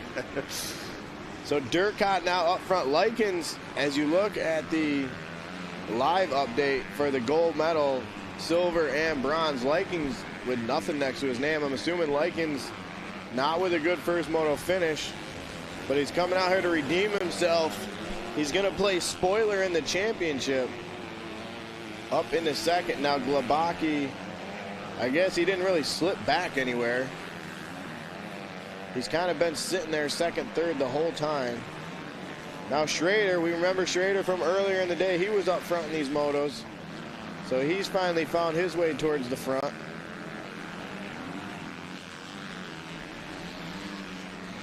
Caleb Likens. Slowly but surely, Durkot is just inching away, inching away. 125 chaos. Gotta love it. Catch the fever. Oh, we got it. We are fully hooked.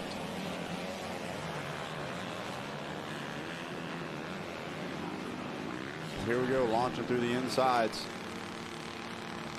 White flag is out, so one more time around for Durkot. As it looks like Schrader got around Glabaki. I believe they both went around Bianchi that lap. We didn't see that. As our Stoke battle cam has us with a battle for third. Callum Schrader and Joseph Glabaki. Schrader made the pass. Bianchi dropped a couple spots that lap. So now it's Durkot, Likens, Schrader, Glabaki, Bianchi, your top five.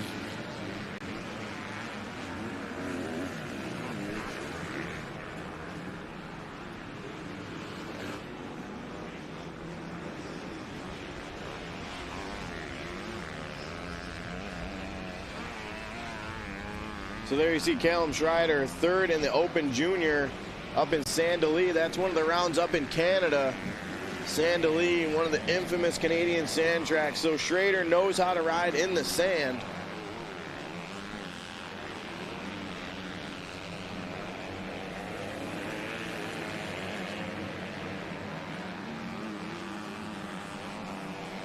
So now we're just kind of waiting for Durkot to work his way around. We see one rider getting towed off there.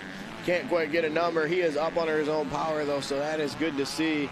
I see Castiglia down at the bottom of the leaderboard, so he must have pulled off after that get off. And now they're up around the top of the tree line. Checkered flag is going to be out for Durkot. Carson Durkot, the number 37, going to take a moto win and control of the overall championship going into moto number 3 tomorrow. Likens comes across in third, and I see Bianchi just dropping positions here. A tough break for Bianchi. I don't know if being out front, he kind of rode a little bit of tight or something, but he just dropped 3 or 4 spots in that turn at the top of the hill. So a tough break for Bianchi. What looked like a promising start. Unfortunately, going to fall back a little bit here in the order. As we look back at live timing, he drops all the way back to 10th place. So a tough break for Bianchi. A good start. Unfortunately, wasn't able to finish the moto the way he wanted to. Carson Durkot sure finished the moto the way he wanted to, though.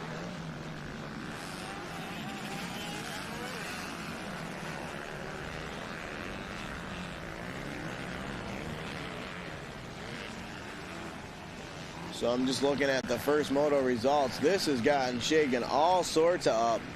Similar to our 50cc class. As we look at the second moto, Utica Rome Speedway overall top 10 here. For moto number 2, 250C, Carson Durkot takes the win. Caleb Likens comes across in second. Callum Schrader comes across third. Glabaki fourth. Lindeker fifth. I don't know. I can't say it. I got nothing. He comes across in fifth. McCaffrey sixth. We know Bianchi was a little farther back. I'm going to go Wadowitz.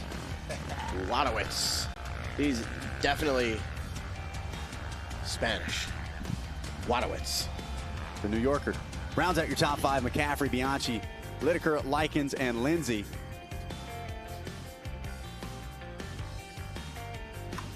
So all sorts of shaking up here. Moto 2 goes to a second place finish at Moto 1. Moto 2 second place goes to a first Moto 14. So we got a 2-1, a 14-2, a 2-3, a 3-4. I'm trying to see. Moto 1 winner Preston Waite, he's on an 8th, and we know Castiglia, he didn't finish, so he's going to go 1 DNF. Castiglia Sturry's on a 4 DNF, so that 250C championship, as you would expect, gets all sorts of shaking up here. You ask these guys to go 3 consistent motos, probably not happening. Honestly, Durkot might be in the worst position, sitting on a 2-1. Yeah, that's pressure's on at this not point. a good place to be if you're a C rider. Here we go, gates down. Next moto off and rolling, Mini Senior.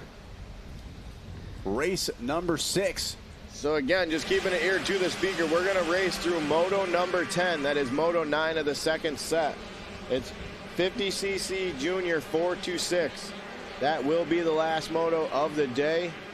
We're going to touch the track up. The whip contest will happen a little bit later tonight. The pit bike race, we are going to nix that, just try and run some extra motos and beat the storm that is coming. So thank you to everybody that's sticking around to watch. A very special thank you to everybody at Racer TV, Stoke Media, everybody that volunteered to realistically just stay and work late. I don't believe we pay overtime here. At least I don't get overtime. I think I'm off the clock right now as we're watching race 6, moto number 2, Senior Mini 12 to 15. I see Widrick and Mansfield on screen, but they are not the race leaders. Do we know who has the race leads at? I'm trying to see, but he's so far ahead we can't get him in the shot. Is that Lappin? We know it's not right, so Jackson Wright's just catching up to Widrick and Mansfield. We might be going process of elimination. Yeah. I don't see Lappin out here. Is it Kelsey Harris, possibly? I don't know. Yeah, I'm not really sure. Whoever it is on the gas. I know that. They're not slowing down at all. We'll put it like that. Is it Held? Did we finally get a Held? The 9 of Aiden Held is in this class. Well, we finally got the We've black been waiting for backgrounds him and the to red figure numbers, it out here. Well, and Held had a good moto a little bit earlier at the last couple of first motos. You may be right. It might be Aiden Held. So we know he's capable finally of it. riding the way that we would expect him to after a tough moto or two to start the day. As really quickly Jackson Wright and Mansfield pick up right where they left off in the last 3 motos they ran side by side over the finish line. Such a cool view there with that Ted's Body Shop live drone, making you feel like you're a part of the action as it is. Aiden Held out front, Wright, Mansfield, and Widrick, 1, 2, 3, and 4. So Held didn't finish the first moto, so he's sitting on a DNF 1. From last to first, making a statement on what could have been. So the rest of our championship contenders, though, Jackson Wright, Grady Mansfield, Cale Widrick, all here second, third, and fourth. With Aiden Held just trying to say, hey, I might not have got the #1 plate, but I'm still the fastest guy here. So you see the 325 on screen. That's Trayson Walters. He's back in 6th place.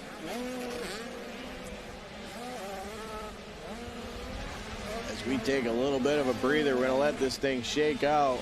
Yeah, everybody kind of settling in position here as you see the space now between your top 4. Aiden Held. And this is similar to what we saw in that earlier first moto. Once he got out front, he was consistently turning laps in over a second faster than anyone else, and it really didn't seem to be pushing too hard to do so. Mansfield, though. Well, you check that Verb Prospect app, you look up Aiden Held, you're going to find out what that number 9 means. That's a national number 9. At some point, he was 9th in the country. I believe it was a few years ago when he started running that number after he did well in one of the smaller motor-sized classes. So we know he's got the speed, and he's putting it on display here. So Aiden Held, actually, I guess Live Time is going to update and tell me he got a 5th in Moto 1. So a 5-1 in Yeah, contention I here. thought he was in the mix, but he just wasn't in the conversation, if that makes sense. Yeah. Got to wonder what those early laps look like. Potentially a really bad start as well. So, and this is what I do love about that 3-moto format. 5th place in Moto 1, not great, and a 5-1 usually maybe enough to get you on the podium, but a 5-1, potentially 5-1-1, you could be looking at almost a guaranteed podium and potentially a win, depending on how the rest of the field works out. 100%. That's what I was saying earlier, where it just breeds chaos. A 5-1, most days is okay, but in a 3-moto format, you still feel like you got a good shot at this thing, especially when you look at first, second, and third from the first moto. They're sitting second, third, fourth now. So those positions start switching around pretty quickly as we watch Mansfield and Jackson Wright on screen. They've kind of dropped Widrick. As there you see Aiden Held, he got a 15th this year in the 85 10-12 class at the Ricky Carmichael Daytona Supercross. 13 overall wins, 22 podiums this year. That information coming from the Prospect app. And there is Grady Mansfield starting to run him down. Your 28th place finisher at the Loretta Lynn's Amateur Championships this year in the Super Mini 13-16 class. And he has caught him in a hurry. So Mansfield's found another gear and Held is in trouble. And this is where your 5-1 doesn't look so well anymore, because that 5-1 might be a 5-2, and the guy going by is sitting on a 1-1. Yeah, Mansfield, there's been some times here. It looks like he's on the same bike in all of his classes, but he just is a little extra feisty here in this one, as he is definitely closed up the Held. But if I'm not mistaken, this is similar to what we saw in that other moto. He got close, but wasn't able to get it done. 1 lap to go. It's going to be close. It's going to take everything he's got. Look at this, Held on the back wheel. There you see on the left-hand side of the screen the overall as they run. Mansfield on a 1-2, Jackson Wright on a 2-3, Held on a 5-1. Gotta believe that's probably not how it's gonna finish the way this thing's shaping up. Mansfield has his teeth sunk into the back of Aiden Held as they go up the big hill back towards the pit area. Here we go, they crisscross back across. This time Mansfield gonna try to take the long way around. Held, gotta know he's there. He tries to move over and take the line away from him. Mansfield now gonna go back to work, this time on the left-hand side of the track. Let's see if he tries to pinch him to the inside. A good decision by Held. Held is absolutely holding him off, no doubt. He actually made him go to the outside, and it worked for him because he got through that line cleaner anyways. As we keep an eye on this battle with the Stoke battle cam. Uh-oh. That's Mansfield's line. There it was. That inside is so whooped out at this point of the day. It's not enough. But Held not going to let it go, though. Not over yet. How about it? How bad do you want it? And it looked like Mansfield might have hit a false neutral for just a second in that corner as well. You saw him tap the gear shifter once again. Doesn't get the drive up, and that could be the difference right there coming down to the final quarter of a lap. Now he's got a little bit more work to do with very little time left.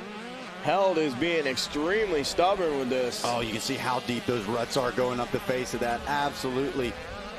Takes everything they've got as they head up to the top side of the track just one more time. What is Aiden Held going to be able to do? Can Mansfield figure out any way around them? They both funnel to the inside. 1 corner basically to go at this point. It's going to take a mistake from Held. And there it is. What a battle. Held gets the job done. Mansfield going to cross the line just behind in that number 2 spot. And looks like Jackson Wright might be able to hang on to that number 3 spot, I believe. That was Widrick coming out of the turn with, I believe, Cassidy behind him. 4 and 5. So that's 4th and 5th, yep. What a finish here in Senior Mini. Another fun one to watch and another great scenario set up for that 3rd and final moto coming up tomorrow.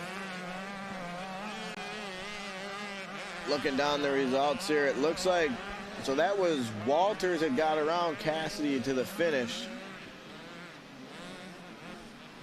Well, a little bit of a late lap pass there, sitting on a 4-5 now. As we look at the Utica Rome Speedway, top 10 for Moto number 2, a Senior Mini 12-15. Aiden Held, we saw him hold on for the Moto win. Grady Mansfield 2nd, Jackson Wright 3rd, Widrick 4th, Walters 5th. Cassidy dropped back to 6th, Burke 7th. Good run from Kelsey Harris again, mixing it up with the boys here. She's in the top 10 again with an 8th place finish. Julian Lebensky comes across 9th, and Blake Jensen rounds out your top 10 here. As now we look at an updated overall, you see the Moto tally total on the right side, and things just got a whole lot tighter for Mansfield, Wright, and Held. And honestly, Widrick not out of this one either, with sitting on a 7. He might need a little bit of help, but in the 3-moto format, we see help happen all the time. No doubt. 3, 5, 6, and 7. The top 4 point-wise. Walters on 9 points rounds out your top 5. So still anything possible. And just like you said, those third motos always throw a curveball at us. So that's going to be a fun one to watch. As Mansfield, the 1-2, hanging on to it for now. As we turn our attention now to race number 6. 7? 6, 7? 7. 6, 7. Is that what the kids say? 6, 7? I'm too old for that. I don't know. Me too. Yep. Race 7, 50cc 4 to 8. Again, we're going to run race 7, race 8, race 9, and race 10. 50cc 4 to 6 will be the end of our day today. Again, I cannot stress this enough. Thank you to everybody at Racer TV, Stoke Media, that agreed to stay on and give you guys the live footage that we see here. I was about to have to leave the booth and just go run it solo in the tower with our speaker system that we have on site. So thank you to them. Thank you, Adam. Thank you, everybody involved. Thanks for hanging out with me, Zach. Absolutely. We're chilling. This is what it's all about. Exactly. If I wasn't talking about dirt bikes on air, I'd be talking about dirt bikes off air. So might as well hang out. And with racing like this, why would you want to turn away? And like we talked about, we're in a pretty good spot. It's one thing when you're out there getting sandblasted in the sun all day long, but matter of fact, we'll let you guys get a little glimpse here inside the Stoke studio. Hello, ladies and gentlemen at home. We hope you guys have been enjoying the coverage all day long. We've got a full day of racing coming up tomorrow as well. Zach Herron and Josh down here covering all of the action. Make sure you guys are commenting, you're subscribing on Racer TV. I know a lot of you are watching on Verve Moto, Kaplan America, and of course, Stoke Media bringing you all of the coverage as well. So I appreciate you guys hanging out with us, hanging out a little later than expected, but with racing like this, why would you want to turn it away? So we're going to keep the action. Couple more motos today. We'll have some whip contests coming up later here on site, and then a full day of racing to close out the 2026 New York State Championship tomorrow. And I mean, I don't want to make any crazy predictions, Josh, but Mother Nature might stop by. She might have something to say about it. We could see a whole different scenario and potentially a whole new set of riders out front tomorrow as well. We haven't seen much rain here in a couple months, so it's very possible Mother Nature's has been saving it for us. Hey, who knows? It is certainly possible. She always likes to stop by. She must be subscribed to Racer TV or something. She always likes to pop in whenever we got a race going on. But here we go, the 2 turns to 1. It's time to have some fun. The gates dropping for race number 7. Oh, you see that little Superman? He did like a tuck. I don't think it was on a whole purpose, different but kind it of arrow worked. position. Yeah. didn't do it on purpose, but I think it's going to work for him. I believe that was the 77 of Alden Smith. Kind of got his feet caught up in that loose sand in a rut, and it pulled him back. Doing them little aerodynamics, sitting on the seat, holding on for dear life. Gotta see if I can do that on the bicycle. Maybe make you more aerodynamic. Yeah, it might help me out a little bit. Just got to do it on the downhills. Whew. A lot of core strength. I don't know. I don't know if you got it. Yeah, you're starting to get old. I'm feeling it. I promise. Yeah, nothing like planking at 20-plus miles an hour. As it's KTM out front leading the way. Your 50 open 4 to 8 e-bike class, as well as your 50cc oil injected out of that ESMX series. Going to work. I believe that's Schufelt on the 20. Just recognize the colors that he's running.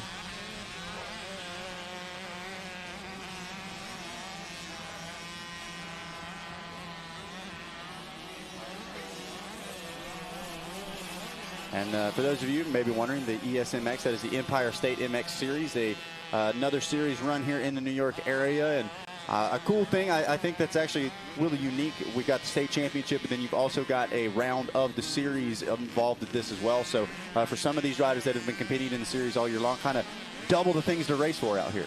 Yeah, you're honestly racing for a lot of hardware here. You're racing not only for your Empire State or your District 3, whichever you're a part of. You're racing for your individual weekend awards, your state championship awards, and then you're racing for the dual district awards as well. Wow. And it's kind of a series within a series. It's something neat they've been doing just to try and draw more of a turnout for these races. It seems like it's worked pretty well. As we take a look at our line there on the 401, getting bucked all over the place. Hey, I tell you what, I like to see Mason Wager back up. He had a hard get off just a couple of motos ago. Didn't see exactly what happened, so wasn't sure how bad the crash was, but he was walking off the track. And so, like I said, these moto kids, they're just built different, possibly even made out of a little bit of rubber. They bounce right back up and right back on the track they go. Alden Smith and Jace Jackson 3 and 4 as time and scoring updates from that opening lap. Yeah, Wager was able to actually, I saw him get up to 8th in that moto, awesome, awesome. He actually rebounded and finished the moto.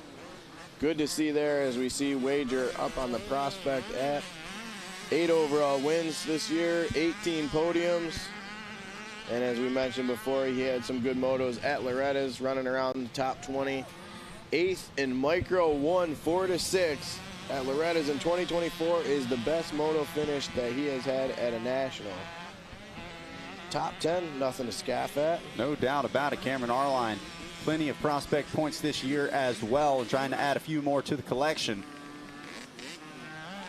So Wager out front, Arline second, Smith third. Now this is when things get really fun. You're going to have a 2-2, a 3-1, and a 1-3. You're going to have a three-way tie going into Moto 3 if it ends the way it does here. And then the gloves are off. Anything can happen then. Put the Dukes up. The kids are going at it. No doubt the third moto going to decide it all here in several of these classes. They're going to be in the bounce house later tonight, putting each other in headlocks, arm bars. I'm getting that title. And here's your overall at the bottom of your pylon as you run up. Wager, Smith, Arline, Keika, and Roji. 47 just a little bit further back, 13 points, but 3, 4, and 5 points. That's pretty close if you ask me. 2-1, 1-3, and a 3-2. About as close as you can get, really. And back down this section right here was where Wager went down. You can see some of those braking bumps been there pretty much all day long, and it's not even how big they are, but the square edge, how aggressive the hit is for him. It literally almost just jerks the bike right out of their hands.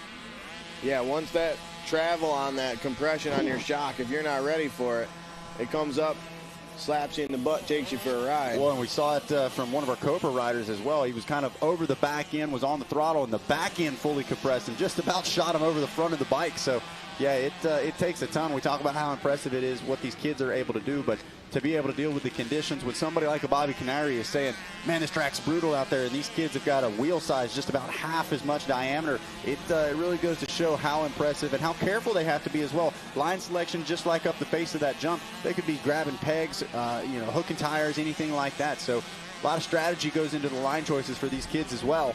Here we go. And don't let the age fool you. These kids, even though their bodies are still developing, they have really good balance. Yes. And that's what you got to have here when you get these unexpected kicks in the butt or the front end knifes on you really quick. As you can see, this Arline on screen here, almost every couple of feet, he's getting some kind of kick in the rear end. You can see the compression on the shock.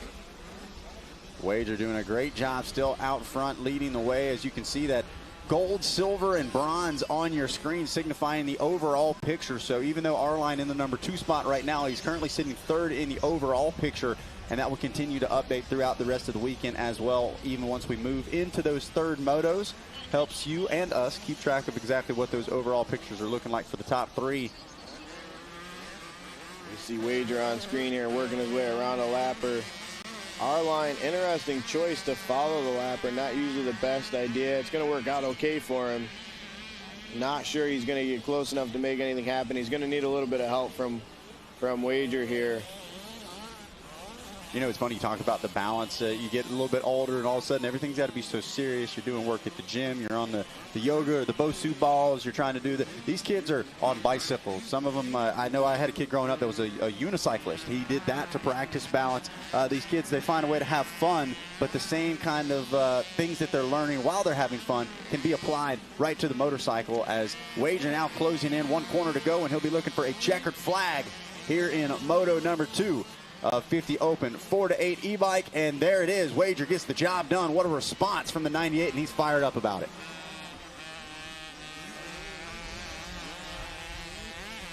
Oh yeah, he's pumped, beating the chest, beating the handlebars. Who do you think you are? I am. That's got to feel good, though, just to come back after that big get-off just a couple motos ago. No doubt, no doubt. Not only to come back and finish a moto, but to take a moto win. That is going to do wonders for the psyche tonight. He's going to go back, probably eat a popsicle for dinner and a candy bar for dessert.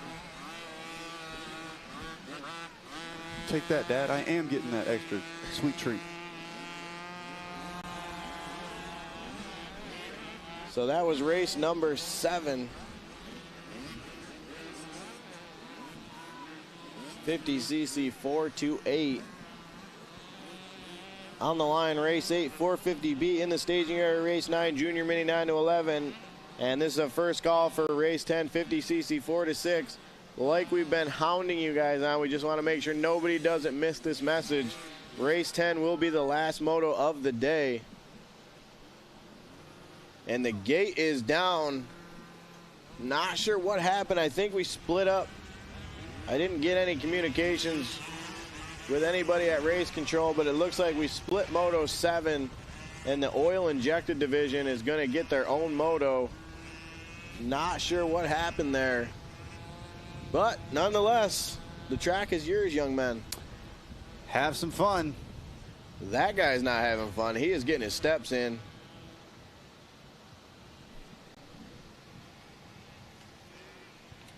So why not run another moto? We've already run like 6,700 today. Yep. What's 6701? So you see the 941 of Turner Flint having a little bit of trouble getting going.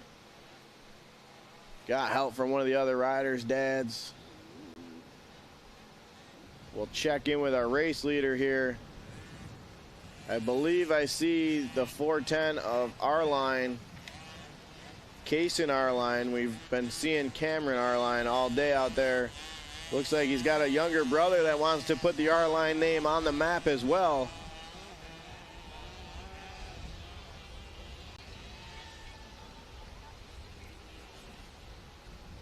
And I'd be expecting to look for the 102 of Roxon Cornyn, just a familiar name I see running up front in this class here at High Voltage, but we'll get a better look at the number. That is the 63 of Jamison Shellock. So Shellock leading him around here. And the 410 of Arline. These kids are going to sleep good tonight. This is ugly. You'd hope. It's just about their bedtime. Yeah, the sun will be going down soon.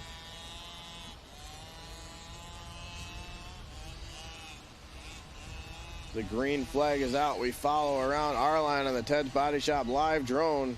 Almost like you're riding with them. Woo. Give you a front row seat at home to see what these little guys are dealing with.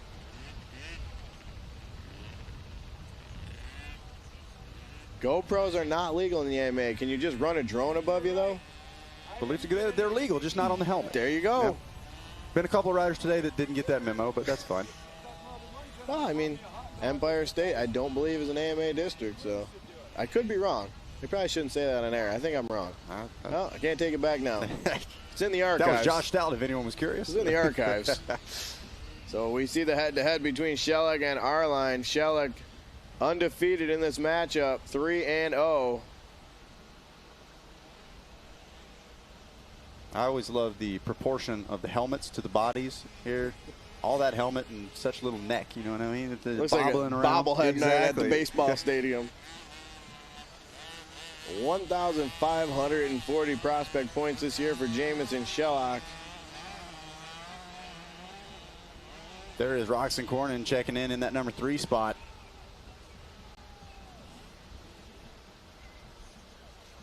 Shellock with a 17th at Birch Creek this year in the regional for Micro 2.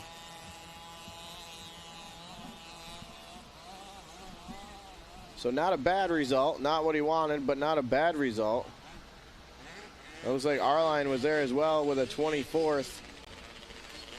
So again, a respectable result. They want a little bit more to get to the ranch, but 6 years old, we got a lot of time. Plenty of time. Plenty of time. That plus 50 class is a long ways away. Exactly. As now Arline starting to get an inch up on him. Might not be 3-0 after this. Watch out now. He's trying to get one back as the white flag comes out. One more time around for these little guys.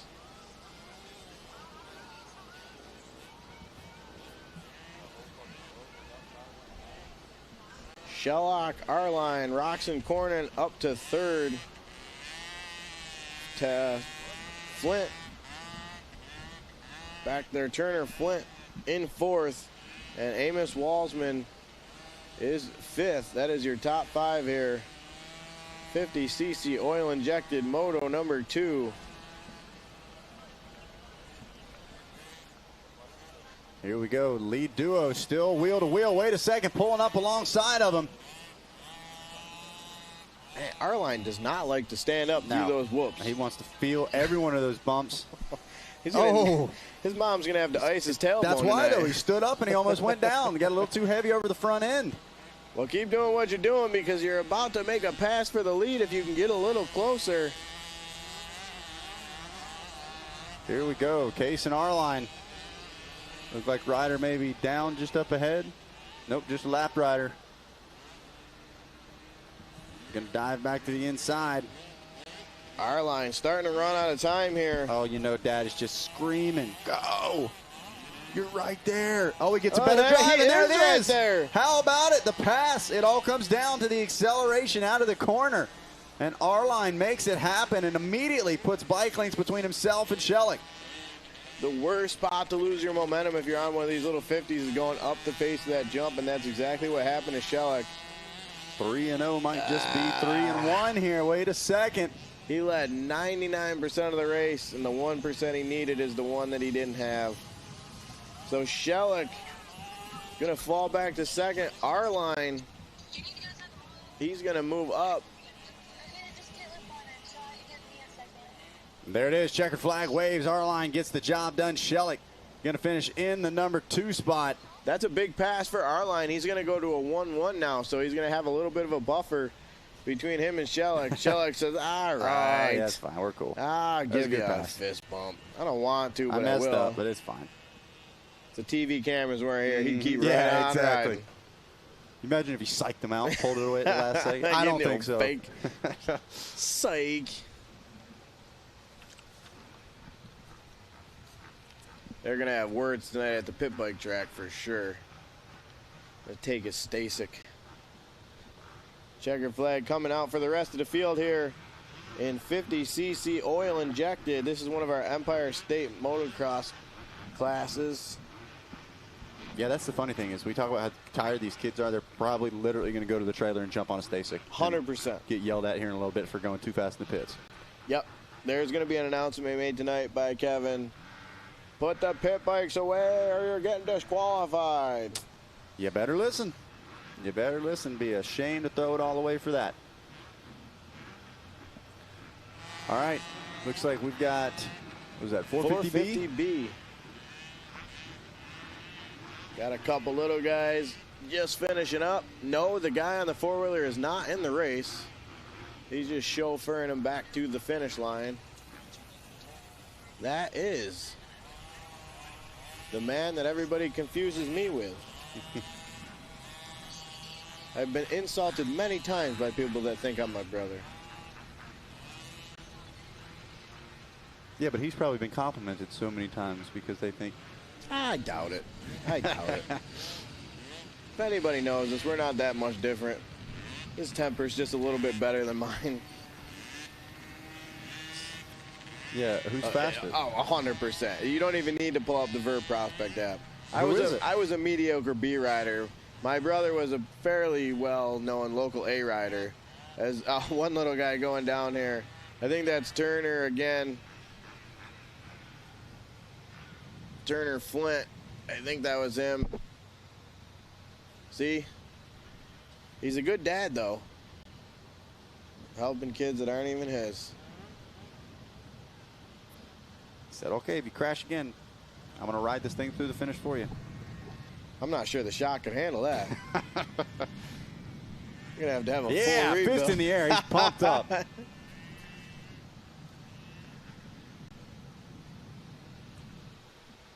There it is. Checker flag coming out. Flagger had to switch shoulders there. Poor rotator cuff. Poor Petey. We're going to see him at the medics tonight, icing the shoulder, get ready for tomorrow. As we got, what do we got? We got a little battle on the line. A couple youngsters down there throwing fists. What? Down next to the doghouse. I like it. Yeah. Get them fired up. He says, you want to battle it? We don't even have to do it on the track. There it is. Gate going down. I see the 100 of Vagel in here, the 204 of Reed Murray. And no surprise there. Vagel going to take the lead. Murray was able to come across in second. The 444 of Joseph Meyer there in third. Would they really fight? I think they were just tussling. Just a friendly match. Disagreement, yeah. I didn't see any fists thrown. Yeah. It's all right. Open-handed. We'll find out on the track if one of them gets taken out. Vagel trying to make quick work of it here. He slowed down, though. He's only got a couple of seconds here. Yeah, he's just toying with him. Yeah. Make them think they got a chance. Reed Murray probably feels lightning fast right now if he can still see him. I'm still right on him. There goes Ben. He was our second. Actually, this was the moto that Vagel had the bike malfunction, so Ben was our first moto winner. Yep. He's back there in fourth right now, I believe. So he's got to get around Murray and Meyer. And then put a little bit of work in. He'll catch up to Vagel. No big deal.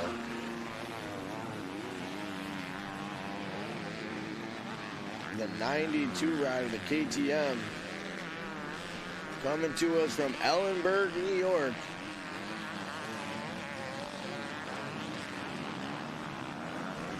Down the long straightaway, out back. Yeah, whoever is in that moto after they said tomorrow you're going to be first moto is thanking God. Yes. They're saying prayers. As Vagel comes splashing through where they just watered up top, just casually throws a nice whip. If you ever see my bike that sideways in the air, it is not on purpose, and it's not coming back. Don't reach for the yellow flag. Reach for the medic flag. Reach for the red. Especially if I'm going that fast. I'm laying there for quite a minute. But please get a picture before I hit the ground at least. Oh, 100%. Like, do you want a picture on the ground too? I'll post that. Sure, I can throw that one up a couple years later, but... A good ride from Murray. I mean, yeah, he's still there. Murray is running a good pace here.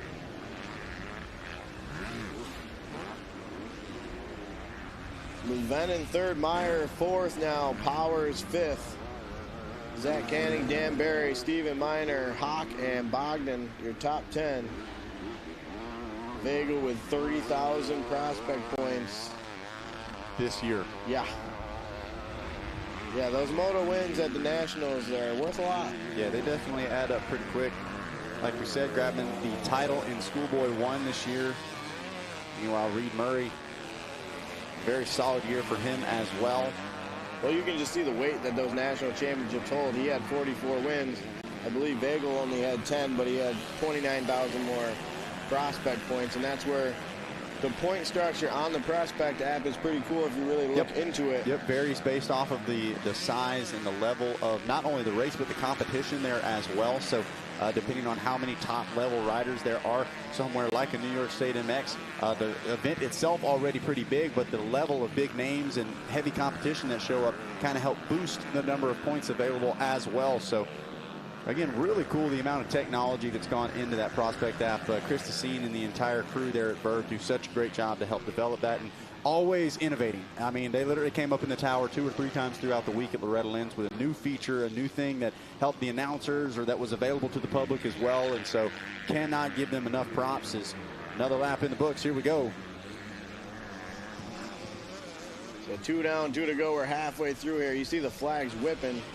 It is clearly windy up on the hill.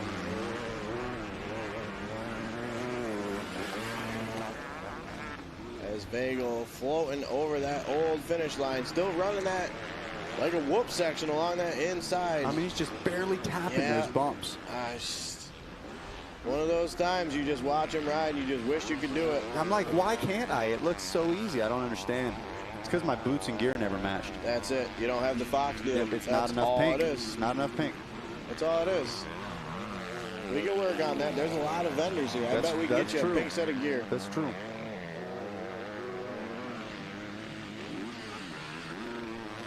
So now Murray, gotta believe Ven's starting to close up on him.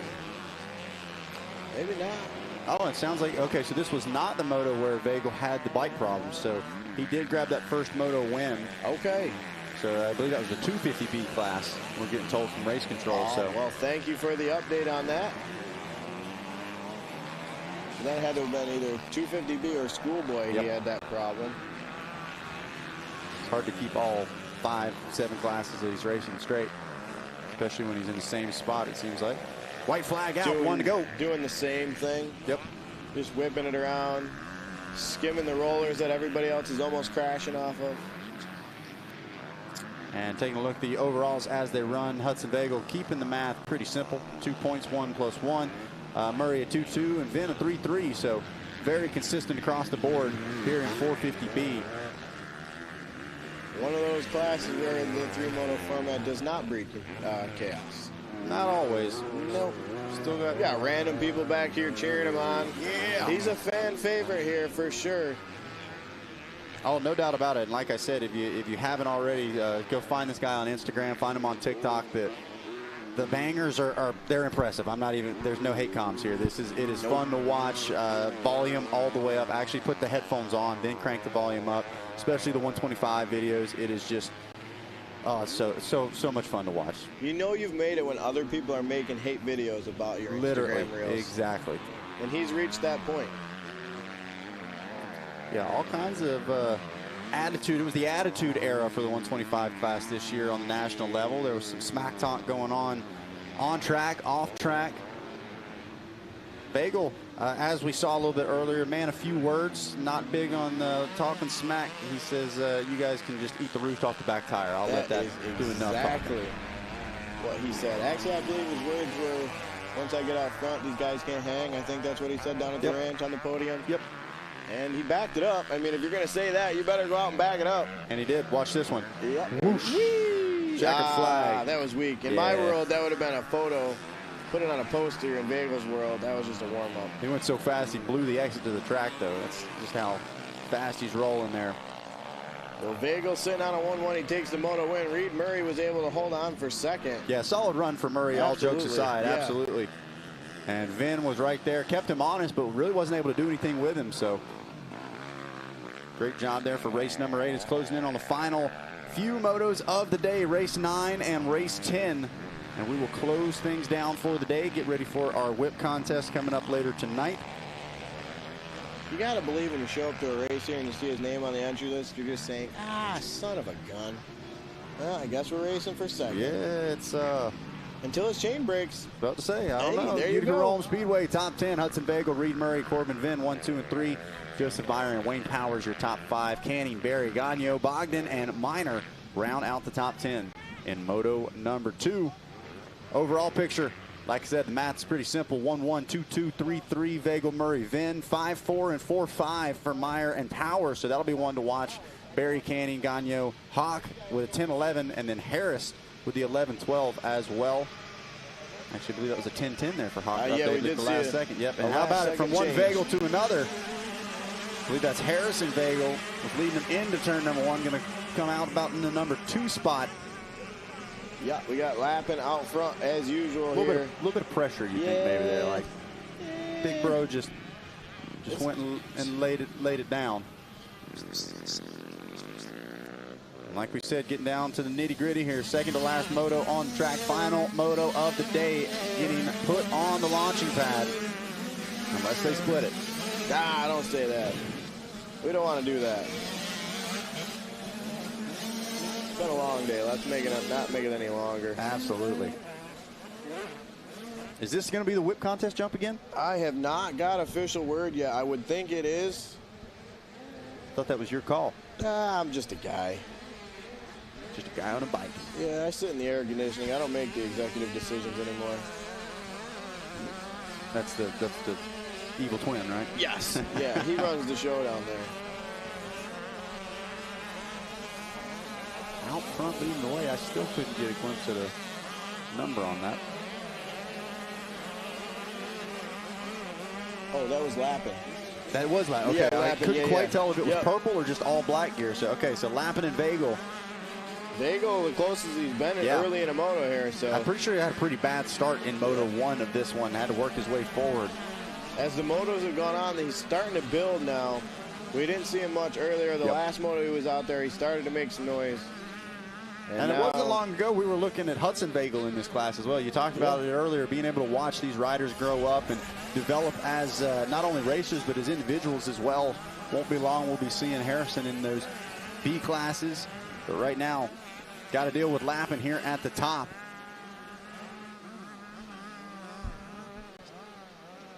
And so I got to ask, the top side of the field there, the track, you can tell a little bit dusty, a little hazy, and then the sun glaring through there as well. I mean, do you guys hear a lot about that here late in the afternoon like that? Is it a pretty brutal spot regarding the sunlight? It's not fun, I can tell you that. You come up, as you come over that little roller, and the sun just kind of blasts you in the face if the sun's setting at the right angle behind those trees. But I think it's helped a lot with the track being turned around. Yep. Now you're jumping away from the sun, whereas before we were jumping into it. I haven't had a ton of complaints about it, though. I don't think it's anything too crazy. There's a lot of tree coverage here, so I got to believe, for most part, a lot of the trees cover that sun up. And also, we're not, even right here you can see. We're not usually racing at 6:30, 7 at night either. I didn't say that. As Lappin and Vagel still continue to run around this thing. Lappin's really good at staying calm under pressure, too. We've seen him multiple times, this moto included, be under fire from sometimes multiple riders, and you don't see him doing a ton of switching up on the lines, of looking back, override, or anything like that. He just stays true to what he's been doing. He knows what works, and at least 9 times out of 10, it seems like he's been able to stretch that thing back out just by continuing to hit the marks that he was before anything even started to close up on him. This is the first time I've seen Lappin ride at an event, and it just feels like he trusts his riding. Yep. He doesn't let, like you're saying, he doesn't let the other guys affect what he's doing. He rides his own race, stays cool under pressure, and clearly he's been here before, not at high voltage, but in this position, and he's making it look pretty easy here, where we're at what, Moto? This has got to be the 5th moto of the day for him, with someone basically breathing down his neck. I know he started to open up over Vagel a little bit, but there's been somebody there all day, and he has yet to falter under the pressure. 25 overall wins for Lappin here in 2026. So certainly not new to the pressure of being at the front.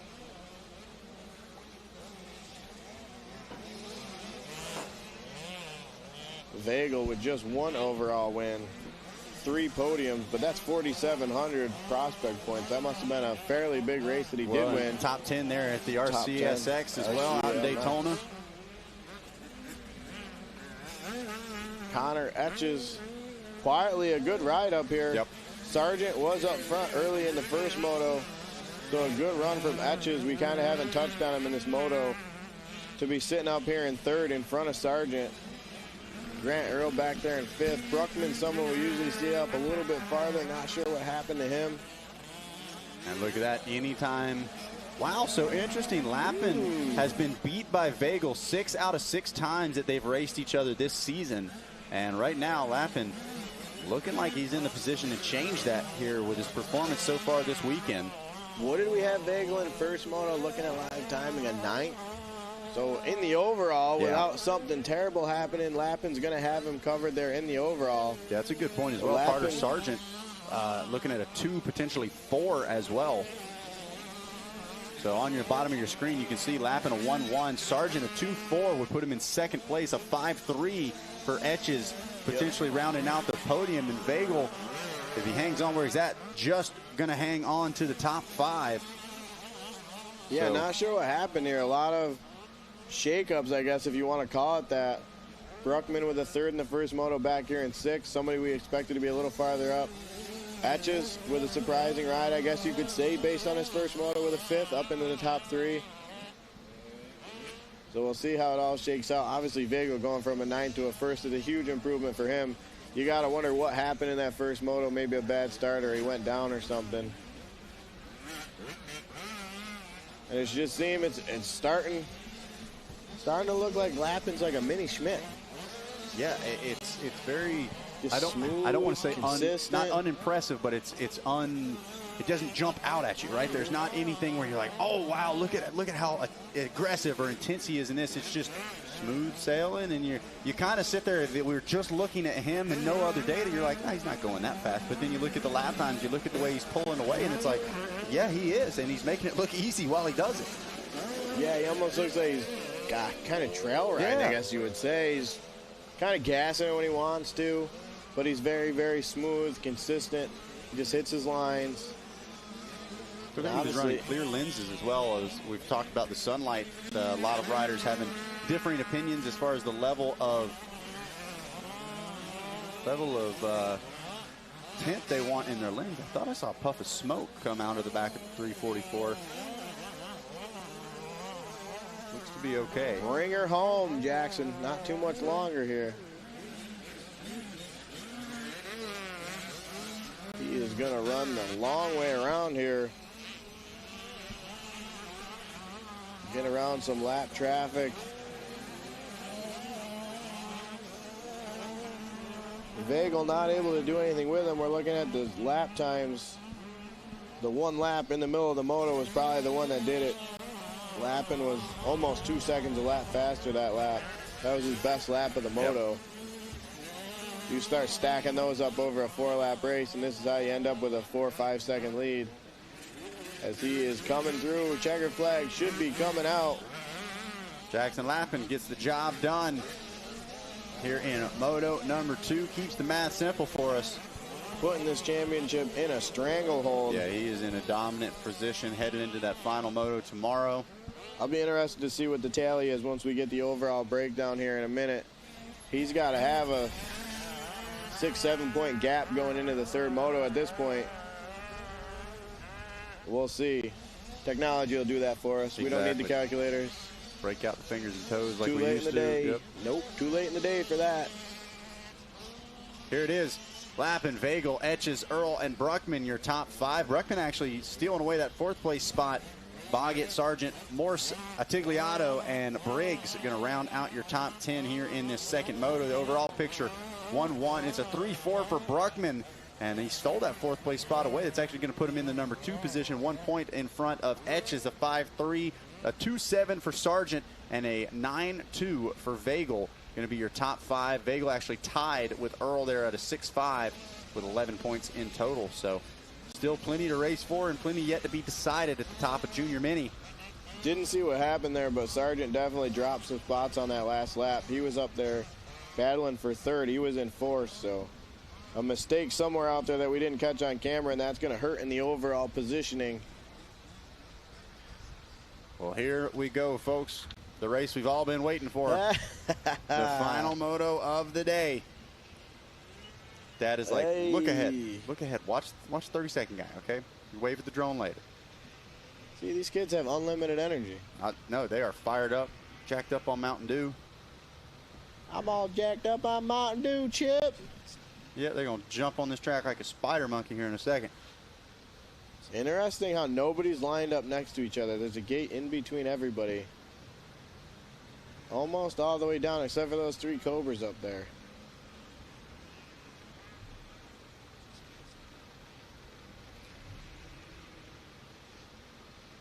That one guy in the yellow. Maybe you are my grandkids.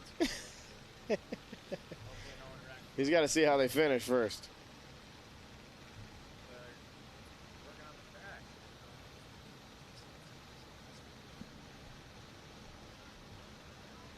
Love the various. Yep, hey, there's a race going on here. Look forward, buddy. Open that thing up. But, Dad, there's a drone over there. So this is what the bumps are going to feel like. It's going to be real shaky like this, okay? He's going to have to throw him off the front of the bike if he wants to do that. Here we go. Look at go. Down. Oh no, he slid man. out. He slid out. He might have made contact with Flint. He was lined up next to him. Dad's headed to the beer tent. Yep. It's all done. Fire up the DJ equipment. Get the strobe lights out. Here we go. The final moto of the day. The 50s are off and rolling. Oh, one rider down there coming out of the first turn. He'll get up and back going on his own. That was the 22. Good for him. I love to see when the 50s pick themselves back up. Did you ever have to run crash drills in the backyard? Oh, no, I would just crash on my own. There was no drills. Oh, yeah. Just let me ride for 20 minutes and I'd be on the ground eventually. You get plenty of practice. Yep, Pops would lay the P-dub down, pick it up. Lay it down, pick it up. That sounds like a military boot camp kind of drill. Told you I was never in better shape than I was on a P-dub. I thought that was your dad. Him too. We were dialed. Lead pack working their way around through the middle of the track. Slideways off of that face there. That is going to be shoe felt, I'm guessing. Those got to be fresh boots. Yep. There's no way. He just got those. He went over the MX boot trailer and said, I want those, Dad. Yep, we had red boots at Loretta's and something about the pink here this weekend. Vagel's got it. Watching Vagel. Yeah, Schufelt's got it. I believe that's the 975 of Jace Jackson. We'll wait for timing and scoring to catch up, but he was the rider. Remember the first moto, couldn't get the bike started. Yep. So you wonder what could have been if he wasn't able to make it out there for that moto. Yeah, I always love to see that too. I call it the dark horse aspect, right? Somebody can play spoiler, can jump up and still show what they were capable of, make a good showing for themselves, but it also completely throws a wrench in the overall picture. As here we go. Green flag going to be waving, opening lap for the final moto of the day. Green flag out, one down, 2 to go. Ted's body shot live drone hugs the inside, going to try to pull up alongside the Cobra.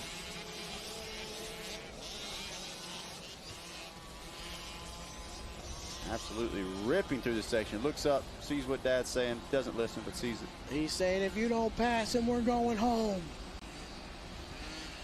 And live timing does say Jace Jackson DNS the first moto, so must not have been able to get the bike going. Whoa, hang on to it now. Oh, he's got nothing to lose now. Yeah, he's going for Championship was out the window after Checkers the first and moto. Yep. We see R-Line come across third, Levi Bond in fourth. Yeah, Jackson is hanging it out right here. Well, if you can't get the title, you got to get some moto wins. So you see Schufelt, 18,000 prospect points, 16 overall wins, 36 podiums. He has been busy this year. Yeah, just fresh off the top 15 in Micro 2 out at Loretta Lynn's.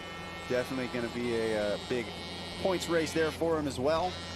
Certainly nothing to shake your head at. Top 15 in any class out at Loretta Lynn's is incredible. Jace Jackson, 2 overall wins this season.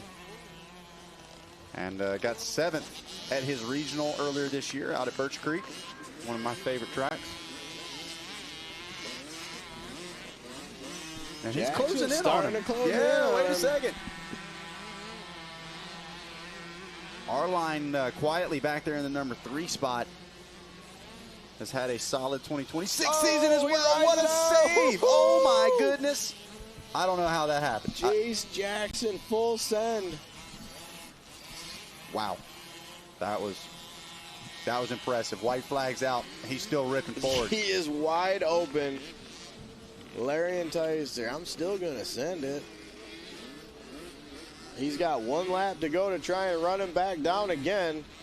As he just, I don't even know what he just did there. He's just been snaking the whole moto. Well, I think it's because he's sitting down so much. The suspension's kind of walking him around the track, but it's working for him. It's so hard for these Cobras to get a drive, especially in that thicker sections.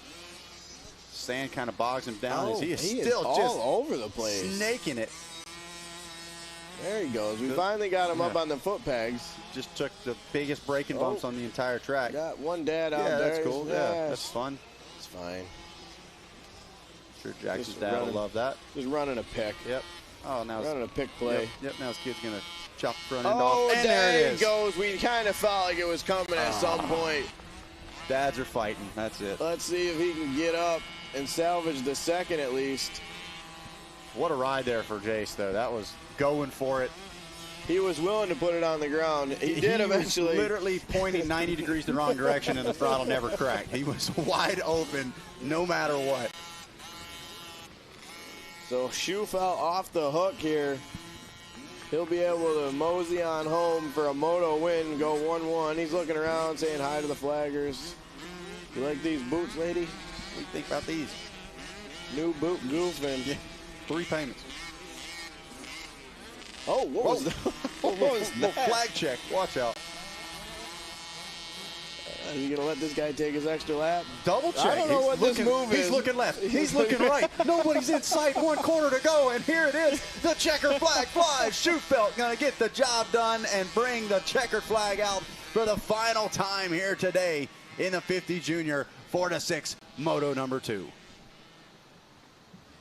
What a way to close it down. Yeah, at least they gave us some action to end it out. How about that? Thank you to everybody that stuck around with us. If No you doubt. are on site, I don't have an official time. I'm going to assume whip contest around 7:30. I'm sure everybody's probably over there anyways. Yeah, Schufelt, I heard, going to be in that contest potentially. He might just ride the bike right over here right now. Just send it. Actually, Jay Jackson ought to be. If he could point sideways like that intentionally again, he might just win. We just need to get him off the ground. Yeah, Utica Rome Speedway top 10. Matthew Schufelt, Jace Jackson, and Case and R-Line 1, 2, and 3. Levi Bond and Blake Rogie. Your top 5, Shellick, Carly Jones, Flint, and Burkle. Round out your top 10 in this second moto. It's Schufelt with a 1-1. R-Line looking at a 2-3. Bond, who we did not talk about a ton in this moto, sitting on a 3-4, but holds on in that final podium spot, a 4-5 and a 5-6 for Rogie. And Shellick, scratch that, 5-5 for Shellick, 4-6 for Rogie. Going to round out your top 5 in the overall picture. For 50 Junior, 4-6, day 1 of the 2026 New York State Championship coming to a close here from High Voltage Hills, and what a day it has been.